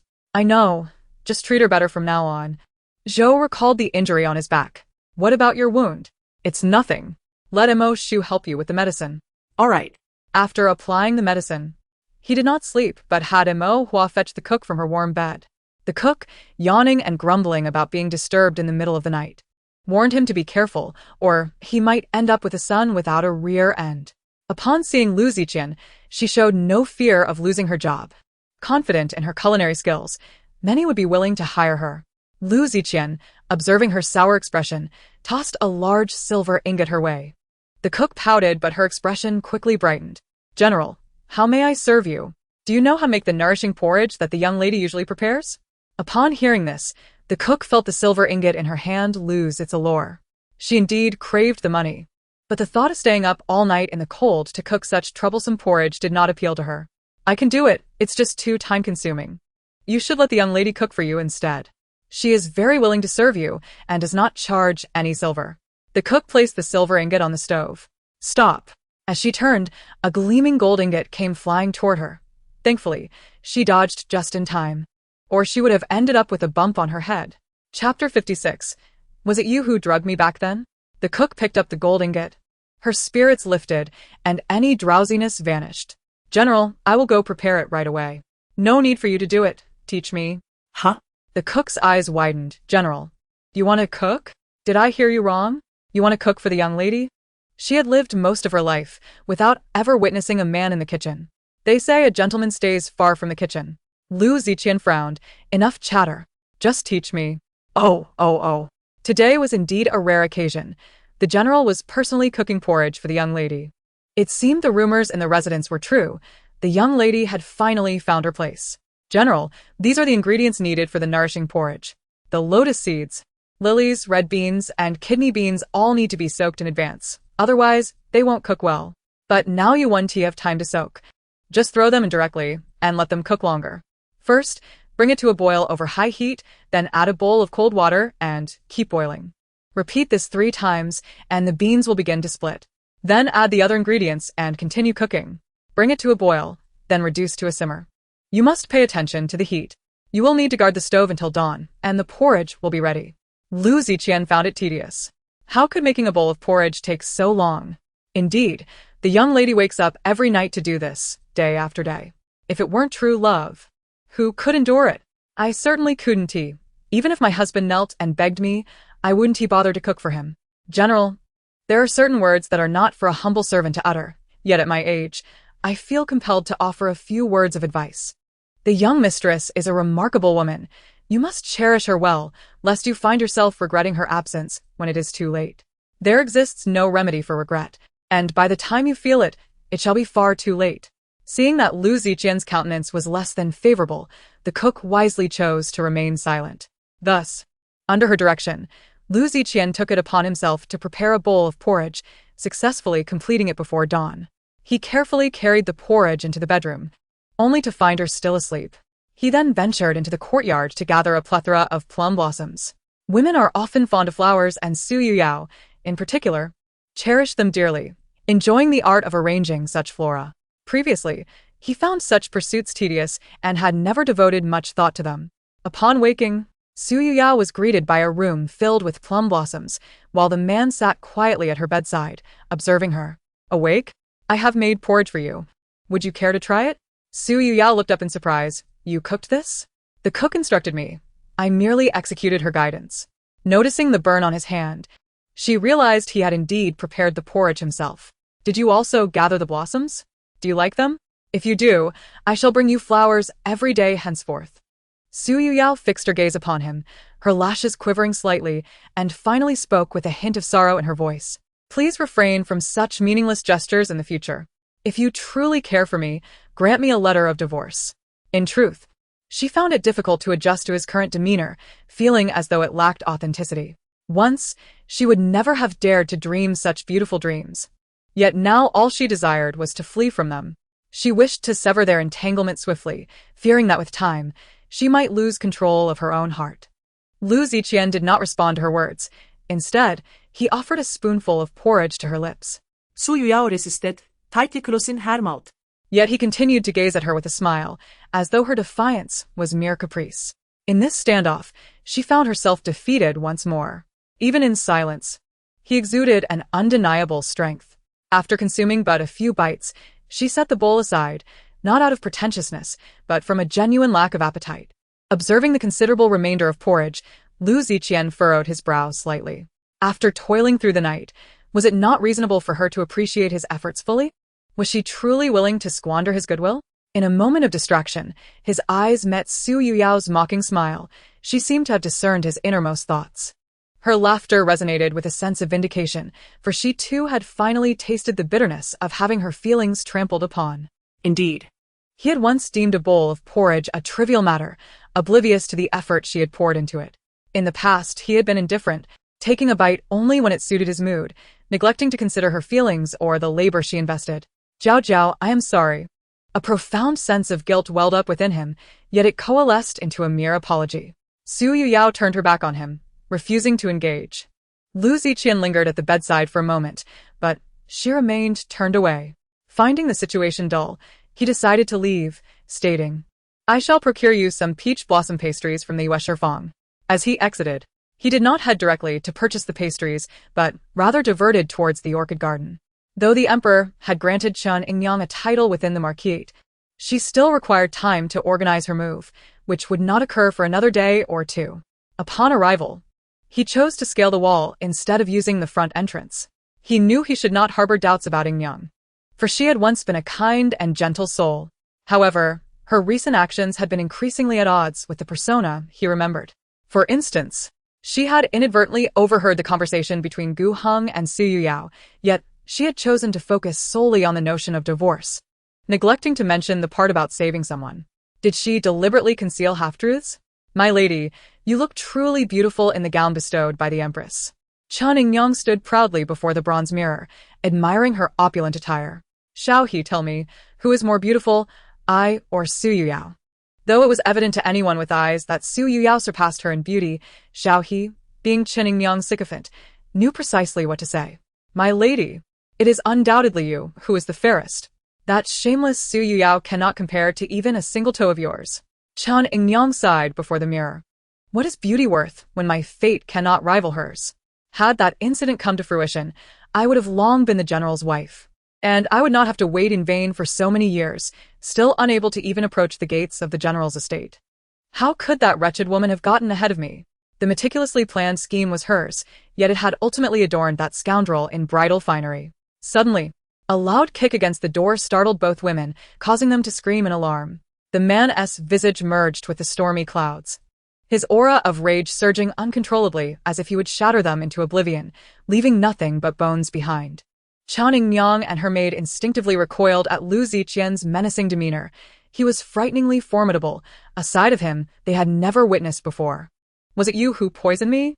Lu Ziqian pressed closer, causing Chen Yingyang's complexion to drain of color as she retreated until she could retreat no further, bracing herself against the vanity, trembling in fear.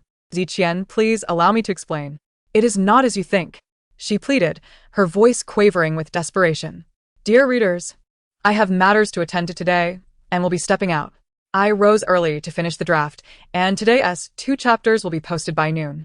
Please do not wait for updates this evening. Normal updates will resume tomorrow. Chapter 57. The truth of the past. Chen Yingyang had no choice but to acknowledge that Lu Ziqian had overheard her conversation with Xiao He. Lying would only worsen the situation.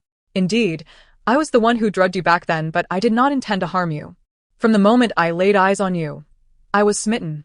Yet, you are a noble scion of the general's estate and the emperor's own nephew, while I am merely a lowly merchantess daughter. Our statuses are worlds apart. I am not worthy of you. At this point, Chen Yingyang had regained her composure, deliberately placing her hand over her heart, feigning a fragile demeanor. She was subtly reminding him that her weakened state was a consequence of her attempt to save him. Though the true savior was not her, she had to maintain the pretense. All these years, his care for her had been attributed to her heart condition. As anticipated, upon witnessing her clutching her chest, Lu Ziqian softened his stance. Please, sit down and speak. Xiao He rushed to support the seemingly frail Chen Yingyang, allowing her weight to rest heavily upon her, as though she might faint at any moment without such assistance. Chen Yingyang continued her tearful explanation. My only chance was to save your life, but I did not wish to exploit your gratitude. Later, when you asked if I would marry you, I was overjoyed and could not sleep all night. However, once the excitement faded, I quickly regained my senses. Our families are incompatible. Even if you harbor feelings for me, the general's estate would never accept me. Thus, I resorted to shamelessly drugging you, thinking that once the deed was done, it would be too late to turn back, especially since the general's family values their reputation. You are a responsible man, and given my debt of gratitude to you, you would not push me into a corner. I truly meant no harm and did not intend to scheme against you. Lu Ziqian's expression darkened. Is this not plotting? Chen Yingyang wept more bitterly. I did not wish to plot against you. I merely loved you too deeply. Lu Ziqian frowned. For reasons he could not fathom, her declaration of love stirred only distaste within him. And what transpired afterward? Chen Yingyang shook her head. I do not know what happened afterward. I intended to help you to the back courtyard while you were intoxicated, but the moment I turned around, you had vanished. The next time I saw you, it was when you were caught with my cousin. Lu Ziqian recalled the events of 3 years prior. It was the birthday celebration of Su Baogua, and he had accompanied his father to offer congratulations. Upon noticing something amiss with his body, he had excused himself, wishing to return home to avoid embarrassment. The front entrance was crowded, and he had opted to leave through the back courtyard, only to find Su Yujiao sitting alone in the garden, lost in thought, her sorrowful expression still vivid in his memory. As the beautiful woman shed tears, I couldn't help but feel a pang of sympathy, especially knowing that Su Yujiao harbored deep affections for him. In a fleeting moment, a wicked thought crossed his mind. Perhaps he could use her as a remedy, and she would willingly comply. However, reason ultimately triumphed over desire. Just as he prepared to depart, he noticed someone intoxicated lurking in the backyard, intent on violating her. Naturally, he could not turn a blind eye to such a situation. He intervened and drove the scoundrel away, but Su Yujiao sensed something was amiss with him. She offered to help him concoct an antidote, and he followed her to her chamber, where reason was lost and they succumbed to their passions. Upon awakening, the two families were already discussing marriage.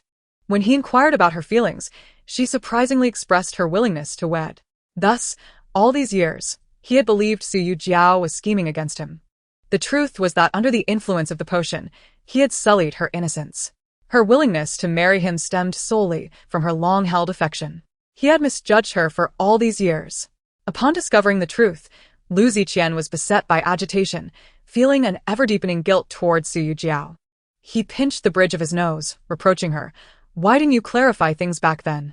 Chun Yunyang had bowed, stammered, "I intended to explain back then. Yet, it was not a matter of pride. How could I articulate it? Even if I had clarified everything, you could not have abandoned Jiao Jiao to marry me, which would have left you with a poor impression.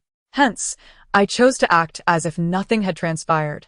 I acknowledge my selfishness in this matter. But Jiao Jiao has not suffered. Rather, she has benefited from misfortune by marrying you." Lu Ziqian felt a dissonance in her words. While she had indeed married him as she wished, she had endured 3 years of hardship because of him. His jealousy, humiliation, and neglect towards her. Was that fair? He never spent the night with her, only sought her in matters of the bed. Was that not akin to treating her as a mere concubine? What legitimate wife faced such treatment? Seeing the grim expression on Lu Ziqian's face, Chen Yunyang realized that this matter would not be easily brushed aside. She knelt before him, sincerely apologizing. "Ziqian, this is indeed my fault. I schemed against you out of selfish motives. Now that you know the truth, I have no further defense. You may dispose of me as you see fit." Lu Ziqian, instead of showing the reluctance he had previously exhibited, stood over her, his expression stern and unyielding. "Do you know about the incident where I saved someone?" Chun Yunyang's heart quivered, but she quickly regained her composure, gazing at him with feigned bewilderment. "What incident of saving someone? I don't understand." His gaze bore into her. "Repeat the conversation between Su Yujiao and Gu Heng from that day. I demand the truth." Though Chun Yunyang felt anxious, she had long prepared for this confrontation, having rehearsed her responses countless times in her mind. She recounted the events of that day, while carefully omitting any mention of the rescue. "Are you truly unaware of their discussion about saving someone?" Who was to be saved? Su Yujiao intended to save her elder brother. "Why did you not mention this?" Chun Yunyang was taken aback. What? Was she not seeking to achieve merit for a divorce? How did it turn into a rescue? "I genuinely do not know. Su Yujing is my cousin. My aunt saved my family's lives. If I could save him, how could I possibly obstruct that? Have I truly become so vile in your eyes?" Lu Ziqian rose. His tone cold and grave. "Whether you know or not is irrelevant. The matter has reached this point, and further inquiries bear no significance. You once saved me, for which I am grateful. Now I have granted you the title of county princess and concealed your crime of murder. This debt of gratitude is settled. From this moment forth, we shall have no further ties. Do not pursue me." Chun Yunyang's complexion paled. "Ziqian, I truly did not know. I implore you to believe me." Lu Ziqian halted his steps. "Ziqian is not a name you should utter. Chen Gunyang, please maintain your dignity." Chapter 58. Borrowing life, shall he? In a state of panic, exclaimed, "General, how could you do this for Su Yujiao?" Before she could utter the disparaging term, Lu Ziqian swiftly hurled a teacup lid at her, shattering a row of her front teeth. "Speak disrespectfully again, and next time, I shall cut out your tongue." Enduring the excruciating pain, Shao He covered her mouth, terrified to utter a sound. Chun Yunyang, witnessing Lu Ziqian's merciless retreat, collapsed in despair. It was all over. Her meticulous scheming had culminated in such a disastrous outcome. A complete loss. "Miss, what shall we do?" Shao He sobbed. "The general is genuinely furious. I have never seen him so fearsome." Chun Yunyang, agitated, shouted, "Cease your wailing. Do not disturb me. I need to think." However, before she could devise a counterplan, The situation at Orchid Garden drastically shifted. Orchid Garden belonged to Lu Ziqian. He intended to reclaim it, along with the servants, who were to be sold off. One moment, she was the enviable county princess, and the next, she was a fallen noblewoman, cast out onto the streets. "Miss, where shall we go?" The county princess's residence was still under renovation. If she rushed to occupy it now, she would likely become the subject of ridicule. As for her family, they would sooner wish her dead in revenge for Qinyaozu. "Let us stay at an inn for a few days. You will monitor the progress at the county princess's residence daily." Yes. "Miss, what shall we do in the future?" Xiao He expressed her worries for what lay ahead. A flicker of resentment and determination crossed Qian Yunyan's eyes. If Su Yujiao would not allow her peace, she would ensure Su Yujiao's suffering would not be in vain.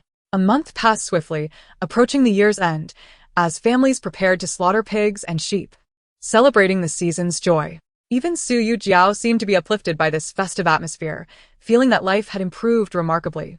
During this time, Lu Ziqian had transformed into the model husband, gentle, considerate, and attentive to her every need, leaving no room for criticism. This led Su Yujiao to wonder if he had suddenly developed a profound affection for her. Her heart melted bit by bit under his attentions. Each of his gestures struck at the core of her affections, coupled with his youth, charm, and wealth, along with his singular devotion to her. It became increasingly difficult for her to confront him. Just as Su Yujiao was caught in this web of indecision, rumors began to circulate within the estate. The young mistress is truly fortunate to have married such an admirable general. Indeed, our general is now so devoted, caring only for the young mistress, refusing to take concubines. All the fortune in the world seems to have been bestowed upon her. The young mistress has endured so much hardship, and now she is reaping the rewards. Spring May. You are usually the most talkative. Why are you suddenly silent today? The maid named Spring May glanced around, appearing conspiratorial. "I have something to tell you, but you must promise not to spread it. If the master's here, it could spell disaster." The others, intrigued, urged her on. "Quickly, tell us. We promise to keep it secret." Come closer. The maids huddled together, ears pricked in anticipation. Spring May looked around cautiously, ensuring no one was eavesdropping, before whispering, "Do you not find it strange how the general has suddenly been so kind to the young mistress? We all witnessed how he treated her before. Her status in the general's household was barely akin to that of a concubine." You are driving me mad. What do you know?" Speak. "Is it possible that the general's sudden kindness has another motive?"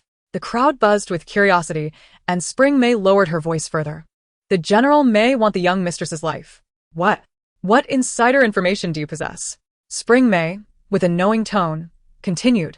"I overheard Xiao Lu mention he accompanied the general to a ghost temple once, and he went with that woman from outside." "Are you referring to Miss Chen?" "Yes. Precisely her." Upon hearing such cryptic discussions, the curiosity of the crowd deepened. What could the general possibly seek with Miss Chen at the ghost temple? Chunmei shook her head. "Xiaolu refuses to speak. He accidentally let slip that day and specifically warned me not to divulge anything. Initially, I thought nothing of it, merely listening and soon forgetting. However, the more I ponder, the more I feel something is amiss. What seems off?" Chunmei continued. "Yesterday, I returned to my hometown and learned that our neighbor, the newlywed Wang Guizhi, has died unexpectedly. No illness or premonition, she simply perished, which is quite eerie. Her family came to demand an explanation and even hired a coroner. But nothing was discovered. Yet, a monk who wandered into the village claimed she had her life borrowed." "Borrowed life? What does that entail?" "It's quite terrifying." All eyes fixated on Chun Mei as she resumed her enigmatic narrative. The monk said someone had borrowed Wang Guizhi's life, which should have lasted a century. It later came to light that her husband, Li Dezhu, had lent her life to another woman. Shortly after marrying, he left for business, entrusting his parents to Wang Guizhi while he found another companion outside. Unfortunately, this Lin woman was short-lived and, nearing death, encountered a Taoist who promised to reverse her fate for a sufficient sum of money. The Taoist instructed them to visit the ghost temple, which housed a powerful malevolent deity. By offering enough, they could make a pact with this deity. They would exchange the birth details of Lin and Wang Guizhi, and using specially crafted talismans from the temple, influence Wang Guizhi's destiny. After a while, they would successfully borrow her life. After their offerings, Li Dezhu returned home with the talismans, suddenly becoming overly attentive to his wife, inquiring about her well-being and staying close. This is not mere hearsay. These are true events. I heard from my mother that Wang Guizhi's family found a talisman in Li Daju's sock. Had the neighbors not intervened, he might have been killed for his treachery. The crowd exchanged glances, realization dawning upon them. So you suspect the general's sudden affection for the young lady is an attempt to transfer her life to Miss Jin? Indeed. I have heard that Miss Jin suffers from a heart condition and has been in poor health, frequently falling ill. Their visit to the ghost temple surely pertains to the exchange of birth details. No wonder the general's demeanor has abruptly changed. Previously, he treated the young lady with indifference, but now that she seeks a divorce, he refuses to comply and seems transformed, clinging to her. Heavens, could such sinister happenings be true? The young lady is truly unfortunate. Chunmei, where is this ghost temple? Is there truly a powerful malevolent deity within? Chunmei asserted confidently it is located behind the Guanyin temple, though it is quite hidden. Known to very few, and even if one goes, finding it is not guaranteed. How dare you speak such nonsense here? A voice interrupted. Miss, do not heed their idle gossip. Talk of ghost temples and borrowed lives is utter folly. Chapter 59. The ghost temple. Su Yujiao's complexion turned ashen, her eyes reddening slightly. Fists clenched, nails digging into her palms as if she were exerting all her will to endure. Several maidservants, frightened into silence, knelt before her, pleading for mercy. Su Yujiao approached Chunmei, striving to maintain her composure. Come with me. Young lady, I spoke out of turn. Please forgive me, Chunmei implored, bowing repeatedly in fear. When did the general visit the ghost temple? Chunmei stumbled over her words. Young lady, I was merely speaking whimsically. Xiao Dao, take her selling contract and send her to the brothel. The brothel, known as Huayao, was the lowest establishment on the street, filthy and chaotic, frequented by laborers and commoners. No, please spare me, Chunmei cried. I only heard Xiaolu mention it 6 months ago. 6 months ago? Yes, precisely after your punishment. Chunmei hesitated, fearing to invoke Su Yujiao's ire, so she altered her phrasing. Su Yujiao's expression darkened. Indeed, it was after her public chastisement that his demeanor had changed so drastically. She had expected him to agree to the divorce readily, yet he not only refused but also adopted a more accommodating attitude towards her. She had been puzzled by his reluctance to part ways. Initially, she thought he was merely possessive, but now it seemed there might be deeper reasons. Do you know the location of the ghost temple? Chunmei hesitated, then ultimately nodded. As a child, I accompanied my mother to offer incense on the mountain. And once, during a rainstorm, I got lost and stumbled upon it. I cannot guarantee I can find it again. Take me there. Su Yujiao, along with 2 others, traversed layers of dense forest, the air filled with birdsong and the scent of earth and decaying leaves. The deeper they ventured, the more tranquil it became, imparting an ancient and eerie essence. After wandering for some time, they finally stumbled upon a dilapidated temple. A towering ancient tree stood before it, adorned with red silk and wooden plaques, a wisp of smoke rising from a corner of the temple. As Su Yujiao approached the temple entrance, she noticed the stone lions at the gate were peculiarly unsettling, being 2-headed with green faces and sharp fangs, exuding an ominous appearance. Su Yujiao furoret Heartbroken. What kind of deity or spirit was worshipped in such a bizarre temple? Let us go inside and investigate. Chunmei hesitated, reluctant to enter, having heard tales of its sinister nature. However, the eerie 2-headed lion and the foreboding forest behind her compelled her not to remain alone at the entrance. Miss, these red silks and wooden plaques are inscribed with words. Su Yujiao casually glanced at a few. Some sought love, others peace, wealth, and fortune. Each red silk and plaque exuded a heavy scent of blood. As she drew closer to inspect, she recoiled, realizing that these silks were dyed with fresh blood. How many lives had been sacrificed for this display? Miss, what's wrong? Su Yujiao suppresset Hernauso. Her face pale as she waved her hand dismissively. Nothing. These red strips and plaques are stained with blood. Xiao Tao's eyes widened in terror, while Chunmei grew increasingly frightened. Young lady, let us return. I've heard from the village shaman that those who come to the ghost temple to make wishes do so with their own blood as offerings to the malevolent deity. So it is all true. Yet, Su Yujiao was determined to see for herself. If Lu Ziqian and Chen Yunong could brave it, why should she hesitate? You 2 wait outside. I shall enter alone. Miss, I will accompany you. Chunmei insisted, unwilling to remain outside alone. The temple was deserted, yet smoke wafted from the chimney, confirming its sinister reputation. The three arrived at the main hall, where an eerie idol was enshrined, possessing 2 heads and 6 eyes, resembling the fearsome lions outside. Before the idol were numerous black ceramic jars, each affixed with labels, seemingly names of individuals. "Miss, this one is labeled Chen Yunong," Xiao Tao pointed to one of the jars. Su Yujiao stood before the jar, fixating on the name Chen Yunong, her face as pale as a sheet. Lu Ziqian intends to borrow her life for Chen Yunong? Though Chun Mei was frightened, her curiosity overwhelmed her. Could her suspicions truly be correct? Su Yujiao's hands trembled as she reached for the jar, but Xiao Tao's fearful voice choked. "Miss, we should return. We must not disturb anything in the temple." She was genuinely afraid that it contained the birth details for a borrowed life, which would surely devastate the young lady. The general is tearing at the young lady's heart. Su Yujiao hesitated for a moment, but ultimately opened the jar, revealing its contents. Inside lay a cross, with straw dolls bound on both sides, each inscribed with a set of birth details. Beneath the cross was a compass, marked with the words life and death. The life was connected to the doll representing Chen Yunong, while the death was linked to the doll representing Su Yujiao. As she comprehended the grim reality, Su Yujiao dropped the jar in horror, covering her ears and screaming in despair. Though she did not believe in the supernatural, the evidence before her undeniably indicated Lu Ziqian's murderous intentions. "Miss, this must be a misunderstanding. It is undoubtedly Chen Yunong's scheme.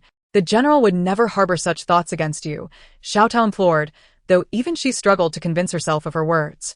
Chun Mei stood by, unsure of how to offer comfort, feeling immense pity for the young mistress, who seemed as unfortunate as the newlywed next door, having fallen into the wrong hands.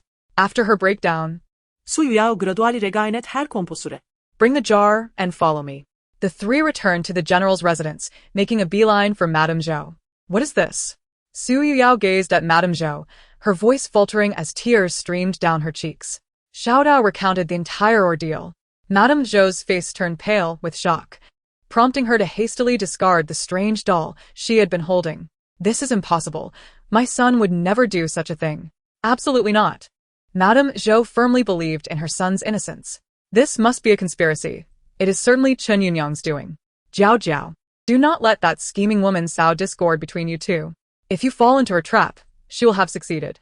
With teary eyes and trembling lips, Su Yujiao replied, "Mother, he first abandoned me to those bandits, and now he conspires with another woman to take my life. How can I trust him? If you truly care for me, let me go. I cannot stay in this home any longer. My elder brother is still waiting for my help, and my parents need me to care for them. I cannot die, especially not by my husband's machinations." Madame Zhou, witnessing Su Yujiao's heart-wrenching despair, found herself utterly bewildered. Who could accept such a fate? "Where is the 7th? Quickly, summon him." Madame Zhou called anxiously to the outside. "Jiao Jiao, please rise. Mother will have him come and clarify. This truly isn't his doing. You can believe him one more time. Even if you wish to part ways, it should be a decision between the two of you, not instigated by a third party. That would be a disgrace." Su Yujiao obstinately refused to rise, adamant about hearing no explanations, only wanting a letter of divorce to escape this place of turmoil. Madame Zhou sent word repeatedly, and at long last, Lu Ziqian arrived, albeit late. "Why are you kneeling? What has happened?" Lu Ziqian looked perplexed. She had scarcely mentioned the divorce lately, so what was the cause of this uproar? Madame Zhou, in her haste, pulled him forward. "You must explain to Jiao Jiao. You did not do this." "Explain what? Do you recognize this?" Lu Ziqian immediately recognized the straw doll and the black jar in Madame Zhou's possession. His expression shifted dramatically. "Did you go to the ghost temple?" Who went? Madame Zhou's countenance paled. "Was it truly you?" Lu Ziqian's face grew serious. "I am asking who went." Su Yujiao suddenly stood, meeting his gaze with intensity, her lips quivering. "I went." "What? Are you angry now that your plot has been unveiled?" Seeing her fury, Lu Ziqian felt an uncharacteristic wave of guilt. "Jiao Jiao, it is not as you perceive." "And how is it not? I have brought back the evidence. Do you still wish to argue?" Lu Ziqian, feeling both exasperated and uneasy, wondered how she could still react so vehemently whenever Chen Yunong was mentioned. Who could have predicted that something from the past would resurface? "Can you not remain calm? That was long ago. Do not dwell on it. I kept it from you to avoid upsetting you. Moreover, matters of the supernatural are not to be taken seriously. They merely serve as psychological comfort." Su Yujiao scoffed. her eyes slightly swollen from weeping. You wish for me to let it go. She seeks my life, and you want me to overlook that? Lu Ziqian, irritated by her aggressive demeanor, shouted, Enough. Are you not fine now? This happened so long ago. Is it truly worthwhile to dredge up the past? Listening to his impatient outburst, Su Yujiao despaired, closing her eyes tightly and gripping her palms. She chastised herself for being so foolish. How many more times must she endure his hurt before she could finally let go? Mother, please help me. Su Yujiao knelt, striking her head against the ground. If you do not agree, then come tomorrow to collect my body. Madame Zhou remained in stunned silence. Was it truly her son who had committed such acts? If you wish to die, then do so. Who are you threatening? This is such a trivial matter. Why make a mountain out of a molehill? Lu Ziqian kicked over a nearby chair in frustration, cursing under his breath before storming off. By the time Madame Zhou regained her senses, Lu Ziqian had already distanced himself. She found herself at a loss, unsure of how to proceed. If her son was indeed guilty, how could she still encourage Su Yujiao to remain? That would be selfish. Seated on the floor, Su Yujiao hugged her knees, burying her face in her palms as tears cascaded through her fingers. Jiao Jiao. Madame Zhou gazed at the heartbroken young woman, wishing to offer words of comfort, yet uncertain how to do so. Mother, I beg you. This is truly tormenting. I am suffocating under the pressure. I might very well go insane. Seeing her daughter-in-law's anguish, Madame Zhou found herself crying as well. They had been getting along well lately. Why had everything suddenly spiraled into chaos? Mother, I feel as though I am on the brink of madness. If it weren't for my elder brother and my parents, I might have already succumbed. Please help me. Madame Zhou, feeling helpless yet pained, replied, Jiao Jiao, I will help you deal with him. Please do not cry. Perhaps you should return to your parents for a few days, and I will personally bring him to you afterward. Su Yujiao shook her head. Mother, I want a divorce. If that is not possible, then at least grant me a letter of separation. I wish to leave him as soon as possible. Madame Zhou shook her head repeatedly. You are not at fault. How could I grant you a letter of divorce? Besides, being divorced would be a great humiliation for you. What will you do in the future? Madame Zhou resolutely refused to provide a divorce letter. Su Yujiao, now agitated, felt she could not remain in this household for even a moment longer. Then I will write a divorce letter myself, mimicking Lu Ziqian's handwriting, and sign his name. You will accompany me to the official agency to have it stamped. With your verification, the agency will have no choice but to acknowledge it. Madame Zhou's eyes widened in shock, speechless at Su Yujiao's determination to pursue such a course of action. This cannot be. Someone quickly fetch my son. This trouble he has caused, and now he expects her to resolve it, making her the villain? Suddenly, Su Yujiao stood, determination etched on her face. Mother, if you do not agree, I will hang myself at the entrance of the general's residence. Lu Ziqian had not returned home all night, completely unaware of the turmoil brewing within. True to her word, the following afternoon, as families everywhere hung lanterns and pasted couplets, Su Yujiao suspended a white silk ribbon from the general's gate, stepping onto a stool to prepare for her act. She did not genuinely wish to die, rather. She aimed to pressure Madame Zhou. Su Yujiao understood her mother-in-law's compassionate nature, knowing she would not allow matters to escalate to such extremes. Her actions left no face for the general's residence, compelling herself to take a definitive step, ensuring there would be no turning back. It was time to bring closure to her relationship with Lu Ziqian. Jiao Jiao, do not act recklessly. Come down. I promise to agree, Madame Zhou pleaded. Su Yujiao remained on the stool, refusing to descend, instead requesting Xiaotao to hand her the divorce letter and the ink pad for Madame Zhou to leave her thumbprint.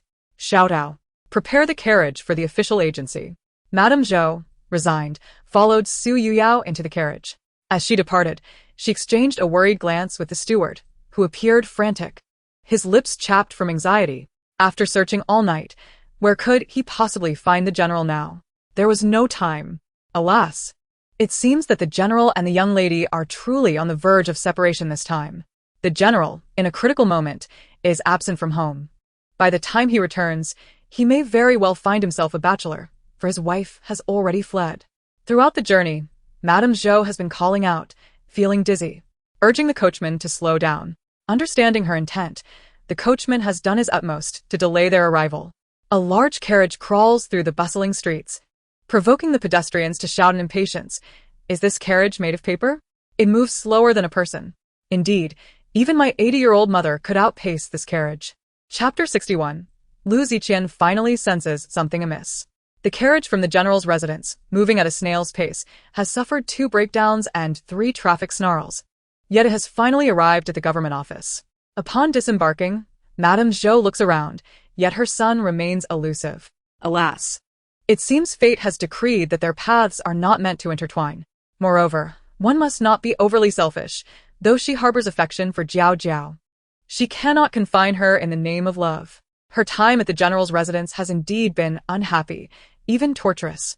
As a mother herself, if Qian Qian were treated in such a manner, she would not endure it for a moment and would confront them directly. Sighing, Madame Zhou glances at Su Yujiao, feeling a sense of regret. If there were no feelings between them, she would certainly not intervene. Yet, both seem to harbor affection for one another. If they were to impulsively separate now, they would surely regret it in the future. Especially her foolish son, if he truly did not care for Jiao Jiao. He would have let go long ago. He is not a person prone to indecision. After today's separation, he would undoubtedly be filled with remorse. Given his unruly nature, he might cause a great uproar. Ah, Jiao Jiao. Madame Zhou begins, only to be interrupted by Su Yujiao. Mother, we have arrived. Please do not persuade me further. Madame Zhou takes her hand, her eyes reddening, her voice choked with emotion. I shall not persuade you any longer. I will accompany you inside. If it is fate that you and he are not meant to be, I shall not force it. I regret that you have suffered these past years. It is my failure to educate him properly. Should you encounter difficulties in the future, come to me anytime. I will help you. Even if you no longer have ties with the 7th, I will still treat you as my own daughter. Su Yujiao turns her face away, wiping her tears, unable to meet her mother's sorrowful gaze. This money, the shops, and the land deeds are a token of your mother's love. It is not easy to live alone. Carry some silver for your peace of mind. Madame Zhou opens the box and meticulously instructs her. Though she has her own desires and wishes to prevent her son from regretting, now that they have reached this point, she is not stingy with her wealth. Su Yujiao hastily pushes the box back. Mother, this is your lifelong savings. I cannot accept it. The thick stack of silver notes amounts to 10,000 taels. Along with those prosperous shops and fertile fields. How could she not be astonished? A family of 5 in ordinary circumstances earns only 30 to 40 taels a year, yet her mother offers 10,000 taels at once. Mother, where did you acquire such wealth? From my own earnings. I have not touched the general's treasury. This is legitimate money. It is what Ziqian owes you. Take it with peace of mind. Su Yujiao quickly declines, but Madame Zhou insists. If you do not accept it, I will not agree to the separation. Su Yujiao, moved to tears, replies, Thank you, mother. Please go inside. Do not delay any longer. It will be troublesome when the 7th arrives. Su Yujiao casts a grateful glance at her mother-in-law. Madame Zhou smiles gently, having made her decision. She resolves to be more open-hearted. Madam, this letter of separation cannot be stamped by me? Su Yujiao frowns. Why not? The clerk glances at Madame Zhou, recognizing her status. Before General Zhengui took command, she was a lady of high rank. Thus, he also recognizes Su Yujiao's identity, and the signature on the letter confirms his suspicions. Madame Zhou inquires, Why can it not be stamped? My son is too occupied with official duties to attend. Is it not permissible for me to attest to their desire for separation? The clerk bows and smiles. Madame Lu, the general has expressly instructed that no one may do so. Only he himself can provide a stamp, lest I be accused of abusing my power. My humble position does not allow me to defy the general's wishes.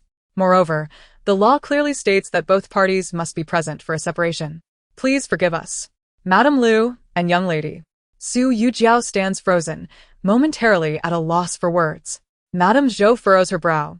When was he instructed? Half a year ago he gave a reminder, and again a month ago. This scoundrel, focusing his thoughts on such matters. If he does not wish to separate, why not treat Jiao Jiao better? He is merely preoccupied with trivialities. Remaining here without genuine feelings is akin to being a hollow shell. Su Yujiao, regaining her composure. Wears a dark expression.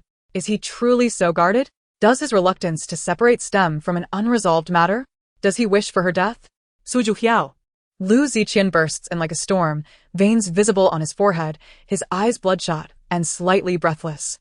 The fury in his gaze makes Su Yujiao instinctively retreat. She has never witnessed such wrath in him. Now Lu Ziqian seems slightly unfamiliar and terrifying to her. He steps closer, gripping her chin, nearly grinding his teeth. Is this truly worth a separation? It seems I have been too indulgent with you lately, granting you the audacity to act without restraint. Su Yujiao's lips tremble, her gaze filled with resentment and humiliation, her eyes slightly swollen. Is this truly worth a separation? Is my life so insignificant in your eyes? Your aversion to separation is due to your unresolved matters, is it not?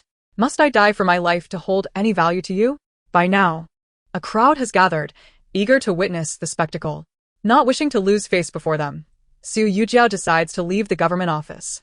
Lu Ziqian, Irritated by her incessant mention of death, finds women to be troublesome, overreacting to every little matter. He rushes after her, swiftly lifting her in his arms. And in no time they arrive at the general's residence. What do you mean by borrowing life? Can you not behave normally? Is it me who deems your life insignificant? Or is it you who feels that way? Why must you constantly resort to threats of death? How are you different from those women who scream and wail? Su Yujiao, trembling, protests. You conspired with Chen Yunong against my life. Do I not have the right to express my distress? What manner of attitude do you expect from me? Should I offer my life to Chen Yunong to satisfy you? Lu Ziqian, increasingly perplexed, asks, when did I conspire with Chen Yunong against you? I do not comprehend your words. Su Yujiao, in a fit of anger, throws a pottery jar, pointing to the straw doll on the ground. Is this not evidence enough? Even if you do not believe in spirits, to curse me for the amusement of other women is unconscionable. What if this curse becomes reality? Do you not fear for my life? Ha! How could you fear? You would wish for my demise to prolong Chen Yunong's life. Su Yujiao's lips quiver, Her breathing becoming labored. At last, Lu Ziqian begins to grasp the gravity of the situation. Chapter 62. Am I so despicable in your heart? He bends down to pick up the straw doll, examining it closely. Only then does he notice something amiss. There is another doll behind it, inscribed with Su Yujiao's birth date. Upon seeing the two dolls connected by a life and death hexagram, his expression changes drastically, and he throws the straw doll away in alarm. Is this something taken from a ghost temple? What is the true significance of these two dolls? Su Yujiao scoffed. You and Shen Yun and I personally placed them. Do you not comprehend their meaning? If I am not mistaken, you are also concealing talisman papers, are you not? As Lu Ziqian listened to Su Yujiao's sarcastic remarks and connected that regarding the dolls, an ominous premonition suddenly washed over him. Xiao Tao, Gomein. Please recount yesterday's events in detail. He recognized that Su Yujiao was in a fit of rage, having completely lost her reason. And he could not extract any useful information from her. After hearing Xiao Tao's account, Lu Ziqian felt as if he might explode with anger. Su Yujiao, do you even have a heart? Am I truly such a despicable person in your eyes? Do you believe I would conspire with Chen Yun and I to curse you? What have I done to you that makes you think I am inferior to a beast? Su Yujiao, observing his furious expression, was taken aback. Had he not admitted it himself yesterday? Now he feigned heartbreak for whom? Are you trying to wriggle out of this? Lu Ziqian, infuriated. Thought of striking her. I am not wriggling out of anything. I have done nothing wrong. I did accompany Chen Yun and I to the ghost temple. But that was only because she was plagued by nightmares after killing Chen Yaozhu. She learned from somewhere that she could cleanse Chen Yaozhu's resentment at the temple. Too afraid to go alone, she asked me to accompany her. I have never believed in ghosts or deities, but I agreed to go along for her peace of mind. That place is quite sinister and clearly not a proper temple. It is best to steer clear of it. I instructed Xiao Lu to remain silent to prevent any curious individuals from probing into it. I refrained from informing you to avoid unnecessary trouble. Had you known I went with her, you would have overthought it. When your mother presented the dolls yesterday, I hardly got a good look before the quarrel erupted, leading to this misunderstanding. Su Yujiao listened to his explanation and scoffed. Lu Ziqian, you truly go to great lengths for Qin Yun and I. I have unveiled your conspiracy, yet you still attempt to salvage your reputation. For her sake, you can set aside your pride and explain yourself to me in such a submissive manner. Is your intention to placate me so that you can continue using the talisman papers on me until my fate is altered, thereby extending my life for Qin Yun and I? Lu Ziqian, hearing Su Yujiao's mockery, erupted in a fit of rage, shouting uncontrollably, "What talismans are you talking about? Have you lost your mind? Would you rather believe your wild conjectures than my explanation? Should I summon Chen Yun and I for you to confront?" Su Yujiao continued with her sarcasm. You two are so close that you share a bed. Naturally, you are in perfect harmony. Lu Ziqian, driven to madness, grasped her neck, though not applying pressure. His gaze filled with a mix of love and hate as he looked at her defiant and mocking face. Su Yujiao, believe whatever you wish. You always accuse me of lacking faith in you and disrespecting you. Have you ever trusted me even a fraction? Damn it. If I explain myself one more time, I might as well take your surname. I have spoiled you like a child, pampered you, and catered to your whims, and yet you remain unsatisfied? Have you ever seen a husband who massages his wife's shoulders, washes her feet, or wipes her hair? Who else has the audacity to bark like a dog to amuse his wife? What more do you want from me? Is divorce truly your desire? Then let us part ways. I shall no longer serve you. Lu Ziqian kicked a few stools aside and stormed out, watching his furious departure. Su Yujiao's tears blurred her vision. He had only treated her well for a month, and now he felt wronged? She had merely misunderstood him once. And he could not endure it? Who would she vent her grievances and frustrations of 3 years upon? Xiao Tao, feeling heartbroken, consoled her, Miss. It seems the general is truly angry this time. I believe what he said was genuine. Although the general has a bad temper, he is someone who stands by his words. If he denies involvement in that matter, he certainly did not commit it. Su Yujiao turned her face away and wiped her tears. I know. I deliberately provoked him, wishing he could experience the taste of misunderstanding and misrepresentation. But it seems the general truly intends to divorce you. Xiao Tao expressed her concern. She believed that since it was a misunderstanding, clarifying it would suffice, and there was no need to escalate it to the point of divorce. However, Su Yujiao held a different perspective. She recognized that a severe crisis of trust had emerged between her and Lu Ziqian. He did not trust her, and she did not trust him either. Both had their issues, and today, they quarreled over trivial matters. Tomorrow, they might argue over something else trivial.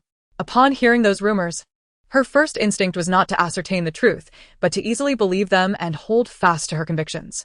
Her mindset had become problematic, and she held no hope for this dreadful marriage, perpetually entertaining pessimistic thoughts and preparing for the worst. Such a marital relationship was abnormal. Perhaps it would be better to end it sooner, allowing both to find liberation. Xiao Tao, gather our things, we are leaving. Xiao Tao hesitated. Miss, can we return? The eldest madam might not allow you to enter easily. Su Yujiao felt a pang in her nose, and her freshly dried eyes blurred once again. After failing to save her elder brother, it seemed her family had collapsed once more. Her sister-in-law had scolded her as a liar and a narcissist, angrily casting her out. Although her parents said nothing, their sighs and disappointed gazes cut deeper than any sword. She blamed herself for not handling matters more rigorously, for making a fuss before the situation was resolved. Thus, she had no intention of returning home to face further troubles. Let us go to the East Courtyard. We will reside there post-divorce and not burden my family further. My parents have suffered enough. Xiao Tao wiped her tears, knowing that even in hardship, it could never compare to the Miss's suffering. Yet, the Miss had always returned home to report good news, never bad. I shall go pack, she said, refraining from further persuasion, recognizing that if this would allow the Miss to find some ease, she would support her decision. Mrs. Zhou did not hinder them, merely arranging assistance for their journey and sending a few maids and guards along. Once everything was settled on the other side, these individuals would return. Thank you, mother, Su Yujiao said, stepping forward to embrace Mrs. Zhou, for such understanding in a mother-in-law was indeed rare.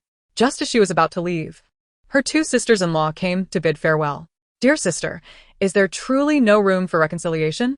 Seventh brother has behaved poorly in the past, but has he not improved recently? You must grant him a chance for redemption. Chapter 63. The Maid's Affection for the General. The eldest sister-in-law, by Qing Ro, nodded in agreement. Indeed. I heard from the cook that Ziqian has recently taken to learning how to cook. It is quite commendable for a man to do such a thing. He even picked plum blossoms and collected dew, purchasing garments and jewelry from across the street. Both my second sister-in-law and I are envious. Yes. His recent conduct has been quite admirable. Su Yujiao listened quietly, withholding her opinions. Once they finished speaking, she calmly replied, Eldest sister-in-law, second sister-in-law, I appreciate your goodwill. However, the matter has reached this point. I have already made arrangements with him to finalize the divorce paperwork at the Yamen tomorrow. In the future, if you have the time, do visit me. Both women sighed, insisting on giving her silver notes and jewelry, their attitudes as firm as Mrs. Zhou's, refusing to let her leave empty-handed. Su Yujiao could only accept their gestures of kindness with gratitude. Suddenly, she felt that life was not so bleak after all, for there were still those who genuinely cared for her. After Su Yujiao departed, Mrs. Zhou's expression shifted dramatically. Go fetch Chen Yun and I for me. She cannot escape responsibility for this matter, which has stirred the general's residence into chaos, believing she could evade repercussions. Have the steward handle it personally. Understood. Immediately afterward, Mrs. Zhou went to the woodshed, where Chun Mei was locked away, nearly on the verge of death. Who instigated you? Speak. Chun Mei attempted to rise, but could not manage it. Madam, no one instructed me. I harbor feelings for the general and am envious of the young mistress. All of this is the doing of a single maid. The maid, upon hearing from a young girl about the general and Miss Chin visiting the ghost temple, succumbed to curiosity and ventured there herself. She beheld a jar belonging to Miss Chin, containing a straw doll adorned with a soul-restraining talisman. Initially, the maid did nothing but observe the spectacle. However, recently, the general has been increasingly attentive to the young mistress, scarcely sparing a glance for the maid. Consumed by jealousy, she decided to swap the doll in the jar. Mrs. Zhou, furious, shattered a teacup. Wretched maid. What favor has Qin Yunyang bestowed upon you that you still shield her, even in dire straits? Do you truly believe I am a fool? If this misdeed were yours, you would seize the opportunity to pin all blame on Qin Yunyang instead of foolishly accepting responsibility for it yourself. Spring Plum's eyes flickered with panic. Madam, I too wish to place the blame upon Miss Chen. Yet, I feared that if I spoke falsely, my family would be implicated. I cannot dare to speak untruths. Mrs. Zhou, resolute, replied, I see you are one who will not shed tears until faced with a coffin. If so.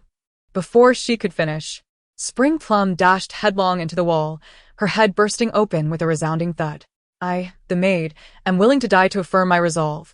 I beseech you, madam. Do not involve my family. Startled, Mrs. Zhou stepped back, her complexion paling. Granny Zhang approached to test for breath, shaking her head. Madam, she has passed.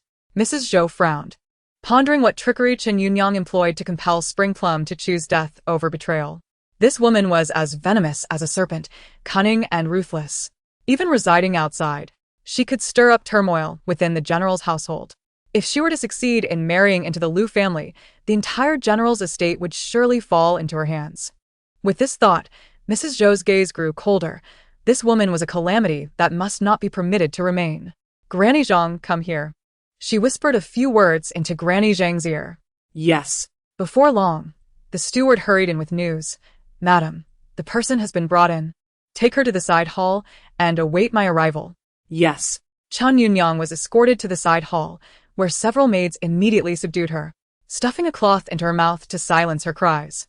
Terrified, she struggled, aware that Mrs. Zhou had summoned her for no kind purpose. She had prepared herself for humiliation and torment, but she never anticipated Mrs. Zhou's ferocity, binding her without granting her a chance to speak. With a creak, Mrs. Zhou, supported by maids, entered the side hall. Granny Zhang presented tea, and Mrs. Zhou delicately sipped before calmly stating, "Let us begin." As Chen Yunyang observed the burly maids drawing closer with trays bearing silver needles of varying lengths and thicknesses, dread gripped her heart. Two maids pinned her to the ground, while Granny Zhang grasped her fingers, piercing them one by one with the needles. The remaining maids were not idle, targeting soft and concealed areas with their needles. Waves of excruciating pain coursed through Chen Yunyang, who endured the inhumane torment, beads of sweat dotting her forehead, her body racked with agony. Mrs. Zhou had no intention of allowing her to escape easily. Though she could not kill her outright, she could certainly subdue her, ensuring she would not dare to cause trouble in the future. While she longed to end Chen Yunyang's life, the time was not yet ripe, as it would complicate matters with the palace. After all, Chen Yunyang was a county lord conferred by the emperor, revered by the populace as a divine healer. Her death would unravel many troubles, detrimental to both the general's household and the empress. Therefore, Chen Yunyang could not die, yet Mrs. Zhou could certainly make her life a living hell. Chen Yunyang succumbed to unconsciousness only to be doused with water and revived, utterly devoid of strength to call for help. Release her bindings. Just as she believed the torment had reached its end, Mrs. Zhou spoke again. I recently acquired a jar of skincare cream with remarkable effects. Why don't you give it a try? Granny Zhang took the cream from Mrs. Zhou and scooped a generous amount to apply evenly on Chen Yunyang's face. No, I refusa. What is this? I do not wish to apply it. Chen Yunyang's face twisted with terror, resisting vehemently. Though she was unaware of the nature of the cream, she instinctively knew it was no good. Did Mrs. Zhou intend to ruin her beauty? How dare you? I am a county lord appointed by the emperor. You are merely a faded noblewoman. How dare you inflict such punishment upon me? Mrs. Zhou, if you do not end my life today, I shall report you to the emperor. Chen Yunyang understood that, having just been conferred her title, Mrs. Zhou would not dare to take her life. Doing so would implicate Lu Ziqian and the crown prince in treason. Mrs. Zhou took another sip of tea. I merely invited the county lord for a visit, who said I intended to kill you. Suddenly, Chen Yunyang felt a sharp sting on her face. Upon touching it, she discovered it had begun to rot and fester. What have you applied to me? Mrs. Zhou retorted sarcastically. Are you not the divine healer? How is it that you do not know? If you cannot heal your own face, how could you possibly face the emperor to report me? You can cure plagues, yet cannot remedy your own visage. Do you not think the emperor will suspect something? I am curious to see which of us will bear the greater blame, your impersonation as a healer or my use of punishment. Chapter 64, a favorable match for Yu Chen Yunyang, clutching her face, glared venomously at Mrs. Zhou, her eyes burning with hatred. She struggled to rise. Kneeling in humiliation, it was Yunyang's disrespect towards you, madam. I implore you for the antidote. Mrs. Zhou elegantly savored a morsel of pastry. I neither possess medical skills nor knowledge of pharmacology. How could I possibly have an antidote? What must I do to earn the antidote? Mrs. Zhou exchanged a knowing glance with Granny Zhang, who understood immediately. Marriage is a woman's secondary birth, and one must be discerning in choosing the right partner. My son mentioned that you saved his life. As a token of gratitude, I have specifically selected a fine match for you. His name is Lu Wen. He is the drill master of the Lu family army, a 100-man commander. Though he may not speak much, he is undoubtedly a compassionate man. Marrying him would be a commendable match. As long as you sincerely commit to your life together, he will not treat you poorly. Chen Yunyang regarded the stout man before her, her fists clenched in rage, feeling deeply humiliated. How could a county lord like herself marry a lowly, rankless brute? Madame Lu, you are being excessively unreasonable. I am a county lord. Even if I am unworthy of the general's esteemed threshold, marrying a scholar would still be fitting. You dare to suggest I wed a mere ruffian? Mrs. Zhou scoffed. How did you become a county lord? Do I need to remind you? Moreover, you lack both connections and true abilities. You know better than anyone the worth of your title. You bask in the glory of being a county lord. Yet once time passes and the crowds seeking your healing grow, especially among those you cannot refuse, can you guarantee you one day reveal your true self? By then, you will be unworthy even of a beggar. Chen Yunyang's face drained of color. Mrs. Zhou's words resonated with truth. If I marry him, can I shield myself from the royal relatives seeking treatment? Of course. After the new year, Lu Wen will accompany the Lu family army to guard the frontier. As his wife, you will naturally follow him. Though the frontier may be harsh, you are a county lord. Local officials will only seek to curry favor with you, and no one will dare to mistreat you. You can find solace there, free from those seeking your healing, and thus, your identity will remain concealed. You can continue to live under the honor of being a county lord, and your future children will also be of noble lineage. As Chen Yunyang listened to Mrs. Zhou's words, she found herself somewhat swayed, yet she remained unwilling to marry a lowly brute. Mrs. Zhou's demeanor suddenly shifted. Do not even think about entering the general's household. If you truly possess the ability to marry in, I would not mind learning from other ladies how to refine the skills of a daughter-in-law. I assure you, you will not survive 3 months under my hand. If you don't believe me, come and see for yourself. As for your appearance, within 24 hours, the poison will fully manifest, and even divine beings will be unable to remedy it. Take care of yourself.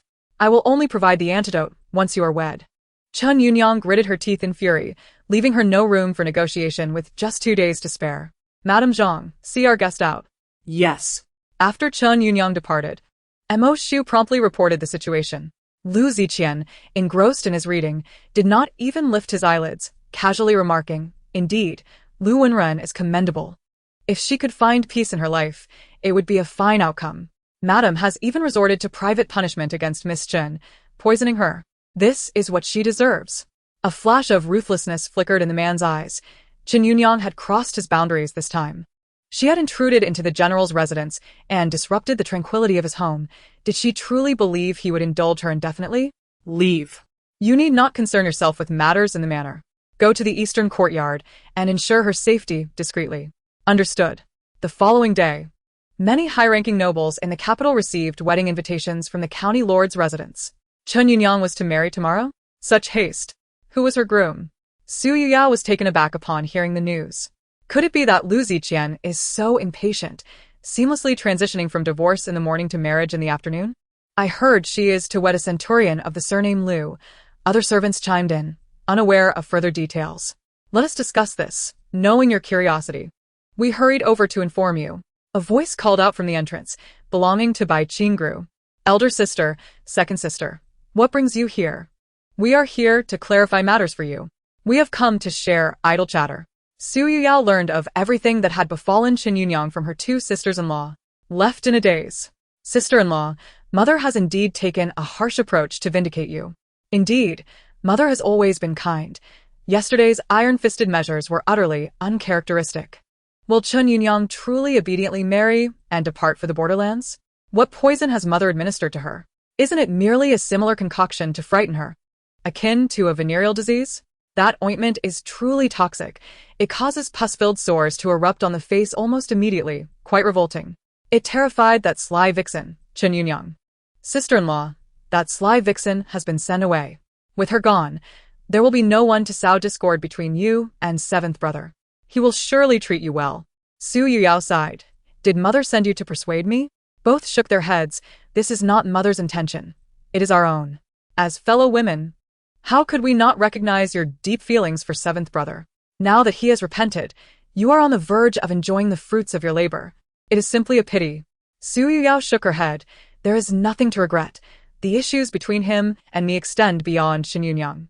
Please, do not persuade me further. It is futile. You have yet to eat, have you? I happen to prepare several of my specialty dishes. Why not stay for lunch? Seeing their persuasion was in vain, the two bid farewell. Su Yujiao, devoid of appetite, wished only to conclude the matter of divorce promptly. As night fell, she waited in vain for Lu Ziqian, only to be visited by an uninvited guest. She frowned. What brings you here? Even with a veil concealing her face. She recognized the intruder. Jiao, please help me. I know you can cure the poison on my face. I truly do not wish to marry that brutish man. He is dark and ugly, and I feel nauseated at the sight of him. Jiao, if you help me heal my face, I will assist you in rescuing cousin Yujing.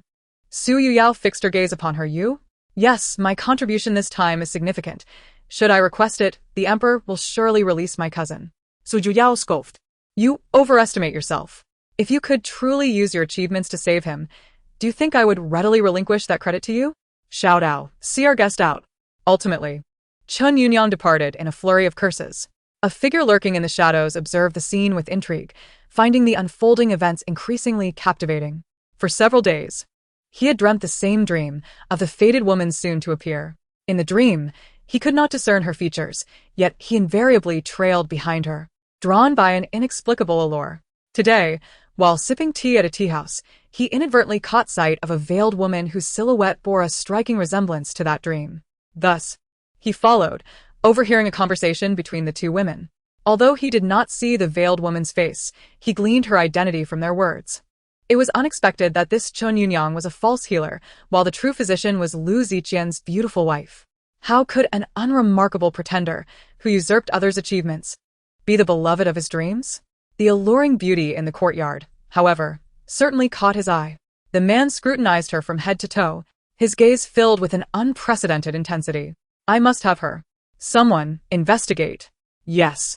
Xiao Dao noticed Su Yujiao peering out the door, and approached her with a cloak and hand warmer. Miss, it is quite late. The general is unlikely to come. Even if he does arrive now, the gates to the offices are closed. It would be best not to wait.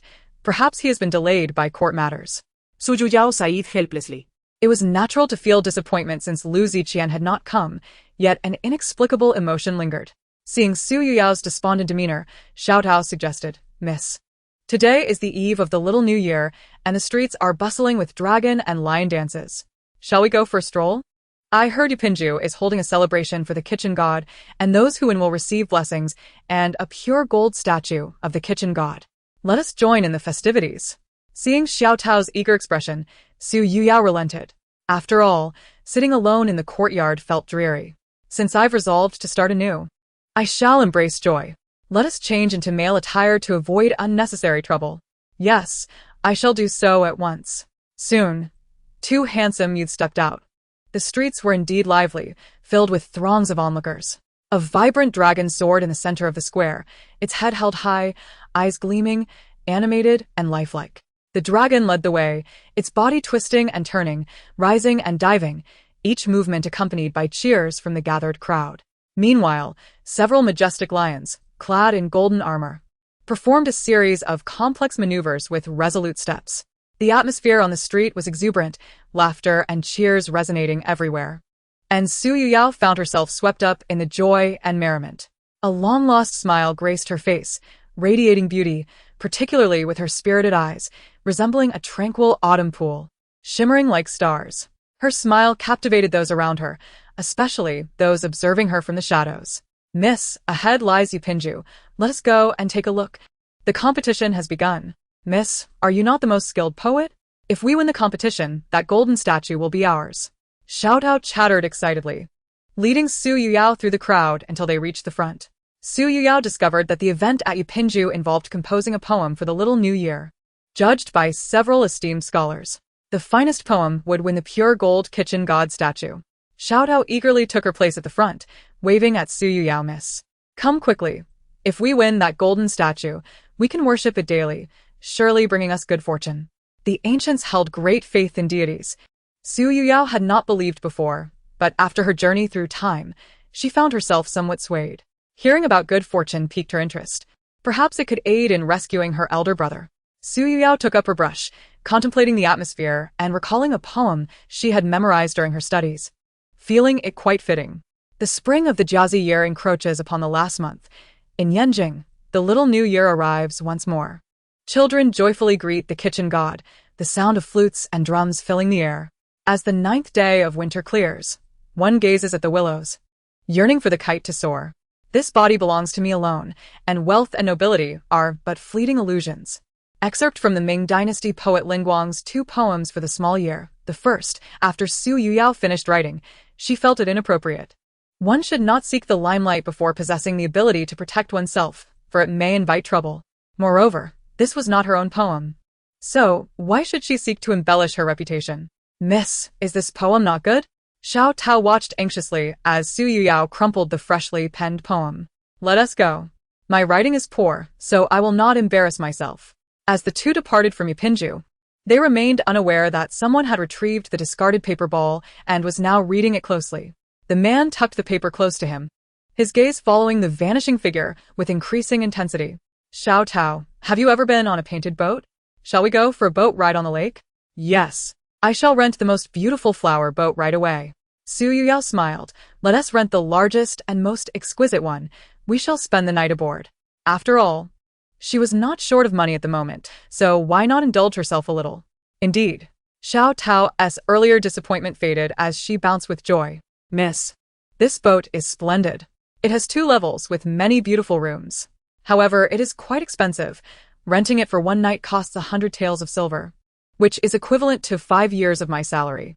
As Su Yujiao admired the painted boat, she nodded in agreement. It is indeed pricey. However, since we are renting it, we should enjoy it fully. Miss, they have brought the food and asked if we would like a musical performance. These are all complimentary. Let us have it all. Su Yujiao waved her hand grandly, eager to indulge in the opulence of ancient revelry. Soon, the food and drinks arrived, followed by the singers and dancers. Xiao Tao, you sit as well. Su Yujiao savored the music and dance while enjoying her meal, finding classical dance to be exquisitely graceful, offering a delightful visual feast.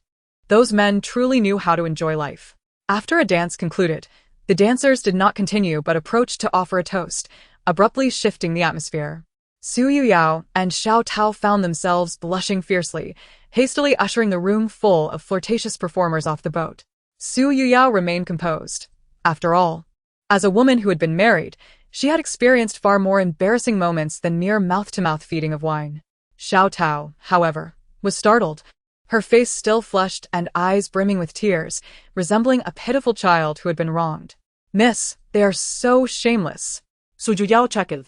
Pointing at Xiao Tao's attire, "You now resemble a handsome young lord. Miss, I need to step out for some fresh air." Xiao Tao covered her flushed face and ran to the bow of the boat for a breeze. "Miss, there's someone on that small boat waving at us. It seems to be Lord Gu." Hearing Xiao Tao's shout, Su Yujiao stepped out to have a look, and indeed, it was Gu Heng. His small boat trailed closely beside theirs. "Brother Gu, are you also here to enjoy the lake?" Gu Heng hesitated. "I specifically followed you here." "Followed us?" "Yes. I saw you at Yupinju, but I was on the second floor. I was about to come down to greet you when you left. I rushed out. And you had already boarded the painted boat. I shouldn't have followed, but thinking of your safety as you two ladies travel at night, I decided to accompany you. In case of any trouble, I could provide assistance." Su Yujiao was no fool. Knowing his intentions, she naturally invited him aboard. "Brother Gu, please come up. Is it convenient?" He understood the impropriety, but could not resist his yearning to be closer to her. There's nothing inconvenient about it. Those with nothing to hide need not fear the knocking of ghosts. Gu Heng boarded the boat, and Xiao Tao set another pair of chopsticks at the table. "Jiao Jiao, this is for you." Gu Heng pulled out an old, yellowed book from his robe. "What book is this?" "It is a medical text. It may prove useful to you." Su Yujiao flipped through a couple of pages, her eyes widening in delight. "The Shinong Banqiaojing? This book is quite precious. I heard it was with a wealthy merchant and is difficult to acquire. How did you come by it?" "It's too valuable." Seeing Su Yujiao cherish it so, Gu Heng could not help but smile. "It is not valuable. I did not spend a single coin." Please accept it. "Brother Gu, why have you suddenly gifted me such a precious medical text?" Gu Heng candidly expressed his thoughts. "I felt you would appreciate it. Moreover, if utilized well, it may aid in saving Brother Su." Su Yujiao paused, eagerly inquiring, "How can it save him?" "The concubine Jing is of foreign descent. To maintain her status, she relies not only on the emperor's favor, but also on her maternal clan's power. It is said that concubine Jing's father, Lord Xiao, is afflicted with a strange illness. If your medical skills improve and you can cure his ailment, you will have the standing to negotiate with concubine Jing and the third prince. Brother Su has not offended them. In their eyes, he is merely an inconsequential figure, or else he would not have been chosen as a scapegoat. Even if they release Brother Su, it will not affect their power struggle. If you seize the opportunity, they may let him go." Su Yujiao listened to Gu Heng's words, excitement causing her to rise, tears brimming in her eyes, overwhelmed with gratitude and at a loss for words. "Brother Gu, I cannot express my gratitude." She deeply bowed to Gu Heng, who quickly rose to assist her. "Jiao Jiao, there's no need for such formalities between us. Besides, I have not done much. Whether this succeeds depends on your medical skills. If you cannot cure Lord Xiao, all is in vain." Su Yujiao remained grateful. "Brother Gu, I understand everything you have said, but I also see the extent of your efforts. Not to mention you have exerted yourself to devise a way to save him. This book, although you refused to disclose how you acquired it, surely was not easy to obtain. Furthermore, as the crown prince's attendant, you risk incurring the prince's wrath by aiding concubine Jing's maternal clan. If the crown prince were to find out, he would surely blame you. This kindness is one I shall never forget. Brother Gu, I toast to you." Overwhelmed with gratitude, Su Yujiao could only express her feelings through a toast. Gu Heng naturally would not refuse her offering. On the adjacent boat, Lu Ziqian watched the two reveling in merriment, exchanging glances, his expression dark as the night. An uncontrolled rage surged within him, like a lurking beast sharpening its claws, exuding a bloodthirsty aura. Mo Shu, drenched in cold sweat, instinctively stepped back. Their master was terrifying in this moment. They had only witnessed such a fearsome demeanor from him on the battlefield. In the next instant, the man leapt onto their boat, his movements swift as lightning. Xiao Tao and Gu Heng barely had time to react before they succumbed to unconsciousness. Su Yujiao recognized the intruder, her expression tightening as she froze in place. Just then, a cold, rough finger reached toward her cheek. "Who gave you the audacity to secretly meet your lover?" Su Yujiao was compelled to lift her chin, her gaze trembling as she stared at him.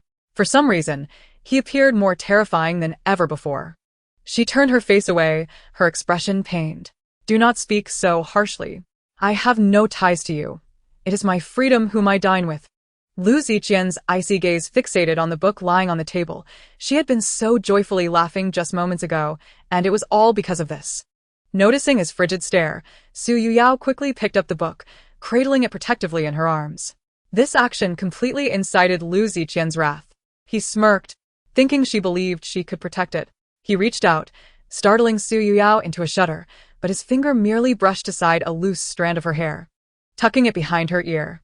The man settled beside her, drawing her into his embrace, his arm imprisoning her as he spoke in a low, ominous tone. Are you so afraid of me? Su Yujiao struggled, on the brink of separation, yet they still embraced as if nothing were amiss. General Lu, please exercise some decorum.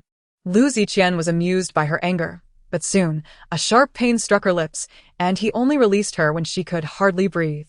Decorum? Su Yujiao. Do not forget your station. We are not yet divorced. You remain my wife, Lu Ziqian. Do not merely speak of embracing. Even if I were to sleep with you here, it would be entirely justified. As he spoke, he swept all the dishes from the table onto the floor and pressed her against it. Su Yujiao's face turned pale with fright. Lu Ziqian, you scoundrel. What do you intend to do? The man sneered, his tone almost cruel.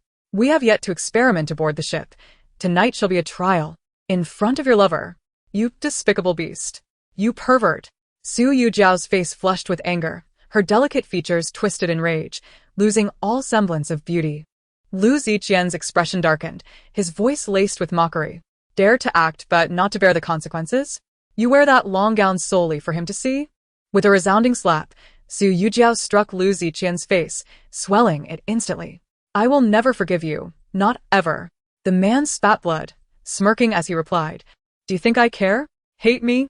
This is the outcome of your own choosing. This is what befalls those who betray me.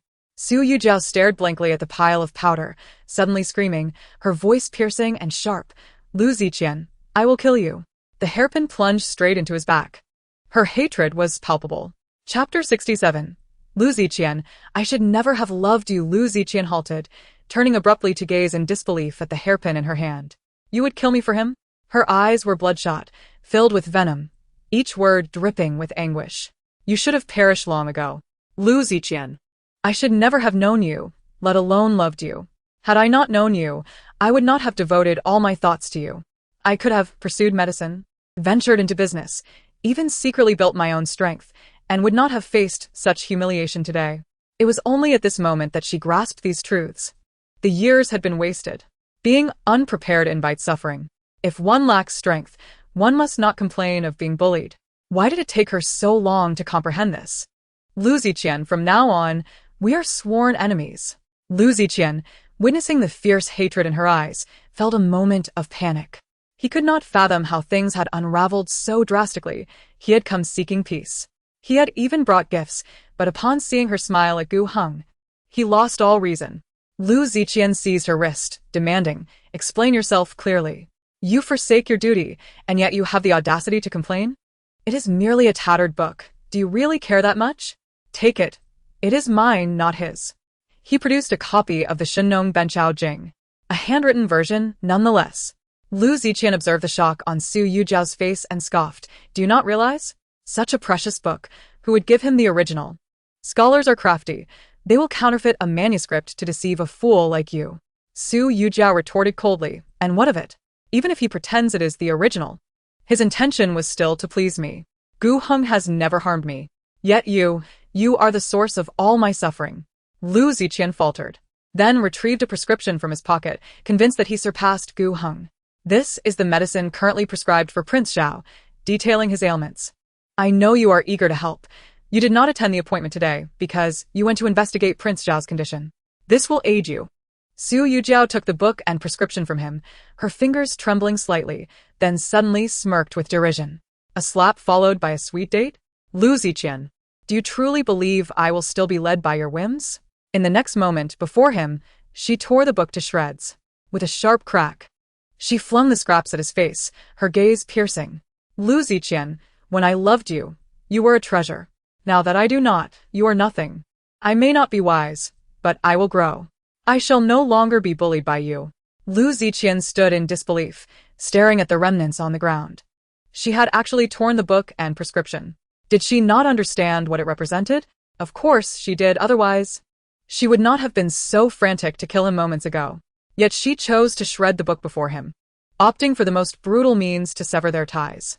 He knew better than anyone that saving Su Yujiao was her obsession. To forsake saving someone was more torturous than killing her. Lu Ziqian gazed at her in silence, her usually gentle eyes now glimmering with coldness, more chilling than the moonlight outside. In that instant, he clearly felt that her anger was not mere spiteful words. She had truly ceased to love him. Realizing this, his emotions spiraled out of control, akin to a raging lion yearning to seize her neck and ensure her eternal submission. Why had things not unfolded as he envisioned? All he desired was to restore order, to regain control. As Lu Ziqian prepared to obstruct Su Yujiao once more, Mo Shu appeared, striking him from behind and knocking him unconscious. The master was oblivious to the nuances of love, nearly losing his life to investigate, yet upon his return, he spoke only hurtful words, inflicting wounds on the young mistress while suffering himself. The complexities of love were truly a headache. He swore never to entangle himself in such matters again. Mo Shu cast an apologetic glance at Su Yujiao before taking Lu Ziqian away. Su Yujiao collapsed to the ground, as if her soul had been extracted, reduced to a husk, her gaze hollow, weeping silently. The next day, the streets of the capital were filled with the sounds of drums and firecrackers. Chun Yunyang was to be wed. However, Su Yujiao paid little mind to such matters, for she had more pressing concerns. Peony, could you assist me in arranging a meeting with Boss Zhang? I have matters to discuss. Jean Muden regretfully replied, You have come at an inopportune time. Boss Zhang is in trouble and is currently so troubled that he cannot eat or sleep. He may not have time to see you. Su Yujiao frowned. She was determined to succeed, for time was of the essence. What troubles has Boss Zhang encountered? Jean Muden pointed to several bolts of fabric on the counter. It is because of these. What is wrong with the fabric? You will see for yourself. Su Yujiao picked up a piece of blue fabric, only to discover the colors were uneven, varying from deep to light, with large patches of black. These are the dyed fabrics from Boss Zhang's shop. He brought some here to see if they could be sold. These fabrics are so hideous that not even a discount would entice anyone. Those who can afford silk do not care for the price, and those who cannot, no matter how cheap, cannot afford it. If these cannot be sold, Boss Zhang will fail to deliver and will have to compensate double the deposit. Can he not worry? Su Yujiao opened several more pieces. Regardless of the color, they were all darkened and unsightly. How much stock does Boss Zhang have? Jean Muden held up a hand. 50,000 pieces. He has invested his entire fortune and will face ruin. How did these fabrics become ruined? Did Boss Zhang dye them himself? Jean Muden shook her head. I am not sure of the specifics, but Boss Zhang has tried every method. He is bound to incur losses. Su Yujiao pondered for a moment. Could you spare me a few pieces? I will see if I can remedy the situation. Take whatever you like. They are merely unwanted goods. If you can indeed salvage them, it will alleviate Boss Zhang's immediate crisis. Su Yujiao took 2 pieces of fabric. I will return. It may not work. Upon returning home, Su Yujiao used scissors to cut the fabric into pieces, primarily to experiment with various bleaching methods and ascertain which would yield the most effective results. Those educated are aware that hydrogen peroxide can decompose ink. With just a small amount of hydrogen peroxide, she could potentially restore the fabric's whiteness. Even if complete bleaching were not achievable, lightening the dark hues to a more subtle shade would be preferable to the deep, somber tones. Unfortunately, the conditions of ancient times were limited. Although she had learned how to create hydrogen peroxide in chemistry class, the lack of materials and tools prevented her from doing so. Thus, she had to resort to some rudimentary techniques. The first method involved soaking the fabric in a mixture of white vinegar and lemon juice, both of which possess bleaching and stain-removing properties. However, as lemons were not available in the Great Ming Kingdom, she substituted them with orange juice to observe the outcome. The second method entailed combining lime, wood ash, and paper ash in a large pot, adding an appropriate amount of water, stirring uniformly, boiling the mixture, and finally washing it. Lime and wood ash are natural bleaching agents. The third method suggested soaking the fabric in milk, as the fats and acidic components in milk can break down dyes. However, this approach was impractical due to the scarcity of milk and the value of the oxen. The fourth method involved soaking the fabric in alcohol. The fifth method required a vigorous scrubbing with her homemade soap. After an extensive day of experimentation, Su Yujiao concluded that the most cost-effective and large-scale bleaching method was the boiling technique using lime and wood ash. Although this method cannot transform a deeply dark blue fabric into white, it could lighten it to a pale blue, albeit with uneven coloring. With a slight design modification, such as layering 2 pieces of white gauze over the outer layer, she could create an ethereal mountain and water skirt. The following morning, Su Yujiao donned the skirt she had crafted and returned to the peony pavilion. Jean Muden was immediately captivated by the novel design of her dress, which resembled a modified hanfu. The patterns subtly visible beneath the white gauze evoked the elegance of a landscape painting, exuding an otherworldly charm. Jiao Jiao. This dress is simply exquisite. Where did you purchase it? I made it myself. Do you think it looks good?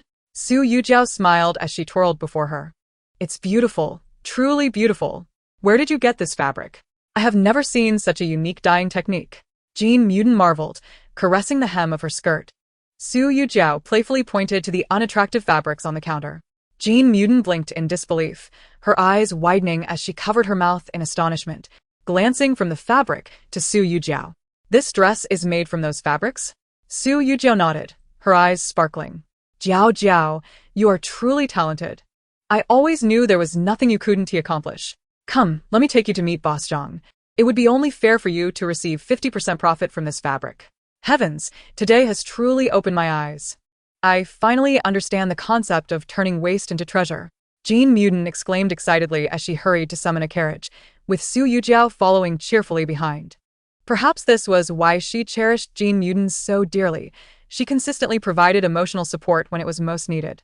For instance, at that moment, she felt like a worthless being in Lu Ziqian's presence, yet here, she transformed into an extraordinary talent. When they encountered Zhang Wansan, he appeared despondent, his hair almost white with worry. Jean Muden pushed Su Yujiao forward, pointing to her dress. Boss Zhang, your savior has arrived. Have you seen her dress? It's made from those unsightly fabrics of yours. Initially, Zhang Wansan was agitated and reluctant to entertain anyone, merely wishing to offload the unattractive fabrics from his warehouses. However, he was unexpectedly presented with what seemed to be a miraculous solution. He excitedly circled around Su Yujiao, examining her from every angle, his enthusiasm palpable. Had Jean Muden not intervened, he might have reached out to touch the fabric. Boss Zhang, please refrain from being so forward, Jean Muden cautioned, shielding Su Yujiao from his eager scrutiny. Realizing his lapse in decorum, Zhang Wansan quickly withdrew his hand, awkwardly apologizing. Ladies, please come in. Steward, serve tea. An hour later, both parties emerged from the study, smiles adorning their faces. Su Yujiao proposed her bleaching methods and design ideas, requesting a 50% profit. Zhang Wansan gladly agreed, as he had initially anticipated a loss but now saw the potential for profit. Indeed, even greater gains. As for Su Yujiao's request for an escort to the Xiaonan tribe, he regarded it as a minor detail and not a condition. Originally, Zhang Wansan intended to postpone the departure until after the new year, but Su Yujiao insisted on urgency, citing the gravity of the situation, leading him to decide on an immediate departure the following day. While Su Yujiao was packing her belongings, Xiao Lu arrived and, without uttering a word, knelt and bowed. Young madam, I implore you to save the general. Su Yujiao paused in her actions, turning to regard him with indifference. Offering no response or concern, Xiao Lu appeared haggard, tears streaming down his face. The general has sustained severe injuries since the night before last. He has been plagued by a high fever and is now delirious. Young madam, the general has been calling your name in his unconscious state. I beseech you to visit him. Su Yujiao resumed her packing, ignoring his pleas. Young madam, please, think of the general's plight. Moreover, he was injured in his efforts to save you. He has been tirelessly brainstorming ways to rescue you, claiming it to be more challenging than combat on the battlefield. He even ventured into the Xiaonan tribe, infiltrating the palace to obtain the formula from Prince Xiao. The palace of the Xiaonan tribe is not easily penetrated, and the general was gravely wounded. Xiao Lu continued, he may not articulate his feelings well, but he truly cares for you. Finally, Su Yujiao turned around, coldly inquiring, is he near death? Xiao Lu was taken aback, but nodded. The physician has indicated that the situation is dire. Su Yujiao sighed, if he dies, it spares me the trouble of a divorce. Xiao Lu's expression shifted dramatically. He could not fathom that the young madam would utter such heartless words. After all, She was the one who adored the general most. With a resounding slap to his own face, Xiao Lu lamented, "Young madam, I apologize for my indiscreet words that have caused you and the general distress. If you must punish someone, let it be me. Please do not direct your ire towards the general." Su Yujiao's expression darkened. "Xiao Tao, escort him out." Xiao Lu refused to leave. "Young madam, will you truly forsake the general?" He swore to the heavens, "The general is gravely ill. I am not exaggerating." Ultimately, Xiao Tao had to drive him out with the broom. Upon entering, Xiao Tao found Su Yujiao lost in thought and could not help but ask, "Miss, do you wish for me to investigate the situation?" "No need. His life or death is of no concern to me." Xiao Tao hesitated, wanting to say more but dared not speak. At the general's residence, Lu Ziqian lay feebly on the bed, his face devoid of color, while Mrs. Zhou wept beside him. "Has the young madam arrived?" Xiao Lu knelt, his demeanor sorrowful. Upon hearing that Xiao Lu had returned, Lu Ziqian forced his eyes open, instinctively glancing towards the door, wondering if she was worried about his grave condition. However, aside from Xiao Lu, no one else entered. Mrs. Zhou also rose to peer outside, but saw no one approaching. "Speak up. Where is the young madam?" Xiao Lu stammered, his face awash with tears. "The young madam refuses to come." Lu Ziqian's complexion paled further, and he retorted petulantly, "Who asked her to come? Is she here to torment me? I find her presence vexing." Mrs. Zhou scolded him, "Be quiet. You have nothing left but stubbornness. If you do not care for her, do not utter her name while you are unconscious." Lu Ziqian pouted and closed his eyes, feigning death. Mrs. Zhou instructed Xiao Lu to rise and relay the message. "What did you say? Did you inform the young madam that the general is gravely injured and has been calling her name even in his unconscious state?" The man on the bed, listening to his mother's words, felt his ears involuntarily flush with embarrassment. Fortunately, his persistent fever had already rendered his face a deep crimson, so no one noticed his anxiety and awkwardness. Xiao Lu nodded, confirming that he had said everything. Mrs. Zhou then inquired if the young lady had conveyed any messages or requests. Xiao Lu glanced at Lu Ziqian, hesitating to speak. "Please be honest. What did the young lady say? You usually express yourself quite clearly." "The young lady said it would be better if she were dead. At least it would save us from a divorce." Xiao Lu shut his eyes and blurted it all out. "What?" Lu Ziqian sprang up as if resurrected, his feverish body glistening with sweat, his head seemingly emitting steam, as if he were about to explode. He glared at Xiao Lu with a dark expression, causing the latter to tremble in fear. "Yes, it was what the young lady said, not my own words." Lu Ziqian, infuriated, hurled the teacup, astonished by her heartlessness. Mrs. Zhou frowned. Despite her fondness for Su Yujiao, her affection could not surpass that for her son. Hearing such cruel words from her was, of course, unsettling. It was disheartening that two people who once cherished each other had come to such a point of estrangement. Mrs. Zhou stood up. "I will personally seek her out." Lu Ziqian's face darkened ominously. "No one is allowed to go. Whoever tries will have their legs broken. I mean what I say." Mrs. Zhou looked at her son, whose stubbornness was evident, and sighed, feeling helpless. Their fates had indeed reached an end. Mo Shu, fetch the imperial physician. Yes. On a cold, silent night, Xiao Tao lingered anxiously outside Su Yujiao's door, indecisive. "Is that you, Xiao Tao?" Su Yujiao, a light sleeper, called out. "What is it?" Xiao Tao opened the door, hesitating before tentatively saying, "It's about the general." After Xiao Lu left in the afternoon, the steward and the two young ladies came by. They said the general was gravely injured. Worried, I stepped outside to check. Many physicians visited the general's residence, but all shook their heads, saying he had fallen into a coma again, and if the fever did not subside tonight, things could turn dire. "Miss, perhaps you should go and see for yourself?" After a long silence, the door finally opened. "Take this to find Physician Chen." "Miss, do you know Physician Chen? We discussed medicine together during the plague control efforts, though only under the guise of Su Longzhong. After returning to the capital, I corresponded with him as Su Longzhong. Su Yujiao furolet Heartbroken. He will come to help after reading my letter." Indeed.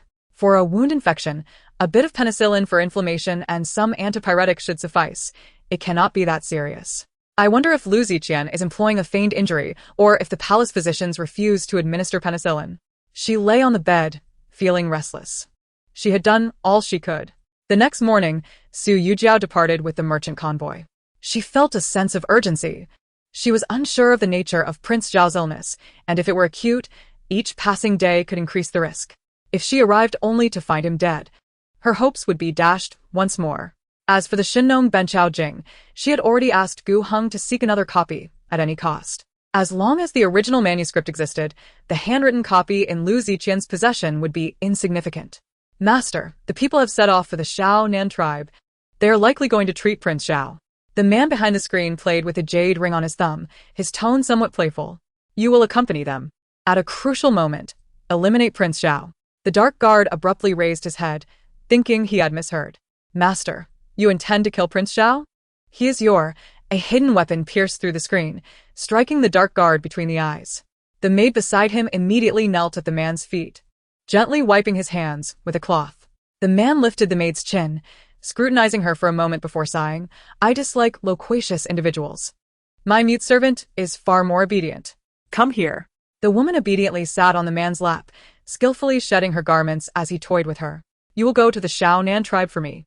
The man's gaze was clear, while the woman in his arms was already gasping softly. This is becoming more intriguing. At the general's residence, Lu Ziqian awakened and instinctively sought the familiar figure. Yet disappointment was inevitable. Mrs. Zhou observed her son's despondence and sighed helplessly. This was all his doing, and he could not blame anyone else. Stop looking. She has not come. Had he known, he would have treated her better from the start. Once Jiao returns, you two should divorce. It is better than enduring mutual torment. Lu Ziqian abruptly sat up in bed, anxiously asking, where has she gone?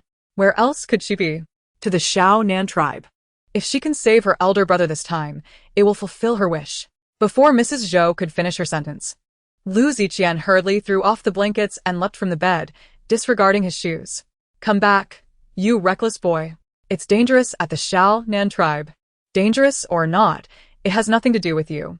She does not wish to see you at all, let alone acknowledge your sentiments. Who cares if she acknowledges my sentiments? As he spoke, Lu Ziqian had already packed his belongings and rode out. From Mo Shu, he learned that Su Yujiao was traveling with a merchant convoy, and he surmised that the Zhang family's convoy would likely take the official road. Nearing the end of the year, mountain bandits were active, seeking to have a prosperous new year, making travel at this time particularly perilous. Lu Ziqian and Mo Shu took to horseback on the official road, traveling day and night, quickly catching up to the convoy. However, they remained hidden in the shadows, not revealing themselves. Su Yujiao seemed anxious, urging the convoy along, and she spared no expense, ensuring the best provisions and horse feed along the way. After several days, they finally reached the Shao Nan tribe. Throughout the journey, Boss Zhang continuously remarked on Su Yujiao's good fortune, noting that they had encountered not a single bandit despite the season. In the past, he would not have dared travel so close to the new year, for danger lurked at every turn. Good fortune? Or mere coincidence? Su Yujiao felt a sense of unease, as if someone were watching her. Was it merely her imagination? Madam Su, we have arrived. What will you do next? Do you need assistance? Chapter 70. What do you intend to exchange with me? Su Yujiao shook her head. No need. I will explore the city first and stay at this inn tonight. Very well. Let us stay together for mutual support. Su Yujiao visited the local medical hall and quickly gathered useful information. For instance, the royal palace of the Shao Nan tribe was offering a handsome reward for renowned physicians, and Prince Shao was gravely ill, bedridden. Additionally, local shamans claimed that he was possessed due to his crooked mouth and slanted eyes. Excuse me, elder. If I wish to enter the palace to treat the king, where should I go to register? The old physician scrutinized the young person before him and advised, young brother, the money in the palace is not easily earned. Be careful not to return empty-handed. Thank you for the warning, elder. I am inquiring on behalf of my master. The old physician instructed her to go to the palace gate and inform the guards that she was there to reveal the imperial edict, and someone would naturally escort her inside. After expressing her gratitude, Su Yujiao returned to the inn without lingering, leaving a message for Boss Zhang before taking her medical kit into the palace. She had made comprehensive preparations for this healing endeavor, bringing many potentially useful medicines and medical instruments not available in this era, such as surgical tools, sterilization equipment, and various vials. Of course, these were all her homemade, simplified versions. These were all her possessions, Although she did not know what illness Prince Xiao suffered from, it was better to be prepared. However, with so much to carry, she could not bring everything into the palace and only took a small medical box. After the diagnosis, if it proved necessary, she could return for the rest. Master. The young lady is preparing to enter the palace. Let her go. Just as Su Yujiao stepped out of the inn, a carriage blocked her path. Lu Ziqian lifted the curtain, his tone neither warm nor cold. Get in. The woman was surprised for a moment before averting her gaze. No wonder Boss Zhang mentioned that the journey has been remarkably peaceful. It turns out he has been secretly watching over them. But what of it?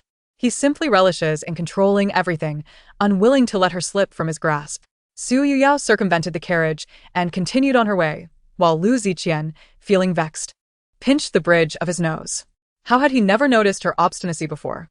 The man disembarked, scooped the woman into his arms, and ominously warned, "Feel free to scream. Gather, everyone." Su Yujiao clenched her teeth and bit down hard on his shoulder. If he wouldn't let her have peace, he would not find solace either. You canine! Why do you bite so much? Lu Ziqian playfully swatted her rear twice, causing Su Yujiao's cheeks to flush, yet she bit down even harder. He carried her into the inn and tossed her onto the bed, frowning as he rubbed his shoulder. Lu Ziqian, are you unwell? Can't you bear to see me thrive?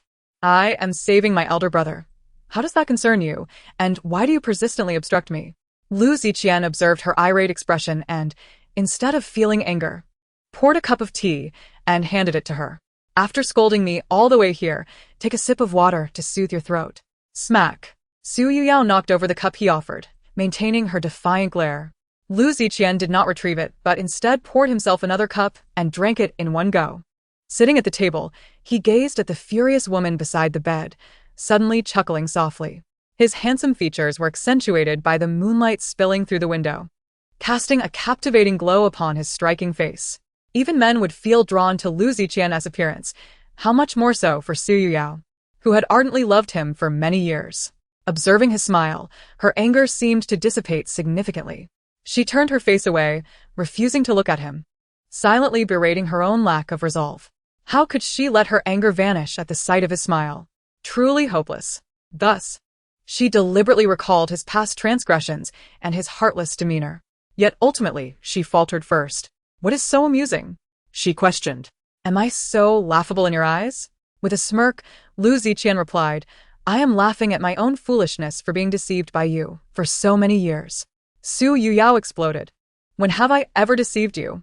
You love to sulk, bite, and are stubborn and unyielding. Isn't that deceit in itself? All those tender and considerate moments were merely an act. And you claim there was no deceit? Her face reddened.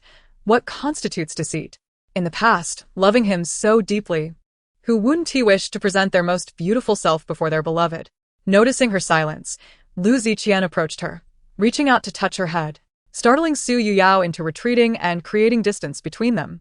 He gazed at his empty hand and continued, however, one thing remains unchanged. You are still as foolish as ever. Previously, your softness and innocence were adorable, but now your stubbornness and obstinacy are simply foolish. Su Yujiao hurled a pillow at him. You are the foolish one.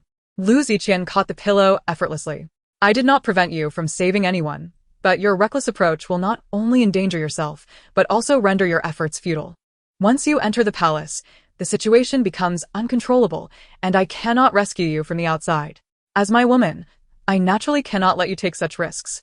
Calm and rational, Su Yujiao refrained from acting impulsively as she did that night when she tore the Shun Nong Benchao Jing. She still regretted that rash decision. Do you have a better plan? You only wish to understand Lord Zhao's illness, don't you? I can arrange for a physician to go, so you need not venture into the palace. Su Yujiao contemplated this. Indeed, it seemed safer. She was unfamiliar with the situation in the Shaonan tribe and had no knowledge of Lord Zhao's condition or temperament.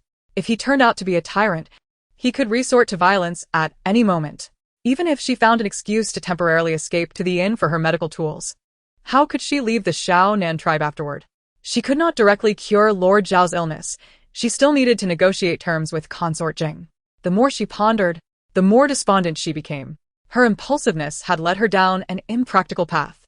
More critically, if her actions endangered Boss Zhang and his companions, she would be truly culpable. Su Yujiao glanced at Lu Ziqian. Without his assistance, her efforts would be in vain.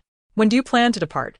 Tonight. Su Yujiao observed the seriousness on his face and awkwardly inquired, why help me? You never engage in ventures that yield no profit. Every action you take is purposeful. Lu Ziqian's smile faded at her assessment, transforming into a playful smirk. She was angering him by insinuating that he was being altruistic. What do you believe my motive is in assisting you this time? Su Yujiao responded coldly, with a smirk of her own. If you intend to use this as leverage to prevent our separation, then there's no need. I would rather resort to my own foolish methods. Lu Ziqian leaned back against the bed, propping his head on his hands, observing her with a languid yet regal demeanor. Very well, then let us negotiate a different condition.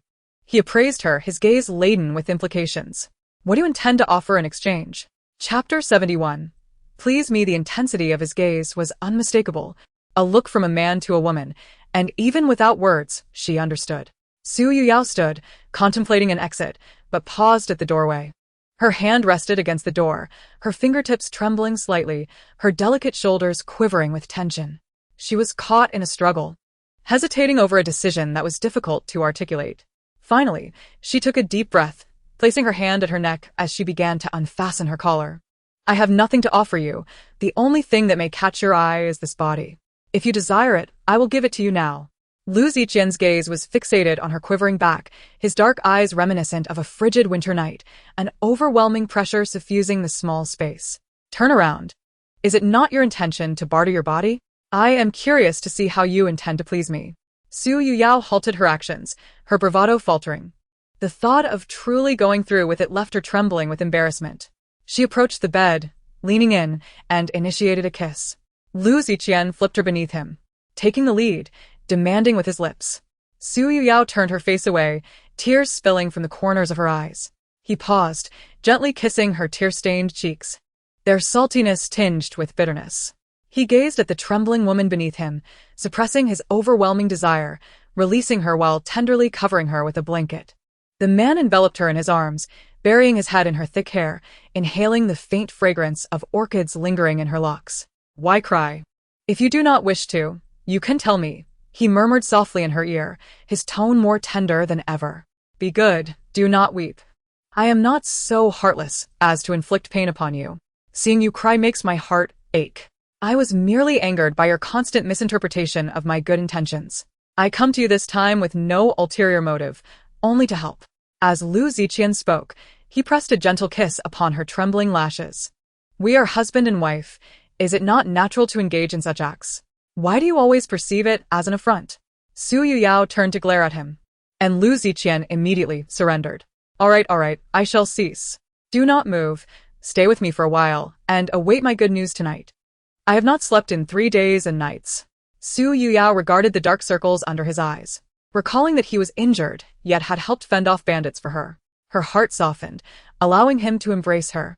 Lu Ziqian felt her relax, her body no longer tense. He noticed her grip tighten, as if cherishing this moment of tranquility. Later that night, she awoke to find him gone. Su Yujiao bolted upright and opened the door, only to discover that Imo Shu was also absent. Anxiety washed over her as she recalled Xiao Lu's words. The Shaonan tribe's royal court was not a place to be trifled with, and it had taken the general a near-fatal struggle to obtain the prescription. She repeatedly admonished herself to calm down and refrain from irrational thoughts. Otherwise, the more she pondered, the more anxious she became. Su Yujiao envisioned countless scenes of Lu Ziqian meeting a tragic end. She found it impossible to settle, pacing restlessly in her room. As time wore on, her unease deepened, a nagging sense that something dreadful awaited him. Suddenly, the door swung open, revealing Imo Shu, who bore a gravely wounded Lu Ziqian, along with a large burlap sack. Madam, the general is severely injured. In that instant, as the reality dawned on her, her complexion shifted from crimson to pale, her mind blank. Ziqian. Her legs weakened, a natural response to overwhelming panic, and she struggled to steady herself against the table. At that moment, Imo Shu had already laid the unconscious Lu Ziqian upon the bed. Madam, I beseech you to attend to the general's wounds. Regaining her composure, Su Yujiao rushed to the bedside to assess the injury. A fatal wound marred his thigh. An arrow having struck the major artery, he would soon bleed to death. Madam, can you treat external wounds? If we do not staunch the bleeding, the general may not survive. Su Yujiao observed Mo Shu, whose garments were soaked in blood, and inquired, "Are you injured as well?" "I am unharmed. All this blood belongs to the general." Her face paled further. The volume of blood lost was more dire than she had imagined. She steeled herself, quickly retrieving bandages to tightly bind Lu Ziqian's thigh, hoping to halt the excessive blood flow. "Fetch a stove, a clay pot, and water. Bring several buckets of water. Also, gather extra candles and copper mirrors. Oh, and a large bowl of sugar water." "Yes." Once Mo Shu departed, Su Yujiao hurried to her room to procure surgical instruments. Upon her return, she found Mo Shu in the chamber. "Boil these tools." "Yes." Su Yujiao prepared a bowl of sugar water, administering it mouth to him, quickly replenishing his body's necessary hydration and energy. Next, she took another bowl and a dagger, drawing a small amount of Lu Ziqian's blood before pricking her own finger. She allowed 2 drops of blood to mingle, observing for signs of coagulation. If none appeared, she could transfuse blood to Lu Ziqian. Though this method could not definitively determine blood type compatibility, it could generally indicate a lack of conflict. In her past life, she had been type O, often referred to as universal donor blood. Although her soul had traversed into this body, the present Su Yujiao shared the same appearance and name. Thus, she resolved to take a gamble, hoping that this body possessed the same blood type. Otherwise, she would be powerless to prevent Lu Ziqian's demise. Confirming there was no coagulation, Su Yujiao carefully avoided the artery and made a small incision on her ankle, blood gushing forth. "Madam." Mo Shu's eyes widened in disbelief at her self-inflicted wound. With no time to explain, Su Yujiao knew her hands must remain uninjured, for she required dexterous fingers to perform surgery. "Hand me the funnel." Montauk Shu swiftly complied. Su Yujiao attached the boiled sheep intestine to the funnel's base, sterilizing a goose feather to insert into Lu Ziqian's vein. Then, she filled the funnel with her blood, crafting a rudimentary blood transfusion apparatus. After hastily bandaging her ankle, knowing she would need it again due to the significant blood loss, Mo Shu finally grasped her intention. She was sacrificing her own blood to save the general. He knelt, overwhelmed. "Madam, allow me to use my own blood." As Su Yujiao washed her hands with soap, she replied without looking up, "Not just any blood will suffice. It must be my own." Once her hands were clean, she threaded mulberry bark onto a silver needle for suturing. This natural fiber, derived from the roots of mulberry trees, boasted excellent biocompatibility, absorbable by the skin, eliminating the need for secondary sutures and reducing the risk of rejection. It was a traditional material used in ancient surgical practices. Su Yujiao felt fortunate to have prepared in advance. Otherwise, Lu Ziqian would undoubtedly perish. After completing her preparations, she incised the wound, extracting the broken sword. With the arrowhead removed, blood gushed forth. Su Yujiao promptly applied gauze to staunch the bleeding, then swiftly sutured the vessel. Yet, despite her efforts, blood continued to flow profusely. At that moment, the blood in the funnel had already run dry. Mo Shu removed the gauze and continued the bloodletting. Chapter 72. The madam swaps life for life to save you. Mo Shu observed Su Yujiao's pallor, her trembling legs, and the beads of sweat cascading down her face in response to pain, feeling a tumult of emotions. How could a woman, raised in luxury by General Su, exhibit such valor, willing to trade her life for her beloved? The master was indeed fortunate to encounter such a devoted woman. One could only hope he would cherish her in the future. "Hurry up, what are you waiting for? A life hangs in the balance." Su Yujiao's voice cut through the tension as she raced against time, every second precious. "Madam, can we truly not use my blood? Enough with the chatter, quickly. If it does not flow, make the incision deeper." Su Yujiao commanded, her hands never ceasing their work. After suturing the wound, she bandaged it with Mo Shu's assistance. Exhausted, she collapsed onto the floor, clearly drained of strength, her hands shaking violently. "Bring me a bowl of sugar water," she uttered weakly. Mo Shu handed her the sugar water, and she drank it in one gulp. After a brief respite, she instructed Mo Shu to fetch another funnel, assembling it as before to begin administering saline to Lu Ziqian for hydration. Once Mo Shu completed the assembly, unsure where to insert the goose feather, he hesitantly handed it to Su Yujiao. She expertly located a vein on Lu Ziqian's foot and inserted the feather. "Now, take another sheep intestine and 2 goose feathers. This time, ensure there are no leaks." Mo Shu diligently complied. Su Yujiao connected the two goose feathers to the ends of the sheep intestine, one end piercing her own hand, the other affixed to Lu Ziqian's right hand. Mo Shu's eyes widened in realization. The madam was employing a dual approach, aiming to transfuse all her blood into her master. Madam, what will you do once you have given all your blood to the general? Is the blood in the funnel insufficient? Su Yujiao's strength waned further, her lips turning pale, seemingly devoid of energy to speak. The apparatus was rudimentary, lacking pressure, causing the transfusion to proceed slowly. Employing both methods would expedite the process. Mo Shu, unfamiliar with the concepts of apparatus and pressure, understood only the latter part of her explanation. He stood by, fists clenched, watching Lu Ziqian remain unconscious and Su Yujiao grow increasingly frail. He despised his own helplessness at such a critical juncture, lamenting that it was not he who was injured. His life was expendable, and his demise would not require the madam to sacrifice her precious blood. Madam, please awaken. How long will this transfusion take? Will you not be in danger? What should I do? Su Yujiao weakly instructed. Fetch paper and pen. Have the inn prepare a nourishing porridge with red dates, peanuts, red beans, and purple rice. I will be fine. I will recover with care. Hurry. Yes. When Mo Shu returned, Su Yujiao lay unconscious by the bedside, her state uncertain, whether in a faint or simply asleep. Mo Shu called her name repeatedly, but she did not stir, and he hesitated to remove the goose feather, fearing that any disruption might jeopardize Su Yujiao's treatment. Should the process be interrupted, all would be lost, and he could not bear the guilt. Master, awaken. Please, awaken. The madam is risking her life to save you. You must wake up and save her. Lu Ziqian, possessing remarkable vitality, having lost so much blood, stirred slightly at Mo Shu's calls, regaining consciousness in a dazed state. The man opened his eyes, seemingly caught in a state of half-consciousness, his awareness still clouded. Upon noticing his awakening, Mo Shu was nearly moved to tears, exclaiming, Master, you're awake. Please save the young mistress.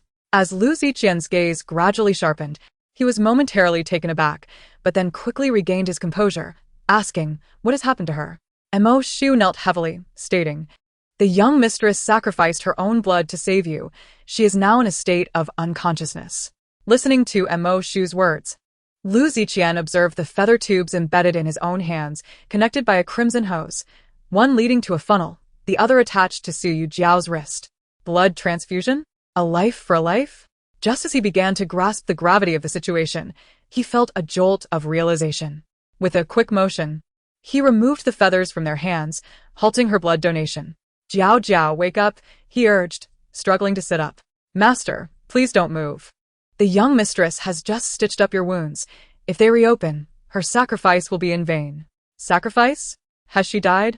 Lu Ziqian's pupils constricted, his strength seemingly drained, leaving him in a stupefied state, his limbs cold and numb, as if his very soul had departed. Master, Mo Shu exclaimed, please keep quiet. Su Yujiao, drowsily opening her eyes, glanced at Mo Shu and then at Lu Ziqian, a flicker of surprise and relief crossing her features. You're awake? How do you feel? It seemed a professional instinct, as her first inquiry was about his condition. Lu Ziqian gazed at her with deep emotion, struggling to lift his hand to touch her pale cheek, an overwhelming tide of words caught in his throat. Knowing that any expression of gratitude would pale in comparison to her selfless act of saving him, Su Yujiao awkwardly evaded his touch, shifting her body slightly backward. Rest well. Mo Shu, is the porridge ready? Seeing her unharmed, Mo Shu was nearly moved to tears, eagerly nodding. I'm cooking it now, I'll check. After Mo Shu departed, an awkward silence filled the room, at least in Su Yujiao's perception. Feeling still weak, she noticed he had awakened and removed the blood transfusion tubes, so she took the liberty of removing the feathers from his feet. I'll sleep a bit more, she stated. Lu Ziqian fixed his gaze upon her. As she prepared to rest her head on the bedside, he hoarsely commanded, get in bed. No need. I can just rest here, she replied. Get in bed, he reiterated, his tone leaving no room for argument. Meeting his gaze, she saw the concern and guilt in his eyes, softening her stance. All right, she conceded, realizing she truly needed rest. As she bent down to remove her shoes, a sharp pain shot through her ankle, blood once again staining the white bandage. What happened? He inquired. Su Yujiao remained silent. merely pointing towards the funnel at the bedside. Lu Ziqian's eyes darkened with understanding, a pang of sorrow gripping him. It dawned on him that she wasn't merely donating blood from her hands, but had also inflicted wounds on her ankles to bleed for him. He stared at her for a long time, unable to tear his gaze away. Such a delicate woman, who feared pain above all, had unhesitatingly harmed herself for his sake. As Su Yujiao cut the bandage to rewrap her wounds, the sticky blood clung to the fabric, causing her face to pale as she grimaced in pain. She bit her lip tightly, trembling all over, yet even so, she couldn't suppress a muffled groan of pain. Was this love? Lu Ziqian watched quietly, observing the way her lips turned pale as she bit down on them, the quickening of her breath due to the agony. And he found his vision blurring with unshed tears. He turned his face away, gently wiping the moisture from the corner of his eye. Was this sorrow or gratitude? Perhaps it was both. Once Su Yujiao had finished rewrapping her wound, she limped her way to bed, fatigue overtaking her, and she quickly fell into a deep sleep. Lu Ziqian lay quietly, gazing at her serene sleeping visage, his hand reaching out to gently caress her pale, smooth cheek. She was undeniably beautiful, her delicate features captivating to any man, and even in her weakened state, she possessed a beauty that could break one's heart. Yet at that moment, he harbored no other thoughts but the desire to hold her close. Leaning in slightly, he pressed a gentle kiss to the soft shell of her ear. Devoid of any carnal desire, simply yearning to be near her, to lie there quietly, doing nothing else. Again and again, each contact was tender, as if he could never get enough. In the past, he had not understood the meaning of love, but now, it seemed he was beginning to grasp it. To love someone was to be irresistibly drawn to them, to wish for possession, to selflessly give, without counting the cost. This was the sentiment that enveloped him now. He thought that if she were ever in peril, he would undoubtedly lay down his life without hesitation. So, indeed, he must have fallen in love with her. Before long, Mo Shu entered with a bowl of porridge. Seeing her deep in slumber, Lu Ziqian could not bring himself to rouse her. Let her eat when she wakes, he decided. Yes. Wait, what transpired after I lost consciousness? Mo Shu recounted the events in detail, emphasizing that the young mistress had insisted on using her own blood, for only her blood could save him. Upon learning that Su Yujiao had endured excruciating pain, repeatedly cutting her ankles and enduring the agony to tend to his wounds, Lu Ziqian felt a tumult of emotions within him that refused to settle. What a tender-hearted fool she was, harboring resentment, yet choosing to save him. Master, I may not comprehend love, but I believe the young mistress is a good woman. You should treasure her, Mo Shu concluded, kneeling to accept punishment for his boldness. Aware that he had overstepped his bounds. Much like that fateful night, he had dared to strike the master unconscious. Yet the master, feeling compassion, had refrained from punishing him upon waking. Nevertheless, he had taken it upon himself to receive 20 lashes, refusing to be as impertinent as Mo Hua. Take him away, Lu Ziqian commanded, gesturing towards the burlap sack on the floor, clearly containing a person who lay motionless, like a lifeless object. The following morning, Su Yujiao was awakened by the pain in her ankle. Still groggy from sleep, she blinked at the man beside her, unsure how she had ended up in his bed. Awake? Hungry? Have some porridge. His voice was pleasant, especially in the morning, carrying a husky undertone. Reclining against the headboard, he lifted a small bowl from the stove, scooping a spoonful and gently blowing on it to ensure it wasn't too hot before bringing it to her lips. Remembering the events of the previous night, Su Yujiao became fully alert, turning her back to him as she adjusted her clothes. We are to be divorced.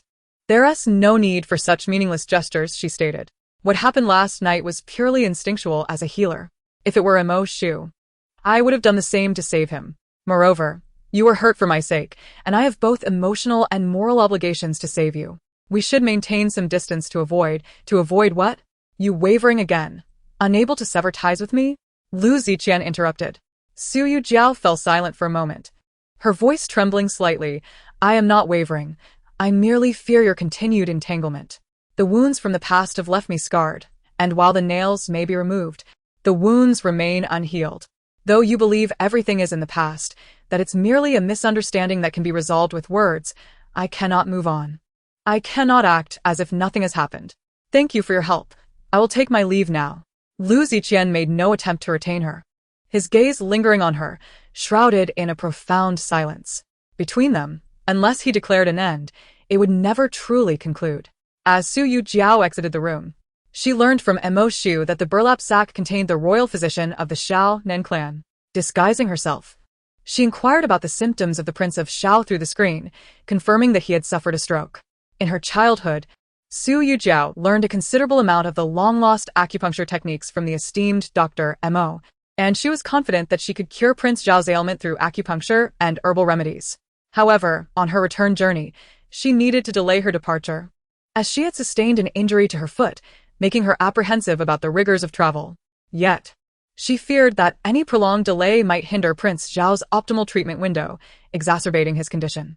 Thus, Su Yujiao spoke up. I shall name several acupuncture points for you to remember. Upon your return, administer acupuncture to Prince Xiao for half an hour each day. While it may not lead to a complete recovery, it will certainly provide relief. Are you really going to let me go? Not at this moment. Do not entertain any misguided thoughts. When the time is ripe, I shall release you. If you dare to escape, I will not hesitate to take drastic measures. The esteemed Dr. Wu was so frightened that he vehemently shook his head, assuring her that he would never attempt to flee. Did you manage to memorize the acupuncture points I just mentioned?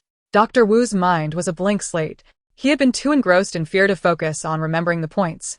Su Yujiao repeated the instructions, and this time, he earnestly committed them to memory. As he recited them, he unexpectedly discovered the intricacies of the acupuncture techniques, invigorating him and momentarily banishing his fear, leading him to eagerly engage in a discussion about medicine with her. Well, another medical enthusiast has emerged. Today's lesson is sufficient. I shall engage with Dr. Wu further on the subject tomorrow. This will do for now, as it will take me a considerable time to digest today's information. Half a month passed swiftly, yet Su Yujiao's wound had not fully healed. Perhaps due to significant blood loss, her body was weak, and the healing process was much slower than she had anticipated. In stark contrast, Lu Ziqian had recovered rapidly, resembling a beast of burden, and within mere days, he was able to rise from his bed, now brimming with vitality, capable of riding and fighting. Throughout these days, Lu Ziqian had been unwaveringly devoted to her, attending to her needs with relentless enthusiasm. Even when she exhibited a cold demeanor, ignoring and ridiculing him, he remained as persistent as an unyielding adhesive, refusing to be cast aside. At this moment, he sprawled boldly on her bed, holding her closely. Sleep now, later. I shall take you to witness the aurora in the snowy expanse. I will not go. The aurora in the snow is a rare sight. Are you certain you do not wish to witness it? I absolutely will not go.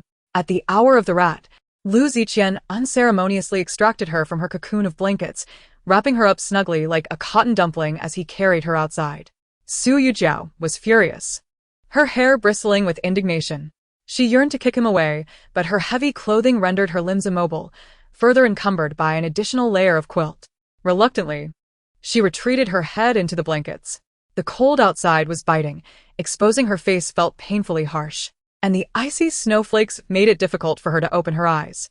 It was far more pleasant to remain nestled within her warm cocoon and continue her slumber. As time passed, the howling wind gradually subsided, and when Su Yujiao peeked out, she discovered that the snow had ceased, and they had reached the summit of the snowy mountain. The stars twinkled like scattered diamonds, and under the cloak of night, the snow-capped peaks sparkled brilliantly. The moonlight draped a silvery veil over the tranquil mountain, enhancing its purity and sanctity. In the distance, the soft sound of melting glacial waters flowed, transporting one to a dreamlike realm. Captivated by the scene, Su Yujiao felt as if she had entered an untainted world, a divine gift from nature. Observing the delight and exuberance reflected in her eyes, Lu Ziqian knew they had arrived at the right place. He removed the quilt enveloping her, embracing her from behind, and draped the quilt over both of them. As if sharing warmth, their bodies were pressed closely together. One arm encircled her slender waist while the other grasped the blanket. Su Yujiao felt a warm sensation radiating from her abdomen, as if a continuous flow of heat were enveloping her, rendering her entirely unbothered by the cold. Even feeling pleasantly warm all over, the man gently kissed her ear, his voice melodious. Do you like it here? Su Yujiao turned her face away, wanting to create distance between them, aware that their relationship should not be so intimate. Do not move, it is cold outside. Then why did you bring me here? The man, unable to restrain himself, kissed her ear again, saying, "If I did not bring you here, would I have brought Mo Shu instead?" Imagining him embracing Mo Shu, bundled in blankets, their ears brushing against each other, she could not help but chuckle. "How did you know there would be auroras tonight?" "I heard it from the locals. Every year during the season, the auroras appear over the snow. Whether one sees them depends on luck. The locals say that the auroras are gifts from celestial beings to mortals. Those who witness them will enjoy good fortune, and the coming year is sure to be bountiful. Hence, the auroras are regarded as auspicious signs." Listening to his whimsical tales, Su Yujiao rolled her eyes in disbelief. "Do you truly believe in celestial beings?" "I do. And I have seen one." His tone was earnest, and the sincerity in his eyes suggested he truly believed. Su Yujiao turned to him, astonished, as if taken aback by his claim. Someone like him believed in celestial beings? Was he merely attempting to amuse her? What did the celestial being look like? Lu Ziqian paused thoughtfully before shaking his head. "I cannot recall clearly. I only remember her as a fairy, as beautiful as you. The most exquisite woman I have ever seen." Su Yujiao erupted into laughter. "Who taught you such cheesy lines? Do you not believe me? Do you think I should?" As Su Yujiao gazed into his eyes, which were filled with infatuation and longing, she curiously inquired, "You must not truly have seen one, right?" His demeanor was far too sincere to be jest. "Before I turned 8, my life was quite miserable. Had it not been for the fairy sister's assistance, I would not have survived to this day. Each time she visited, she brought me delightful treats, taught me to write, told me stories, helped me escape peril, and returned me to my parents." He had never shared these words with anyone, not even his parents. Su Yujiao stared at him, suddenly feeling as though she had experienced those events herself, as they seemed so familiar. Noticing her hand pressed against her forehead, Lu Ziqian asked with concern, "What is the matter? Are you unwell?" Su Yujiao shook her heavy head, assuring him that she was fine. "What did you endure in your childhood? You come from a prestigious background. How could your life be so wretched? How did you come to know that the woman who helped you was a fairy?" Lu Ziqian deliberately avoided discussing his painful past, steering the conversation solely towards the fairy. "No matter where I was, she could appear by my side at will, and she could also vanish into thin air. The items she brought me, whether food or clothing, were far from ordinary." Intrigued, Su Yujiao asked, "In what way were they extraordinary?" As childhood memories began to blur, Lu Ziqian strained to recall. What remained vividly etched in his memory was that the fairy sister possessed a black box that could create paintings in an instant and transmit sound over vast distances. A marvel beyond imagination. Su Yujiao gasped in astonishment. "Instant painting and long-distance sound transmission. Are you referring to a mobile phone? Could it be that the 8-year-old Lu Ziqian had already encountered someone from another time?" Su Yujiao found herself momentarily lost in thought, wondering why these recollections felt so familiar. How old was that fairy sister? Lu Ziqian pondered for a moment, then surveyed Su Yujiao from head to toe. She should be around her current age, 18 or 19. Perhaps 20? Over a decade has passed. This year, she should be 30, I suppose. But then again, time flows differently. Perhaps that fairy remains unchanged. Surely she is not a fairy, but rather a time traveler. Just like you, time travelers do age, so she would indeed be around 30 now.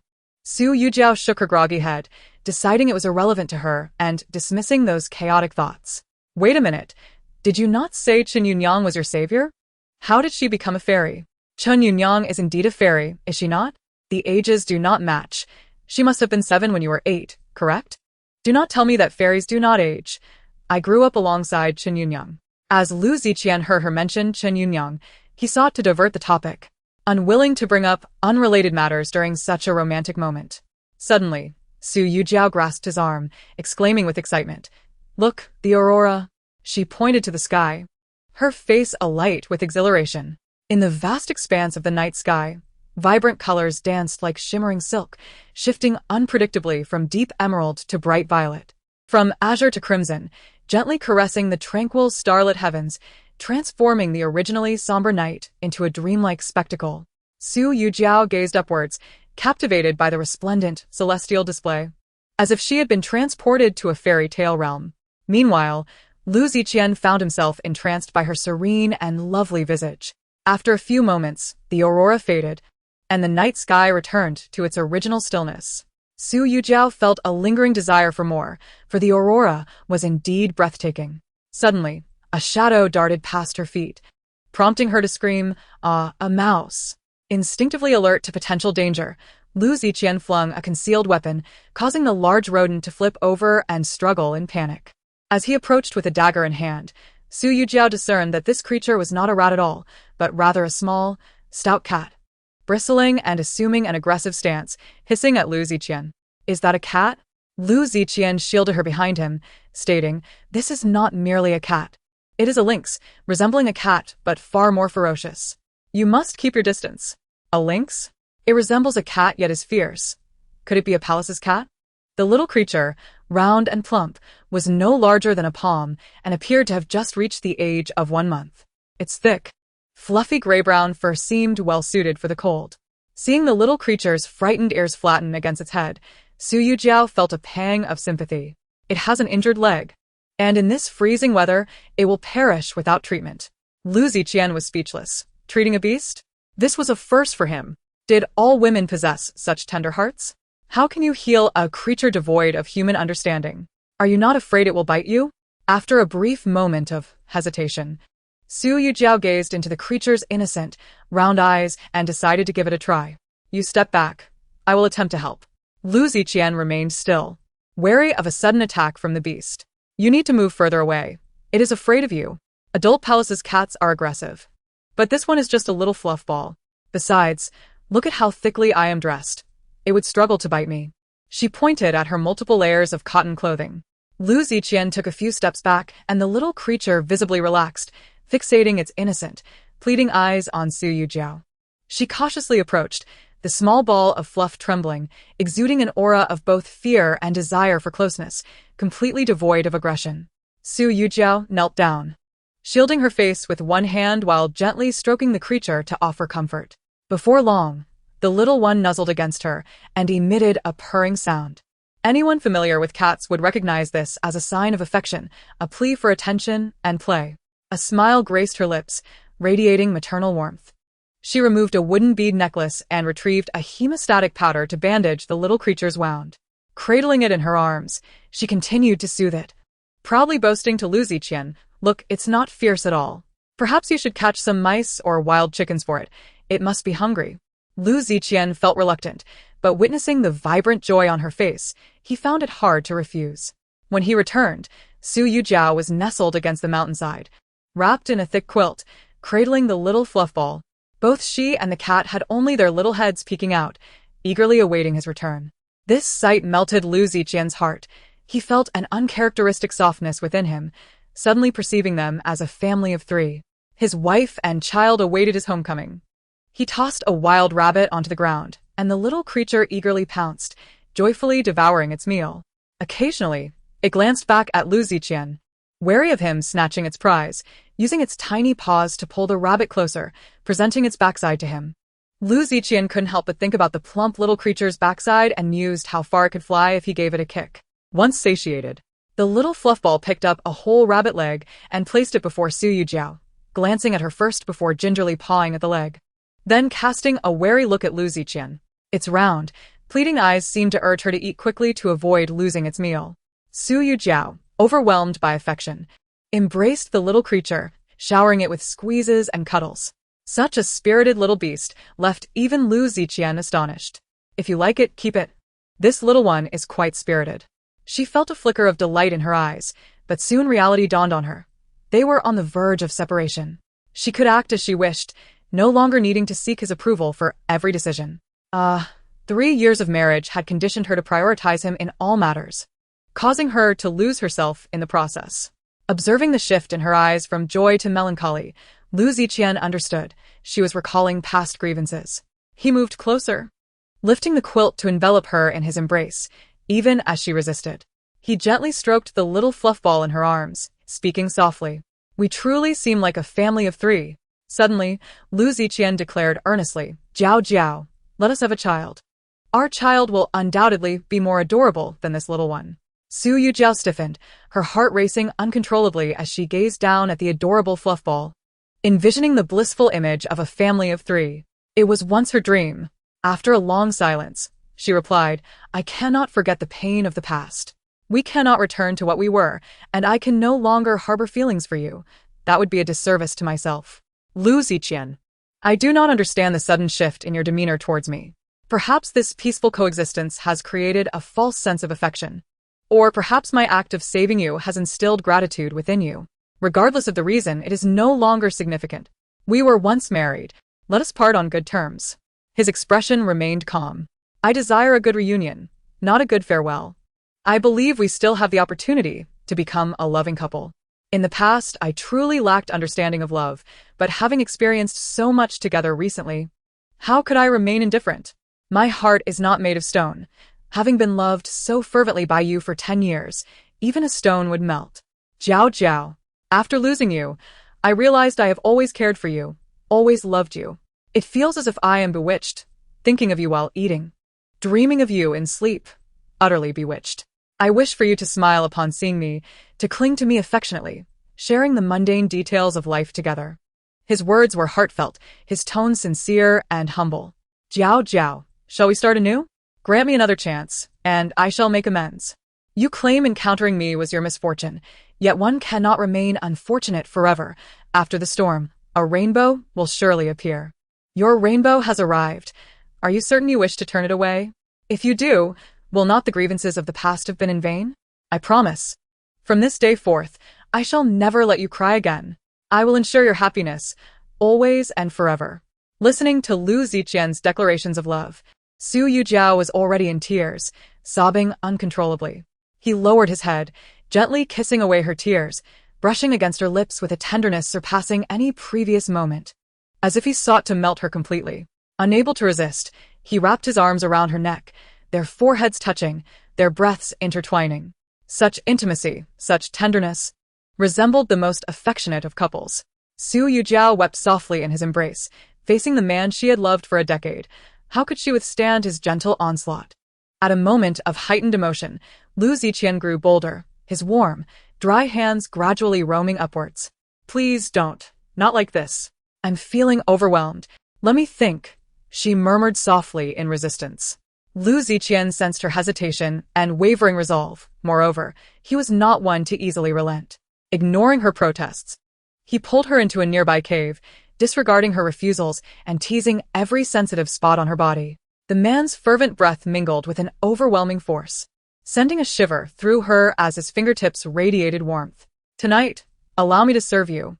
Chapter 76. A Grand Return. Is this comfortable? The woman turned her face away, her ears flushed with embarrassment, striving to ignore his shameful inquiry. In moments of passion, she responded fervently to him, the joy of mutual affection proving far more exquisite than any act of coercion. The following morning, Su Yujiao awoke in a small bed at the inn. Beside her a little bundle with its head tilted, gazing at her. She caressed its round little head, and the little creature nuzzled closer, filling her with uncontainable affection. Outside, the wind whistled coldly, yet within the inn, it was as warm as spring. Lu Ziqian entered the room, his presence ushering in a chill. He removed his black rabbit fur gloves and gently shook his cloak, snowflakes dancing down from the dark leather, melting into tiny droplets. As Su Yujiao beheld him, memories of the previous night flooded back, causing her cheeks to flush crimson. She dared not meet his soft, smiling gaze. Instead, lowering her head to play with the little creature in her arms, her voice barely above a whisper. Last night, we. The man reached out to touch her warm, blushing face, smiling as he asked, Did you enjoy last night? Engaging in such activities in the snow, indeed, was far more exhilarating than in bed. Next winter I shall take you back to that spot. Su Yujiao's face turned a deeper shade of red, and she hastily interrupted him. How did we return? I can't recall. You were utterly exhausted and fainted. I carried you back. Her cheeks ignited further, and she lowered her head, at a loss for words to diffuse the lingering tension. The man observed her bashful demeanor, chuckling softly as he held her delicate chin, his fingers brushing lightly over her tender lips, his voice a low murmur akin to a lover's whisper. What are you thinking, with such a flushed face? If you desire. Shall we do it again? The mere suggestion startled Su Yujiao, who quickly shook her head. Lu Ziqian laughed, ruffling her hair, and ceased his teasing. Get ready. We shall return today. She nodded, eager to return and rescue her elder brother as soon as possible. Days later, just in time for the Lantern Festival, the two finally arrived back in the capital. As the carriage reached the city gates, Su Yujiao suddenly called for a stop. Let me off here. I shall walk back. Lu Ziqian instinctively grasped her hand. What is the matter? Did we not agree to start anew? Why not return home? Su Yujiao fell silent for a moment. I am not yet prepared. Let us discuss these matters after I save my brother. Do you wish for a grand display? Indeed, when we left, it was with much fanfare. Now, returning in obscurity feels wrong. The man gently pressed a kiss to her forehead. I will make arrangements. I shall ensure your return is celebrated. I will repay you for all that I owe. Su Yujiao refrained from elaborating. It was not a grand spectacle she sought, but rather, she was yet to entirely convince herself to embark on a fresh beginning with him. Mo Shu, please escort the young mistress to the eastern courtyard. Yes. Upon arriving at the entrance, Lu Ziqian disembarked first, and then lifted Su Yujiao in his arms. Her face flushed. She quickly protested, no need, I can walk. Your foot is still not fully healed. Allow me to carry you. In truth, her injury was nearly healed, yet he insisted on carrying her. Little Tao, hearing the commotion, rushed out and was greeted by the sight of Lu Ziqian cradling her mistress, who was blushing and hiding her face against his chest. Too shy to meet anyone's gaze. Little Tao's heart swelled with joy. The mistress and the general had finally reconciled. Lu Ziqian gently placed Su Yujiao on the bed and leaned down to kiss her forehead. I will return after finishing my official duties to keep you company. You attend to your matters. There is no need to stay with me. Seeing her awkward demeanor, Lu Ziqian's eyes remained warm with laughter. Wait for me. I will certainly come back, no matter how busy I am. Upon reaching the general's residence, Mo Shu drove the carriage through the back entrance. As the front steps prevented the carriage from entering, just as Mo Shu prepared to navigate the carriage inside, a cloaked woman suddenly dashed out from the alley, arms outstretched to block the carriage, startling Mo Shu into tightening the reins. The carriage jolted violently, nearly throwing Lu Ziqian out. What is happening? Before Mo Shu could respond, the masked woman fell to her knees, crying out for help. Ziqian, no. General Lu, please save me. Lu Wan is a beast. He wishes to kill me.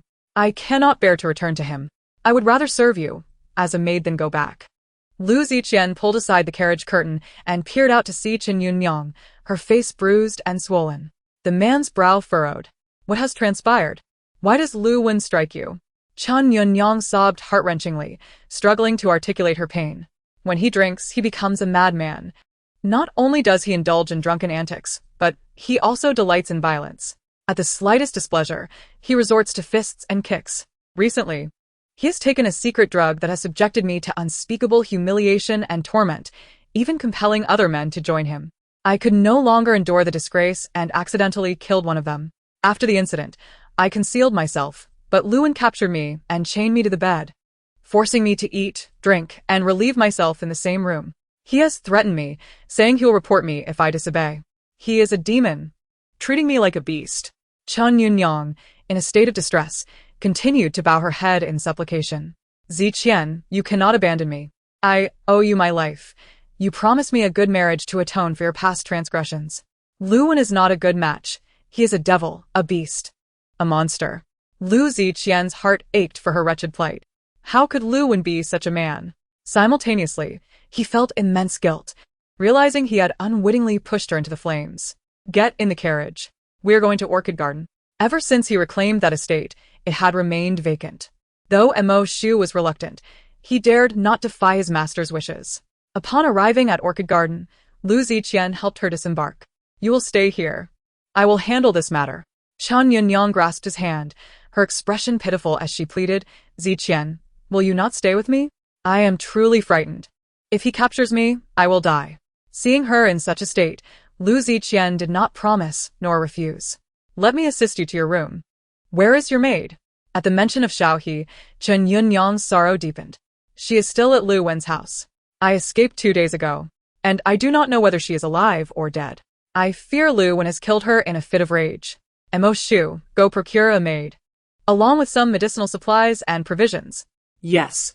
Why did Lu Wen not face justice in the palace? You currently hold the status of a county princess. You can request to enter the palace. At this, Chen Yunyang wept even more bitterly. Initially, I wished to seek the emperor's intervention. However, Lu Wen, that beast, kept a close watch on me. I was captured and beaten the moment I stepped outside. After I killed someone, I dared not seek justice. Subsequently, he kept me chained. As she spoke, she deliberately revealed her wrists and ankles, showcasing deep wounds that had scabbed over, ugly and ghastly. Her arms and calves bore countless bruises. Not a single inch of unblemished skin. Lu Ziqian frowned, appalled at the depths of cruelty Lu Wen must possess to inflict such torment. Does he drink daily? Does he feel any remorse after sobering up? Chen Yunyang shook her head. He despises me. His drunkenness is intentional. Indeed, he has been drinking every day, living in a drunken stupor. Why does he harbor such hatred towards you? Lu Wen married me in the hopes that I would save his mother. I did not willingly marry him. Naturally, I did not wish to assist him. Moreover, his mother suffered from pulmonary tuberculosis, which was beyond remedy. Just 2 days after our marriage, she passed away. He remained eerily calm. Due to the New Year festivities, her body was not immediately buried but interred the next day. After the funeral, he became terrifyingly vengeful. He placed the entirety of his mother's death upon my shoulders. Alas, how unfortunate I am. His mother had been ill for over a decade. What connection did that have to me? It is not that I refused to help. Rather, it was beyond my capability to save her. Lu Ziqian remained noncommittal, yet it was common knowledge that Lu Wen was a devoted son. He was often taciturn. Yet no one dared to provoke him, for beneath his quiet demeanor lay a fierce disposition. Unexpectedly, Chen Yunyang faced such misfortune, encountering this calamity just after her marriage. Coupled with her mediocre medical skills, she had pretended to be a miraculous healer, which led to a series of tragic events. In truth, he bore some responsibility. His act of seizing Su Yujiao's achievements and attributing them to Chen Yunyang was a grave error. A single falsehood necessitates countless others to sustain it, ultimately spiraling into uncontrollable chaos. Su Yujiao harbored hatred towards him. Chen Yunyang's plight was tragic, and he and the crown prince had also fallen into a compromising position. Now, With Chen Yunyang in such dire straits, he could not disregard her suffering. Soon, Mo Shu returned, accompanied by a young maid of about 15 or 16 years. They attended to her with fresh clothing and medicine. Ziqian, could you not leave? I am truly frightened. Seeing her tremble like a startled bird, Lu Ziqian felt a pang of compassion and could not refuse. I will have Mo Shu stay to protect you while I visit Lu Wen's residence to assess the situation. Will you return soon? She pleaded earnestly. yes. Upon arriving at Lu Wen's home, as he stepped into the courtyard, anguished cries of a woman pierced the air. In the courtyard, a battered woman was chained to a tree, while Lu Wen shamelessly urinated before her. Lu Ziqian kicked him, causing Lu Wen to collapse to the ground, motionless, as if he had succumbed to slumber. The man severed the iron chain and entered the house to retrieve a clean garment, offering it to her. Put this on. Xiao He, overwhelmed with gratitude, repeatedly thanked the man as he turned away. When they returned, Chen Yunyang was already prepared, her body marred with wounds, further emphasizing her frail condition. Young master, the young lady has developed a sudden high fever. We may need to summon a doctor. Go ahead and fetch one. After the physician arrived, his diagnosis for Chen Yunyang was grim. Her body was severely depleted, and her time might be limited. Lu Ziqian was astonished. I thought it was merely external injuries. How could it be so severe? Xiao He fell to her knees, sobbing uncontrollably. General, woo-woo. The young lady suffers far more than just external wounds. Her gravest injury lies within her heart.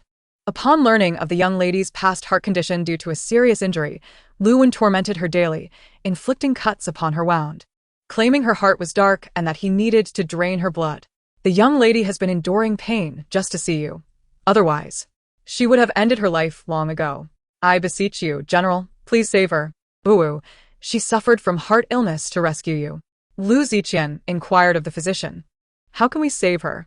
The young lady's symptoms stem from excessive blood loss. If she receives careful nourishment, there may still be hope. The old man prepared prescriptions for antipyretics and blood tonics, suggesting they begin treatment immediately. Understood. After the physician departed, Chen Yunyang slowly regained consciousness, grasping Lu Ziqian's hand weakly. Ziqian, I know my time is short. In these final days, could you please spend more time with me? I do not wish to be greedy. If you could merely visit often, even just to see you once a day would bring me contentment. Lu Ziqian gently reassured her. Do not dwell on such thoughts. Your health can be restored. I will summon the finest physician from the capital to treat you. That evening, Lu Ziqian remained at Orchid Pavilion. as Chun Yunyang held onto his hand, not releasing her grip even in slumber. Mo Shu could no longer contain himself and whispered, "General, what of the young madam?" His words were succinct, yet the implication was clear. The general had previously expressed a desire to accompany her, and now his absence would inevitably lead to disappointment. Lu Ziqian felt conflicted, yet, considering his future with Su Yujiao, while Chun Yunyang's time was fleeting, he ultimately chose to attend to the dying. "Just tell her I am busy, and will not be coming tonight." "Yes." Wait. Mo Shu turned back, and after a moment's hesitation, Lu Ziqian spoke. "Try to ascertain why only her blood can save lives. What is unique about it?" Mo Shu's eyes widened in disbelief as he stared at Lu Ziqian. "Master, you cannot be considering using the young madam's blood to save Miss Chen, can you? This is not your concern, and you are not one to meddle in such matters. If you truly entertain this notion, it is exceedingly cruel. Even I cannot bear to witness it. This is utterly heartless towards the young madam, who despises Chun Yunyang." Lu Ziqian frowned. "You have become increasingly talkative of late." Mo Shu knelt in silence, refraining from responding or accepting punishment, as if silently protesting. "I would not act upon such thoughts. I merely wish to know if there is anyone who could substitute her. Yunyang has shown me kindness. I cannot stand idly by. Hurry, do not keep her waiting." "Yes." Mo Shu made his way to Su Yujiao's residence, conveying that Lu Ziqian was preoccupied with pressing matters and would be unable to accompany her that evening. It was evident in her eyes that disappointment flickered. Yet she quickly masked her emotions, responding graciously. "Young madam, the general has a question for you." "What is it?" Montague hesitated momentarily. "The general wishes to know what makes your blood special, why only yours can save lives while others cannot." Su Yujiao, intrigued, asked. Why did he suddenly think to inquire about this? Mo Shu had long prepared an explanation. On the battlefield, most wounded soldiers succumb to blood loss. The general intends to utilize your blood transfusion method to save lives during combat. Chapter 78. My blood is universal. Su Yujiao nodded in agreement. If surgical methods could be applied on the battlefield, it would undoubtedly reduce casualties. However, while the concept was admirable, it was impractical. She lacked the means to discern each individual's blood type, rendering large-scale transfusions unfeasible. Currently, she could only ascertain that she was type O blood. Yet she could not be entirely certain. Perhaps she was not type O at all. It could merely be coincidence that her blood type matched Lu Ziqian's, allowing her to save him. She found it challenging to explain blood types to Mo Shu or clarify why her blood could save Lu Ziqian while his could not. "All I know is that I possess universal blood, capable of saving anyone. Beyond that, I cannot say. This is what the renowned physician Mo once told me. But as for how to determine the blood type of others, I am at a loss. Therefore, implementing blood transfusions on the battlefield to save lives is likely a daunting task. After all, my blood is limited. Even if I were to draw it all, I could not save everyone." A flicker of sympathy crossed Mo Shu's eyes. He did not perceive the young madam's possession of such precious universal blood as a blessing. "Young madam, please refrain from mentioning the matter of universal blood to anyone in the future." Su Yujiao nodded, offering a kind smile, understanding Mo Shu's good intentions. When Mo Shu returned to Orchid Pavilion, Lu Ziqian was still by Chun Yunyang's bedside. "She isn't upset, is she? The young madam is quite understanding. Did you inquire about that matter?" Mo Shu glanced at the unconscious Chun Yunyang, exercising caution, and leaned closer to whisper in Lu Ziqian's ear. "Master, be careful with your words." Mo Shu interrupted, casting a glance at the sleeping figure. Lu Ziqian comprehended the caution. Such matters indeed required discretion, lest Yujiao find herself in peril. However, given that Yunyang was currently in a deep slumber, it seemed overly cautious of Mo Shu. "Let's discuss this outside." "Yes." Mo Shu recounted the events, and Lu Ziqian could not help but feel disheartened. If only someone could replace Su Yujiao, he would surely employ that method to save lives. Yet now, with the knowledge that only Su Yujiao's blood held unique properties, he relinquished that thought. He could not bear to use Su Yujiao's blood to save Chun Yunyang. Ever since she had transfused blood to him, he had noted her declining health. She frequently fell ill, plagued by chills and fever, experiencing weakness and fatigue. If he were to draw her blood again, would it not cost her life? He had never contemplated how he would cope without her. Deep within his heart, he yearned for a lasting bond with her. He dispatched someone to locate Dr. Mo, instructing that the matter concerning the young madam be kept from all ears. In the chamber, Chen Yunyang's eyes were wide open, betraying her sleeplessness. Although her frail condition was genuine, it did not warrant a continual state of unconsciousness. She merely wished to prevent Lu Ziqian from departing. To her astonishment, she overheard secrets about Su Yujiao. It appeared her blood held remarkable properties, capable of saving lives. Regrettably, Mo Shu was exceedingly cautious. Had he been less so, she might have gleaned further valuable information. Chen Yunyang strained her mind, piecing together the context of their conversation repeatedly in her thoughts. Lu Ziqian had instructed Mo Shu to inquire of Su Yujiao why her blood could rescue him when his could not. This implied that during Lu Ziqian's absence from the capital, he had been injured, and Su Yujiao had saved him with her own blood. As for his whereabouts, it should not be too difficult to discover by tightening the watch on the Lu household's informants or by approaching Su Yujiao directly. After analyzing Lu Ziqian, Chen Yunyang turned her attention to Mo Shu. He had questioned, "Master, do you intend to use the young madam's blood to save Miss Chen?" This suggested that Su Yujiao's blood could also save her. Was it possible that her blood possessed the ability to heal anyone, regardless of gender or kinship? Lu Ziqian had mentioned a figure of 10,000. What could that signify? Chen Yunyang found herself at a loss for answers. Yet she could not overlook a significant revelation. Su Yujiao's blood was indeed extraordinary, capable of rescuing anyone. This reminded her of a tale she had once read. Filled with spirits and deities, a benevolent deity descended to endure trials, whose flesh and blood were miraculous remedies for all. Could it be that Su Yujiao was similarly divine? How shameless of her to be so uniquely blessed, with fortune revolving around her. The heavens had revealed this to her, indicating that Su Yujiao's streak of good luck was drawing to a close. As the door creaked open, Chen Yunyang resumed her active slumber. Lu Ziqian remained by her side until dawn before returning to his residence, only to be summoned by the crown prince upon his arrival. Su Yujiao had waited at home all morning, sending Xiao Tao to the general's residence multiple times, yet she saw no sign of him. Nor had Lu Ziqian sent any word. It was as though her plight held no significance. "Miss, shall we seek the lady's assistance to gain entry to the palace to find Consort Jing?" Su Yujiao shook her head. "If my mother-in-law enters the palace, it would surely alarm the empress. What would she think if she learned I were aiding Consort Jing? What should we do then? This matter cannot be delayed any longer. What if Prince Xiao were to pass away?" Su Yujiao felt a surge of anxiety, although she had taught Dr. Wu some acupoint techniques. Who could predict whether Prince Xiao's condition might worsen? By afternoon, Su Yujiao resolved to take matters into her own hands and sought Gu Heng's assistance. If she could not meet Consort Jing, then she would approach the third prince. From the very beginning, she had not intended to visit Consort Jing. The inner palace was not a place she could enter casually. The third prince, however, had a residence outside the palace, making him seemingly more accessible. Gu Heng was delighted to see her, for her visit suggested that she had not yet reconciled with Lu Ziqian. Otherwise, she would not have sought his help. Coincidentally, it was the Lantern Festival that evening, and the third prince was hosting a poetry gathering in the Plum Garden. A lover of poetry who enjoyed mingling with the common folk and had prepared generous rewards. It was well known that the third prince possessed a remarkable talent for poetry, and his interactions with the people were merely a means to establish rapport. "Very well, let us attend the poetry gathering tonight. Miss, shall we dress in male attire?" Su Yujiao initially nodded, but then shook her head. "You shall don male attire, while I will dress as a woman.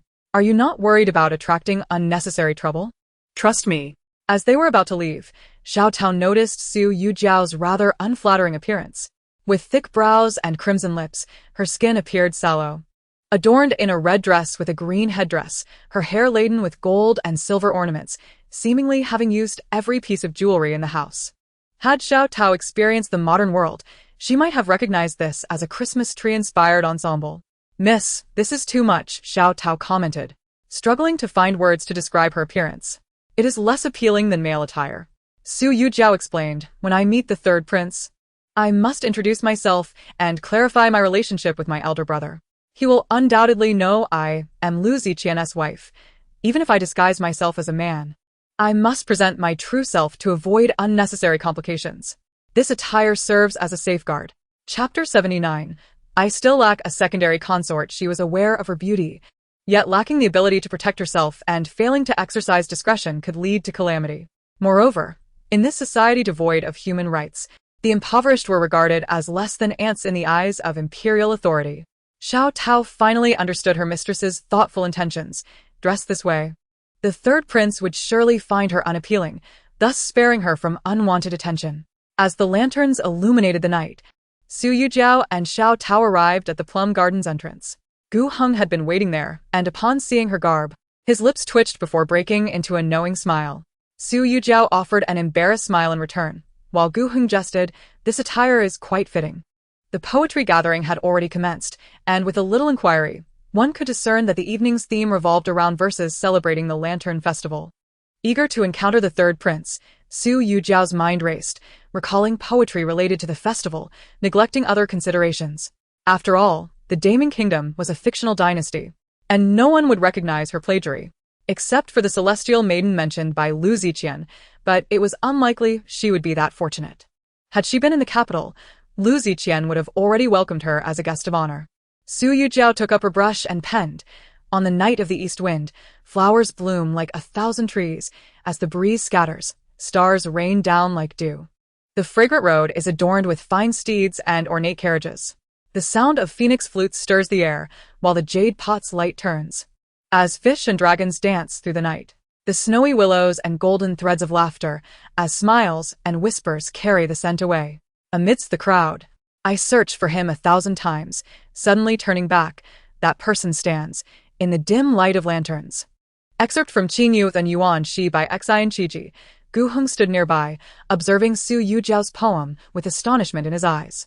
He considered himself quite talented, yet he could not compose such an exquisite piece in a short span. Initially, he had intended to write poetry for her, confident that his verses would surely win the third prince's favor.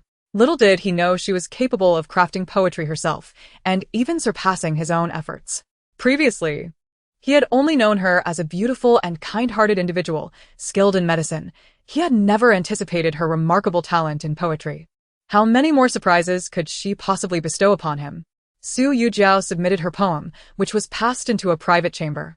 The third prince silently recited the final line. Amidst the crowd, I search for him 1,000 times, suddenly turning back, that person stands, in the dim light of lanterns. Excellent. Excellent. Allow her to enter. A young eunuch invited Su Yujiao inside, and she felt an inexplicable nervousness. Gu Heng reassured her, "Go on, we shall wait for you outside. Whether or not you succeed, one must at least try." Indeed, inside the chamber, the third prince was still engrossed in her remarkable work, seemingly captivated. Such splendid poetry. Your servant greets His Highness the Third Prince. May His Highness enjoy enduring peace and prosperity. The third prince did not put on airs. His tone as gentle as jade. Miss Su, please rise. Su Yujiao furrowed her brow. How did the third prince know her identity? Should he not address her as Lady Lu or the general's wife? Despite her hair being styled as a married woman's, why did he call her Miss? She gazed up at him. This was her first encounter with the third prince, having mostly heard of him through Lu Ziqian's accounts. The man was remarkably handsome, with deep-set eyes, a prominent nose, and alluring peach blossom eyes adorned with a hint of a tear mole, exuding an enchanting aura. Yet his pale complexion rendered his beauty almost otherworldly. While she scrutinized him, Chu Zhongyuan was also observing her. Feeling his gaze upon her made Su Yujiao somewhat uncomfortable. Yet she dared not show it, for she was in need of his assistance. Did the third prince recognize a servant? Chu Zhongyuan smiled. Though the warmth did not reach his eyes, and spoke softly, I have been paying attention to you for quite some time. Su Yujiao's mind buzzed with confusion as she stared at him, pondering the meaning behind his words.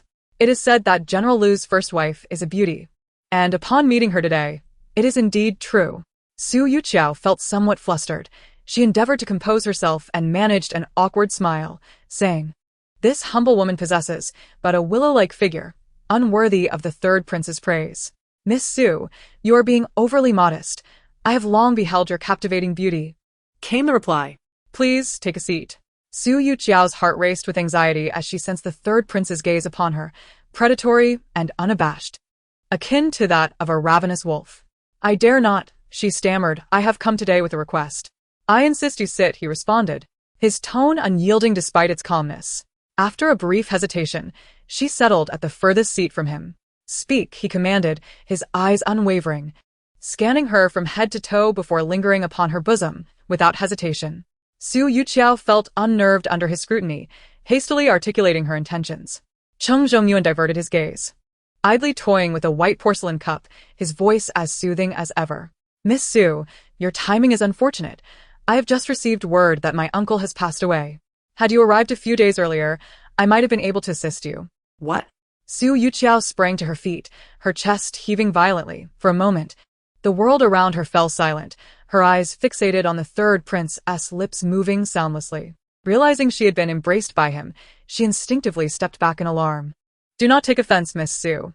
You nearly fainted just now. Su Yujiao's face paled, her breath coming in gasps as she eyed him warily. She had indeed stood too abruptly, causing a momentary dizziness. Is what you say truly so? She questioned, unwilling to accept this grim reality. Was it all in vain, once more? Why was it that hope was perpetually followed by despair? Cheng Zhongyuan presented her with a sealed letter, adorned with the imperial seal of the Shao clan. This cannot be fabricated. Moreover, there is no reason for me to deceive you. The two nations are not far apart. The truth can be ascertained easily. In fact, I may have a solution, though I am uncertain if Miss Su would be amenable, he proposed. Su Yujiao regarded him with confusion. Pray, enlighten me, third prince. It was only after she spoke that she remembered to kneel, realizing this was the posture of one seeking favor. Cheng Zhongyuan looked down at her, then suddenly leaned forward to lift her chin, prompting her to recoil in shock. Unperturbed by his empty grasp, he continued leisurely, I am in need of a concubine. Should we become family, I shall ensure your elder brother is released. Su Yujiao's complexion drained of color, her voice trembling. I am already wed. My broken self is unworthy of your highness. I harbor no disdain, he replied. Your highness jests. How could a woman marry two men? With an enigmatic smile, Cheng Zhongyuan observed her. I have heard that Miss Su has left the general's residence. Have you not finalized your divorce? Su Yujiao shuddered, her heart racing. He knew this too? The notion of divorce had merely been an expression of anger. What woman would dare truly part from her husband? Let today be as if I never came. I take my leave, she declared. Cheng Zhongyuan watched her retreating figure with a smile creeping across his lips. There was no need to rush. He would ensure she returned of her own volition. He picked up the poem once more, his eyes filled with possessiveness and ambition. He desired both the kingdom and the beauty. Chapter 80. The hidden beauty in the golden chamber. Su Yujiao dashed into the main hall, yet could not find Gu Heng or Xiao Tao. Reluctantly, she decided to leave. She regretted coming here today. Who could have foreseen that one trouble would lead to another, far greater dilemma? She felt as though she were being stalked by a venomous serpent, unable to escape its clutches. In a panic, she navigated through the crowded streets, inadvertently catching sight of Lu Ziqian. As if finding a lifeline, she called out to him, but the throngs of people drowned her voice. Suddenly, a woman appeared beside Lu Ziqian, a maidservant accompanying Chen Yunyang. Lu Ziqian's expression appeared urgent as he pulled an elderly man carrying a medicine box into the crowd. Su Yujiao felt perplexed. She had not seen Lu Ziqian in days. What could be occupying him so? Her instincts heightened, especially upon seeing Xiao He, leading her to suspect a connection to Chen Yunyang. Gradually, she recognized the path they traversed. It was the way to the orchid garden. At that moment, Su Yujiao felt akin to a wife catching her husband in the act, growing increasingly anxious as they neared their destination. He had once spoken of starting anew with her and claimed he would have no further ties to Chen Yunyang. It was only when the three entered the orchid garden that her heart sank completely. Yet, she could not relinquish her feelings. She feared misjudging him once more, terrified that their hard-earned rapport would plummet to an icy abyss again.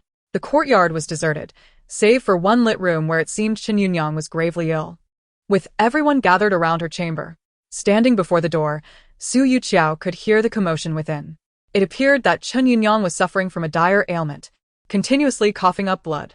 Lu Ziqian was frantic, urging the physician Zhou to do whatever it took to save her. Zhou replied that his skills were lacking, and without the renowned Mo Shensi, there was little hope. However, he mentioned that if they could find the blood of a fox spirit, it might extend Chen Yunyang's life. What is the blood of a fox spirit? Lu Ziqian inquired, intrigued. The elderly man explained that he had read in an ancient text about the fox spirit possessing 9 lives. Its heart's blood could revive the dead, and even a single drop of its blood could serve as a potent remedy, particularly effective for those who had lost blood. If the general can find a fox spirit, Perhaps it can save Miss Chen. Lu Ziqian paused, inexplicably reminded of the day when Su Yujiao had given him blood. Where might one find a fox spirit? Is this truly credible? I cannot ascertain its veracity. I have merely encountered it in ancient texts. It is said that fox spirits are skilled in beguilement, often taking human form to wander the world, and they are rumored to be exceedingly beautiful. Their blood can save anyone. The more Lu Ziqian listened, the more anxious he became. Taking human form and possessing beauty? Are there other characteristics? It is said that fox spirits are deeply devoted. Once they fall in love with a man, they remain faithful unto death, leaving a mark upon their beloved as a bond. They seek unwavering love. And if they sense their partner's heart has strayed, they may depart, and in some cases, they may even seek vengeance, ultimately resorting to the most grievous acts. However, before leaving, they always sever the bond. Otherwise, they cannot break free. Lu Ziqian's expression darkened as he pressed further. How does one leave a mark? And how is the bond severed? The physician Zhou, remaining composed, explained, the texts state that a fox spirit will leave a bite mark on their beloved. To sever the bond, one must destroy the marriage certificate, thereby dissolving the engagement. In human terms, that means divorce or separation. How could a proud fox spirit ever consent to dissolve the bond in such a manner? Zhou's words trailed off as he seemed to realize he had digressed. Forgive me. This is merely what I have read. It may not be reliable. I urge the general to harbor no excessive hopes. After all, I have lived a long life and have yet to encounter any blood that can heal or save all. I will prepare some tonics to replenish her blood. Perhaps they may alleviate her condition, Zhou added. Lu Ziqian appeared lost in thought. Once Zhou had prepared the medicine, he inquired, if one were to truly find a fox spirit and her blood were to save someone, what then would happen? As long as it is not the heart's blood, it is akin to any human. Losing a small quantity of blood is inconsequential. It merely weakens one's vitality, which can be restored with proper nourishment in the future. Su Yujiao, standing at the door, felt a chill wash over her. Was he inquiring with such detail because he believed her to be the fox spirit, or was he contemplating using her blood to save Chen Yunyang? Last night, when Mo Shu had left, his sympathetic gaze now made perfect sense to her. Even he was aware that she needed to conceal her extraordinary blood, yet Lu Ziqian had chosen to question her in front of so many people. Hearing the door creak open, she quickly concealed herself in the shadows. Upon noticing that only Zhou had exited, she stealthily followed him. In the dark alley, Zhou was suddenly confronted by someone who pressed a hairpin to his throat. Who taught you to say that? The old man trembled. If you don't speak, I will kill you. The elder quaked in fear. Spare me, noble lady, spare me. I will tell you everything. This morning, a masked man approached me and forced me to lie. Otherwise, he threatened to kill my entire family. I had no choice. Su Yujiao pressed further. What about the man's appearance and voice? Zhou Longzhong strained to recall. The man wore a wide-brimmed hat, obscuring his face. He was about 8 feet tall and quite robust. His voice bore the accent of the capital, but I noticed little else. At that moment, he had a knife to my throat, and I was too frightened to observe closely. Come with me, she commanded. Unable to uncover the mastermind behind this, she instructed Lu Ziqian to investigate. Bang! The door was kicked open, startling everyone inside. Upon seeing Su Yujiao, Lu Ziqian felt a fleeting pang of guilt. Why have you come? With a cold smile, Su Yujiao retorted, how else would I know if you are hiding a beauty in your gilded chamber? Jiao, let me explain, he pleaded. I don't wish to hear it. She dragged the old man into the room. Speak. Zhou Longzhong knelt, trembling, and recounted the details of how he had been coerced. Lu Ziqian's expression darkened as he realized he had been deceived. Observing his glum demeanor, Su Yujiao taunted, Fool, how could you believe such nonsense? Have you lost your senses? If you cannot uncover the true culprit, then do not claim to be a general. It is shameful. She then turned her ire toward Chen Yunyang. Some people need not pretend to be innocent. Do not feign death, lest it become reality. I await the day your true self is revealed. With a disappointed glance at Lu Ziqian, Su Yujiao turned to leave. He hurried after her, knowing this misunderstanding must be resolved. Otherwise, their recently mended relationship would shatter once again. Jiao, let me explain. Spare me. Do not follow me, or I shall carve out your heart. Lu Ziqian, do you intend to be entangled with Chen Yunyang for a lifetime? If you cherish her so dearly, why not marry her and keep her at home instead of hiding her away? Seeing her utterly irrational, Lu Ziqian, in desperation, confined her between himself and the wall, compelling her to listen. Chapter 81. I shall marry the third prince as a concubine. Su Yujiao was furious. He always resorted to this tactic. As if to prove his strength, she bent her knees, preparing to employ the same method she used against Hu San on Lu Ziqian. Alas, Lu Ziqian was prepared. For his martial prowess was not acquired in vain. He pressed closer, using his legs to pin hers down. "Get off, you scoundrel!" she exclaimed. Lu Ziqian, now irritated, wondered how stubborn she could be. "Can you not behave normally? Will you allow me to finish speaking? Who are you trying to impress with this madness?" He raised her arms above her head and pinned them against the cold, rough wall, rendering her immobile. "Yunyang is on the brink of death. Can you not show some understanding? I never intended to use your blood to save her. I merely asked Mo Shu out of curiosity.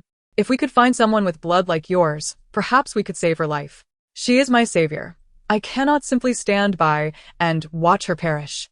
You have no idea what we endured as children, nor can you comprehend the unique bond we share. It is purely friendship, devoid of romantic entanglements. If Jean Muden were in danger, would you turn a blind eye?" Su Yujiao spat disdainfully. "Do not conflate your sordid affair with our pure friendship. It is revolting. I do not wish to hear a single word more. Your repeated betrayals have made me despise myself. Just moments ago, I agreed to become the third prince's concubine. After marrying him, I need do nothing. He will immediately release my brother. I now realize that following a powerful and capable man is far superior to being with a self-absorbed, inept, and arrogant man like you. If you possess any ability, go compete with the third prince for women." At that moment, she truly wished to sever ties with him. She would gladly marry any man, as long as it meant a complete separation from him. She had had enough of love suffering. That night, she did not cry. She merely stared at him with wide eyes, filled with revulsion and fury. Lu Ziqian, however, was enraged, his eyes reddening. How could she consider marrying the third prince and call him inept? Did she truly regard him as so insignificant? In a fit of anger, Lu Ziqian struck the wall, the sound echoing in her ears, causing Su Yujiao to flinch and instinctively close her eyes. To her surprise, there was no anticipated pain, only the sound of bones cracking. She opened her eyes to meet his intense gaze. "Let's part ways. It would be simpler. It is truly tedious to remain bound together in this manner. In this day and age, neither can survive without the other. There is no need to force such a union," he replied coldly, gripping her chin, his teeth nearly grinding together. "You wish to marry the third prince? If that is your desire, so be it. Just dare to marry him." Su Yujiao, Sensing the fury in his mocking smile, felt a moment of fear. "What do you intend to do?" Without a word, Lu Ziqian hoisted her onto his shoulder, disappearing into the night. He brought her to the third prince's residence, effortlessly evading all guards, landing precisely on the roof of the prince's chamber. Lu Ziqian lifted a tile, and the anguished cries of a man and the sobs of a woman echoed vividly from within the hall. Peering down, she saw a naked man tethered by a dog chain around his neck, the other end fastened to a pillar, while Chu Zhongyuan burned him with a red-hot iron. Beside him, a beautiful woman with her hair styled in an elegant manner repeatedly bowed, pleading for mercy, begging him to spare her husband. "Wanner, do not plead for him. I would rather die than allow you to be defiled by a scoundrel." Disgusted, Su Yujiao thought to leave this repugnant scene, wishing not to linger for even a second longer. With patrolling guards below, she dared not speak or move, only tugging at Lu Ziqian's sleeve. Yet he held her chin, forcing her to continue watching. After the beautiful woman was violated, she was given to the palace guards. Soon after, a richly dressed woman entered. Everyone knelt in respect, addressing her as concubine Lu. The woman, visibly terrified, trembled under Chu Zongyuan's gaze as she removed her garments in public. "This palace spares no one. Since I have taken your woman, you may take mine. It is only fair." With that, the guards pried open the husband's mouth and forced a red pill into it. Chu Zhongyuan caressed concubine Lu's pale face, gently nudging her. "Go on." Lu, the favored concubine, trembled uncontrollably, biting her lip as tears streamed down her face, humiliated as she approached the unfamiliar man. Meanwhile, the third prince lounged on the couch, as if spectating a play, delighting in the sight of his concubine engaging in intimate acts with another man. The man, growing intrigued, casually summoned a palace maid to his side. At the moment Lu appeared, Su Yujiao shut her eyes tightly, unable to bear the cruelty of the scene before her. The women here seemed less than human. Reduced to mere playthings for men, was this truly the reality of a society governed by imperial power? Lu Ziqian forced her to witness the harsh truth, shattering her naive belief that she could thrive outside his protection. Su Yujiao bit down fiercely on his palm, refusing to relent. Even as blood filled her mouth and dripped down her chin, Lu Ziqian appeared impervious to the pain, aware that she loathed him for revealing the brutal reality, thus dismantling her dream of freedom. Leaning close to her ear, his voice was chilling. Is this the life of a concubine you desire? Should you remain oblivious to reality, I shall take you somewhere else. Chapter 82. The patron behind the golden peony. Lu Ziqian took Su Yujiao away from the prince's residence, and she struck him fiercely across the face. Let me go. I refuse to go anywhere. The man scoffed. You have no choice. He brought her to the quarters of the golden peony, once again on the rooftop, where Su Yujiao witnessed a scene that would be etched in her memory forever. There, the golden peony danced in a revealing garment she had designed, perspiring and breathless. Since childhood, she had loved to dance, never perceiving it as a means to please men, but rather as a divine art form. Though the word art did not exist in this era, she regarded dancing as a sacred and beautiful endeavor. Yet now, she performed in a manner so vulgar it was disheartening. Opposite her sat a well-dressed man, drinking as he admired her performance. Come here, he beckoned, and the golden peony stopped, panting and exhausted from her dance. She knelt before him, resting her head on his lap like a kitten, allowing him to pet her face. Suddenly, he remarked that he had drunk too much and needed to relieve himself. It was then that Su Yujiao witnessed an unforgettable scene. She could not suppress her retching, and Lu Ziqian led her away. She felt as though she had been traumatized, her body covered in goosebumps, trembling and collapsing under the weight of her despair. How could this be happening? Who was that man? Lu Ziqian wrapped his arms around her, gently stroking her back as he explained. The patron behind the golden peony is the eldest son of the prime minister's family, Mo Lingchen. Without his protection, she could not sustain herself or conduct business. Even if you were to redeem her, her fate would still be that of a fallen woman. Thus, she strives to please Mo Lingchen, serving only one man instead of many. She has never confided this to you, has she? Did you truly believe she lived a carefree life, free from the constraints of in-laws, without the need to appease a husband?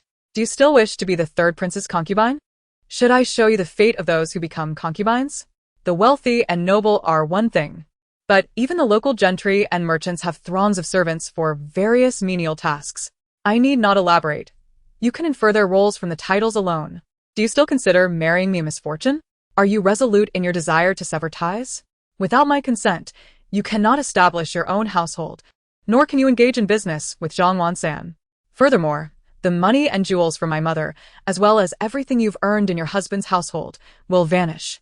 Your only refuge will be your family home, where you will be scorned by your parents and ostracized by your sisters-in-law, ultimately being sent to the third prince's bed as a plaything to save your brother. After the third prince tires of you, you will be forced to serve whomever he commands, just like Lu, the favored concubine. Lu Ziqian gripped her chin. Su Yujiao, I have protected you too well, allowing you to remain so naive. Xiao Tao is far more perceptive. She knows that without my protection, you cannot survive. I will grant you a day to reflect upon whether you wish to continue this farce with me. My patience is limited. Should you fail to recognize your position and continue to act spoiled, I will ensure you serve others just as the golden peony does. He cast Su Yujiao into a small courtyard in the east of the city and departed alone. That night, plagued by nightmares, Su Yujiao burned with fever for the entire night. No. Mother, I miss you so much. I want to go home. This place is terrifying. Lu Ziqian held her hand, listening as she spoke in her sleep, uttering many unfamiliar words. Guilt filled his eyes. He had not anticipated the extent of her suffering. Observing her frail face, he felt a pang of heartache and helplessness. The physician came, one after another, yet Su Yujiao's fever persisted. Dr. Zhou, why can you not cure such a minor ailment? Dr. Zhou sighed. Heart ailments require heart remedies. The young lady suffers from a heartache, unwilling to awaken. No amount of medicine will suffice. The general should attempt to untangle her heart's distress. Otherwise, the young lady's situation is dire. Lu Ziqian's expression darkened. Is it truly that severe? How can I unravel her heart's turmoil? Dr. Zhou pondered. Try speaking of things she loves or that may awaken her. The method employed by Su Longzhong, using wine to cleanse her body, may also be effective. My medical skills are lacking. Had Su Longzhong been here, he would surely have cured the young lady's affliction. Hearing Dr. Zhou's words, Lu Ziqian felt unprecedented worry. He had not foreseen the consequences would be so grave. Had he known, he would never have frightened her so. In truth, it was not merely a scare. It was the reality that a woman leaving her husband's household had no means to survive. He never imagined it would affect her so profoundly. After Dr. Zhou's departure, Lu Ziqian gently touched Su Yujiao's emaciated hand, astonished by how much weight she had lost during this period. Jiao, I was wrong last night. I should not have taken you to witness such things. Once you awaken, you may strike me or scold me. I shall never utter those harsh words again. Those were merely words spoken in anger. I never meant to hurt you. I was simply frustrated that you would choose to be the third prince's concubine rather than live with me. When I heard you wanted to leave me, I lost my composure. I have learned of the passing of Prince Xiao. It is no wonder you were so emotionally unstable last night. This approach will not suffice. There must be another way. Lu Ziqian remained by her side for 3 days and nights, and finally, Su Yujiao awakened. You're awake?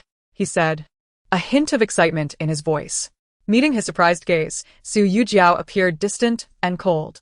She had gazed at him for a long time, realizing the harshness of reality he had revealed and how naive she had been in the past. From now on, her dealings with him would be calculated. It was the only way she could survive. Suddenly, she buried her face in his palm, her scalding tears etching into his heart. Seeing her in such distress, Lu Ziqian felt a deep pang of sympathy, whispering softly, There, do not cry. Your eyes will swell. Su Yujiao choked back tears. Prince Xiao is dead. I have failed again. The man held her close, gently reassuring her. Fate can be cruel, but there will always be other methods. Your elder brother is safe for the time being. I have dispatched people to protect him, so there is no need to fear the third prince's malice. The crown prince has employed a clever tactic, assigning the escort for the marriage alliance to him. He will be absent from the capital for at least half a year. We still have time to devise other plans. Su Yujiao suddenly grasped Lu Ziqian's hand tightly. Ziqian, I wish to ask you for a favor. Just promise me that I will never trouble you again. Even if you marry Qin Yunyang as your primary wife, I will not oppose it. She looked at him with pleading eyes. Chapter 83. Are you expecting? Lu Ziqian furrowed his brow and reached out to pinch her pale cheek. When did I ever say I would marry her? I have no connection with her at all. Let's not mention her anymore. I wouldn't want to upset you again. Whatever you wish to ask of me, I shall comply, as long as it is within my capacity. Su Yujiao gazed at him, her tone imbued with an unprecedented seriousness. You must petition the emperor to reclaim the Qimel Liao Yuan. Lu Ziqian looked at her in confusion. Why is that? If you reclaim the Qimel Liao Yuan, the emperor will surely grant a general amnesty. A glimmer of understanding shone in Lu Ziqian's eyes. Indeed, this was a feasible plan. Moreover, recovering the Qimel Liao Yuan had always been his lifelong aspiration. He immediately agreed. I shall endeavor to facilitate this matter, but I have a condition. What is it? Whenever you conceive my child, that is when I shall lead the troops into battle. The battlefield is fraught with peril. I must ensure there is a legacy left behind. A safeguard for you. Should misfortune befall me, you will have a child to comfort you. Agreed. Su Yujiao responded without a moment's hesitation. Her promptness left Lu Ziqian feeling somewhat unsettled. He scrutinized her delicate, pale face, as if trying to peer through her beautiful facade to discern her true thoughts. Perhaps it was merely his illusion, but she seemed transformed upon awakening, as if donning a mask of some sort. You are no longer angry with me? You truly wish to bear my child? Su Yujiao smiled faintly, tucking a stray lock of hair behind her ear. After my illness, I have come to understand much. I was naive before, failing to grasp the harsh realities of life, living in a world of my own imagination. From this moment onward, I shall embrace a more pragmatic outlook, abandoning idealism. Bearing children is a duty of every wife, and I have long desired a child. Our child will be the fruit of our love. I was always overly sensitive and suspicious, perhaps due to a lack of security. Perhaps with a child, I shall find peace. She looked at him, speaking with a steady pace and calm demeanor. She had finally reverted to the obedient image he cherished, yet it felt unreal.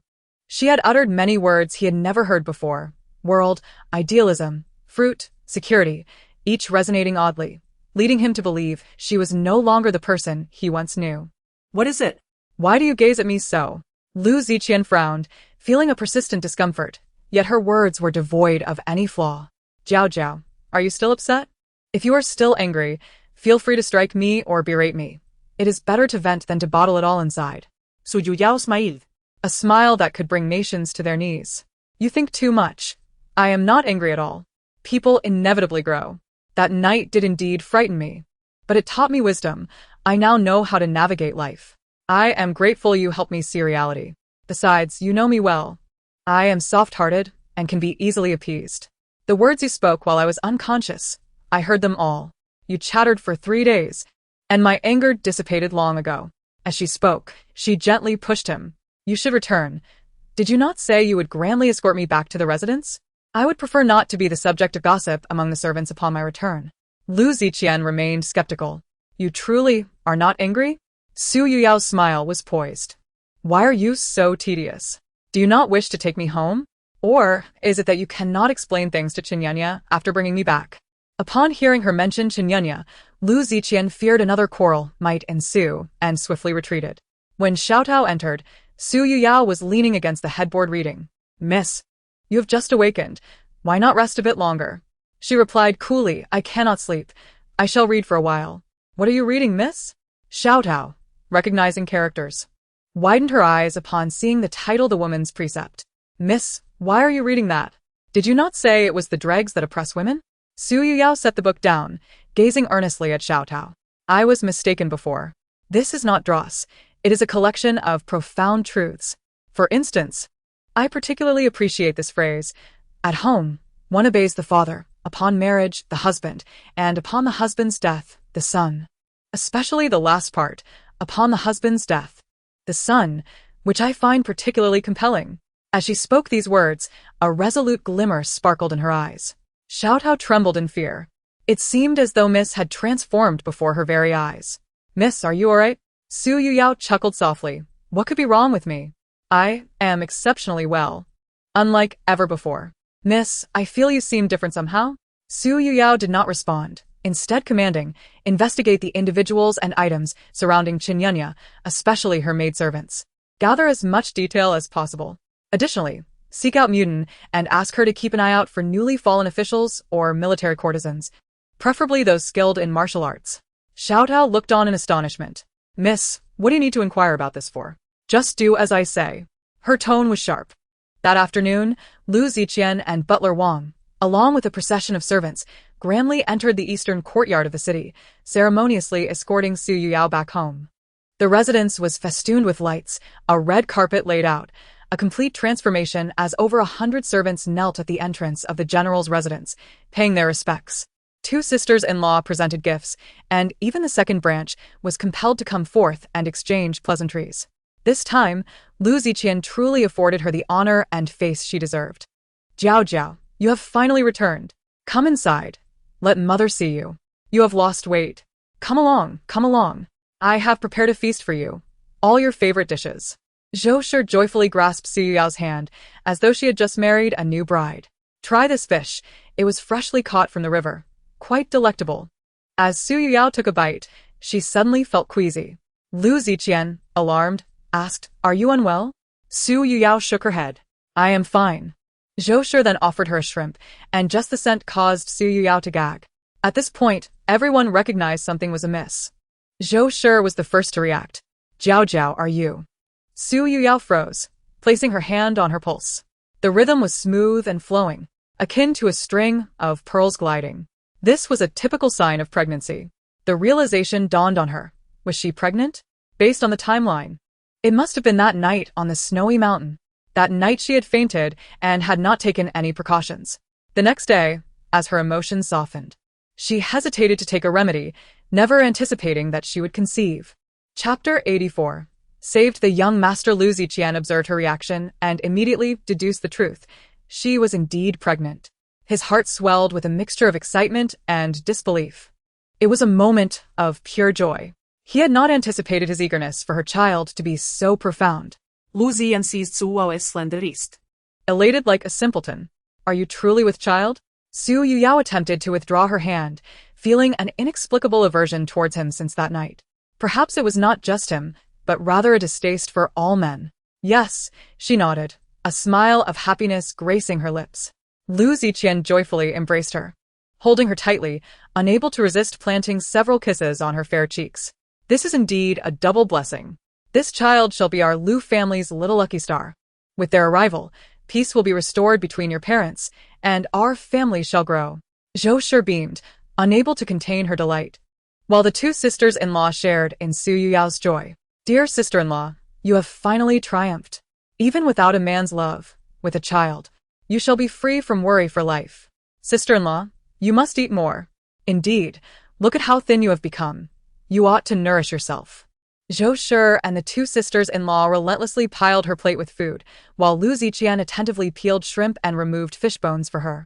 Suddenly, a piercing scream shattered the joyous atmosphere of the dining hall. Sister Bai Qingru, upon seeing her maid in her chamber, abruptly stood up, exclaiming, "What has happened?" The maid and the elderly woman trembled in fear, pointing towards the pond behind the rockery, unable to articulate their fright. Bai Qingru, her heart racing, rushed outside. Su Yujiao and the others followed closely behind, only to find two wet servants kneeling by the water's edge, with a young child lying nearby. 주애야, 주기애야. Bai Qingru dashed forward, only to discover the child was lifeless. She cradled the child in her arms, weeping inconsolably.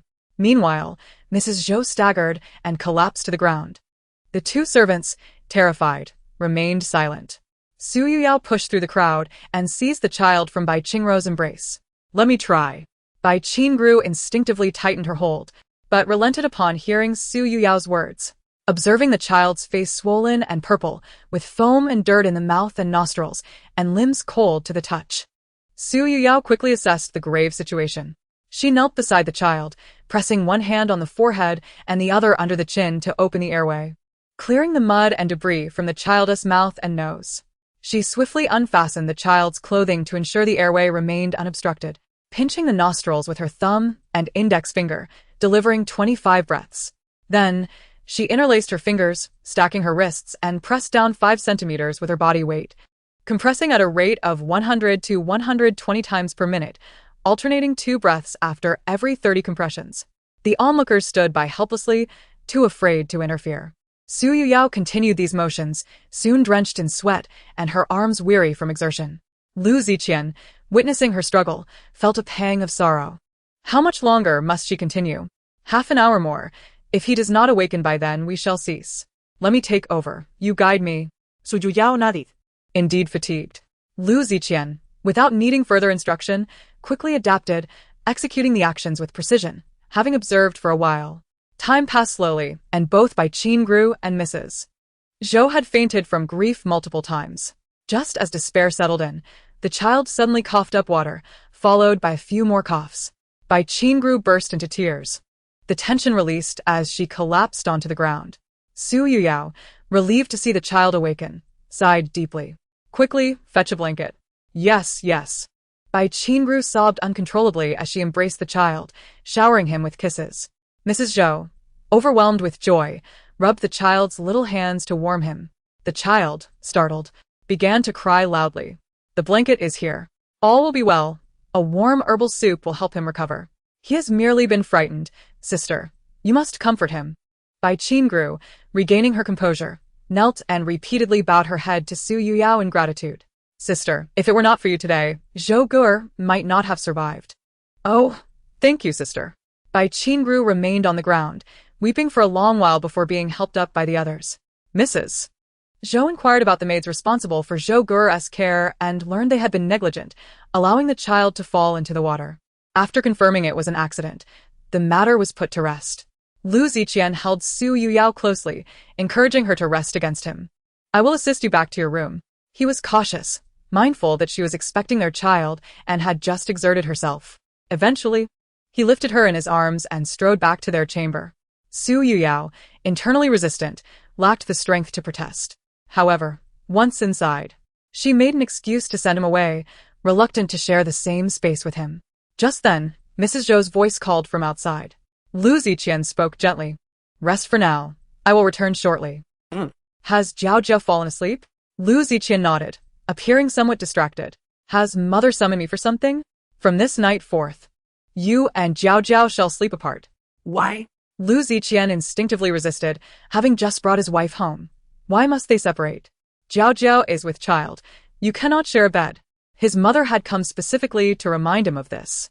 Lu Ziqian awkwardly rubbed his nose, realizing he was unaware of the necessity to refrain from intimacy during pregnancy, mistakenly believing it was only due to her growing belly. He had hoped to cherish her before departing for the battlefield. Though she had returned to him obedient and understanding, he sensed a certain distance between them. She had even expressed indifference towards his marrying Chen Yunlang as a concubine. Only someone truly unconcerned would dismiss the idea of him having other women. Yet, he hoped her words had been spoken in anger. For how could she not care for him? Very well, I understand. I shall move to the study tonight. Mrs. Zhou, still somewhat anxious, added, Son, you must treat Jiao Jiao well from now on. You are soon to be a father. You cannot afford to be careless. Jiao Jiao has not enjoyed a single moment of comfort since following you. She has endured much hardship. If there is a next time, you may not have another chance. Chapter 85. Strategizing carefully Lu Ziqian listened attentively, displaying no impatience. He had brought her home with the intention of treating her well. Should he return safely from the battlefield, they would surely find happiness together. Su Yujiao felt a sense of relief upon hearing that Lu Ziqian would sleep apart, though her expression revealed a hint of reluctance. After much coaxing, he finally departed. Xiao Tao entered quietly, ensuring no one else was present before speaking. Miss, I have made some progress on the matter you asked me to investigate. The new maid by Chen Yunlong's side is named Lianer. She was purchased from Zhou Daiheng by a Mo Shu.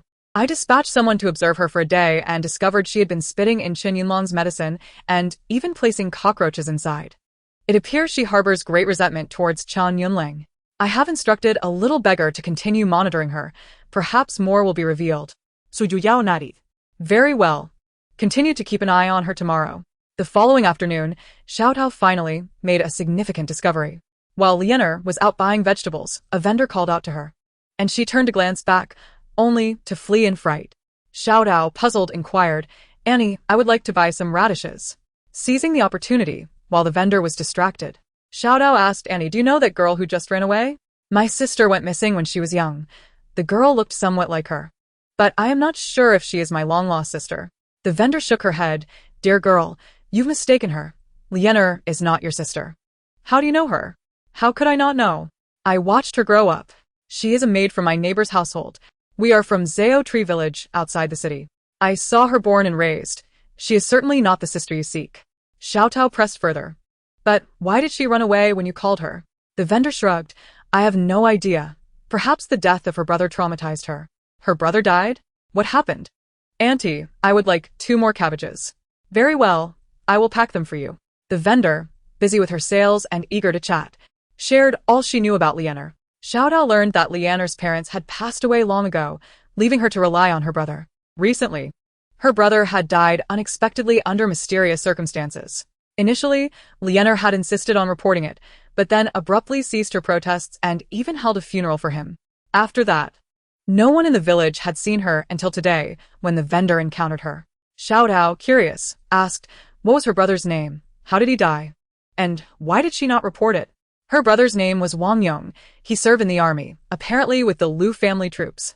During that period, Lianer insisted on visiting the general's residence to seek justice from General Lu for her brother. She claimed that General Lu was exceptionally compassionate towards his subordinates and would not allow his soldiers to die unjustly, regardless of the power of their adversaries. However, she suddenly ceased her outcry and stopped mentioning avenging her brother. In order to gather information, Xiao Tao purchased a considerable amount of vegetables, delighting the old woman, who even sent her off with 2 heads of garlic. After returning, Xiao Tao relayed the news to Su Yujiao. Well, I understand. You shall accompany me on an outing tomorrow. Early the next morning, Su Yujiao expressed her intention to visit her maternal home, and Zhou Shi consented to her departure. She located a bustling tea house and instructed Xiao Tao to find Wang Lianer. Miss Lianer, my lady invites you for tea. Started, Lianer instinctively considered fleeing. But Xiao Tao obstructed her path.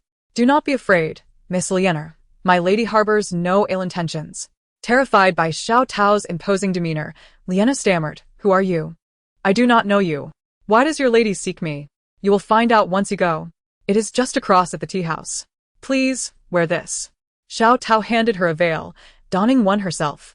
Lianer felt increasingly anxious, but dared not resist.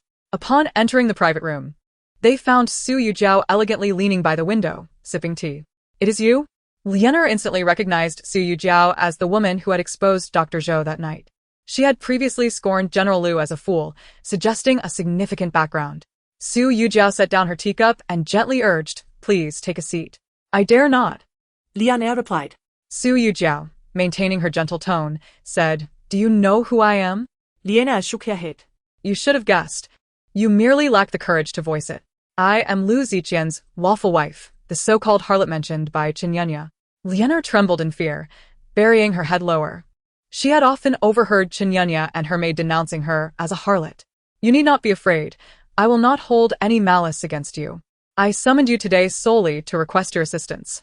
I know you have been approaching Qinyanya to avenge your brother. Since she is a mutual enemy, why not join forces to eliminate her? Lianer looked up in shock, questioning how Su Yujiao was aware of her intentions. Should she admit it? You are Wang Lianer. Your brother is Wang Yong, and you reside in Zhaozi village. Your parents passed away early, leaving you two to rely on each other. Realizing her background had been thoroughly uncovered, Lianer ceased to conceal her motives. Yes, I intend to kill her to avenge my brother. She is the one who murdered him. I wish to report her, but she is a county princess, and I fear the officials will protect her. Later, I thought of seeking justice from General Lu, but she turned out to be his mistress, leaving me with no choice but to take matters into my own hands. I wish to see her suffer 1,000 deaths. She seduced my brother, killed him, and falsely accused him of assaulting women. She robbed my brother of peace even in death. Lianer expressed her anguish, cursing and crying. Wishing to dismember Qinyanya, Xiao Tao offered her a cup of tea. Take your time. Share your brother's grievances with my lady, and she will advocate for you. How could your brother have been killed by Qinyanya? How could a frail woman kill a soldier? Lianer tearfully recounted the events. My brother was a long-time friend of Lu Wen. Recently, he attended Lu Wen's wedding. Merely 2 days after the marriage, Lu Wen's mother passed away. Knowing Lu Wen's filial nature, my brother went to assist with the funeral arrangements. Upon his return, he mentioned that Lu Wen's bride was difficult to deal with. She was exceedingly proud and looked down upon him, refusing to wear mourning attire even for her mother-in-law, choosing instead to adorn herself in gold and finery. She offered no assistance, leaving everything to Lu Wen. My brother remarked that Lu Wen's life would be challenging with such a wife. In truth, Lu Wen married her for her medical skills, hoping she would treat his ailing mother. Yet, who could have predicted that she would bring about her death? Lianer continued. Because of her status as a county princess, Lu Wen could not express his grievances and had to treat her like a deity. After the funeral, Lu Wen did not go to the military camp for 2 consecutive days without taking leave. My brother, worried, went to his home, only to find Lu Wen beating Qinyanya, who was hung from a tree, bruised and battered, accusing her of neglecting to treat his mother, a heartless woman. My brother feared it might lead to death, so he rescued her. A few days later, my brother's attitude towards Qinyanya changed abruptly, claiming she was a pitiful soul and that Lu Wen was being excessive. 9 out of 10 of his words revolved around her, praising her. He even asked me if I would be willing to acknowledge her as my sister-in-law and cautioned me not to mention her previous marriage, fearing it would upset her. I suspected she had seduced my brother into saving her to avoid Lu Wen's wrath. My brother became infatuated and approached Lu Wen, seeking a divorce, but when he returned, he was already a corpse. It was then I learned that Qinyanya had killed my brother and fled. Su Yujiao frowned. Didn't she expect your brother to save her? Why would she kill him? Lianer shook her head. I do not know, but I am certain she is the murderer. How can you be so sure? Shouldn't it be that your brother was infatuated with Lu Wen's wife and Lu Wen, in a fit of rage, killed your brother? I initially suspected that too, but Lu Wen assured me he would never kill his brother over a woman who caused his mother's death. He is an honest man and would not deceive me. He and my brother have been friends for many years. He would not harm him, Lianer insisted firmly. After understanding the situation, Su Yujiao inquired, how do you intend to avenge your brother? Lianer shook her head. I have not yet devised a plan. I initially contemplated killing her with a single strike, but when faced with a knife, I could not bring myself to do it. I am afraid of taking a life. Moreover, she is a county princess. I fear that should I kill her, my entire family would suffer the consequences. I cannot implicate my uncles and aunts. Without their support over the years, my brother and I would not have survived. Later, I attempted to poison her. But I do not know if she discovered it or simply did not drink it, for she remained unharmed. Now I am at a loss. That Xiaohe is always by her side, and does not allow me close. I can only find another way. Su Yujiao replied, "Assist-me." And I will help you eliminate her. Without hesitation, Lienu agreed. She considered herself foolish and believed avenging her brother would be a daunting task. However, if the general's wife sought to deal with that wretched woman, it would be far more manageable. Su Yujiao handed Lienu a vial of medicine. This medicine is colorless and tasteless. Return and mix it with water to soak Xiaohe's towel. After she uses it, she will break out in rashes. At that time, you will have the opportunity to approach her. If Qin Yunya wishes to take you as her confidant, no matter how she tests you, you must endure. Once you gather useful information, can you write? Lienu nodded. My uncle is the village teacher. My brother studied under him since childhood, and he taught me upon returning. Excellent. When you obtain useful information, write it on a piece of paper and hand it to the little beggar outside. Understood. By the way, the general's residence likely has its informants, so be vigilant and keep a close watch on Xiaohe. They will undoubtedly make contact soon. After all, the news of her pregnancy will soon spread within the residence, and that informant will surely find a way to notify Qin Yunya. After returning, Lienu followed Su Yujiao's instructions, and everything proceeded smoothly. The next morning, Xiaohe awoke covered in rashes, resembling a leper. Do not come near. Qin Yunya, knowledgeable in medicine, understood that many skin diseases are contagious, thus she forbade Xiaohe from entering the room. Lienu sought the doctor, who diagnosed Xiaohe with a filthy disease, stating that while it could be controlled with medicine and would not be life-threatening, it was indeed contagious. Upon learning of the affliction, Qin Yunan expressed her disdain, berating her as a wanton woman unable to control her own desires, labeling her as a man who indulges in licentiousness. Xiaohe, in tears, pleaded with Qin Yunan not to cast her away, asserting that she would have nowhere to go. With such a disease, she would be shunned not only by her lovers, but even from brothels, left to await her demise without the means for treatment or medication. If allowed to stay, she might at least procure medicine to extend her life. Thus, in a single night, Xiaohe transformed from a favored maid to a mere servant in the courtyard. She was forbidden from touching any of Qin Yunan's belongings, even barred from entering her quarters, relegated to menial tasks such as chopping firewood, tending to the fire, carrying waste, and cleaning the latrine, forced to sleep in the woodshed. Wang Lian successfully passed Qin Yunan's test, becoming her favored maid. Meanwhile, Su Yujiao swiftly spread the news of her pregnancy. Xiaohao, puzzled, inquired, Miss, why do you openly share this news when others conceal it? Aren't you afraid those who would wish you harm might come for you? With a cold smile, Su Yujiao replied, I want them to come for me. Why, miss? Do not ask. Simply do as I instruct. That evening, the news of Su Yujiao's pregnancy reached Qin Yunan's ears, causing her to become restless, racking her brain for ways to induce an abortion. Lian, summon Xiaohe to me. Do not let her enter. Have her speak to me through the door. Stand guard at the entrance, and alert me if anyone approaches.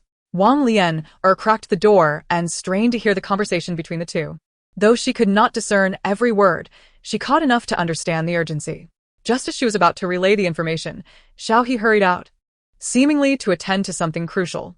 In haste, she removed the silver lock from her neck and handed it to a small beggar at the alley's entrance, instructing him to follow her and report back on whom she met and what transpired, promising a generous reward upon her return. The beggar immediately chased after her. Upon receiving the news, Su Yujiao composed a letter, sending Xiaotao to find Dr. Zhou. Upon learning that Su Longzhong had arrived in the capital to discuss medical practices, Dr. Zhou, elated, neglected his meal and rushed to the appointment. However, upon arrival at the designated place, he did not find Su Longzhong but rather the beautiful Madame Lu. Madame Lu, what brings you here? Is your health improving? Recently, she had been in a state of unconsciousness, seemingly gravely ill. Perhaps she had fortuitously come seeking his treatment. Su Yujiao, exchanging pleasantries, quickly stated, I have come today in the capacity of Su Longzhong. Dr. Zhou was momentarily taken aback, pondering the implications. Did Su Longzhong also invite Madame Lu? Can you not see? I am indeed Su Longzhong. I summoned you today for a specific purpose. Dr. Zhou, astonished, began to scrutinize her more closely. You truly are Su Longjong? Indeed, without a doubt. Su Yujiao insisted, adapting Su Langskong's voice. And your height? She chuckled. That is easily remedied with a pair of thick-soled boots. Dr. Zhou stroked his beard in disbelief, exclaiming, You are a woman. Whom did you study medicine with? Please, have a seat. Let us converse. Su Yujiao explained that she had been reading medical texts since childhood and possessed a modicum of talent, having had the fortune of learning from the esteemed physician Mo. After some further conversation, they finally reached the crux of the matter. Su Yujiao extended her hand, requesting Dr. Zhou to take her pulse. Though puzzled, he complied. It is indeed a joyful pulse. Congratulations, Madame Lu. The fetal signs appear stable, with no cause for alarm. What assistance do you seek from me? Suddenly, tears welled in Su Yujiao's eyes. Someone seeks to harm my child. I wish to enlist your cooperation to stage a ruse to protect my baby. I assure you, I will not engage in any malevolent acts, merely seeking to safeguard myself. You are aware of who developed the remedies for the epidemic. Surely you understand. Chen Yunong, with her limited skills, cannot even cure a common cold. How could she control an epidemic? Yet, the title of county princess ultimately fell to her. As she spoke, Su Yujiao began to weep. I disguised myself to infiltrate the epidemic zone, hoping to achieve merit to save my brother. Yet, in the end, I only served to adorn another's success. Were it not for my husband's assistance, the credit would have gone to Chen Yunong. Dr. Zhou, sensing the gravity of her words, interrupted, Madame Lu, speak cautiously. I wish not to hear of such matters. Unfazed, Su Yujiao continued, I know you wish to remain uninvolved in court intrigues. Should you reveal the truth, you would inevitably align yourself with the third prince's faction, forced to make a choice. Therefore, feigning ignorance is the wisest course, regardless of who prevails. It will not affect you. I confide in you precisely because I know you will remain silent. Dr. Zhou sighed, casting a remorseful glance at Su Yujiao. Understanding that this burden is heavy for anyone, especially a woman, she must feel even more aggrieved, having her achievements usurped by another. Dr. Zhou, I do not wish to discuss court affairs. I merely wish for you to comprehend my predicament. My husband harbors affections for another woman, who has already usurped my accolades and now seeks to harm my child. Without my husband's favor, this child is my sole lifeline. I implore you to assist me. As she spoke, she attempted to kneel, but Dr. Zhou prevented her. Inwardly lamenting, Dr. Zhou thought, how blind is Lu Ziqian. To neglect such a beautiful and talented wife in favor of a petty merchant's daughter, he must be out of his mind. What do you wish me to do? Su Yujiao laid out her plan, and after careful consideration, Dr. Zhou ultimately consented. After Dr. Zhou's departure, Xiao Tao entered to report, Miss, Chen Yunong's informant has been identified. It is a coarse servant from the kitchen, Ma Lu. Her son, Lu Quan, is a notorious gambler facing amputation due to debts, rescued by Chen Yunong. She repaid Lu Quan's debts, and in return, Ma Lu assists her. Lian revealed that Chen Yunong's Xiao, he just visited Lu Quan's household, handing him 10 taels of silver to coerce Ma Lu into administering an abortifacient to you, after which she would be driven to suicide. Upon completion of the task, Lu Quan would receive 50 taels as Ma Lu's life insurance. Lu Quan deemed this amount insufficient, demanding 100 taels, to which Xiao he acquiesced. Having accepted the money, he staged a scene of being pursued for debts. Ma Lu, soft-hearted, sought assistance from Chen Yunong and agreed to her demands. It is likely that tonight, Ma Lu will take action. Su Yujiao nodded. Tonight is acceptable. Let us resolve this swiftly. Prepare some provisions to take back. For the next few days, do not touch any food or drink sent from the kitchen. That evening, Lu Ziqian personally brought the pregnancy tonic, and Su Yujiao immediately sensed something amiss. Frowning, she pushed the bowl aside. What troubles you? He asked with concern. I feel a bit nauseous. I will drink it later. Observing her pale visage, he reached out to touch her, feeling a pang of sympathy. Have a candied fruit to settle your stomach. Husband, I crave sour apricots. Would you procure some for me from the Wesher Pavilion? Lu Ziqian found her current delicate demeanor endearing, reminiscent of a little kitten. Little glutton, wait here. When Lu Ziqian returned with the sour apricots, the bowl of tonic still sat untouched by the bedside. Why have you not yet taken your medicine? Su Yujiao gazed at him with her sparkling eyes, glistening with unshed tears. Lu Ziqian chuckled softly, understanding her reluctance. You've become quite adept at coaxing. Allow me to feed you. It's too bitter. May I only drink half a bowl? She pleaded, displaying her petulant nature. After finishing the tonic, Su Yujiao took Lu Ziqian's hand, inviting him to join her in reading. Lu Ziqian gazed at the woman's loose and slovenly nightgown, which faintly revealed a hint of her fair skin, and he found himself beset by unruly thoughts. Unable to concentrate on his reading, his mind wandered to disordered fantasies. He reached his hand beneath the collar, only to be thwarted by Su Yujiao, who forcefully pushed it away. I'm just touching, not moving around. Don't fidget. My stomach feels a bit uneasy. What's wrong? Please fetch me a glass of water. As Lu Ziqian circled the screen to pour water, Su Yujiao seized the opportunity to switch the medicine bowl. The concoction she had just consumed was indeed a medication for preserving pregnancy. Now, however, it was replaced with an abortifacient that Lu Mama had tampered with. She left half a bowl for the purpose of evidence, knowing that even if it were not Dr. Zhou who arrived, the abortifacient was genuine, allowing her to adapt to circumstances. This was the reason she had kept Lu Ziqian there, as long as he did not leave. No one outside would dare to intrude, thus preventing the disposal of the medicine bowl. About an hour later, Su Yujiao suddenly broke into a sweat, clutching her abdomen and crying out in pain. Lu Ziqian, alarmed and at a loss, instinctively sent for Dr. Zhou, recognizing him as the most skilled physician in the Imperial Medical Institute. What's wrong? Su Yujiao remained silent, abruptly tossing aside the quilt, revealing her pristine sleeping pants stained with blood, a sight both shocking and vivid. Lu Ziqian was momentarily taken aback, rendered speechless. Hurry, and summon the physician, he shouted in panic. Su Yujiao grasped his hand. Ziqian, please do not raise an alarm. Bleeding during pregnancy does not necessarily indicate a miscarriage. Let us wait for Dr. Zhou to arrive. Regaining his composure, Lu Ziqian promptly ordered the doors locked, forbidding anyone from leaving. When Dr. Zhou entered and saw the blood, he was so taken aback that his legs weakened, and he began to weep. Chapter 88.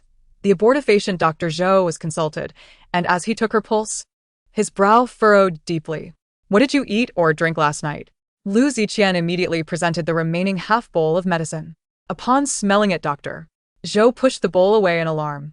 This is an abortifacient. This potion is the deadliest of miscarriage drugs, composed of musk, saffron, crushed bones, oleander, and 5-grass herb. It is the very concoction used by brothels for their courtesans. Madame Lu may never bear children again. What? Mrs. Zhou fainted at the shocking revelation. Doctor Zhou quickly administered acupuncture to revive her. Curses upon the one who administered this poison. She lamented, her grief palpable. Lu Ziqian clenched his fists, his expression dark and menacing, as if he were ready to take a life. Su Yujiao's performance was even more dramatic, sobbing uncontrollably. After offering some words of comfort, Dr. Zhou prescribed a tonic and prepared to depart. Suddenly, Su Yujiao called out to him, Dr. Zhou, please wait. Can you keep this a secret? I do not wish to be the subject of gossip in the future. Rest assured, young madam, I shall keep my lips sealed. Once Dr. Zhou had taken his leave, Su Yujiao composed herself. Mother, I have a request. Speak freely. I shall grant even 100 requests. Could you tell others that tonight was uneventful and that my child is safe? I intend to continue pretending to be pregnant until the 10th month. But why? Mrs. Zhou was perplexed, and Lu Ziqian looked at her in confusion. With tears glistening in her beautiful eyes, Su Yujiao choked out. I do not want anyone to know I can never bear children. I do not wish to be mocked for being unfortunate, nor do I want to be ridiculed as a hen that lays no eggs. If outsiders discover my inability to conceive, those flirtatious women will certainly try to win my husband's favor. I will not selfishly sever the Lu family line. Should my husband father children with another woman in the future, I will not oppose it. I merely seek dignity and a child of my own, one I can raise in the General's household. After 10 months, I can adopt a child from outside. Mother, do not worry. He will not usurp the position of the General's legitimate heir. That place will undoubtedly belong to Ziqian's biological son. As she spoke, she trembled with sobs, nearly fainting. Lu Ziqian held her tightly, his heart shattered. Jiao Jiao, apart from your child, I desire no one else. Not being able to bear children is not a grave matter. As long as you are safe, nothing else matters. Your parents have many sons and grandchildren. I am but one in the line of succession. The Lu family has already secured its lineage. We could adopt one of your elder brothers or second brother's children under your name. and he would eventually become our legitimate eldest son. Surely, your brothers and sisters-in-law would not refuse. My parents would not oppose it either, after all. Regardless of whose name it bears, he is still a Lu family descendant. As for you, if you wish to maintain your dignity and adopt a child, so be it. Whether a son or daughter, they will always be my legitimate son or daughter. Su Yujiao looked up at him, astonished that Lu Ziqian would utter such words. He was willing to forsake fatherhood for her? You don't believe me? I shall prove it to you. No. Mrs. Zhou shouted, fearful that he might act impulsively and harm himself. Lu Ziqian was taken aback. What are you thinking? I would never turn myself into a eunuch. I have heard of a potion that can render men infertile. Su Yujiao remained impassive at his words, while he may have some feelings for her. It did not guarantee their future together. When fate ends, it ends. She would proceed with her own plans. Mrs. Zhou felt conflicted. While it was good for her son and daughter-in-law to have a strong bond, she found it hard to accept that her son would forsake his lineage for Jiao. However, seeing Su Yujiao in such despair softened her heart. This child had suffered greatly. Her desire to adopt a child was simply a quest for security. Thus, Ziqian was providing her with the utmost sense of safety. It seemed her son had truly learned to care for others. As the saying goes, every generation has its own blessings. Why should she, as a mother, meddle unnecessarily? This matter is for you two to discuss. Whatever decision you make, I shall not oppose. I will inform your father. Mother? Su Yujiao's eyes brimmed with tears, her voice quivering. She could hardly believe Mrs. Zhou would consent to Lu Ziqian taking an infertility potion. How could this be possible? She was Lu Ziqian's own mother. No matter how much she loved her daughter-in-law, she should not go to such lengths. Everyone has their selfish motives. She questioned herself, if the roles were reversed, could she do the same? Mrs. Zhou gently patted her hand. Focus on recuperating. Do not worry about anything else. I will handle the remaining matters with Ziqian. I believe Ziqian's plan is wise. Adopting a child from your elder or second brother would silence any gossip and preserve the foundation of your household, ensuring that your lineage does not dwindle and become prey to others. As for your desire to adopt from outside, then do so. Feel free to adopt one. Or even 10 or 8. Our General's household can afford it. I will treat them as my own grandchildren. Listening to Mrs. Zhou's words, Su Yujiao wept bitterly, questioning whether her actions were too selfish. Her mother-in-law treated her with such kindness, yet she was plotting for her own grandchildren. Mother, thank you. Mrs. Zhou offered a few comforting words before allowing the young couple their privacy. She intended to investigate who had harmed her precious grandson. Mushu soon discovered that Lu Mama had hanged herself. He proceeded to the Lu family, bringing her son for questioning. Yes. When the steward and his men arrived at the Lu residence, they found Lu Quan had already been brutally murdered, as if struck down by an axe. Steward. There's a character here. Steward Wang instructed someone to move the body, revealing an unfinished character that Lu Quan had scratched into the earth. Steward Wang carefully examined it. It resembled an incomplete character for Chen. Report to the general. Steward Wang remained at the Lu residence, guarding the evidence, cautious of anyone attempting to destroy it. Lu Ziqian surveyed the scene, his expression dark and silent. Report to the authorities. We must uncover the culprit. No matter who it is. We will see them alive or dead. Chen Yunyang had long been aware of Su Yujiao's miscarriage, yet she feigned strength to maintain her dignity. Xiao He was pleased, declaring, I knew the contraceptive medicine would work. It was merely a ruse to save face. However, she was fortunate, despite being childless. The general still hesitated to part ways with her and even considered adopting a child for her. Chen Yunyang scoffed. Adoption or fostering is never as good as bearing one as own. As long as I can give Ziqian a biological child, no bastard can compare. Chapter 89. Miss. Do you truly intend to leave? Miss, the informant has mentioned another matter. It is said that the general intends to take male contraceptive medicine for that wretched woman. What? Chen Yunyang sat up abruptly, her eyes wide in shock. However, that woman refused, claiming that the general's intentions were enough to move her, and she did not want him to regret it in the future. She also wished to avoid appearing selfish to her in-laws, leading to the general being dissuaded from his course. Chen Yunyang let out a sigh of relief. If Lu Ziqian truly became childless for that woman, what would she do? Even if she were to marry into the general's household in the future, being childless would leave her empty. Fortunately, Lu Ziqian was not that foolish. No matter how much he pampered her, he had his limits. Miss, the general is here. Chen Yunyang immediately lay back, feigning unconsciousness, her complexion pale, as if she were gravely ill. Lu Ziqian, seeing her in such a state and unable to rouse her, could only leave someone to watch over her and return home himself. Upon returning, he began the process of adoption, with Bai Qingru willingly offering her youngest son, Lu Xingzhou, to be adopted under Su Yujiao's name. Sister-in-law, how can you bear this? Bai Qingru smiled. What is there to be reluctant about? You would never mistreat Zhou Gur. Besides, His life was saved by you. You are his reborn parents, and he should recognize you as his mother. Does elder brother agree? Your elder brother sent me here of his own accord. Otherwise, I would not dare to make such a significant decision without permission. Jugia. Quickly kneel and call me mother. The little one tilted his head, seemingly perplexed. Why should he call her mother when she was clearly seventh aunt?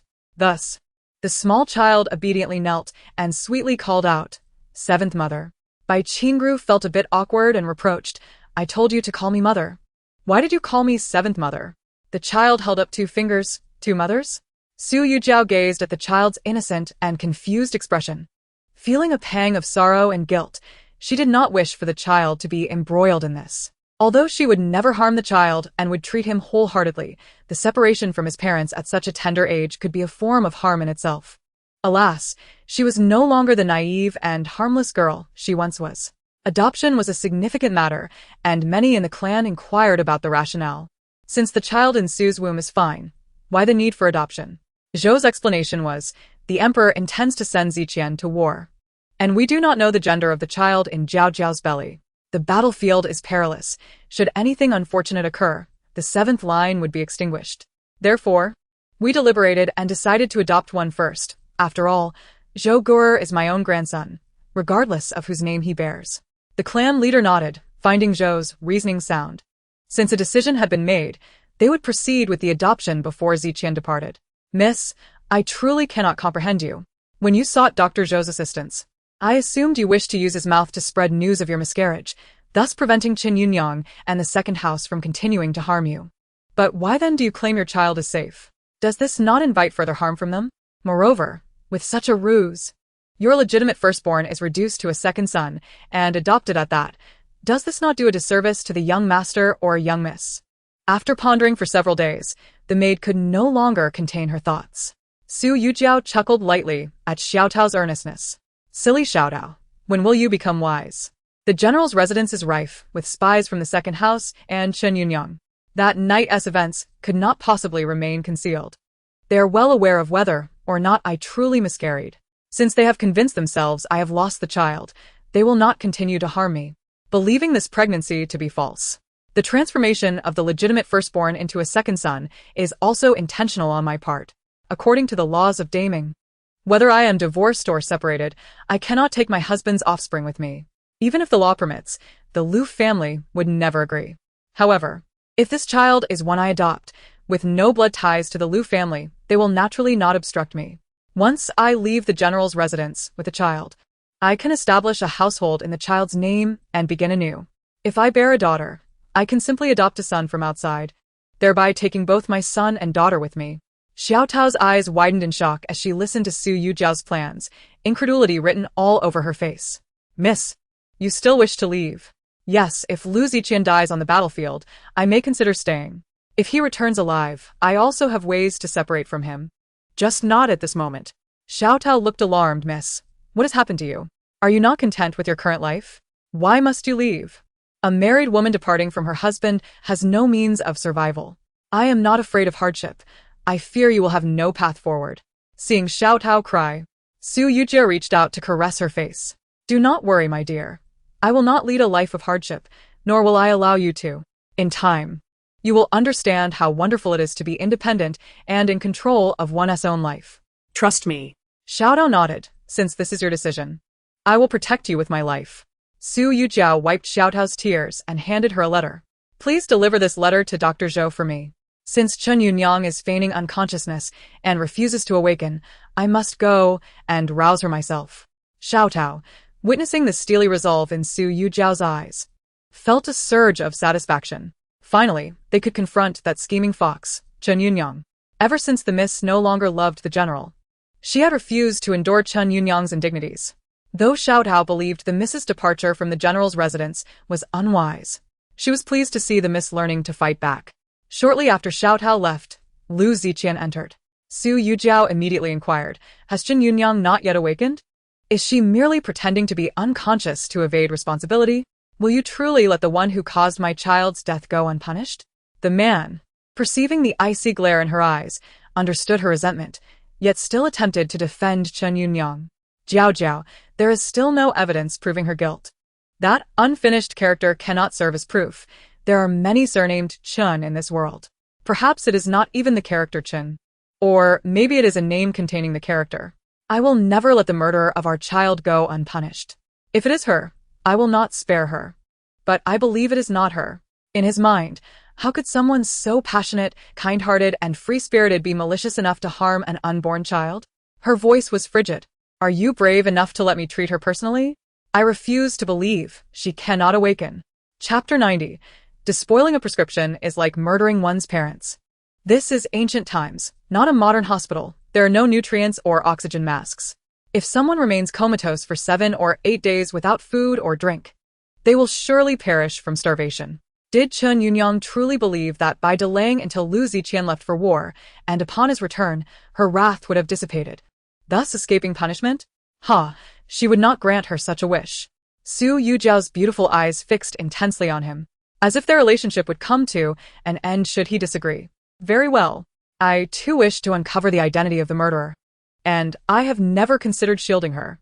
Su Yujiao's tone turned frigid. Then tomorrow, I shall arrange everything. He watched her revert to that cold demeanor, feeling somewhat helpless. Whenever matters involved Chen Yunyang, she became sensitive and suspicious. Moreover, this matter also pertains to their lost child. Her current emotional state is something he can comprehend. As Lu Ziqian moved closer, the woman spoke to halt him. "I am exhausted. Please leave." The man paused, gazing at her haggard visage and frail form, and silently departed. Recently, he had been plagued by an inexplicable sense of unease.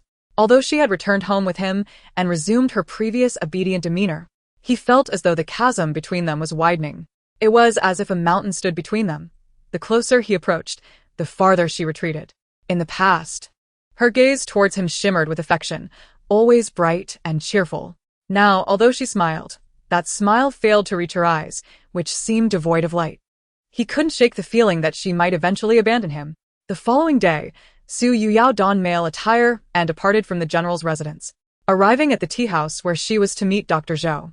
The various physicians were pleasantly surprised to see Su Longzhong and approached him to greet him. After the pleasantries, one particularly admiring young physician could not contain his curiosity. Dr. Zhou mentioned that Su Longzhong encountered a challenging patient and sought our assistance. What ailment afflicts this patient that even Su Longzhong is at a loss? Su Yujiao replied earnestly, unconscious and unresponsive, refusing food or drink for 7 days and nights yet still alive. Truly strange. Upon hearing this, the physicians exchanged glances, their interest piqued. While they had encountered patients who were unresponsive and unable to take medicine, it was indeed rare to find one who had survived 7 days without sustenance. Was this not akin to immortality? Where is the patient? I shall escort you all there. Su Yujiao led the physicians to Orchid Garden, where Lianer made a token attempt to obstruct their entry but ultimately allowed them through. Xiao He, however, made a concerted effort to prevent their passage, but was reprimanded by Su Yujiao. "What are you doing, maid? Why do you obstruct us? The general has summoned the entire Imperial Medical Bureau for the county princess's ailment. Are you intending to endanger her life?" Xiao He was left speechless, as she had no justification for her interference. Any reasonable person would be grateful rather than obstructive. As for Su Yujiao's identity, she dared not expose it publicly.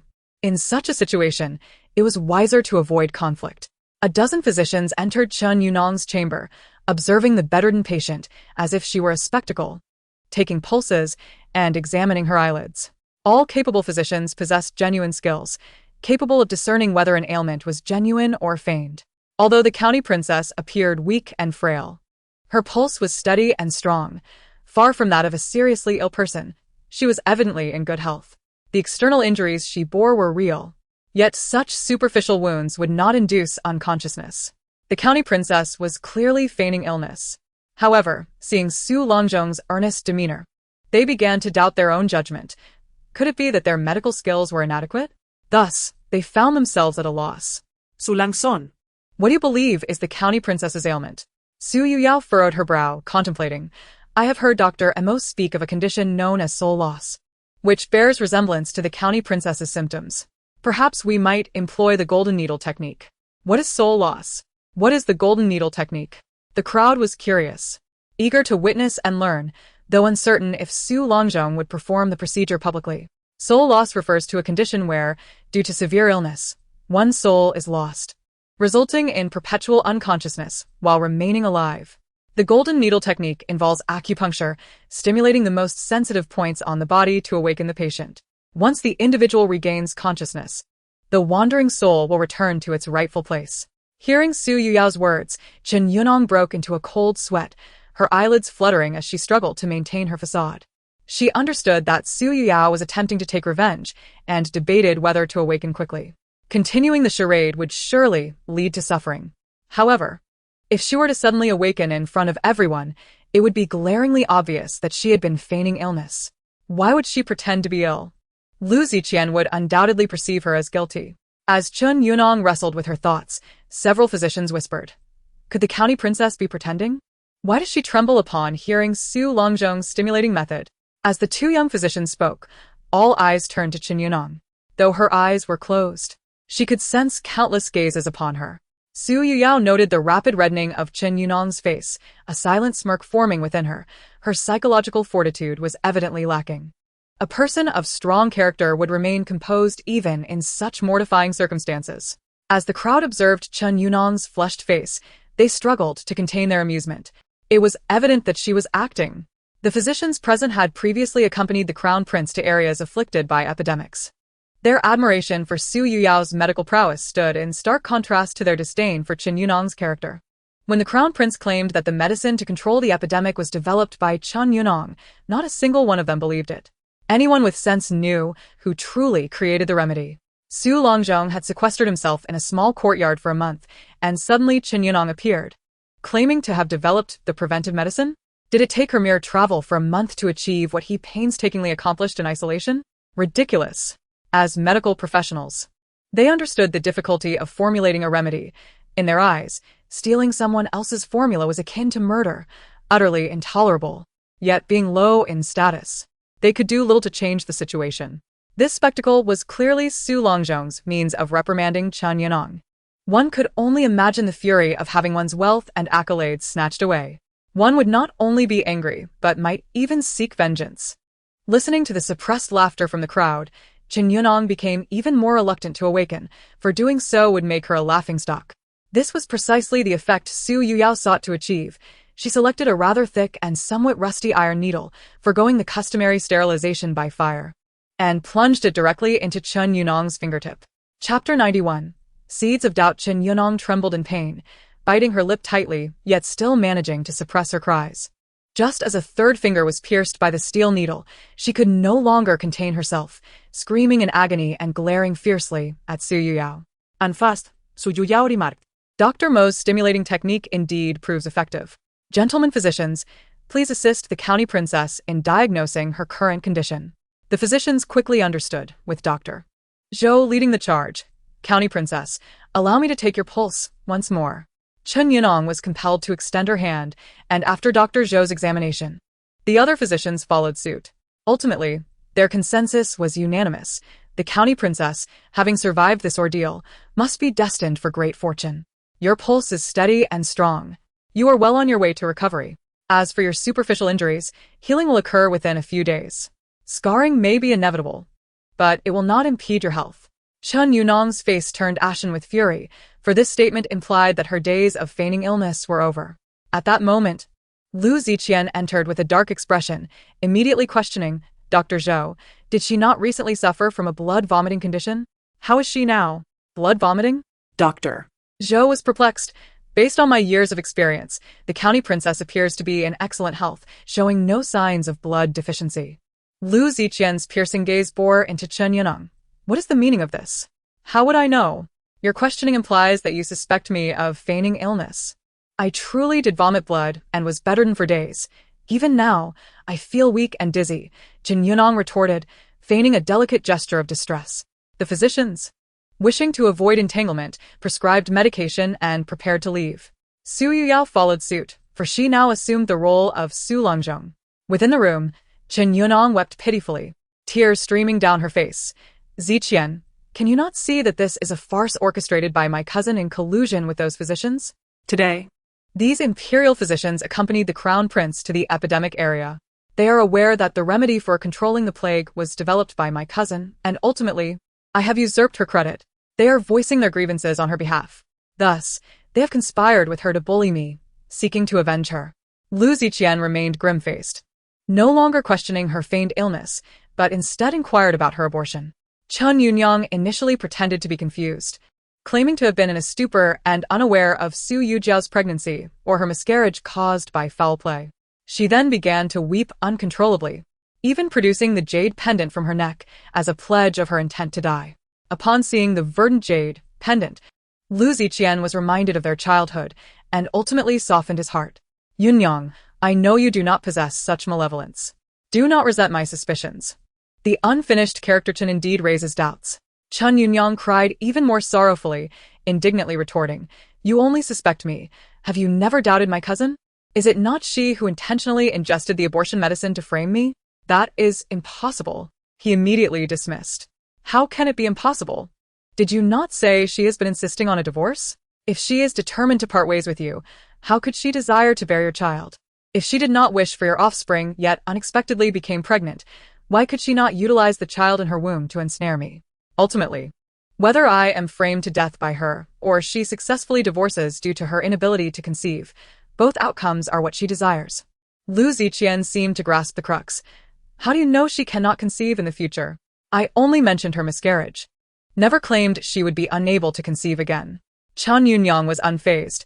During the days she pretended to be unconscious, she had done nothing but contemplate how to counter Lu Ziqian's inquiries. She meticulously rehearsed all potential questions in her mind, over and over. You just mentioned the abortion soup. Before Xiao He became my maid, she was sold to a brothel, where she said the courtesans are forced to drink a bowl of abortion soup before entertaining clients, to prevent unwanted pregnancies that could harm business. Woe is me. Yet you still suspect me. I have been gravely ill during this time. Surely, I could not have harmed anyone myself. If anything were to be done, I would have sent my maid to carry it out. Xiao He and Lianer, feel free to take them away for questioning. I fear no scrutiny. If you still believe I have harmed your child, then kill me. After declaring this, Chun Yunyang resigned herself and closed her eyes. Lu Ziqian indeed ordered for the two maids to be taken away for interrogation. Chun Yunyang felt a twinge of panic. Although she knew the maids were utterly loyal, she still harbored fears. That night, he tossed and turned in the study, unable to sleep. He pondered Chun Yunyang's words and recalled Su Yujiao's various reactions during this period. That night, he had shown her numerous unspeakable events, intending to help her face reality, only to frighten her into illness. Upon awakening from her severe illness, instead of crying or causing a scene, she voluntarily requested him to take her home.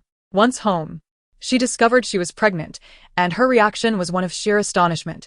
Indeed, it was unexpected, likely from that fateful night on the snowy mountain. That night, she first requested him to buy sour apricots, then insisted on keeping him with her, and subsequently asked him to pour her tea. She had ample opportunity to tamper with things. Could it be that she deliberately consumed the abortion soup, intending to divorce him? Perhaps to ensnare Yunyang as well? Yet, She did not mention the divorce, instead desiring to adopt a child from outside to solidify her position within the general's residence. Lu Ziqian could not find rest, and whenever he thought of Su Yujiao's willingness to harm herself to leave him, even going so far as to endanger their child, he felt an overwhelming agitation. In his frustration, he kicked over tables and stools, longing to confront her immediately for clarity. However, he ultimately restrained himself, after all they had endured together. He would not act impulsively as he once did. Impulsiveness would only lead them back to an icy stalemate, an irreparable situation. Yet, once the seed of doubt is sown, it will slowly take root and blossom, tormenting him into madness. On Chun Yunyang's side, after being exposed, she ceased her pretense of illness, for she could no longer bear to lie in bed all day. Xiao He and Liena returned, and they said nothing, primarily because Lu Wu had bribed officials of the Yamen, Lu Wu, Xiao He's lover. Knock. Knock. Knock. Chen Yunyang set down her teacup and instructed Lianer to open the door.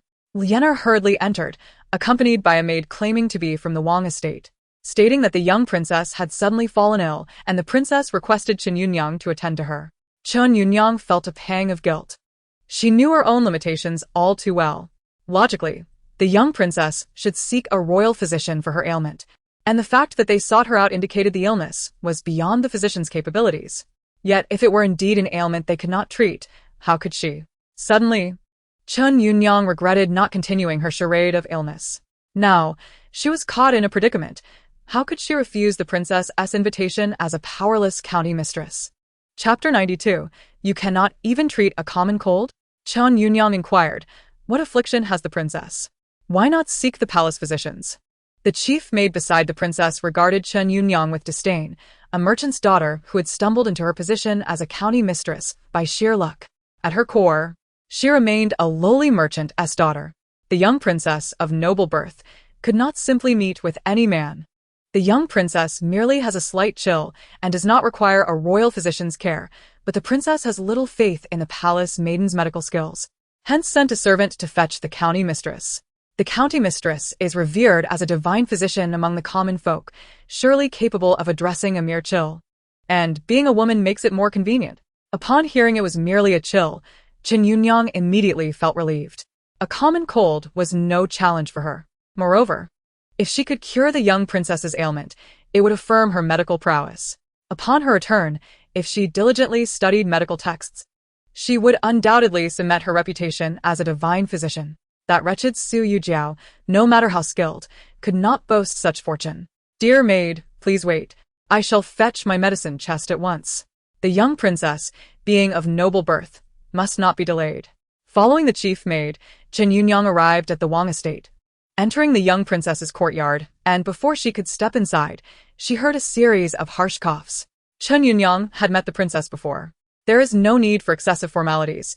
Come quickly and examine Huajia. She is coughing quite severely today, and seems to have a bit of a fever. Chen Yunyang dared not delay, promptly stepping forward to take the young princess's pulse. From the pulse, it was evident that she was suffering from a cold accompanied by a fever and some coughing.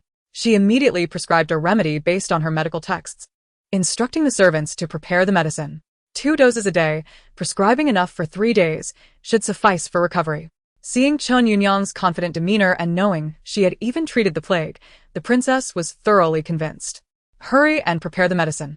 After expressing her gratitude, the Wang princess led Chen Yunyang into the inner chamber, wishing to consult her about her own female ailments. After all, being of a certain age, she had her share of ailments in that regard. This was also her primary motive for inviting Chen Yunyang. There were certain delicate matters she would never allow a royal physician to treat. Recently, I have been experiencing intense itching below, and sometimes there is a foul discharge. Could you please prescribe a remedy for me? If you can cure my condition, I will certainly reward you handsomely. In truth, the princess mainly sought Chen Yunyang to address her female ailments, using Huajia as an excuse. Chen Yunyang felt a surge of anxiety, pretending to check the princess's pulse, while pondering how to respond. She was hardly proficient in treating gynecological issues. Your Highness, my medical skills are lacking. May I return home to consult ancient texts? It is said that every discipline has its specialization. I am adept at concocting remedies but not in treating female ailments. And I am not yet married, so I lack understanding in that area. She deliberately feigned modesty. Although the princess of the city felt somewhat disappointed, her countenance remained amiable. After all, it is rare to encounter a woman skilled in the art of medicine. Very well, return home to peruse your materials, and then come back to treat me, she instructed. Thank you for your understanding, princess. I shall return promptly, Chen Yunyang replied, hastily departing the royal residence. Chen Yunyang made her way to the largest medical establishment in the capital, inquiring about remedies for women's ailments. Her question drew the attention of both physicians and patients, and several women recoiled in distaste, covering their noses with handkerchiefs. Such a young woman afflicted with that condition? Surely, she must be a courtesan, they whispered. These ailments typically afflicted older women who had borne children. Moreover, given the delicate nature of her affliction, which posed no mortal threat, it was uncommon for anyone to seek medical assistance. Sensing the scrutinizing gazes of those around her, Chen Yunyang felt her face flush with embarrassment. Realizing the implications, she quickly retreated. Once outside the medical establishment, she lacked the courage to visit another clinic, unable to bear the disdainful stares. Moreover, if she were to be recognized, her reputation as a divine healer would be irrevocably tarnished. Thus, she resolved to return home to study medicine. Her interest in the medical field was not genuine. It was a necessity born from the obligation to impersonate Lu Ziqian, who had once saved her life. Consequently, her home contained few medical texts, lacking any pertaining to gynecological treatment. Chen Yunyang proceeded to a bookstore in search of a medical text, yet found only an abundance of Confucian classics. In an era where medical books were scarce, each volume was considered a treasured heirloom, rarely found for sale at markets. In her desperation, she contemplated borrowing from the homes of established physicians. Yet, her pride prevented her from doing so, and she feared the news might reach the princess of the city. Reluctantly, she sent a maid to the market to inquire among the women selling vegetables and grains for any folk remedies. The responses from the vendors were consistent. There were no effective treatments, merely advice to wash frequently and, if the itching became unbearable, to scratch. Such an ailment was a source of great shame. They could not possibly expose themselves to a physician.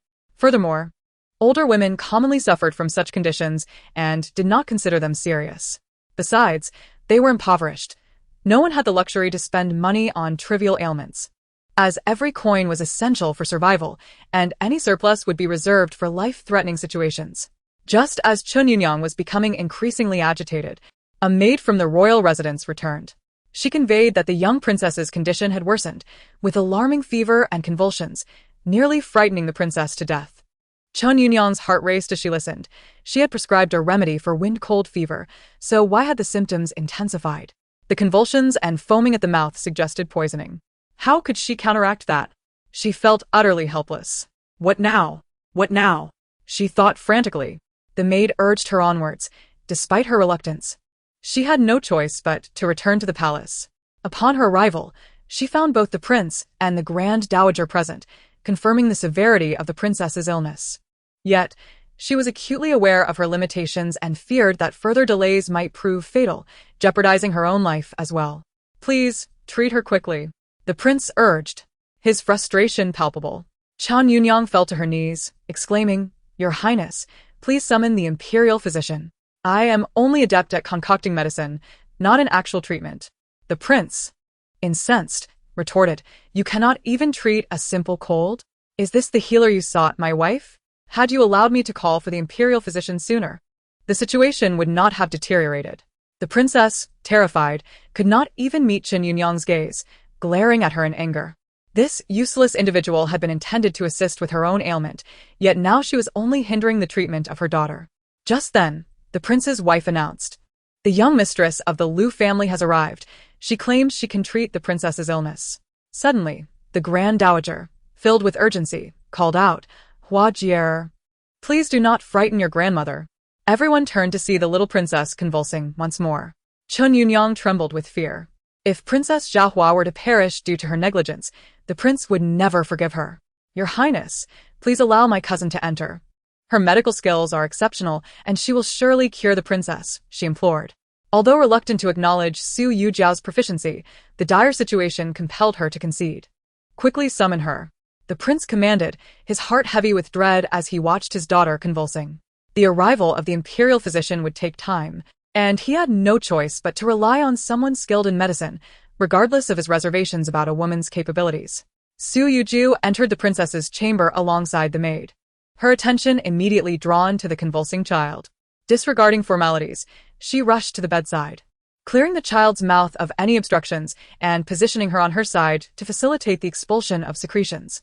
She requested cold water and warm water, stating that if any strong liquor were available, it should be brought as well. "Yes, at once," the maid replied, hurrying to comply. Su Yujiao quickly penned a prescription for immediate medication. Observing the elegant script of her writing, the princess hesitated, noting it differed significantly from Chen Yunyang's. Isn't Chen Yunyang renowned as a divine healer? How could her prescription possibly be flawed? Despite acknowledging her own limitations in medical practice, she believed that Su Yujiao, who had never been heralded for her skills, was unlikely to surpass Chen Yunyang. Thus, she presented Chen Yunyang's prescription for Su Yujiao's review. With a glance, Su Yujiao replied, "If you do not trust my abilities, we can await the imperial physician's arrival to compare our prescriptions and determine which is more effective." "I fear comparison may waste precious time," the princess countered. The princess is still so young. If her fever continues to escalate, the consequences could be dire. It could lead to irreversible damage or even death. The princess's complexion paled, and the prince, with a piercing gaze, directed his servants to prepare the medicine. Cold and warm water were brought forth, and arrangements had been made to procure strong liquor. Su Yujiao placed a damp cloth on the young princess's forehead and instructed all men to leave the room as she began to sponge the child's body with warm water, employing physical methods to reduce the fever. Gradually, the princess ceased her convulsions, her condition stabilizing considerably, approximately the time it takes to burn a stick of incense later. Imperial physician Zhou arrived, panting heavily. Upon seeing Su Yujiao, he felt an immense sense of relief. Her presence rendered his summoning unnecessary. Nevertheless, he adhered to protocol and examined the princess, concluding that her fever had reached an alarming level, resulting in the convulsions. Provided that the fever could be reduced promptly, there would be no cause for concern. The princess hastily presented both prescriptions to physician Zhou, who pointed directly at Chen Yunyang's and questioned, "Which quack prescribed this? Is it not detrimental to the patient's condition?" Wind-cold fever can manifest as either internal or external heat. The princess is clearly suffering from internal heat. Yet this prescription is intended for external heat, and it is the most rudimentary of remedies. Treatment must be tailored to the patient's specific condition, adjusting the ingredients and dosages accordingly to achieve a therapeutic effect. His disdain for the prescription was palpable. It was evident that its author possessed only a superficial understanding of medicine. If medical knowledge were so easily acquired, anyone could treat ailments and concoct remedies, he scoffed. Unbeknownst to him, the prescription was indeed penned by Chen Yunyang, whom he dismissed as an impostor, inadvertently endangering lives. Such inept practitioners were the most detestable. Conversely, Su Yujiao's prescription was precise and effective, demonstrating skills that were undoubtedly superior to his own. Grateful that the royal residence had summoned such a skilled physician, he recognized that without her, the princess's fate would have been grim. Physician go praise Su Yujiao's prescription prefixly, even committing it to memory for future reference in treating similar cases of childhood convulsions. Observing Zhou's commendation, the princess stared in disbelief at the corner where Chen Yunyang knelt. How could this be? Was she not the renowned divine healer? Why did it seem, from the physician's remarks, that she possessed no genuine medical acumen, or had merely skimmed through a couple of medical texts? However, is it truly possible to develop a remedy for a plague after merely perusing a handful of medical texts? Dr. Zhou, I find myself perplexed. Your Highness, please inquire, Dr. Zhou replied with utmost respect.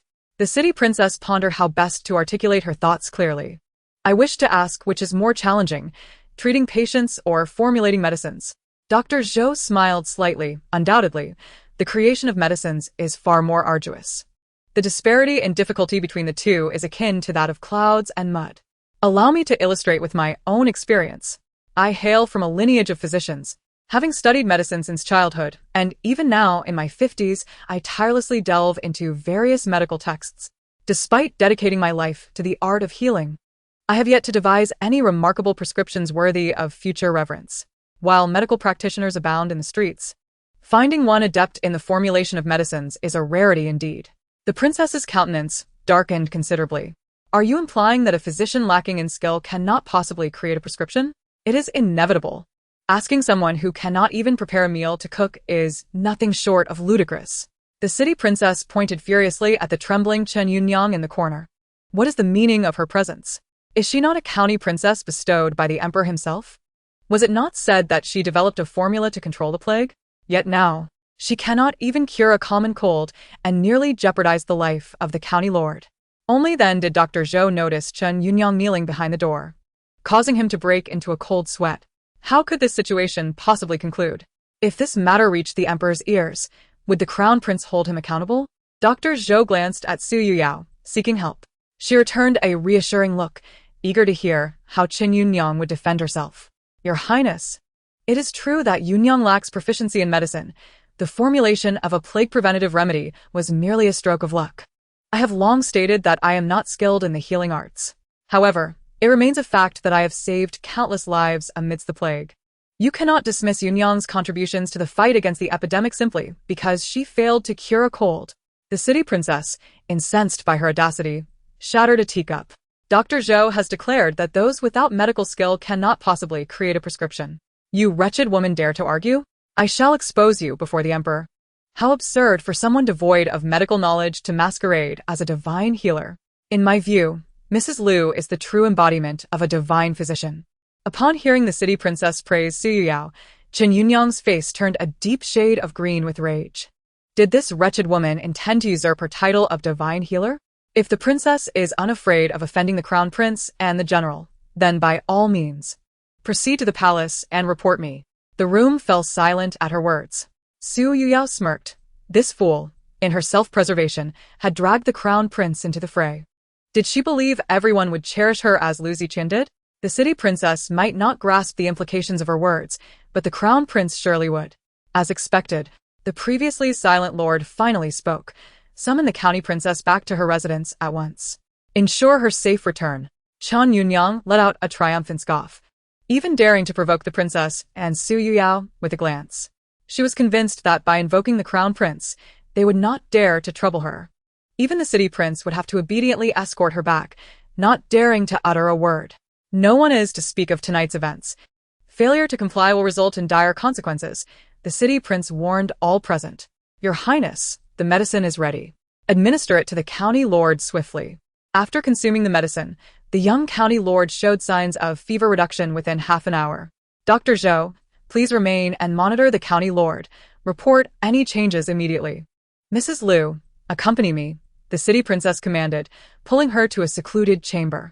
After sharing her symptoms, Su Yujiao promptly prescribed a remedy. This is for oral consumption. And this is for washing the affected area. Symptoms should improve in 3 days, and complete recovery is expected in 7. Observing Su Yujiao's confident demeanor, the city princess instantly placed her trust in her. Thank you, Mrs. Lu. Why have I not heard of your medical prowess before? Su Yujiao smiled modestly. I have always had an affinity for medical texts, possessing only a superficial understanding. I dare not be presumptuous for fear of ridicule. Today's events were merely fortuitous. Intrigued, the city princess queried, Indeed. How did you know the county lord was unwell and arrived so promptly? I came in search of my husband. I heard the emperor dispatched the city prince alongside my husband for a military campaign. He mentioned going to consult the lord about military affairs this afternoon and had yet to return, prompting my visit. Upon reaching the entrance, I noticed the steward instructing servants to summon the doctor, stating the county lord was ill and the situation was urgent, which led me to offer my assistance. The city princess nodded. Indeed, General Lu did come by this afternoon, but he left long ago. He may have gone to the military camp. Perhaps they continued their conversation. Growing more familiar, the city princess, straightforward in nature, wore her feelings on her sleeve, quickly becoming as close as sisters with Su Yujiao.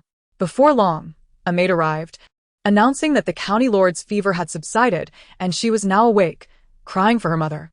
Reluctantly, the city princess released Su Yujiao. Together, they departed the city prince's residence. Madam, what shall we do? If this matter reaches the emperor, how shall I explain myself to the crown prince? Su Yujiao contemplative. You must seek out the crown prince at once, confess your misdeeds, and clarify the events of this evening. He will not make things difficult for you. Can this truly work? Seeing his continued panic, Su Yujiao reassured him, explaining further. The crown prince is no fool. He understands that one cannot conceal a fire with paper. He permitted someone unqualified to impersonate a divine healer, and thus he must have anticipated the consequences. If Chen Yunyang were wise, she would have distanced herself, enjoying her privileged life under the title of county princess. Yet, she lacks discretion, reveling in the spotlight, and now drags the crown prince into her troubles. Who can she blame for this? The situation was flawed from the outset. The crown prince cannot hold you accountable. Dr. Zhou, increasingly convinced by her reasoning, acknowledged the folly of allowing an unqualified individual to masquerade as a divine healer. Very well, I shall proceed to the East Palace to seek forgiveness. Without delay, he made his way to the East Palace, where he knelt and wept, a sight to behold. Once he had wept sufficiently, he recounted the events of the evening at the city prince's residence to the crown prince. The crown prince's face darkened with rage as he berated him for his foolishness. Fortunately, the city prince was not aligned with the third prince. Otherwise, he would have had no opportunity to respond. The following morning, during the court assembly, the crown prince knelt before the ministers and confessed, recounting the events that transpired at the city prince's residence. Upon hearing this, the emperor directly inquired about the city prince. Seeing the crown prince take the initiative to confess, the city prince felt no need to conceal the truth and responded candidly. This matter is a result of my son's negligence. I beseech father to impose punishment. The emperor maintained a stoic expression, seated with unyielding composure, leaving no one to discern his thoughts. Eunuch Lu summoned the county princess. Yes, in the orchid garden. Upon learning that the impersonation had been uncovered and she was to be confronted in the Hall of Golden Chimes, Chen Yunyang nearly fainted. Why had the crown prince confessed? Why did he not protect her? Where was Lu Ziqian, and why did he not speak on her behalf? As she traveled to the palace, she remained a noble county princess until the matter was clarified. Suddenly, a note was tossed through the carriage window, landing at her feet. After reading it, Chen Yunyang gradually composed herself, contemplating how to navigate the impending confrontation. Upon reaching the court, she proactively admitted that the 2 prescriptions were not her own creations, but rather ones she had stumbled upon. Kneeling on the ground, trembling, she explained how she encountered an old doctor on her way to Qiqing. The old doctor had been gravely injured by thieves, clinging to life. In gratitude for saving his life, the old doctor entrusted her with the prescriptions, refusing to reveal his name. He claimed that his assassination attempt was due to his medical skills, which had endangered his entire family. In their town resided a high-ranking official who summoned a renowned physician to treat his wife, afflicted by an incurable illness. The official, in a fit of desperation, seized the physician's entire family, executing one member each day until the physician succeeded in healing his wife. The elderly doctor's wife, children, and servants all perished, leaving him to flee with his young grandson. He ensured the boy was safe and entrusted him with the family's ancestral medical texts. However, just as he secured his grandson's safety, he encountered those pursuing him. The emperor, angered by the physician's act of having a noblewoman impersonate him, declared that as long as someone claimed the credit for the physician's work, no inquiries would be made into his actions, nor would his grandson be implicated. If not, the official would continue to hunt down the boy and seize the precious medical texts. The noblewoman initially hesitated to comply, but upon hearing the physician's last words, she acquiesced to his dying wish to protect the grandson. Please forgive me, Your Majesty. I acknowledge my wrongdoing, she implored, trembling as she prostrated herself before the emperor. He, maintaining an air of authority, asked his ministers for their opinions. After much deliberation, they resolved to revoke all titles and rewards, restoring her to a commoner's status. Although her actions were indeed a form of impersonation, it was deemed understandable, considering it fulfilled the dying wish of the physician. Moreover, she had successfully delivered the prescriptions to the crown prince, saving countless lives. Thus, she was neither punished nor rewarded. Ultimately, the noblewoman, stripped of her title, was clad in coarse garments and expelled from the palace, with all possessions returned. In another setting, Su Yujiao tended to the flowers in the garden during the vibrant spring of March, her spirits lifted as she hummed a cheerful tune. Suddenly, she felt a shadow looming behind her, and without needing to turn, she recognized the presence.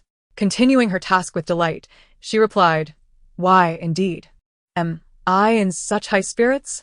The wretch has received her due punishment. Should I not be happy?" The man, his voice low and devoid of emotion, questioned her cheer. Yet, she smiled brightly, tucking a delicate pink flower behind her ear, affirming her contentment. "Is it not just? The punishment of a scoundrel brings me joy." His expression hardened, revealing his irritation. "Is this truly necessary between us? Must you persist in this manner?" She blinked innocently. "What is abnormal about my demeanor? Is my tone not amiable enough?" His frustration mounted as he pondered when she had transformed into such a cunning adversary, her calmness now provoking him more than her previous outbursts. "Today you scheme against her. Will I be your target tomorrow?" She removed the flower from her ear, gesturing playfully.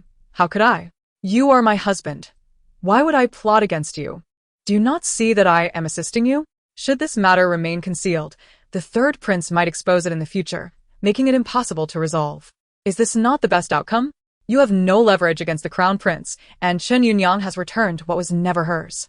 Should we not rejoice?" His anger seemed to simmer. "What troubles you? Are you upset that I have dismantled Chen Yunyang's title? It was never rightfully hers. If you truly cared, Why not petition the Empress to adopt her as a daughter? A princess holds far more prestige than a mere county lord. Each of her words struck him as the very daggers he had once wielded against her, and now she returned them with precision. Why have you become so calculating? She met his gaze, her eyes bright. Have I not always been this way? He sighed. Jiao Jiao, I understand your anger. You have avenged your grievances. Can we not put an end to this? She is nothing compared to you. She merely wishes to live in peace. Please, let her be. What do you mean? I have never pursued her. It is she who refuses to let me go. And she has not spared our child either. At the mention of their child, his fury erupted uncontrollably. How long do you intend to frame her? You are the one who consumed the poison and laid the blame at her feet. Your desire to part from me has never wavered. I have had Mo Shu investigate. After you instructed me to acquire sour apricots, Xiao Tao brought in a bowl of medicine. How do you explain that? Su Yujiao's heart raced, realizing Mo Shu had been secretly monitoring her. He scrutinized her, catching every flicker of emotion on her face, and recognized her guilt. Indeed, it is you, Su Yujiao. You are capable of such malice. In an instant, all his restraint and reason crumbled, his eyes blazing with an animalistic rage as he tightened his grip around her throat, applying pressure as if he could snap it with a mere exertion of will. You killed our child to escape me.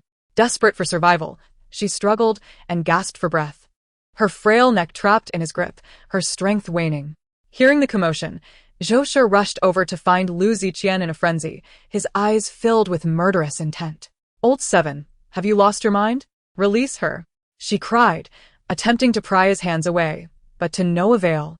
In desperation, she bit down on his wrist. He suddenly relinquished his grip, throwing her harshly to the ground. Su Yujiao instinge vel shielded her abdomen. Zhou Shi rushed to assist her, indignantly questioning, You wretched boy. What have you done? What did she do? Lu Ziqian's eyes blazed with fury, his teeth clenched in rage. He had never encountered such cold-heartedness. Zhou Shi, sensing something was amiss with her son, grew anxious.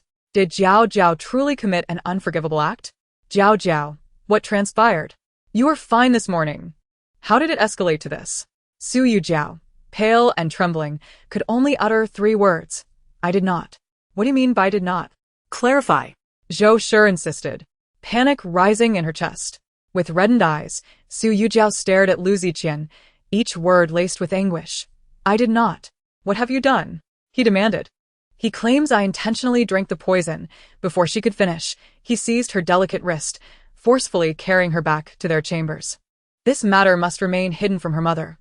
Otherwise, the Lu family would never accept her. His elder brother and sister-in-law would never entrust their son to her care. He cast her onto the bed, warning her harshly, Su Yujiao, even in death, you shall remain within the Lu family. I warn you, should you ever dare to act against Yunyang again, I will not show you mercy. His words did not prioritize Chen Yunyang, rather, they encapsulated a multitude of grievances he could not articulate. He was furious at her for her ungratefulness and her desire to leave him. He loathed her for her cruelty, which had cost them their child. Thus, he was consumed by rage, seeking to provoke and punish her through Chen Yunyang. Now your maternal family is able to exchange for a larger residence and employ servants, all thanks to the wealth of the Lu family. Should you dare to confront Yunyang again, I will sever their financial support. Su Yujiao's rage was palpable, her desire to strike him ignited, yet he firmly grasped her wrist, lifting it high above her head. Those funds are my own earnings. I have not spent a single coin from the Lu family. Lu Ziqian scoffed. Every penny you earned after marrying into my family belongs to the Lu family. Furthermore, your dowry cannot be used to assist your maternal family without the consent of your husband. Even in the event of a divorce, you cannot take a single coin with you. This is the law of Daming Nation. It is my indulgence that has led you to believe all your earnings are yours. Su Yujiao, I once thought you had matured and become understanding, but instead, you have only grown more venomous. A foolish and malicious woman. His eyes burned with rage. Chapter 96. Imprisonment. You dare to harm my child. I will settle this score with you in due time. From now on, I shall no longer show you any mercy. Do not even think of seeking death, or I will ensure your entire family pays the price. Su Yujiao, in emotional turmoil, could no longer maintain her facade, unleashing a torrent of curses at him. Coward. Aside from threatening me with your family, what else can you do? Such tactics are more than sufficient. The man stormed out in a fury, commanding those outside, "Lock the door. No one is to enter without my orders." Lu Ziqian, you blind and foolish bastard. You believe whatever she says. Has a donkey kicked your brain? You only discovered that Xiaodao brought in a bowl of medicine. Why not investigate what kind of medicine it was? If you truly cared to look into it, I would not believe you could not find out. You have never trusted me, so you hastily concluded that I was at fault. I, Su Yujiao, swear to the heavens, if I truly intended to harm my unborn child, may my entire family suffer a wretched fate alongside me. I further vow that from this day forth, I shall sever all ties of affection, should I violate this oath. May I, Su Yujiao, die without a grave to call my own. Bang! He resembled a frenzied beast, his gaze a deep crimson as he stared at her, causing her to retreat step by step. The man advanced, the bedroom filled with a stifling sense of oppression. Su Yujiao, do not push me. I truly might go mad. Lu Ziqian pressed his hand against her delicate neck, their foreheads touching, his voice low and trembling. In the future, do not make such oaths lightly. Observing his expression, akin to that of a madman, she instinctively cradled her belly, fearful of defying him. Turning her face away, tears streamed down her cheeks. Some emotions were simply beyond her control, like the despair that surged forth in that moment. Lu Ziqian, witnessing the beauty before him weeping, gradually regained his composure, using his rough fingertips to wipe away her crystalline tears. Do not cry. I will uncover the truth. I will not wrong you. Su Yujiao glared at him with swollen eyes, incredulous at his shamelessness. He could unleash his temper at will, then switch to gentleness as he pleased. Did he regard her as nothing more than a pet? Denied of dignity and emotion, embraced when he felt joy, cast aside when displeased. Leave. She fixed her gaze upon him, her tone calm. Lu Ziqian regarded her with icy eyes, ultimately saying nothing. Yet he still confined her, the door locked tight. No one permitted to enter or exit without his command. Su Yujiao sat despondently on the bed, her hand resting on her abdomen. Feeling a dull ache from her earlier emotional upheaval, she had intended to take some medicine to support her pregnancy, but decided against it. That beast, Lu Ziqian, was unworthy of a child. Let nature take its course. If the child were to be lost, it would simply signify a lack of fate between her and the unborn. The woman curled up on the bed, allowing her tears to transition from scalding to icy, soaking her pillow. Lu Ziqian instructed Ma Xing to set aside all matters to investigate this issue. That night, upon Ma Xing's return, he found Xiaodao outside Su Yujiao's door, weeping and cursing. The room was cloaked in darkness, an eerie silence reminiscent of death. Ma Xing sighed. It seemed the master truly had no chance this time. He could not fathom why such a wise and capable man would turn into a fool in front of Qin Yunong, as if bewitched, believing her every word. He even speculated that the master might have been cursed by Qin Yunong. Each time he dealt with the young mistress, he would first vent his frustrations indiscriminately, then shamelessly attempt to placate her. Such behavior, while tolerable once or twice, would eventually drain even the strongest affection. Ma Xing pushed open the study door to find Lu Ziqian seated alone at the table, staring vacantly out at the moonlight, his demeanor suggesting a tempestuous mood, enveloped in an aura that demanded distance. Upon hearing someone enter, Lu Ziqian did not look up, maintaining his gaze out the window. Ma Xing took the initiative to speak. Master, you have once again wronged the young mistress. I have investigated Xiaotao's visits to all the apothecaries today, aside from purchasing pregnancy-preserving medicine. She also acquired various herbs for treating wounds and replenishing vitality. Here are the records from Showen Hall which I have copied. Besides the funds for the medicines, this portion accounts for the cost of preparation. The physician at Showen Hall mentioned that Xiaodao provided a prescription, requesting them to prepare the herbs into easy-to-consume pills and powders. The physician noted that he followed her instructions, significantly enhancing the efficacy of the medicines, particularly suitable for the battlefield. The powder could be directly applied to wounds, proving remarkably effective for staunching blood flow.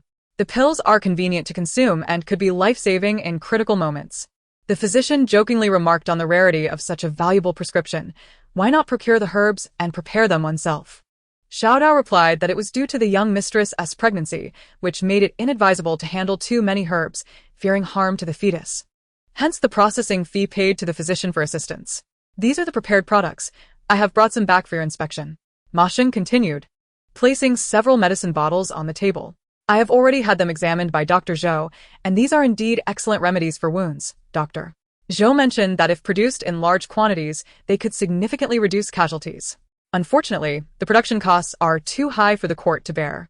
As Ma Sheng glanced at Lu Ziqian, hoping to gauge his reaction, he found the man staring intently at the bottles, lost in thought.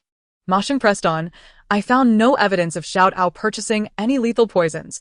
Such malicious substances are not available at the apothecaries. Therefore, I scoured the brothels of the capital, and no one dared to sell such poisons, nor had anyone seen Xiao Tao.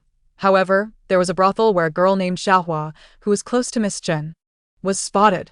Lu Ziqian suddenly lifted his head, his gaze complex as he regarded Ma Sheng, his emotions in turmoil, wishing desperately to be wrong, yet dreading that he might be correct. Ma Sheng continued, I thoroughly questioned the madam of the Hongwen brothel. Xiaohua did not seek any lethal poisons. She intended to purchase medicine for a venereal disease.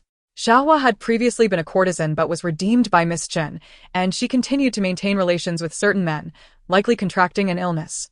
At this moment, Lu Ziqian could scarcely absorb Ma Sheng's further words. His focus was fixed on the bottles before him, perceiving Ma Sheng's mouth move without hearing a sound. Master? Seeing him still in a daze, Ma Sheng called out. The man, with a vacant expression, glanced at him before abruptly rising and stumbling toward the exit. Ma Sheng watched Lu Ziqian's disheveled figure depart, letting out a resigned sigh. Love and affection are indeed terrifying, tormenting both oneself and others.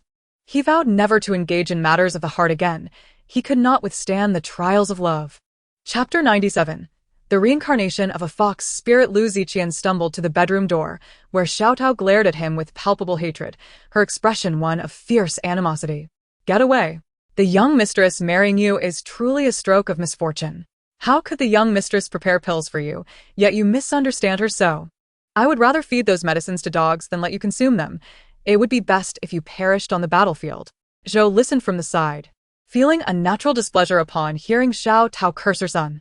Yet, witnessing her son's disheveled state, submissive to beatings and scoldings, she recognized that this time the fault lay with him. Alas, he truly deserved it. Why could he never learn from his mistakes, always impulsive and irritable, uttering hurtful words, destined for a day of irreparable consequences? Lu Ziqian disregarded Xiao Tao's furious reprimands and pushed the door open. The room was shrouded in darkness. He lit a lamp and immediately spotted the frail figure curled up in the corner. Su Yujiao trembled violently upon his approach, her lips quivering. Don't come any closer.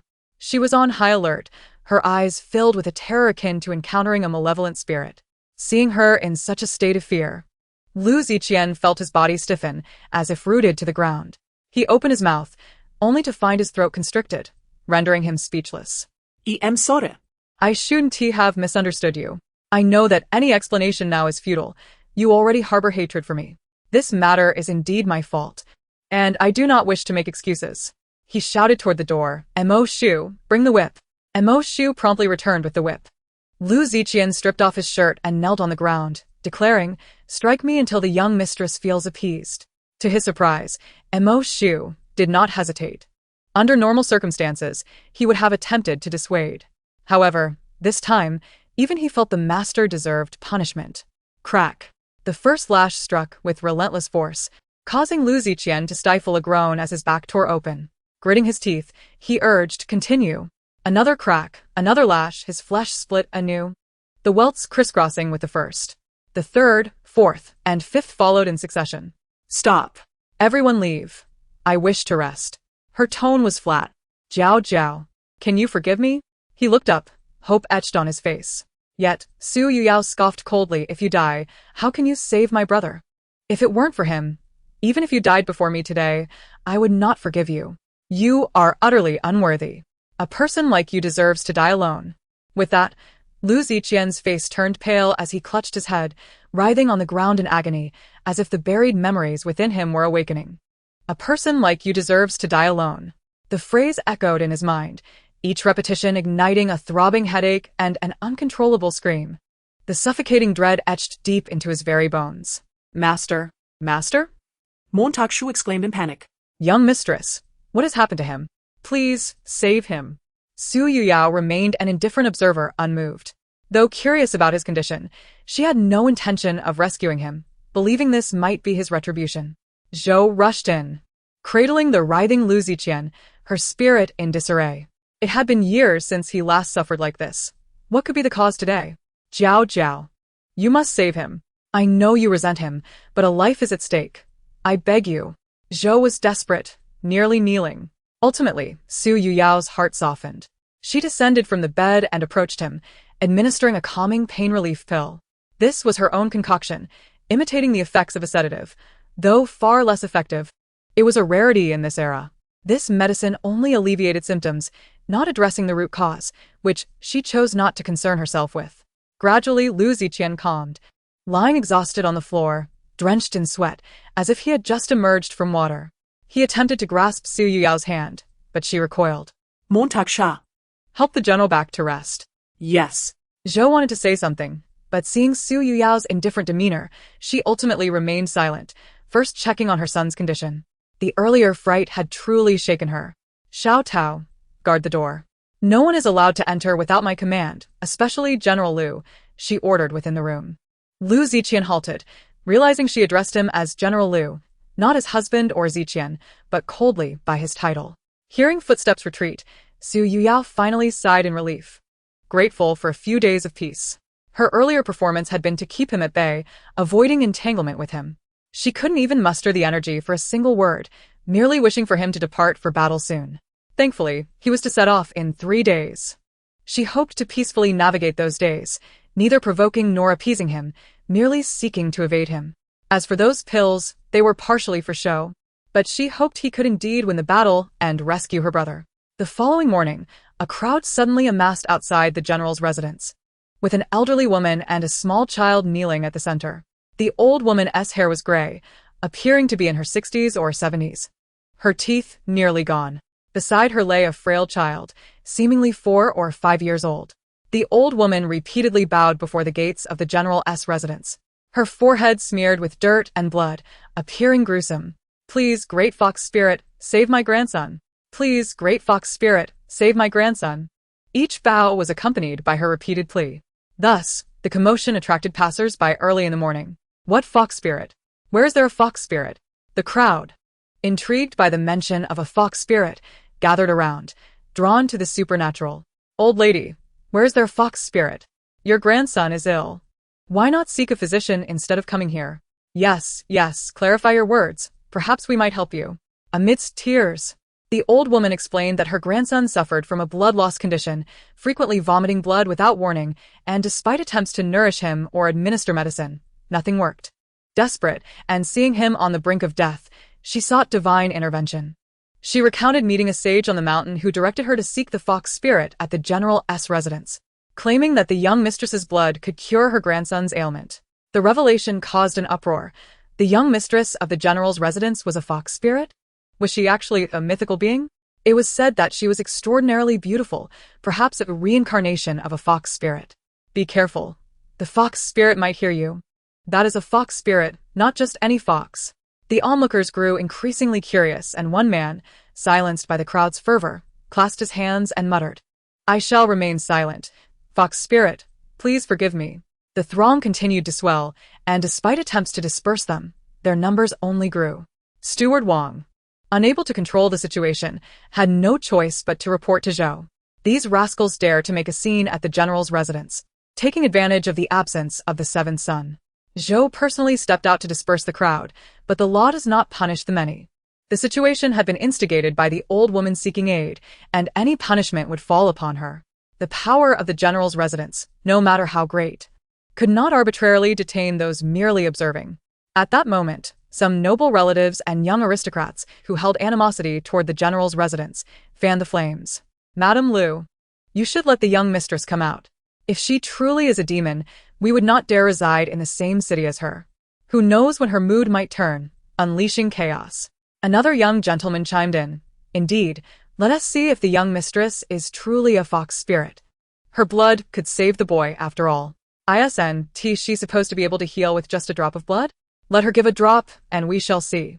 After all, losing a drop of blood wouldn't kill her, and if she could save the child, it would accumulate merit.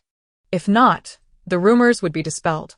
The general's mansion has always concealed its secrets, which only breeds suspicion among the onlookers. The surrounding citizens, eager for drama, chimed in. Indeed, this young gentleman makes a valid point. It is merely a drop of blood. Why not test it? If the young mistress of your esteemed household truly is a reincarnated fox spirit, then she should be expelled from the capital. We cannot coexist with a fox spirit. Would banishing her from the capital not pose a threat to other regions?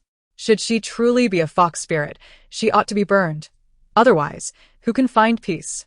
Standing at a distance in a tea-house, Chen Yunyang observed the siege on the general's mansion, a malicious glint flashing in her eyes. You vile wretch! You have taken my position as county mistress. I shall claim your life in return. Zhou's face turned a ghastly green with fury. This group was simply intolerable. Go and comfort the young mistress. Do not let her know of the chaos at the entrance. Understood. Unfortunately, Zhou's words had scarcely left her lips when Su Yujiao emerged. Supported by Xiao Tao, her face veiled. Jiaojia, why have you come out? Quickly return. Su Yujiao replied, Mother, this matter stems from me. I must address it directly. If people come to believe the rumors, we may never live peacefully again. It is merely a drop of blood. I shall prove it. Su Yujiao boldly proclaimed, I know not where these rumors originated, nor the motives of those who spread them. Since it has escalated to this point, I fear not proving it publicly. If my blood truly possesses such miraculous properties, I am willing to offer a drop daily. I have never been stingy with accumulating merit. However, I have one request.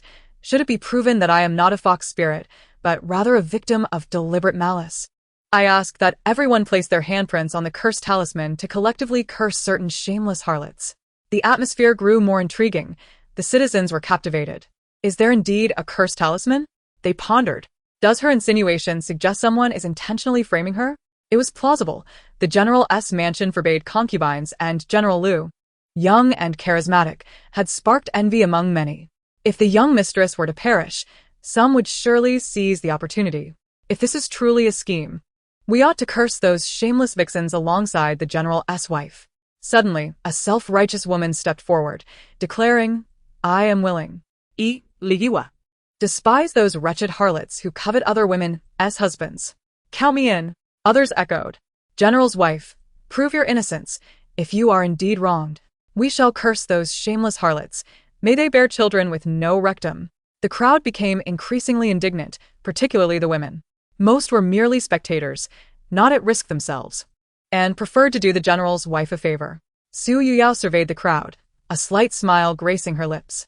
Although she was unaware of Chen Yunyang's hiding place, she sensed the woman was nearby. Su Yujiao approached an elderly woman, pricking her fingertip with a silver needle and letting a drop of blood fall onto the parched lips of a child. The elderly woman, cradling the child, expressed her gratitude fervently, clasping her hands in prayer. The spectators held their breath, straining to see the ailing child. However, as moments passed, the child showed no sign of improvement. A nearby physician, eager to diagnose the child's condition, stepped forward, shaking his head. He had previously treated the child at his clinic, and there had been no improvement. Su Yujiao tenderly asked, Elder, did the esteemed one inform you how long it would take for your grandson to recover after consuming my blood? The elderly woman faltered, recalling that the sage had only said 1 drop would suffice for healing, but did not specify when recovery would occur. Should I give him another drop? The elderly woman hesitated, believing deeply in the sage's words. He had not mentioned needing 2 drops, and what if too much was detrimental to the child? At that moment, a gaunt old man approached, stating he had coughed blood for years and wished to try the fox spirit's blood. He was unafraid of taking several drops. If it could heal him, that would be splendid, and if not, it would still vindicate Su Yujiao. She consented, dripping several drops of blood into his palm before waiting again, but he continued to cough blood, showing no change. Impatience grew among the crowd. After all, they had other matters to attend to. Watching the spectacle was one thing, but they could not linger all day. What fox spirit? This is merely a scheme. Indeed, if she were truly a fox spirit, how would she dare to appear publicly and shed blood? Aren't fox demons most afraid of monks and Taoists? Why would she summon a Taoist, fearing she might revert to her true form? As the audience simmered with indignation, the Taoist from Jinqing Temple arrived, a well-respected figure known to many present. He had descended the mountain upon hearing of the fox spirit's emergence in the capital. Taoist su inscrutenai Su Yujiao. clearly taken aback, as if he had discerned something. The crowd, curious about his reaction, inquired, Taoist, what did your gaze imply? Is she truly a fox spirit? Realizing his oversight, Taoist Su Yujiao shook his head. Not at all. This young friend possesses great fortune. The radiance of merit enveloping her can influence the fortune of those around her. Su Yujiao was taken aback, a strange anxiety creeping in. Could this Taoist discern her origins? He spoke of great fortune, yet she felt utterly miserable since her arrival. Taoist, do you know who has conspired against me? Taoist Su Yujiao calculated with his fingers, pointing to a window on the second floor of the tea house across the street. That room harbors the most malevolent aura. Furious, Zhou ordered, bring forth the one who is playing tricks. Inside the tea house, Chen Yunyang caught sight of the Taoist's pointing finger through a crack in the window. As he gestured, all eyes turned toward her. It felt as if countless gazes ensnared her, rendering her motionless for a moment before she regained her senses. By the time the general's guards and curious onlookers stormed into the tea house, the room was already empty. The tea house owner, believing a significant incident had occurred, hurried upstairs to inquire about the situation. Where are the guests from this room? They must have left. Were they male or female? It was a woman.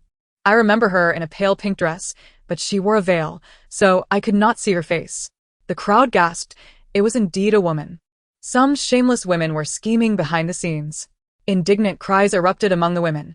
Taoist, quickly give the young mistress a cursed talisman. Let's curse those shameless harlots. Taoist Su Yujiao shook his head, stating he had no cursed talismans, and such things could compromise merit. Others should also refrain from attempting this.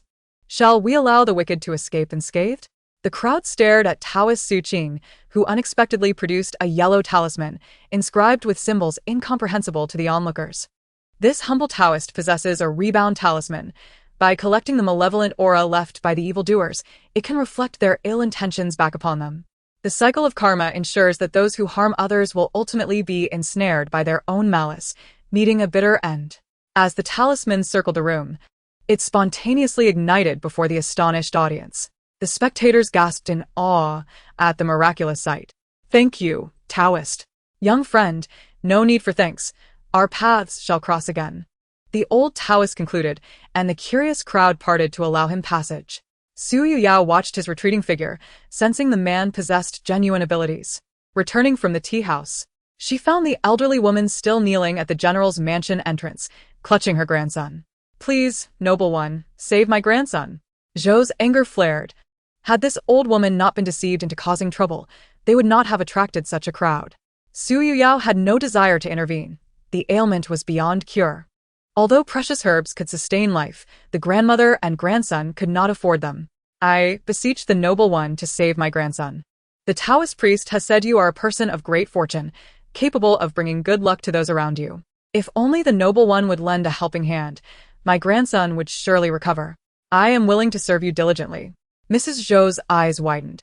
Was this old woman attempting to latch onto Jiaoju? She signaled to Butler Wang, who stepped forward to dismiss her. Kindly return home.